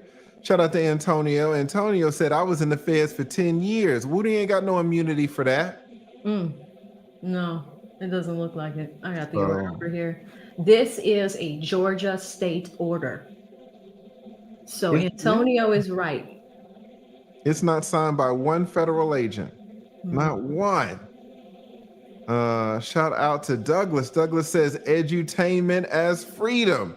Hashtag wavy. Yeah, okay. Well, okay. AV got the waviness going on. Y'all love it wavy. Y'all love it straight. Y'all love it up in a bun. Y'all love it down. My favorite, the little pigtail. She was rocking it yesterday. Listen, your girl is versatile. So if y'all want to check her out, it's 9,500 people in here. Put a yes if you are subscribed to AV's channel. 9,000 people. If there's a no, y'all go and click over. If one of the mods could drop AV's link in the chat, somebody spam her link. Let's get her a few more thousand subs, guys. It's 9,000 people. I know half of y'all are already subbing, and she do got over 40,000. But if y'all are not subscribed, look at everybody that's subscribed in here. Thank you, guys. So if one of the mods could drop her link, and y'all know where to find her, just go in. We got Kat Not Williams in the house. Kat was cooking it up. Look at Kat. She's doing so well. Kat's killing it. She's absolutely killing the game. So go subscribe to her as well. So shout out to Kat for putting the link. In fact, let me pin it. That's also sweet coming from a content creator. Kat's amazing for that. She is amazing. Shout out to Kat. Replace the pin. So if you are not subscribed to AV's channel, go click the link. The link is pinned to the top, guys. So go subscribe to her. Go subscribe to Kat. Go check out Kayla's Instagram. You will be pleasantly surprised. Everybody's trying to get out of this attorney stuff. Y'all see it. Lee, you only practiced 20 years. Why are you retiring? Yeah, and if you could use the knowledge to give back, and what I love that you do too, like even with your background, is like the streams that you do, like the one you did on Saturday, where people can call in and ask for advice, and like that is amazing. So, I think that so many people, like you said, can use their experience in positive ways. Mm-hmm. So shout out to Demi. Demi says, I'm in HVAC making $45 an hour, but I'm not happy. HVAC, yeah, that's good money. Because that's real good money right there. I had to get something done for my HVAC unit for a rental home. The dude went out there, he looked over, and he came back. He was like, yeah, that about be about 300. I paid him that money. He was out there for 4 minutes and left. But it was working. I'm sure it was a switch or something that I didn't even know about. So HVAC is for real in the summers, especially down here in Georgia. Well, Demi, all I can tell you is that, listen, bro, just try it. Just try the YouTube thing. Come on here and talk about HVAC. The top 5 things that homeowners need to know. The 10 top things that you can do to make your HVAC run oh better. my God, because everybody's always searching for stuff when they need help. Everybody. The three top things you can do to fix your HVAC by yourself without calling a service contractor and getting screwed over. 5 top things about how to protect yourself. Debbie, he's giving you 10 videos. Video after video. He's like, do it, please. Just snap them off. This is how you get the money. All right, I'm showing you guys. I'm telling you, I'm showing you how much I make. $327,000 for half of a year. Guys, just try it. It's money back guaranteed, and I'm happy. Don't even do it for the money. Do it for what Demi said. Say, yeah, I'm making good money, but I'm not happy. It's all, man, we go around one time. Yeah. Totally do. I want to thank you for your course lead. Like, I took both of them, and that's honestly the reason why I'm doing well full time right now. Doing this is because of all I learned from you. 100%, guys. 100%. Had a student. He is a self-described weed head. All he does is just sit at home. I ain't gonna say his name because but I ain't gonna say his name, but he started YouTube, calls himself a weed head, sits at home. How much is he making? $20,000 a month as a weed head. Just a brother, just regular brother, decided, let me start YouTube, $20,000 a month. How many of you could use $20,000 a month? Just doing reaction videos. How many months do you need of that before you living right? Paying off debt. You know what I'm saying? Like, don't look at this money because your boy is good, all right? Don't look at the $327,000 for half of the year. Just consider $20,000 a month, even $10,000 a month. Had a student just yesterday in the mastermind.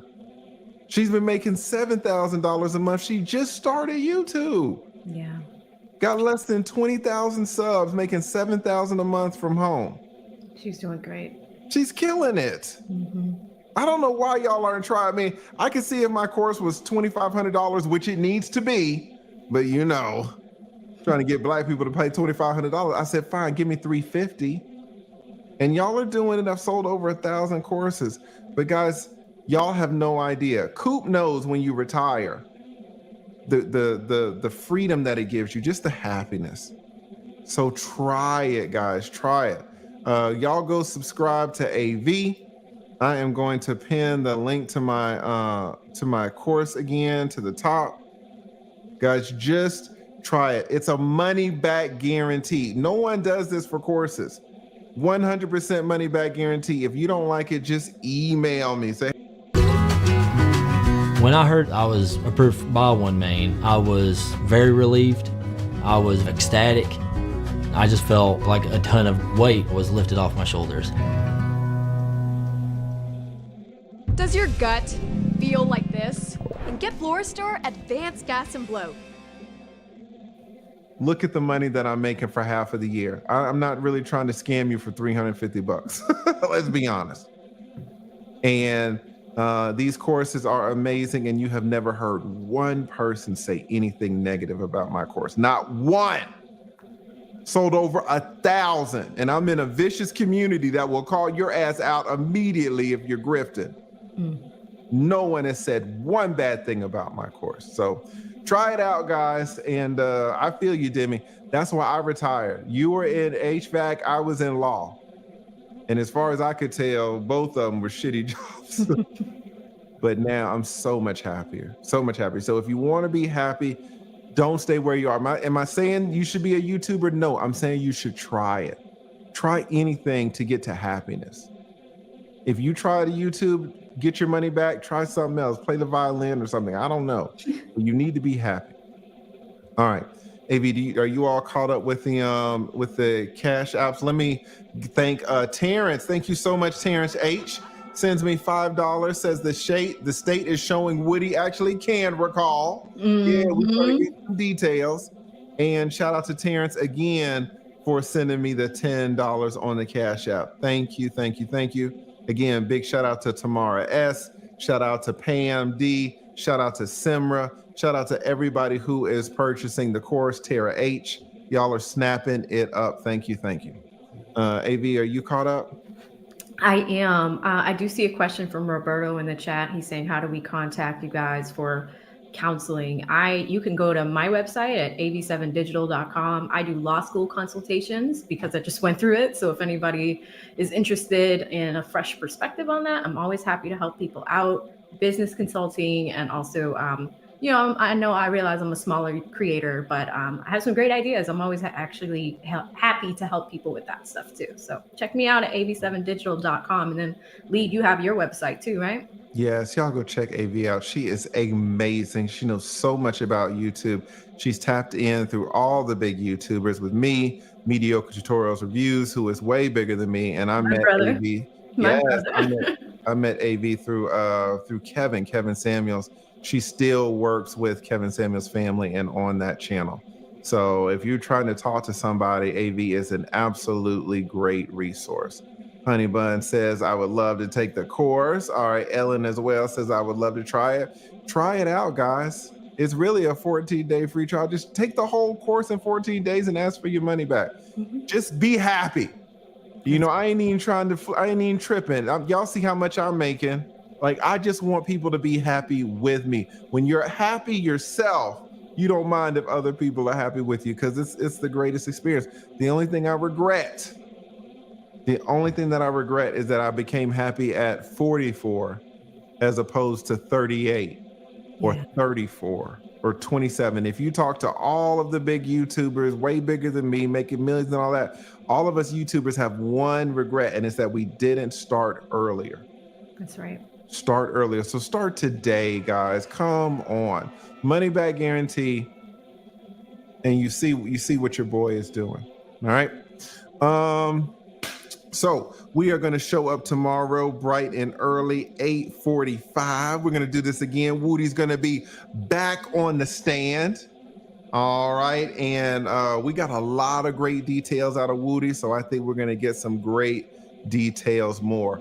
Want to give a humongous shout out to everybody in the chat. Y'all were killing it, man, making some excellent comments. Also want to have a big thank you to some of the sponsors. Shout out to Viva Wood Life. Somebody write Viva in the dang chat. Somebody write Viva. Shout out to Whitney. Thinking from Texas, Whitney. We got a lot of people from Texas in the chat. If you're from Texas, put a TX. Big thank you to Whitney, who is such a huge supporter of me, AV, in the channel. Somebody write Whitney in the damn chat. Thank you so much, Whitney. Also a fan favorite, a big fan of AV. We got Full Drinking and Half Thinking came in heavy-handed. Thank you so much. Thank you, Full Drinking and Half Thinking.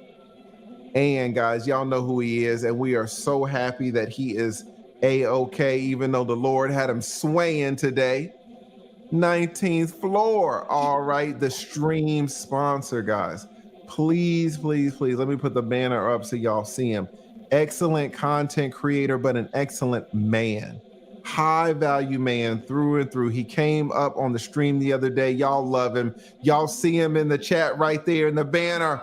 The Little Gaming Channel. We got 8,000 people in here. Somebody write TLGC.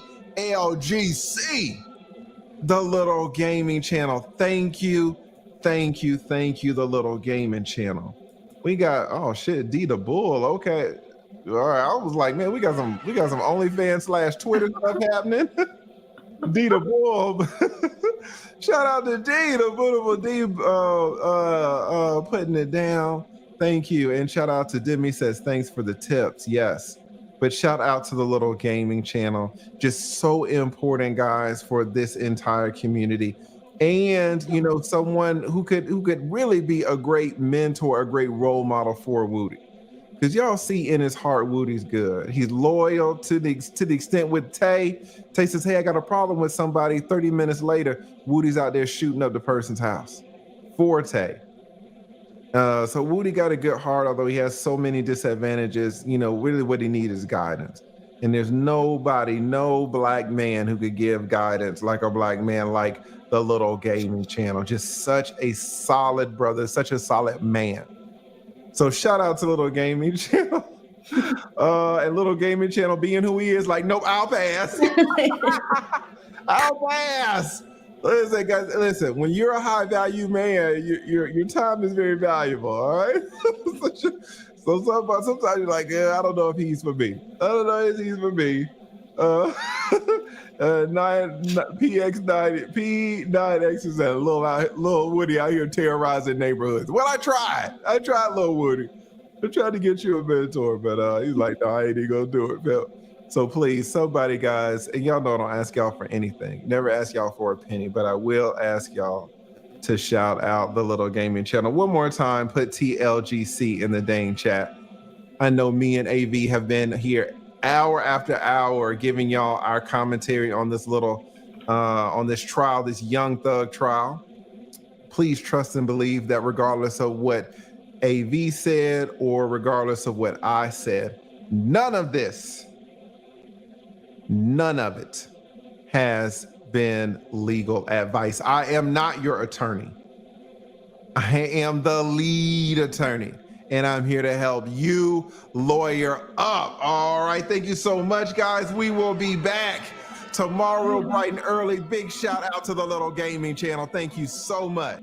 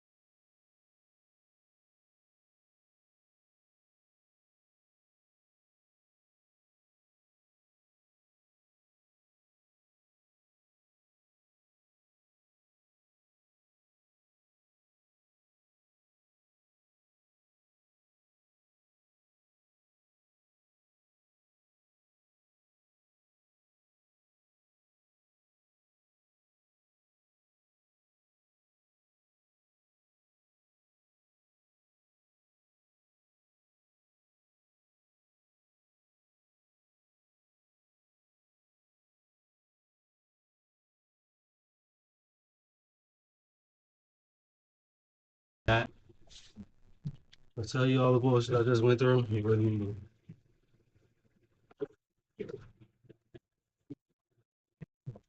bro. Supposed to be helping my brother out. Change the goddamn.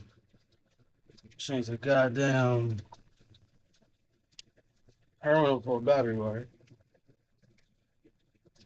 That should turned to getting another battery, swapping that shit out, seeing if that battery don't work. Bang. Cool, whatever. Swap that shit out. Then figured out it's the fucking alternator. Doing an alternator. Daughter calls. Tells me, oh my god, she just remembered she's got cheerleading tryouts today. Oh, isn't that beautiful? Isn't that the stuff that we love to talk about, chat? Isn't that the stuff that we love to talk about? Isn't that what we love to talk about? Did I come back? I'm not gonna lie. Forgot I left Once Human on. Fucking character was just dying, bro. Literally dying. Everything that I had in the bag, running out. So, food's on the scarce side at the moment.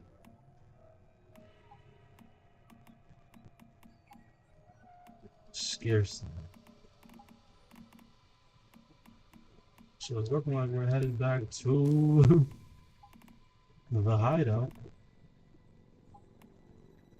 I don't know where the fuck my mom's water. And I might need a fucking sanity pill.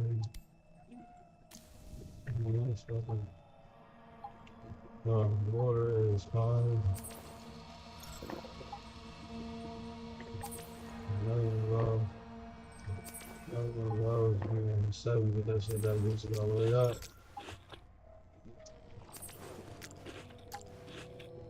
Man.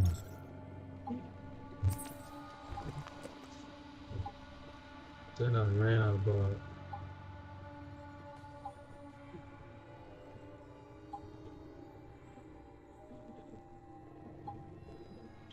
I just appreciate anybody that's gonna know, literally anybody. Because I assumed that everybody would have left. Let me be honest. That's what I assumed. Still got somebody in the room. Respectfully, I appreciate y'all. I got to listen to the end of the trial.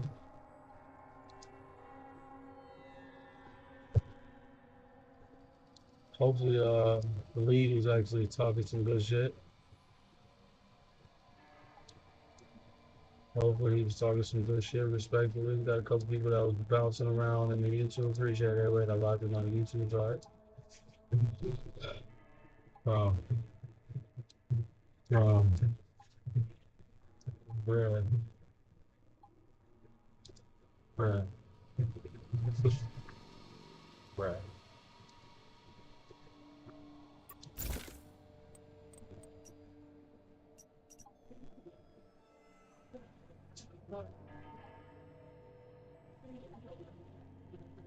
I was supposed to get some food earlier, Chad. I still haven't. Chad. Rushing into the limit right now. Ran on the bar. Then magically, 2 bucks out of my wallet. Knowing that's not gonna make a whole Darce is gonna make the shortest macaroni that you've ever seen.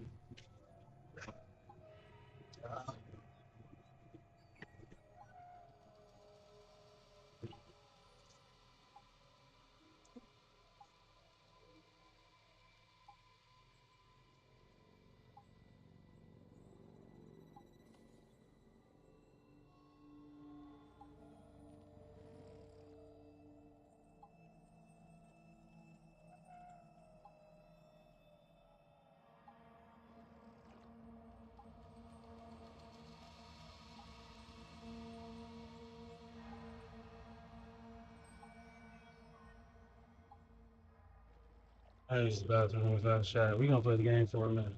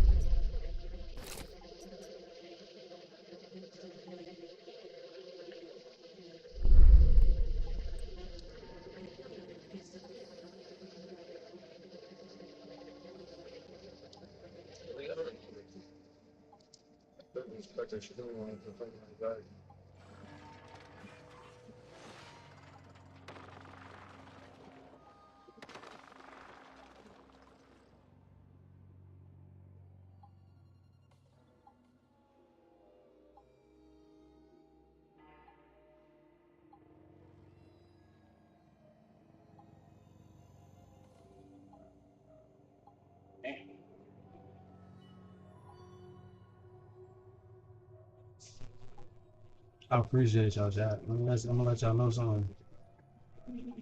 I appreciate y'all within the last 6 days. We probably got like 1,200 streams. I'm talking about just one platform. Respectfully. I know that don't sound like the most to everybody. But to me, chat, to me, I don't know how much I appreciate that. That's a fact. Y'all don't know how much I appreciate that, man. Y'all don't know. Y'all letting me know that we could have a little future in this, to be honest. We could. We definitely could.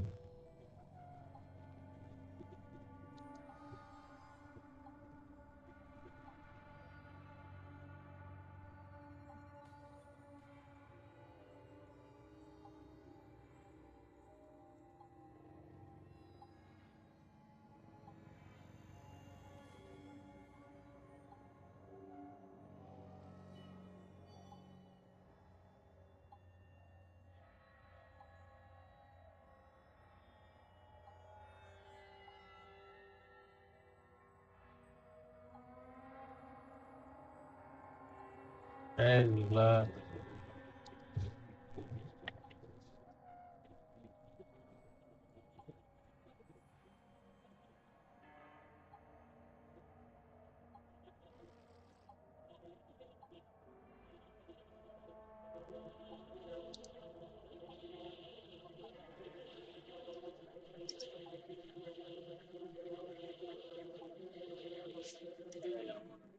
Trying to find us something. Something.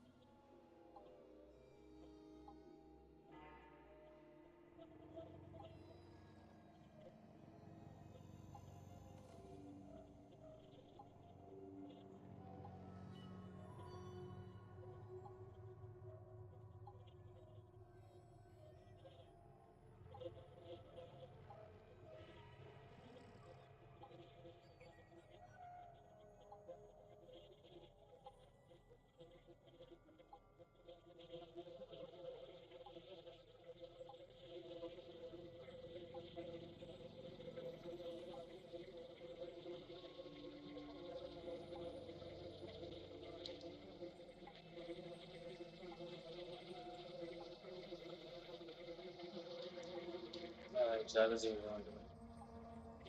Throwing a little video. Throwing a little video. Because I'm not doing the same thing out there. We're not. No. I'm not doing that. It's respectful. So this is what I'm gonna do. I'm gonna throw this video on. You can reacting from afar. Because I'm gonna be on the fan. I'll be right back, time. Gotta get deep.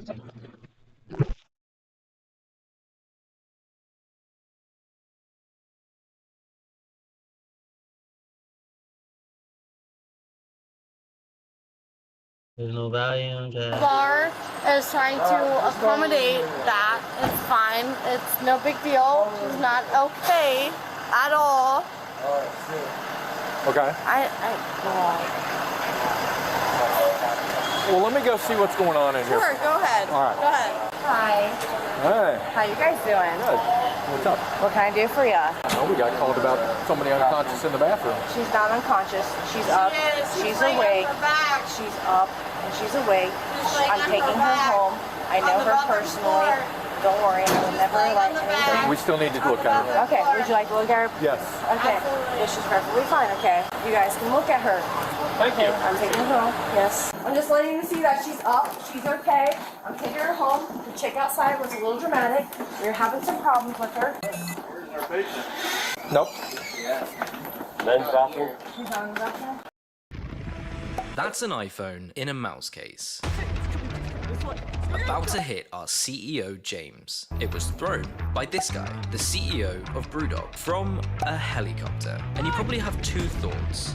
One, does James survive? And two, how the hell did this happen? Well, to answer one, yes, he survived.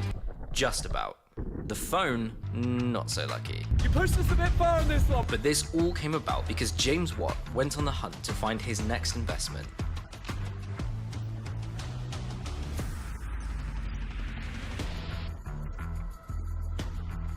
And chose Mouse out of 750 businesses, resulting in him throwing our products out of a helicopter in Las Vegas. But what made him believe Mouse could become the next billion-dollar business? Well, it's the same reason we've gone from living in China and camping outside Apple stores to partnering with Google. We're on Google's roof and we're about to throw the new Google Pixel in a mouse case. And meeting Tim Cook. 6 million is a good number. You see, in an industry filled with cheap, poor quality products, we are trying to do something different because we believe you deserve better. That's why our phone cases are engineered with up to 38 parts. That's why our first ever backpack was designed with 17 separate storage compartments.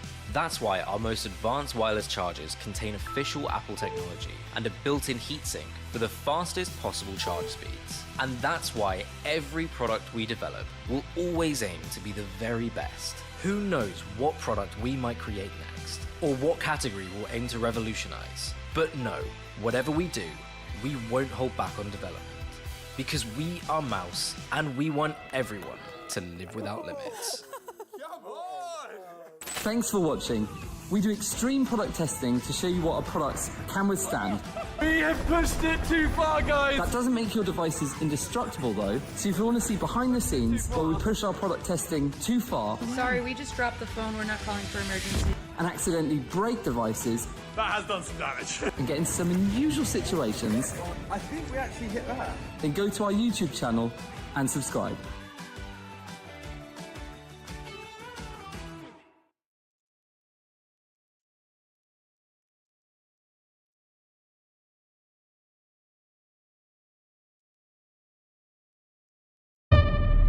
My name is Lucy, and I have to figure out who I am.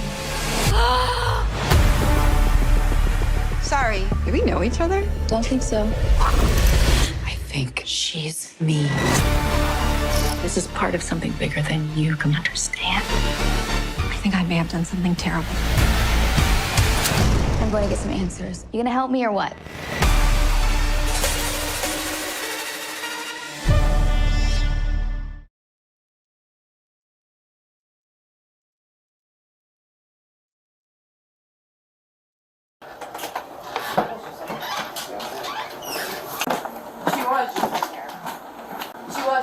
She was fine though. She was up and fine. So what's going on here? How do we lose an unconscious person? You got police here, fire department here. You guys have. Well, the this is woman that ridiculous. called, I know, I'm so sorry. This is ridiculous. The woman that called, she was being a little dramatic, and I told her she was acting a fool. I told her she needed to leave, and she was like, no, there's a woman unconscious. I was like, no, she's having a hard time. She was puking. She called an Uber. I told her that's what was happening. And she was like, well, I'm going to call the police. I was like, okay, well, you can call the police, but she's got an Uber on the way. I don't know what else to do for you. And she was being very freaked out and very dramatic. She was causing a scene. She was causing a fight. I mean, it's Yeah. not illegal for her to be passed out in the bathroom. We're here to check on her own Right, on her well-being. exactly. And So but we I- have no idea where she's at. The only thing I can assume is that she got in her Uber by the time that I went out there and talked to you guys. Because she had called an Uber half an hour before. I mean, it took me 30 seconds to get here. Yeah, who is this person? You know her? No, I didn't ask her about. All right, well, we're gonna do our due diligence to see if she's here, but. I told the woman who had called. This don't make any sense. But I'm gonna make sure there's nobody laying around here somewhere. Okay. Yeah. The door is locked. Yeah, just so you know, the door is locked. The way that this girl that's working here was acting Yeah. Like she wasn't going to let us in. Right. It's like that's what I walked up to her. I was like, well, you're gonna let us in. Something weird. Yeah. I mean, you can't just sneak out a door if she's that drunk. Well, this is what I'm trying to figure out. You said you were taking her home, but then now you're saying she was taking an Uber. Well, I mean, I was going to take her home, and she had talked about calling it Uber. So, this. Hello. This girl that she called about. She called. I was just a bystander. Right. I was Did you see this girl pass out? The blonde girl. Well, I don't know. Her sister's in orange. All I know is that her sister's in orange is the sister, the older one. The younger one apparently she came out and said that she was throwing up in the bathrooms. That's all I heard. Okay, so the girl that's passed out. Yes. Where is she? She's. Where? You can't find her? No. Okay. No, I promise you, she was literally with her cousin. Okay, so who's her cousin or who's her sister? Some other blonde. Okay, What's her name? Let's take this down. This is getting a little. This is getting a little dramatic here. I want to know his name. This is getting a little dramatic. Walterman is sitting here. I don't give a if I know him or not. You know me, I know you. It's fine. He is sitting here. There's a girl passed out on the goddamn. There's nobody in there. There was. I just walked out of the goddamn bathroom with a passed out. Listen. 20-year-old girl on the f***ing bathroom floor. Well, there's nobody in there. Exactly. And they're going to cover it up. And you're a f***ing offer, sir. That's what this is. So. What are you doing? I promise you on God. What are you doing, Kashi?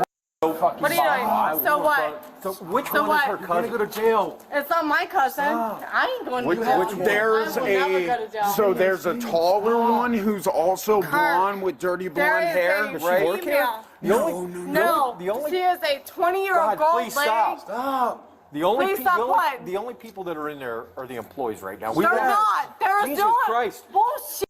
I was just in there. There was 5. Walk in there with me. They walked out the back door.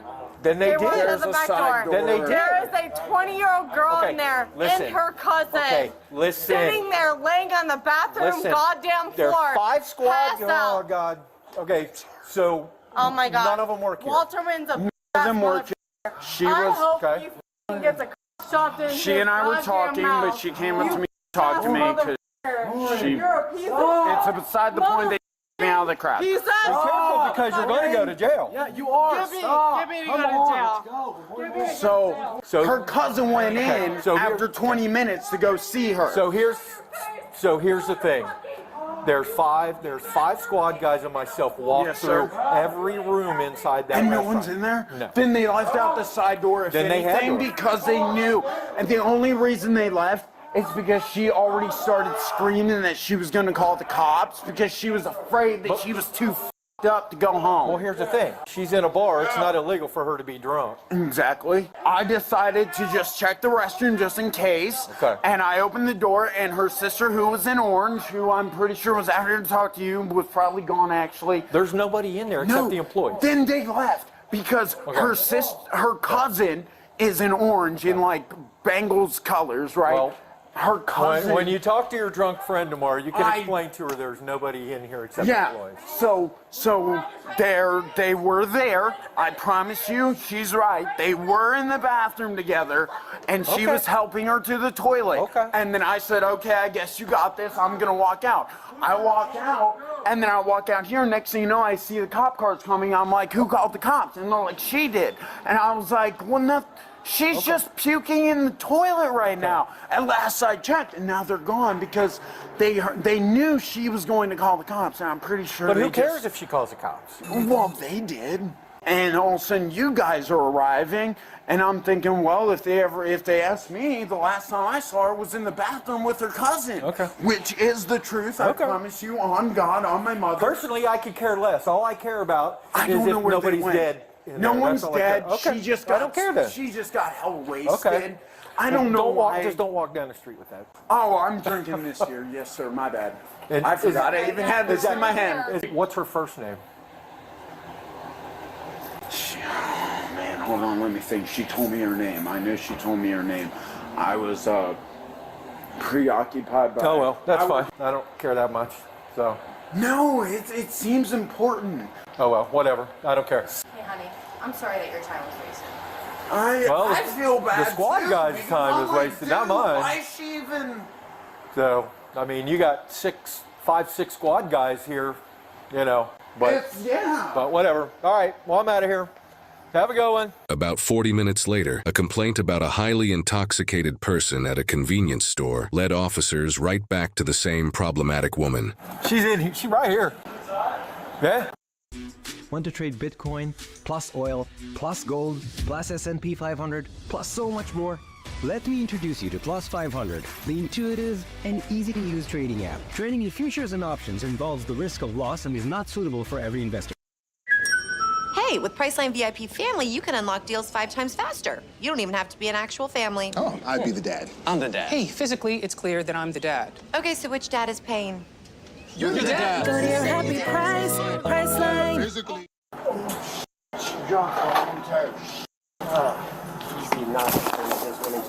Oh, thank God you're here, because I've been listening to her trying to get her Where'd she to go? calm down. She just walked into She the just went to the restaurant. The second she She's saw talking to some officer about how you guys mistreated her cousin.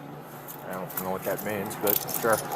Apparently, you guys weren't listening to how her cousin felt about the situation.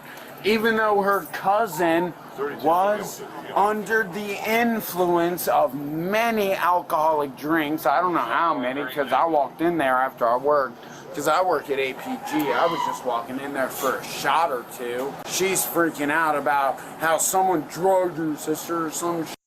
Now her sister's incoherent and you should give a shit about it because I care about her. I'm like, dude, that's okay. So that's your sister or your friend. Well, what's funny was she didn't tell me any of that. She didn't tell me it was her sister, cousin, brother. She's saying all sorts of shit, to be honest. I feel like she's just trying to get an excuse in to get away from her boyfriend who's standing right there. I'm giving him the thumbs up because honestly, he talked to me, but only after. I'm gonna end up going to jail here. Oh, now we got all the cops here. Here's Walterman right here. Here's Walterman right here. Okay. Here are you. Missler. We got Walterman. Get off the phone. I'm not going to get off the phone. Okay. I'm not Guess going to get what? off the phone. You got about 2 seconds to hang up. You got so 2 seconds. Walterman is going to arrest me. That's correct. Right now. That's correct. Come on. Hold on. I just walked out of the bathroom. Come on. Walterman is going. No, he's arresting me. Come on. Before going any further, I'd like to offer you guys a solution to a growing threat that's becoming more common than ever. In 2024, hidden cameras, trackers, and sound recording devices are being found at record highs. They are everywhere and can be disguised as everyday objects, posing serious risks to your safety and privacy. Unfortunately, their use by criminals is only expected to rise due to easy accessibility. A way to prevent this is by using our sponsor, Hypefinity. Hypefinity's detector uses advanced technology to detect GPS trackers, hidden cameras, and sound recorders within 12 feet of you. Simply turn it on and scan your surroundings. If a hidden device is nearby, it beeps loudly, alerting you immediately. Also highlights concealed camera lenses, making them visible. Because of how relevant this product was to my videos, I've decided to strike a deal with Hypefinity. So, the first 100 people to click the link in the description get 50% off. That's $29 per detector. So click the link now and grab yours at half price. He's arresting me right now. Walterman is arresting me. Get off of me. I'm doing nothing. I just walked out of the bathroom. Kirk, Walterman is arresting me. Bitch, get off me! Get off me! I'm doing nothing to you, traitor. You did this, bitch. You did this, bitch. You did this. Hands behind your back. Put your hands behind your back. Get off me. Oh, I punched him in the face? You punched him in the face. You took him on the ground, dumbass. Okay. You did that. Okay. Take him to jail. You have your $2 at home. That's because you wanted to drink. I got her. Thank you. Yes, sir. Is that her stuff? Yeah. I well, you could have got my car Thank home. you. Now look what happened. Why would you do this? Why would you do this? Put your hands behind your back. Or she slipped out of it. She slipped out.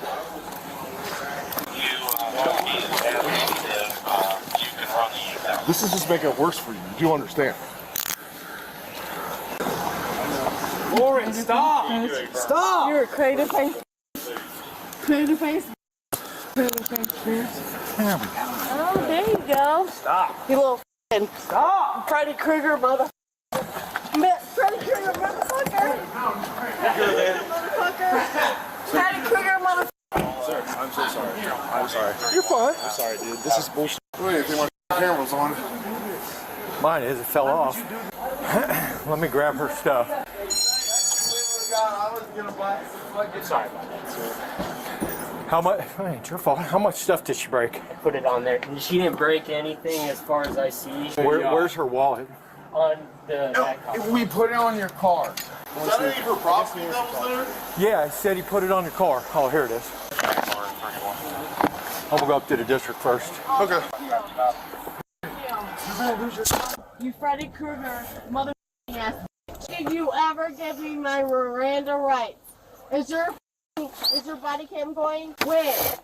When, Freddy? Freddy, when did you give me my Miranda rights? When, Freddy, did you give me my Miranda rights? Anything I can will be held against me. When did you do that? Freddy, you already f***ed up. Freddy! You will all be hearing from my attorney. Okay. I've never been giving my Miranda rights, not once, not at any point in this, at any point. Get this off me. I deserve Miranda rights. Nobody ever told me that I was being detained. Nobody ever told me my Miranda rights. You ain't above no law. Get this off my hands right now. Last night, I made a wish on a star, and the star answered. What are you, 5? Your wish has been granted. Disney's Wish is coming to Disney Plus on April 3rd. I have a few thousand questions. Just relax. Experience the magic and sing along to the music. I meant to do that. I'm coming! Disney's Wish, rated PG. Available April 3rd on Disney Plus. Give it off. Now, Freddy Krueger, get this the fuck off my goddamn hands. I ain't getting off nothing. Get this shit off, and I won't. Okay. I'm gonna sit right here. Good. Okay. Good. And I will. I'm pressing charges against all of you. When did you ever give me any indication that I was being arrested, being detained? Nothing. Freddy, when have you ever done that? Did you do that, Freddy? You're a piece of shit. You'll always be a piece of shit. I'm gonna be a police officer. I'm gonna feel like I'm somebody. You crazy face bitch. Get this shit off of me. I bet your wife looks better than I do, doesn't she? Doesn't she? Crazy face bitch. You couldn't fool me. First of all, what am I being charged with?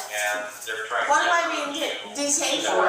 While intoxicated and resisting arrest. Resisting arrest for what? I was saying at Speedway on the phone. What am I being arrested for? Disorderly conduct. For what? Because the Speedway guy called us. No, he didn't. Yes, he did. No, the f he didn't. Yes. No, the f he didn't. You can't bullshit. So when you sit here, if you f***ing touch me, bitch, you f***ing bitch, touch me. You wanna feel my? You wanna feel my? What are you doing? I don't want to touch anything but this. Yes, you do. No, I don't. You do. Big nose ass motherfucker. You fat ass motherfucker. You little ass motherfucker. I sat at Speedway, did nothing, did not a goddamn motherfucking thing. Asked for a goddamn ride and you're getting me for disorderly conduct because I asked for a ride? Yes. You corrupt motherfuckers. You little power control motherfuckers. So this crater face motherfucker had a issue because he wouldn't do nothing about some bitch that was laying on a goddamn floor in a bathroom that I felt bad for. She was laying on a goddamn floor. Incoherent. If you do not get these cuffs off me where they're cutting off my circulation, I swear to God. Alright, I'll make this worth it. I'll make it worth your time. Okay. You ready? Mm-hmm. Cool. I'm gonna need you to call 911. Do you understand that? You're about to slit my wrist. Do you understand that? Call 911. There's blood all over my goddamn pants. Is your body cam going? Yep. Get it. Call 911. Call 911. There's blood all over my pants. Your cuffs are too tight. I'm asking you to stop it. My leg is bleeding. I'm asking you to stop. Uncuff me. That's not gonna happen. Okay. Loosen my goddamn cuffs. If you calm down, we will. Okay. I'm calm. Loosen my cuffs. No. I'm not calm because I did nothing to you. I was literally attacked out of nowhere. If you think that you guys did this right, you're stupid, and I'm going to get an attorney, and I already have one. I've already dealt with it like this, so go ahead and try me. Okay. Go ahead and try me. Has any one of you read my Miranda rights to me? Did you? Nope. Did he read my Miranda rights to me? I don't know. Ask him. Tell him to come here and ask him. Ask him if he did. Ask him if anybody read me my Miranda rights. You guys are the most piss poor, motherfucking, powerful control motherfucker. Lauren doesn't matter, right? Lauren called about a female who's probably not even of age, laying unconscious on a goddamn bathroom floor of a bar. And now Lauren is sitting here in cuffs. Isn't that weird? You don't think that's weird? Well, you're pretty intoxicated. Sure, and I'm of age, and I have a ride. I need a phone. You'll get a phone when you go down to jail. No, and I'm not going down to jail. Then where are you going? I need a phone now. I hope you eat shit. I hope your wife eats shit. I hope your kids eat shit. Stand up. Fred fucking critter. You want to stand up? You can suck it.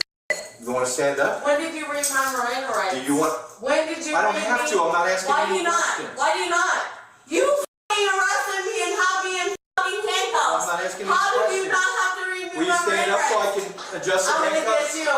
I'm gonna get you, Walterman. I hope you know that. You do that. I hope you know that. I'm gonna get you, Walterman. And You don't Miss need to Martin. read your Miranda rights. I'm sorry, what? Those are only when you're being asked questions. Oh, They're not asking so you you any can questions. just detain me, arrest me, pull me in here for no reason. Okay, that's fine. If you think so. Alright, so what? What did I do? I loosened them up for you. You tightened them? You feel good, Freddie? You feel good, Freddie? You're so funny. I hope your wife eats shit. I hope your kids eat shit. Hey, karma's a bitch, motherfucker. And it comes around threefold. Right? Right? Hey, you. What is your name? What is your name? You, right there. What is your name? Deputy Missler. Deputy what? Missler. Missler. Can you please call somebody right now for me? No, I cannot. Why not? For what reason? What did I do to you? What have I done to anyone here? You didn't follow our lawful orders. Pissing at Speedway? What did I do? What was my lawful orders that I was not following? Is your body cam on? Okay. Is it now? Yes. Are you sure? Can you make sure your body cam's on right now? Okay. So I'm asking you, what am I being charged with right now? Disorderly conduct. Disorderly conduct for what? For being disordered. Resisting arrest for what? For What did resisting. you come to arrest me for at Speedway? I was trying to protect a f***ing younger female. That's it. I hope your daughters. Do you have daughters? Yes, I do. I do. I hope they go through that. I hope I do. they don't have no bitch ever f***ing come for them. I do. Awfully mean to be saying. You know, it's awfully mean that I'm getting arrested for looking out for some girl that I don't even know. Get these handcuffs off me! My bad, Chad. Fuck you! I want these handcuffs off. Are you the reason why I'm getting called here? Yes, I'm Lauren. Nice to meet you. So you were the one that they were calling about? I am. So there is a female laying on the bathroom floor right now, Okay. right, who is not coherent. And this entire bar is trying to accommodate that. It's fine. It's no big deal. She's not okay at all. Okay. Well, let me go see what's going on in here. Sure, go ahead. All right. Go ahead. Hi. Hey. How you guys doing? What's up? What can I do for you? So, what were the bullies called for again? Hold up. Maybe I'm tripping. I could be tripping. Respectfully. Most respect. I could be tripping though. I could, guys. I could be tripping. But she ain't even say nothing. Oh, we got called about somebody unconscious in the bathroom. She's not unconscious. She's up. She's awake. She's up and she's awake. I'm taking her home. I know her personally. Don't worry. I would never let anything. We still need to look at her. Okay. Would you like to look at her? Yes. Okay. Yeah, she's perfectly fine. Okay. You guys can look at her. Thank you. I'm taking her home. Yes. I'm just letting you see that she's up. She's okay. I'm taking her home. The chick outside was a little dramatic. We were having some problems with her. Our patient. Nope. Yeah. Men's bathroom. She's not in the bathroom. She was just in here. She was just in here. She was fine though. She was up and fine. So what's going on here? How do we lose an unconscious person? You got police here, fire department here. You guys have. Well, the this is woman that ridiculous. called, I know, I'm so sorry. This is ridiculous. The woman that called, she was being a little dramatic, and I told her she was acting a fool. I told her she needed to leave, and she was like, no, there's a woman unconscious. I was like, no, she's having a hard time. She was puking. She called an Uber. I told her that's what was happening, and she was like, well, I'm going to call the police. I was like, okay, well, you can call the police, but she's got an Uber on the way. I don't know what else to do for you, and she was being very freaked out and very dramatic. She was causing a scene. She was causing fight. I mean, it's Yeah. not illegal for her to be passed out in the bathroom. We're here to check on her own Right, on her well-being. exactly. And So but we have no idea where she's at. The only thing I can assume is that she got in her Uber by the time that I went out there and talked to you guys, because she had called an Uber half an hour before. I mean, it took me 30 seconds to get here. Yeah, who is this person? You know her? No, I did. I told her about. All right, well, we're gonna do our due diligence to see if she's here, but. I told the woman who I called. That's not making any sense. But I'm gonna make sure there's nobody laying around here somewhere. Yeah. The door is locked. Yeah, just so you know, the door is locked. The way that this girl that's working here was acting. Yeah. Like she wasn't going to let us in. Right. It's like that's what I walked up to. Right. I was like, "Well, you're gonna let us in?" Something weird. Yeah. I mean, you can't just sneak out a door if she's that drunk. Well, this is what I'm trying to figure out. You said you were taking her home, but then now you're saying she was taking an Uber. Well, I mean, I was going to take her home, and she had talked about calling an Uber. So this. Hello. This girl that she called about. She called. I was just a bystander. Right. I was Did you see this girl pass out? The blonde girl. Well, I don't know her who. sister's in orange. All I know is that her sister's in orange. Is the sister, the older one. The younger one apparently was. She came out and said that she was throwing up in the bathrooms. That's all I heard. Okay, so the girl that's passed out. Yes. Where is she? She's. Where? You can't find her? No. Okay. No, I promise you, she was literally with her cousin. Okay, so who's her cousin or who's her sister? Some blonde, other blonde. Okay, What's your name? Let's take this down. This is getting a little dramatic here. This is getting a little dramatic. Walterman is sitting here. I don't give a if I know him or not. You know me, I know you. It's fine.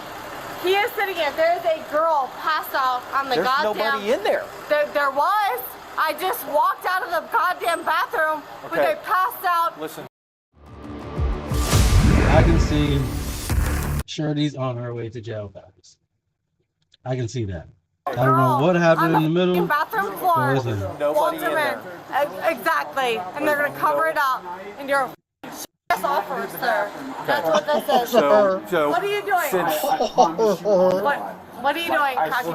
What are you doing? So what? So which one is her cousin? Go to jail. It's not my cousin. I ain't going to jail. There's there's a taller one who's also blonde with dirty blonde hair. Is she working? No. She is a 20-year-old girl. Please stop. The only Please stop what? The only people that are in there are the employees right now. They're not. They're Jesus doing Christ. bullshit. I was just in there. There was 5. Walk in there with me. They walked out the back door. Then they did. Walked out the back door. Then they did. There is a 20-year-old girl Okay, in there listen. and her cousin. Okay, listen. Sitting there laying on the bathroom Listen. goddamn So floor. listen, my thing Passed is, out. God. my thing is, she just says she's with her cousin, so that means she's with someone that can actually help and take care of her. What the fuck is she doing? Okay, so Oh my god. none of them work here. Walterman's a Doesn't work. She I was hope okay. he f***ing gets a shoved in She his and I were goddamn talking, mouth. but she came up You to me to talk to me because she. You're a piece of It's beside the point. They me out of the crowd. He said, Be careful because you're going to go to jail. Yeah, you are. Give me to go to jail. So her cousin went in Okay, so after 20 minutes to go see her. So here's the thing. There's five squad guys and myself walk Yes, sir. through every room inside that And no restaurant. one's in there? No. Then they left out the side door, if Then they had anything, to. because they knew. And the only reason they left is because she already started screaming that she was going to call the cops because she was afraid that she was too f***ed up to go home. Well, here's the thing. She's in a bar. It's not illegal for her to be drunk. Exactly. I decided to just check the restroom just in case. Okay. And I opened the door, and her sister, who was in orange, who I'm pretty sure was out here to talk to you, was probably gone actually. There's nobody in there except the employees. Then they left because her cousin is in orange in like Bengals colors, right? Well, her cousin. when you talk to your drunk friend tomorrow, you can explain to her there's nobody in here except employees. So they were there. I promise you, she's right. They were in the bathroom together, and she was helping her to the toilet. Okay. And then I said, okay, I guess you got this. I'm gonna walk out. I walk out, and then I walk out here. Next thing you know, I see the cop cars coming. I'm like, who called the cops? And they're like, she did. And I was like, well, no. She's just puking in the toilet right now. At last I checked, and now they're gone because they knew she was going to call the cops, and I'm pretty sure. But who cares if she calls the cops? Well, they did. And all of a sudden, you guys are arriving, and I'm thinking, well, if they ask me, the last time I saw her was in the bathroom with her cousin. Okay. Which is the truth. I promise you, on God, on my mother. Personally, I could care less. All I care about I is don't if know where they nobody's went. dead. No one's dead. Okay. She just got. I don't care then. She just got hell wasted. Okay. I don't know why. Just don't walk down the street with that. Oh, I'm drinking this here. Yes, sir. My bad. I forgot. I even had this in my hand. What's her first name? Oh, man, hold on. Let me think. She told me her name. I know she told me her name. I was preoccupied by. Oh well, that's fine. I don't care that much. So. No, it seems important. Oh well, whatever. I don't care. Hey, honey, I'm sorry that your time was wasted. I feel bad. The squad too, guy's because time I'm is like, wasted, not dude, mine. Why is she even? So, I mean, you got 5, 6 squad guys here, you know. But But whatever. All right. Well, I'm out of here. Have a good one. About 40 minutes later, a complaint about a highly intoxicated person at a convenience store led officers right back to the same problematic woman. She's in here. She's right here. Yeah?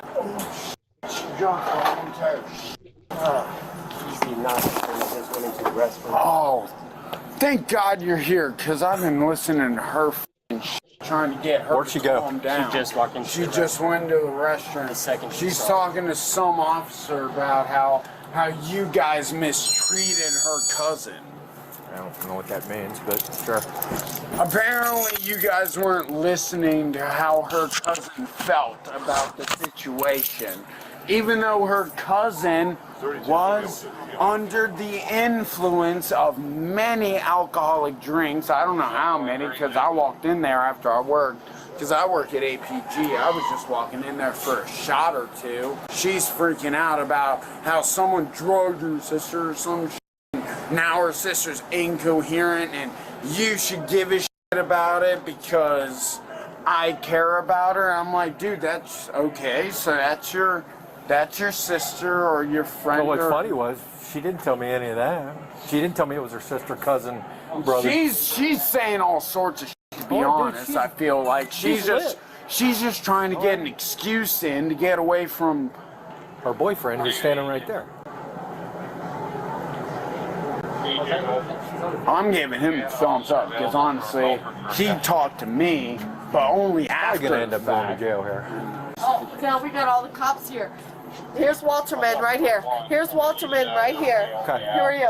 Missler. Missler. We got Walterman. Get off the phone. I'm not gonna get off the phone. Okay. I'm not Guess gonna what? get off the phone. You got about 2 seconds Hey, to hang Kirk. up. You got So 2 Walterman seconds. is going to arrest me. That's correct. Right now. That's correct. Come on. Hold on. I I'm with- just walked out of the bathroom. Come on. Walterman is going. Come on. No, he's arresting me. Come on. Before going any further, I'd like to offer you guys a solution to a growing threat that's becoming more common than ever. In 2024, hidden cameras, trackers, and sound recording devices. He's arresting me right now. And then they hit him with another fucking ad. What type of bullshit is this? What type of bullshit is this? Walterman is arresting me. Get off of me. I'm doing nothing. I just walked out of the bathroom. Kirk. Walterman is arresting me. Bitch, get off me. Get off me. I'm doing nothing to you. Crazy. You did this, bitch. You did Yo, this. buddy. It sounds like they just knocked the Sonic coins out of her, bro. I'm doing nothing to you. Listen. Crazy. You did this, bitch. You did this, bitch. You did Hands this. behind your back. Put your hands behind your back. Get off me. Oh, I punched him in the face? You punched him in the face and took him on the ground, dumbass. Okay. You did that. Okay. Take him to jail. You have your $2 at home. That's because you wanted to drink. I got her. Thank you. Yes, sir. Is that her stuff? Yeah. All right, well, you could have got my car Thank home. Now look what happened. Why would you do this? Why would you do this? Put your hands behind your back. I don't want Or she slipped out of it. She slipped out. her boyfriend is not playing this shit. Look what you did. Look what you did. This is just making it worse for you. You do understand. Lauren, stop! Stop! You're a creative face.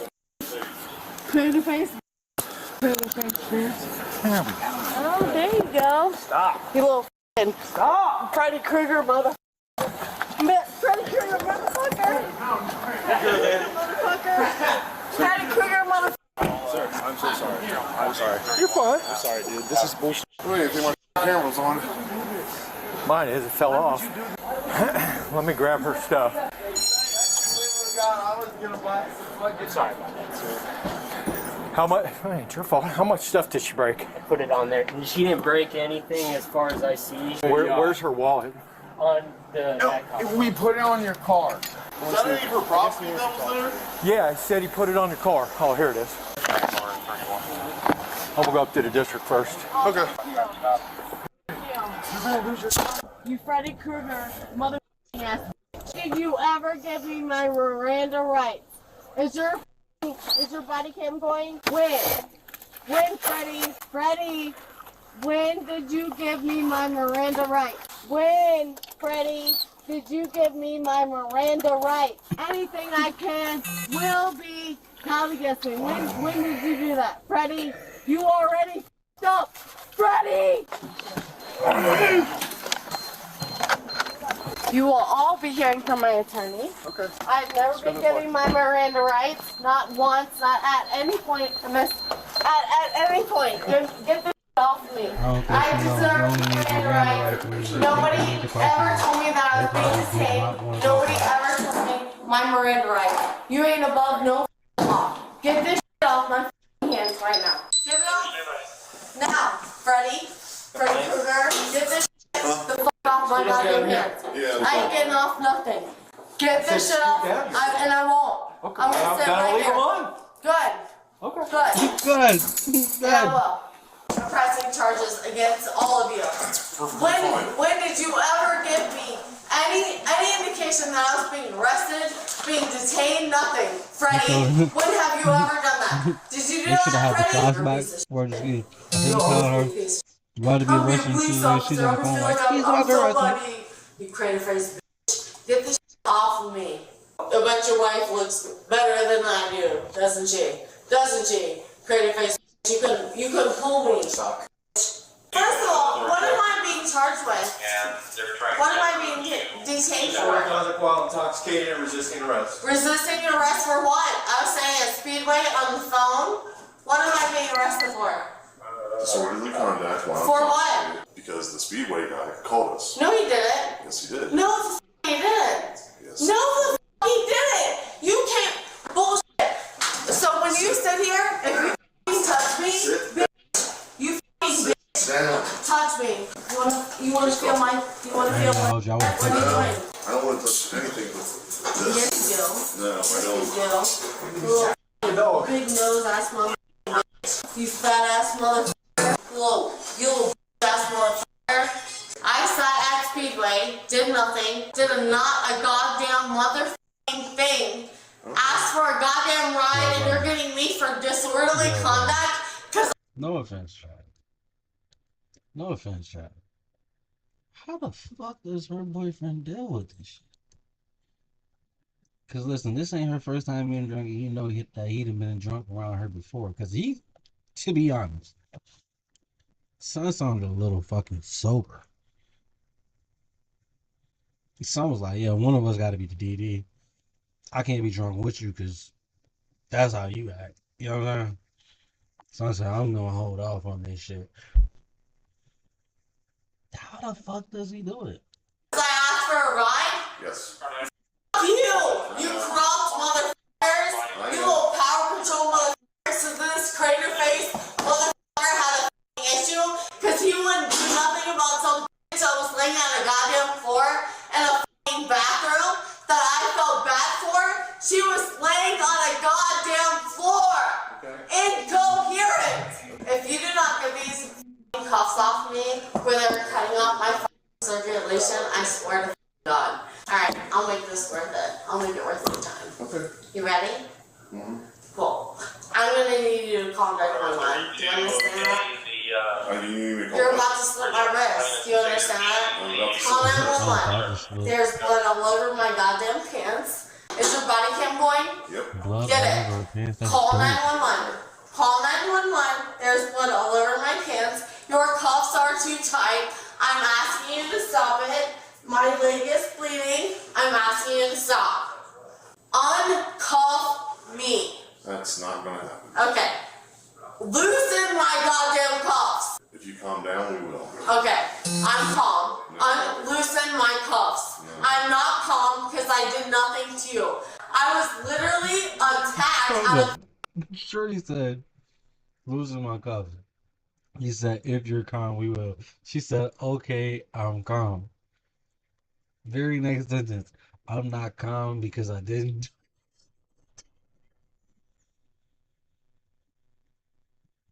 Blood, you cannot make this shit anymore. Nowhere. If you think that you guys did this right, you're f***ing stupid. And I'm going to get an attorney, and I already have one.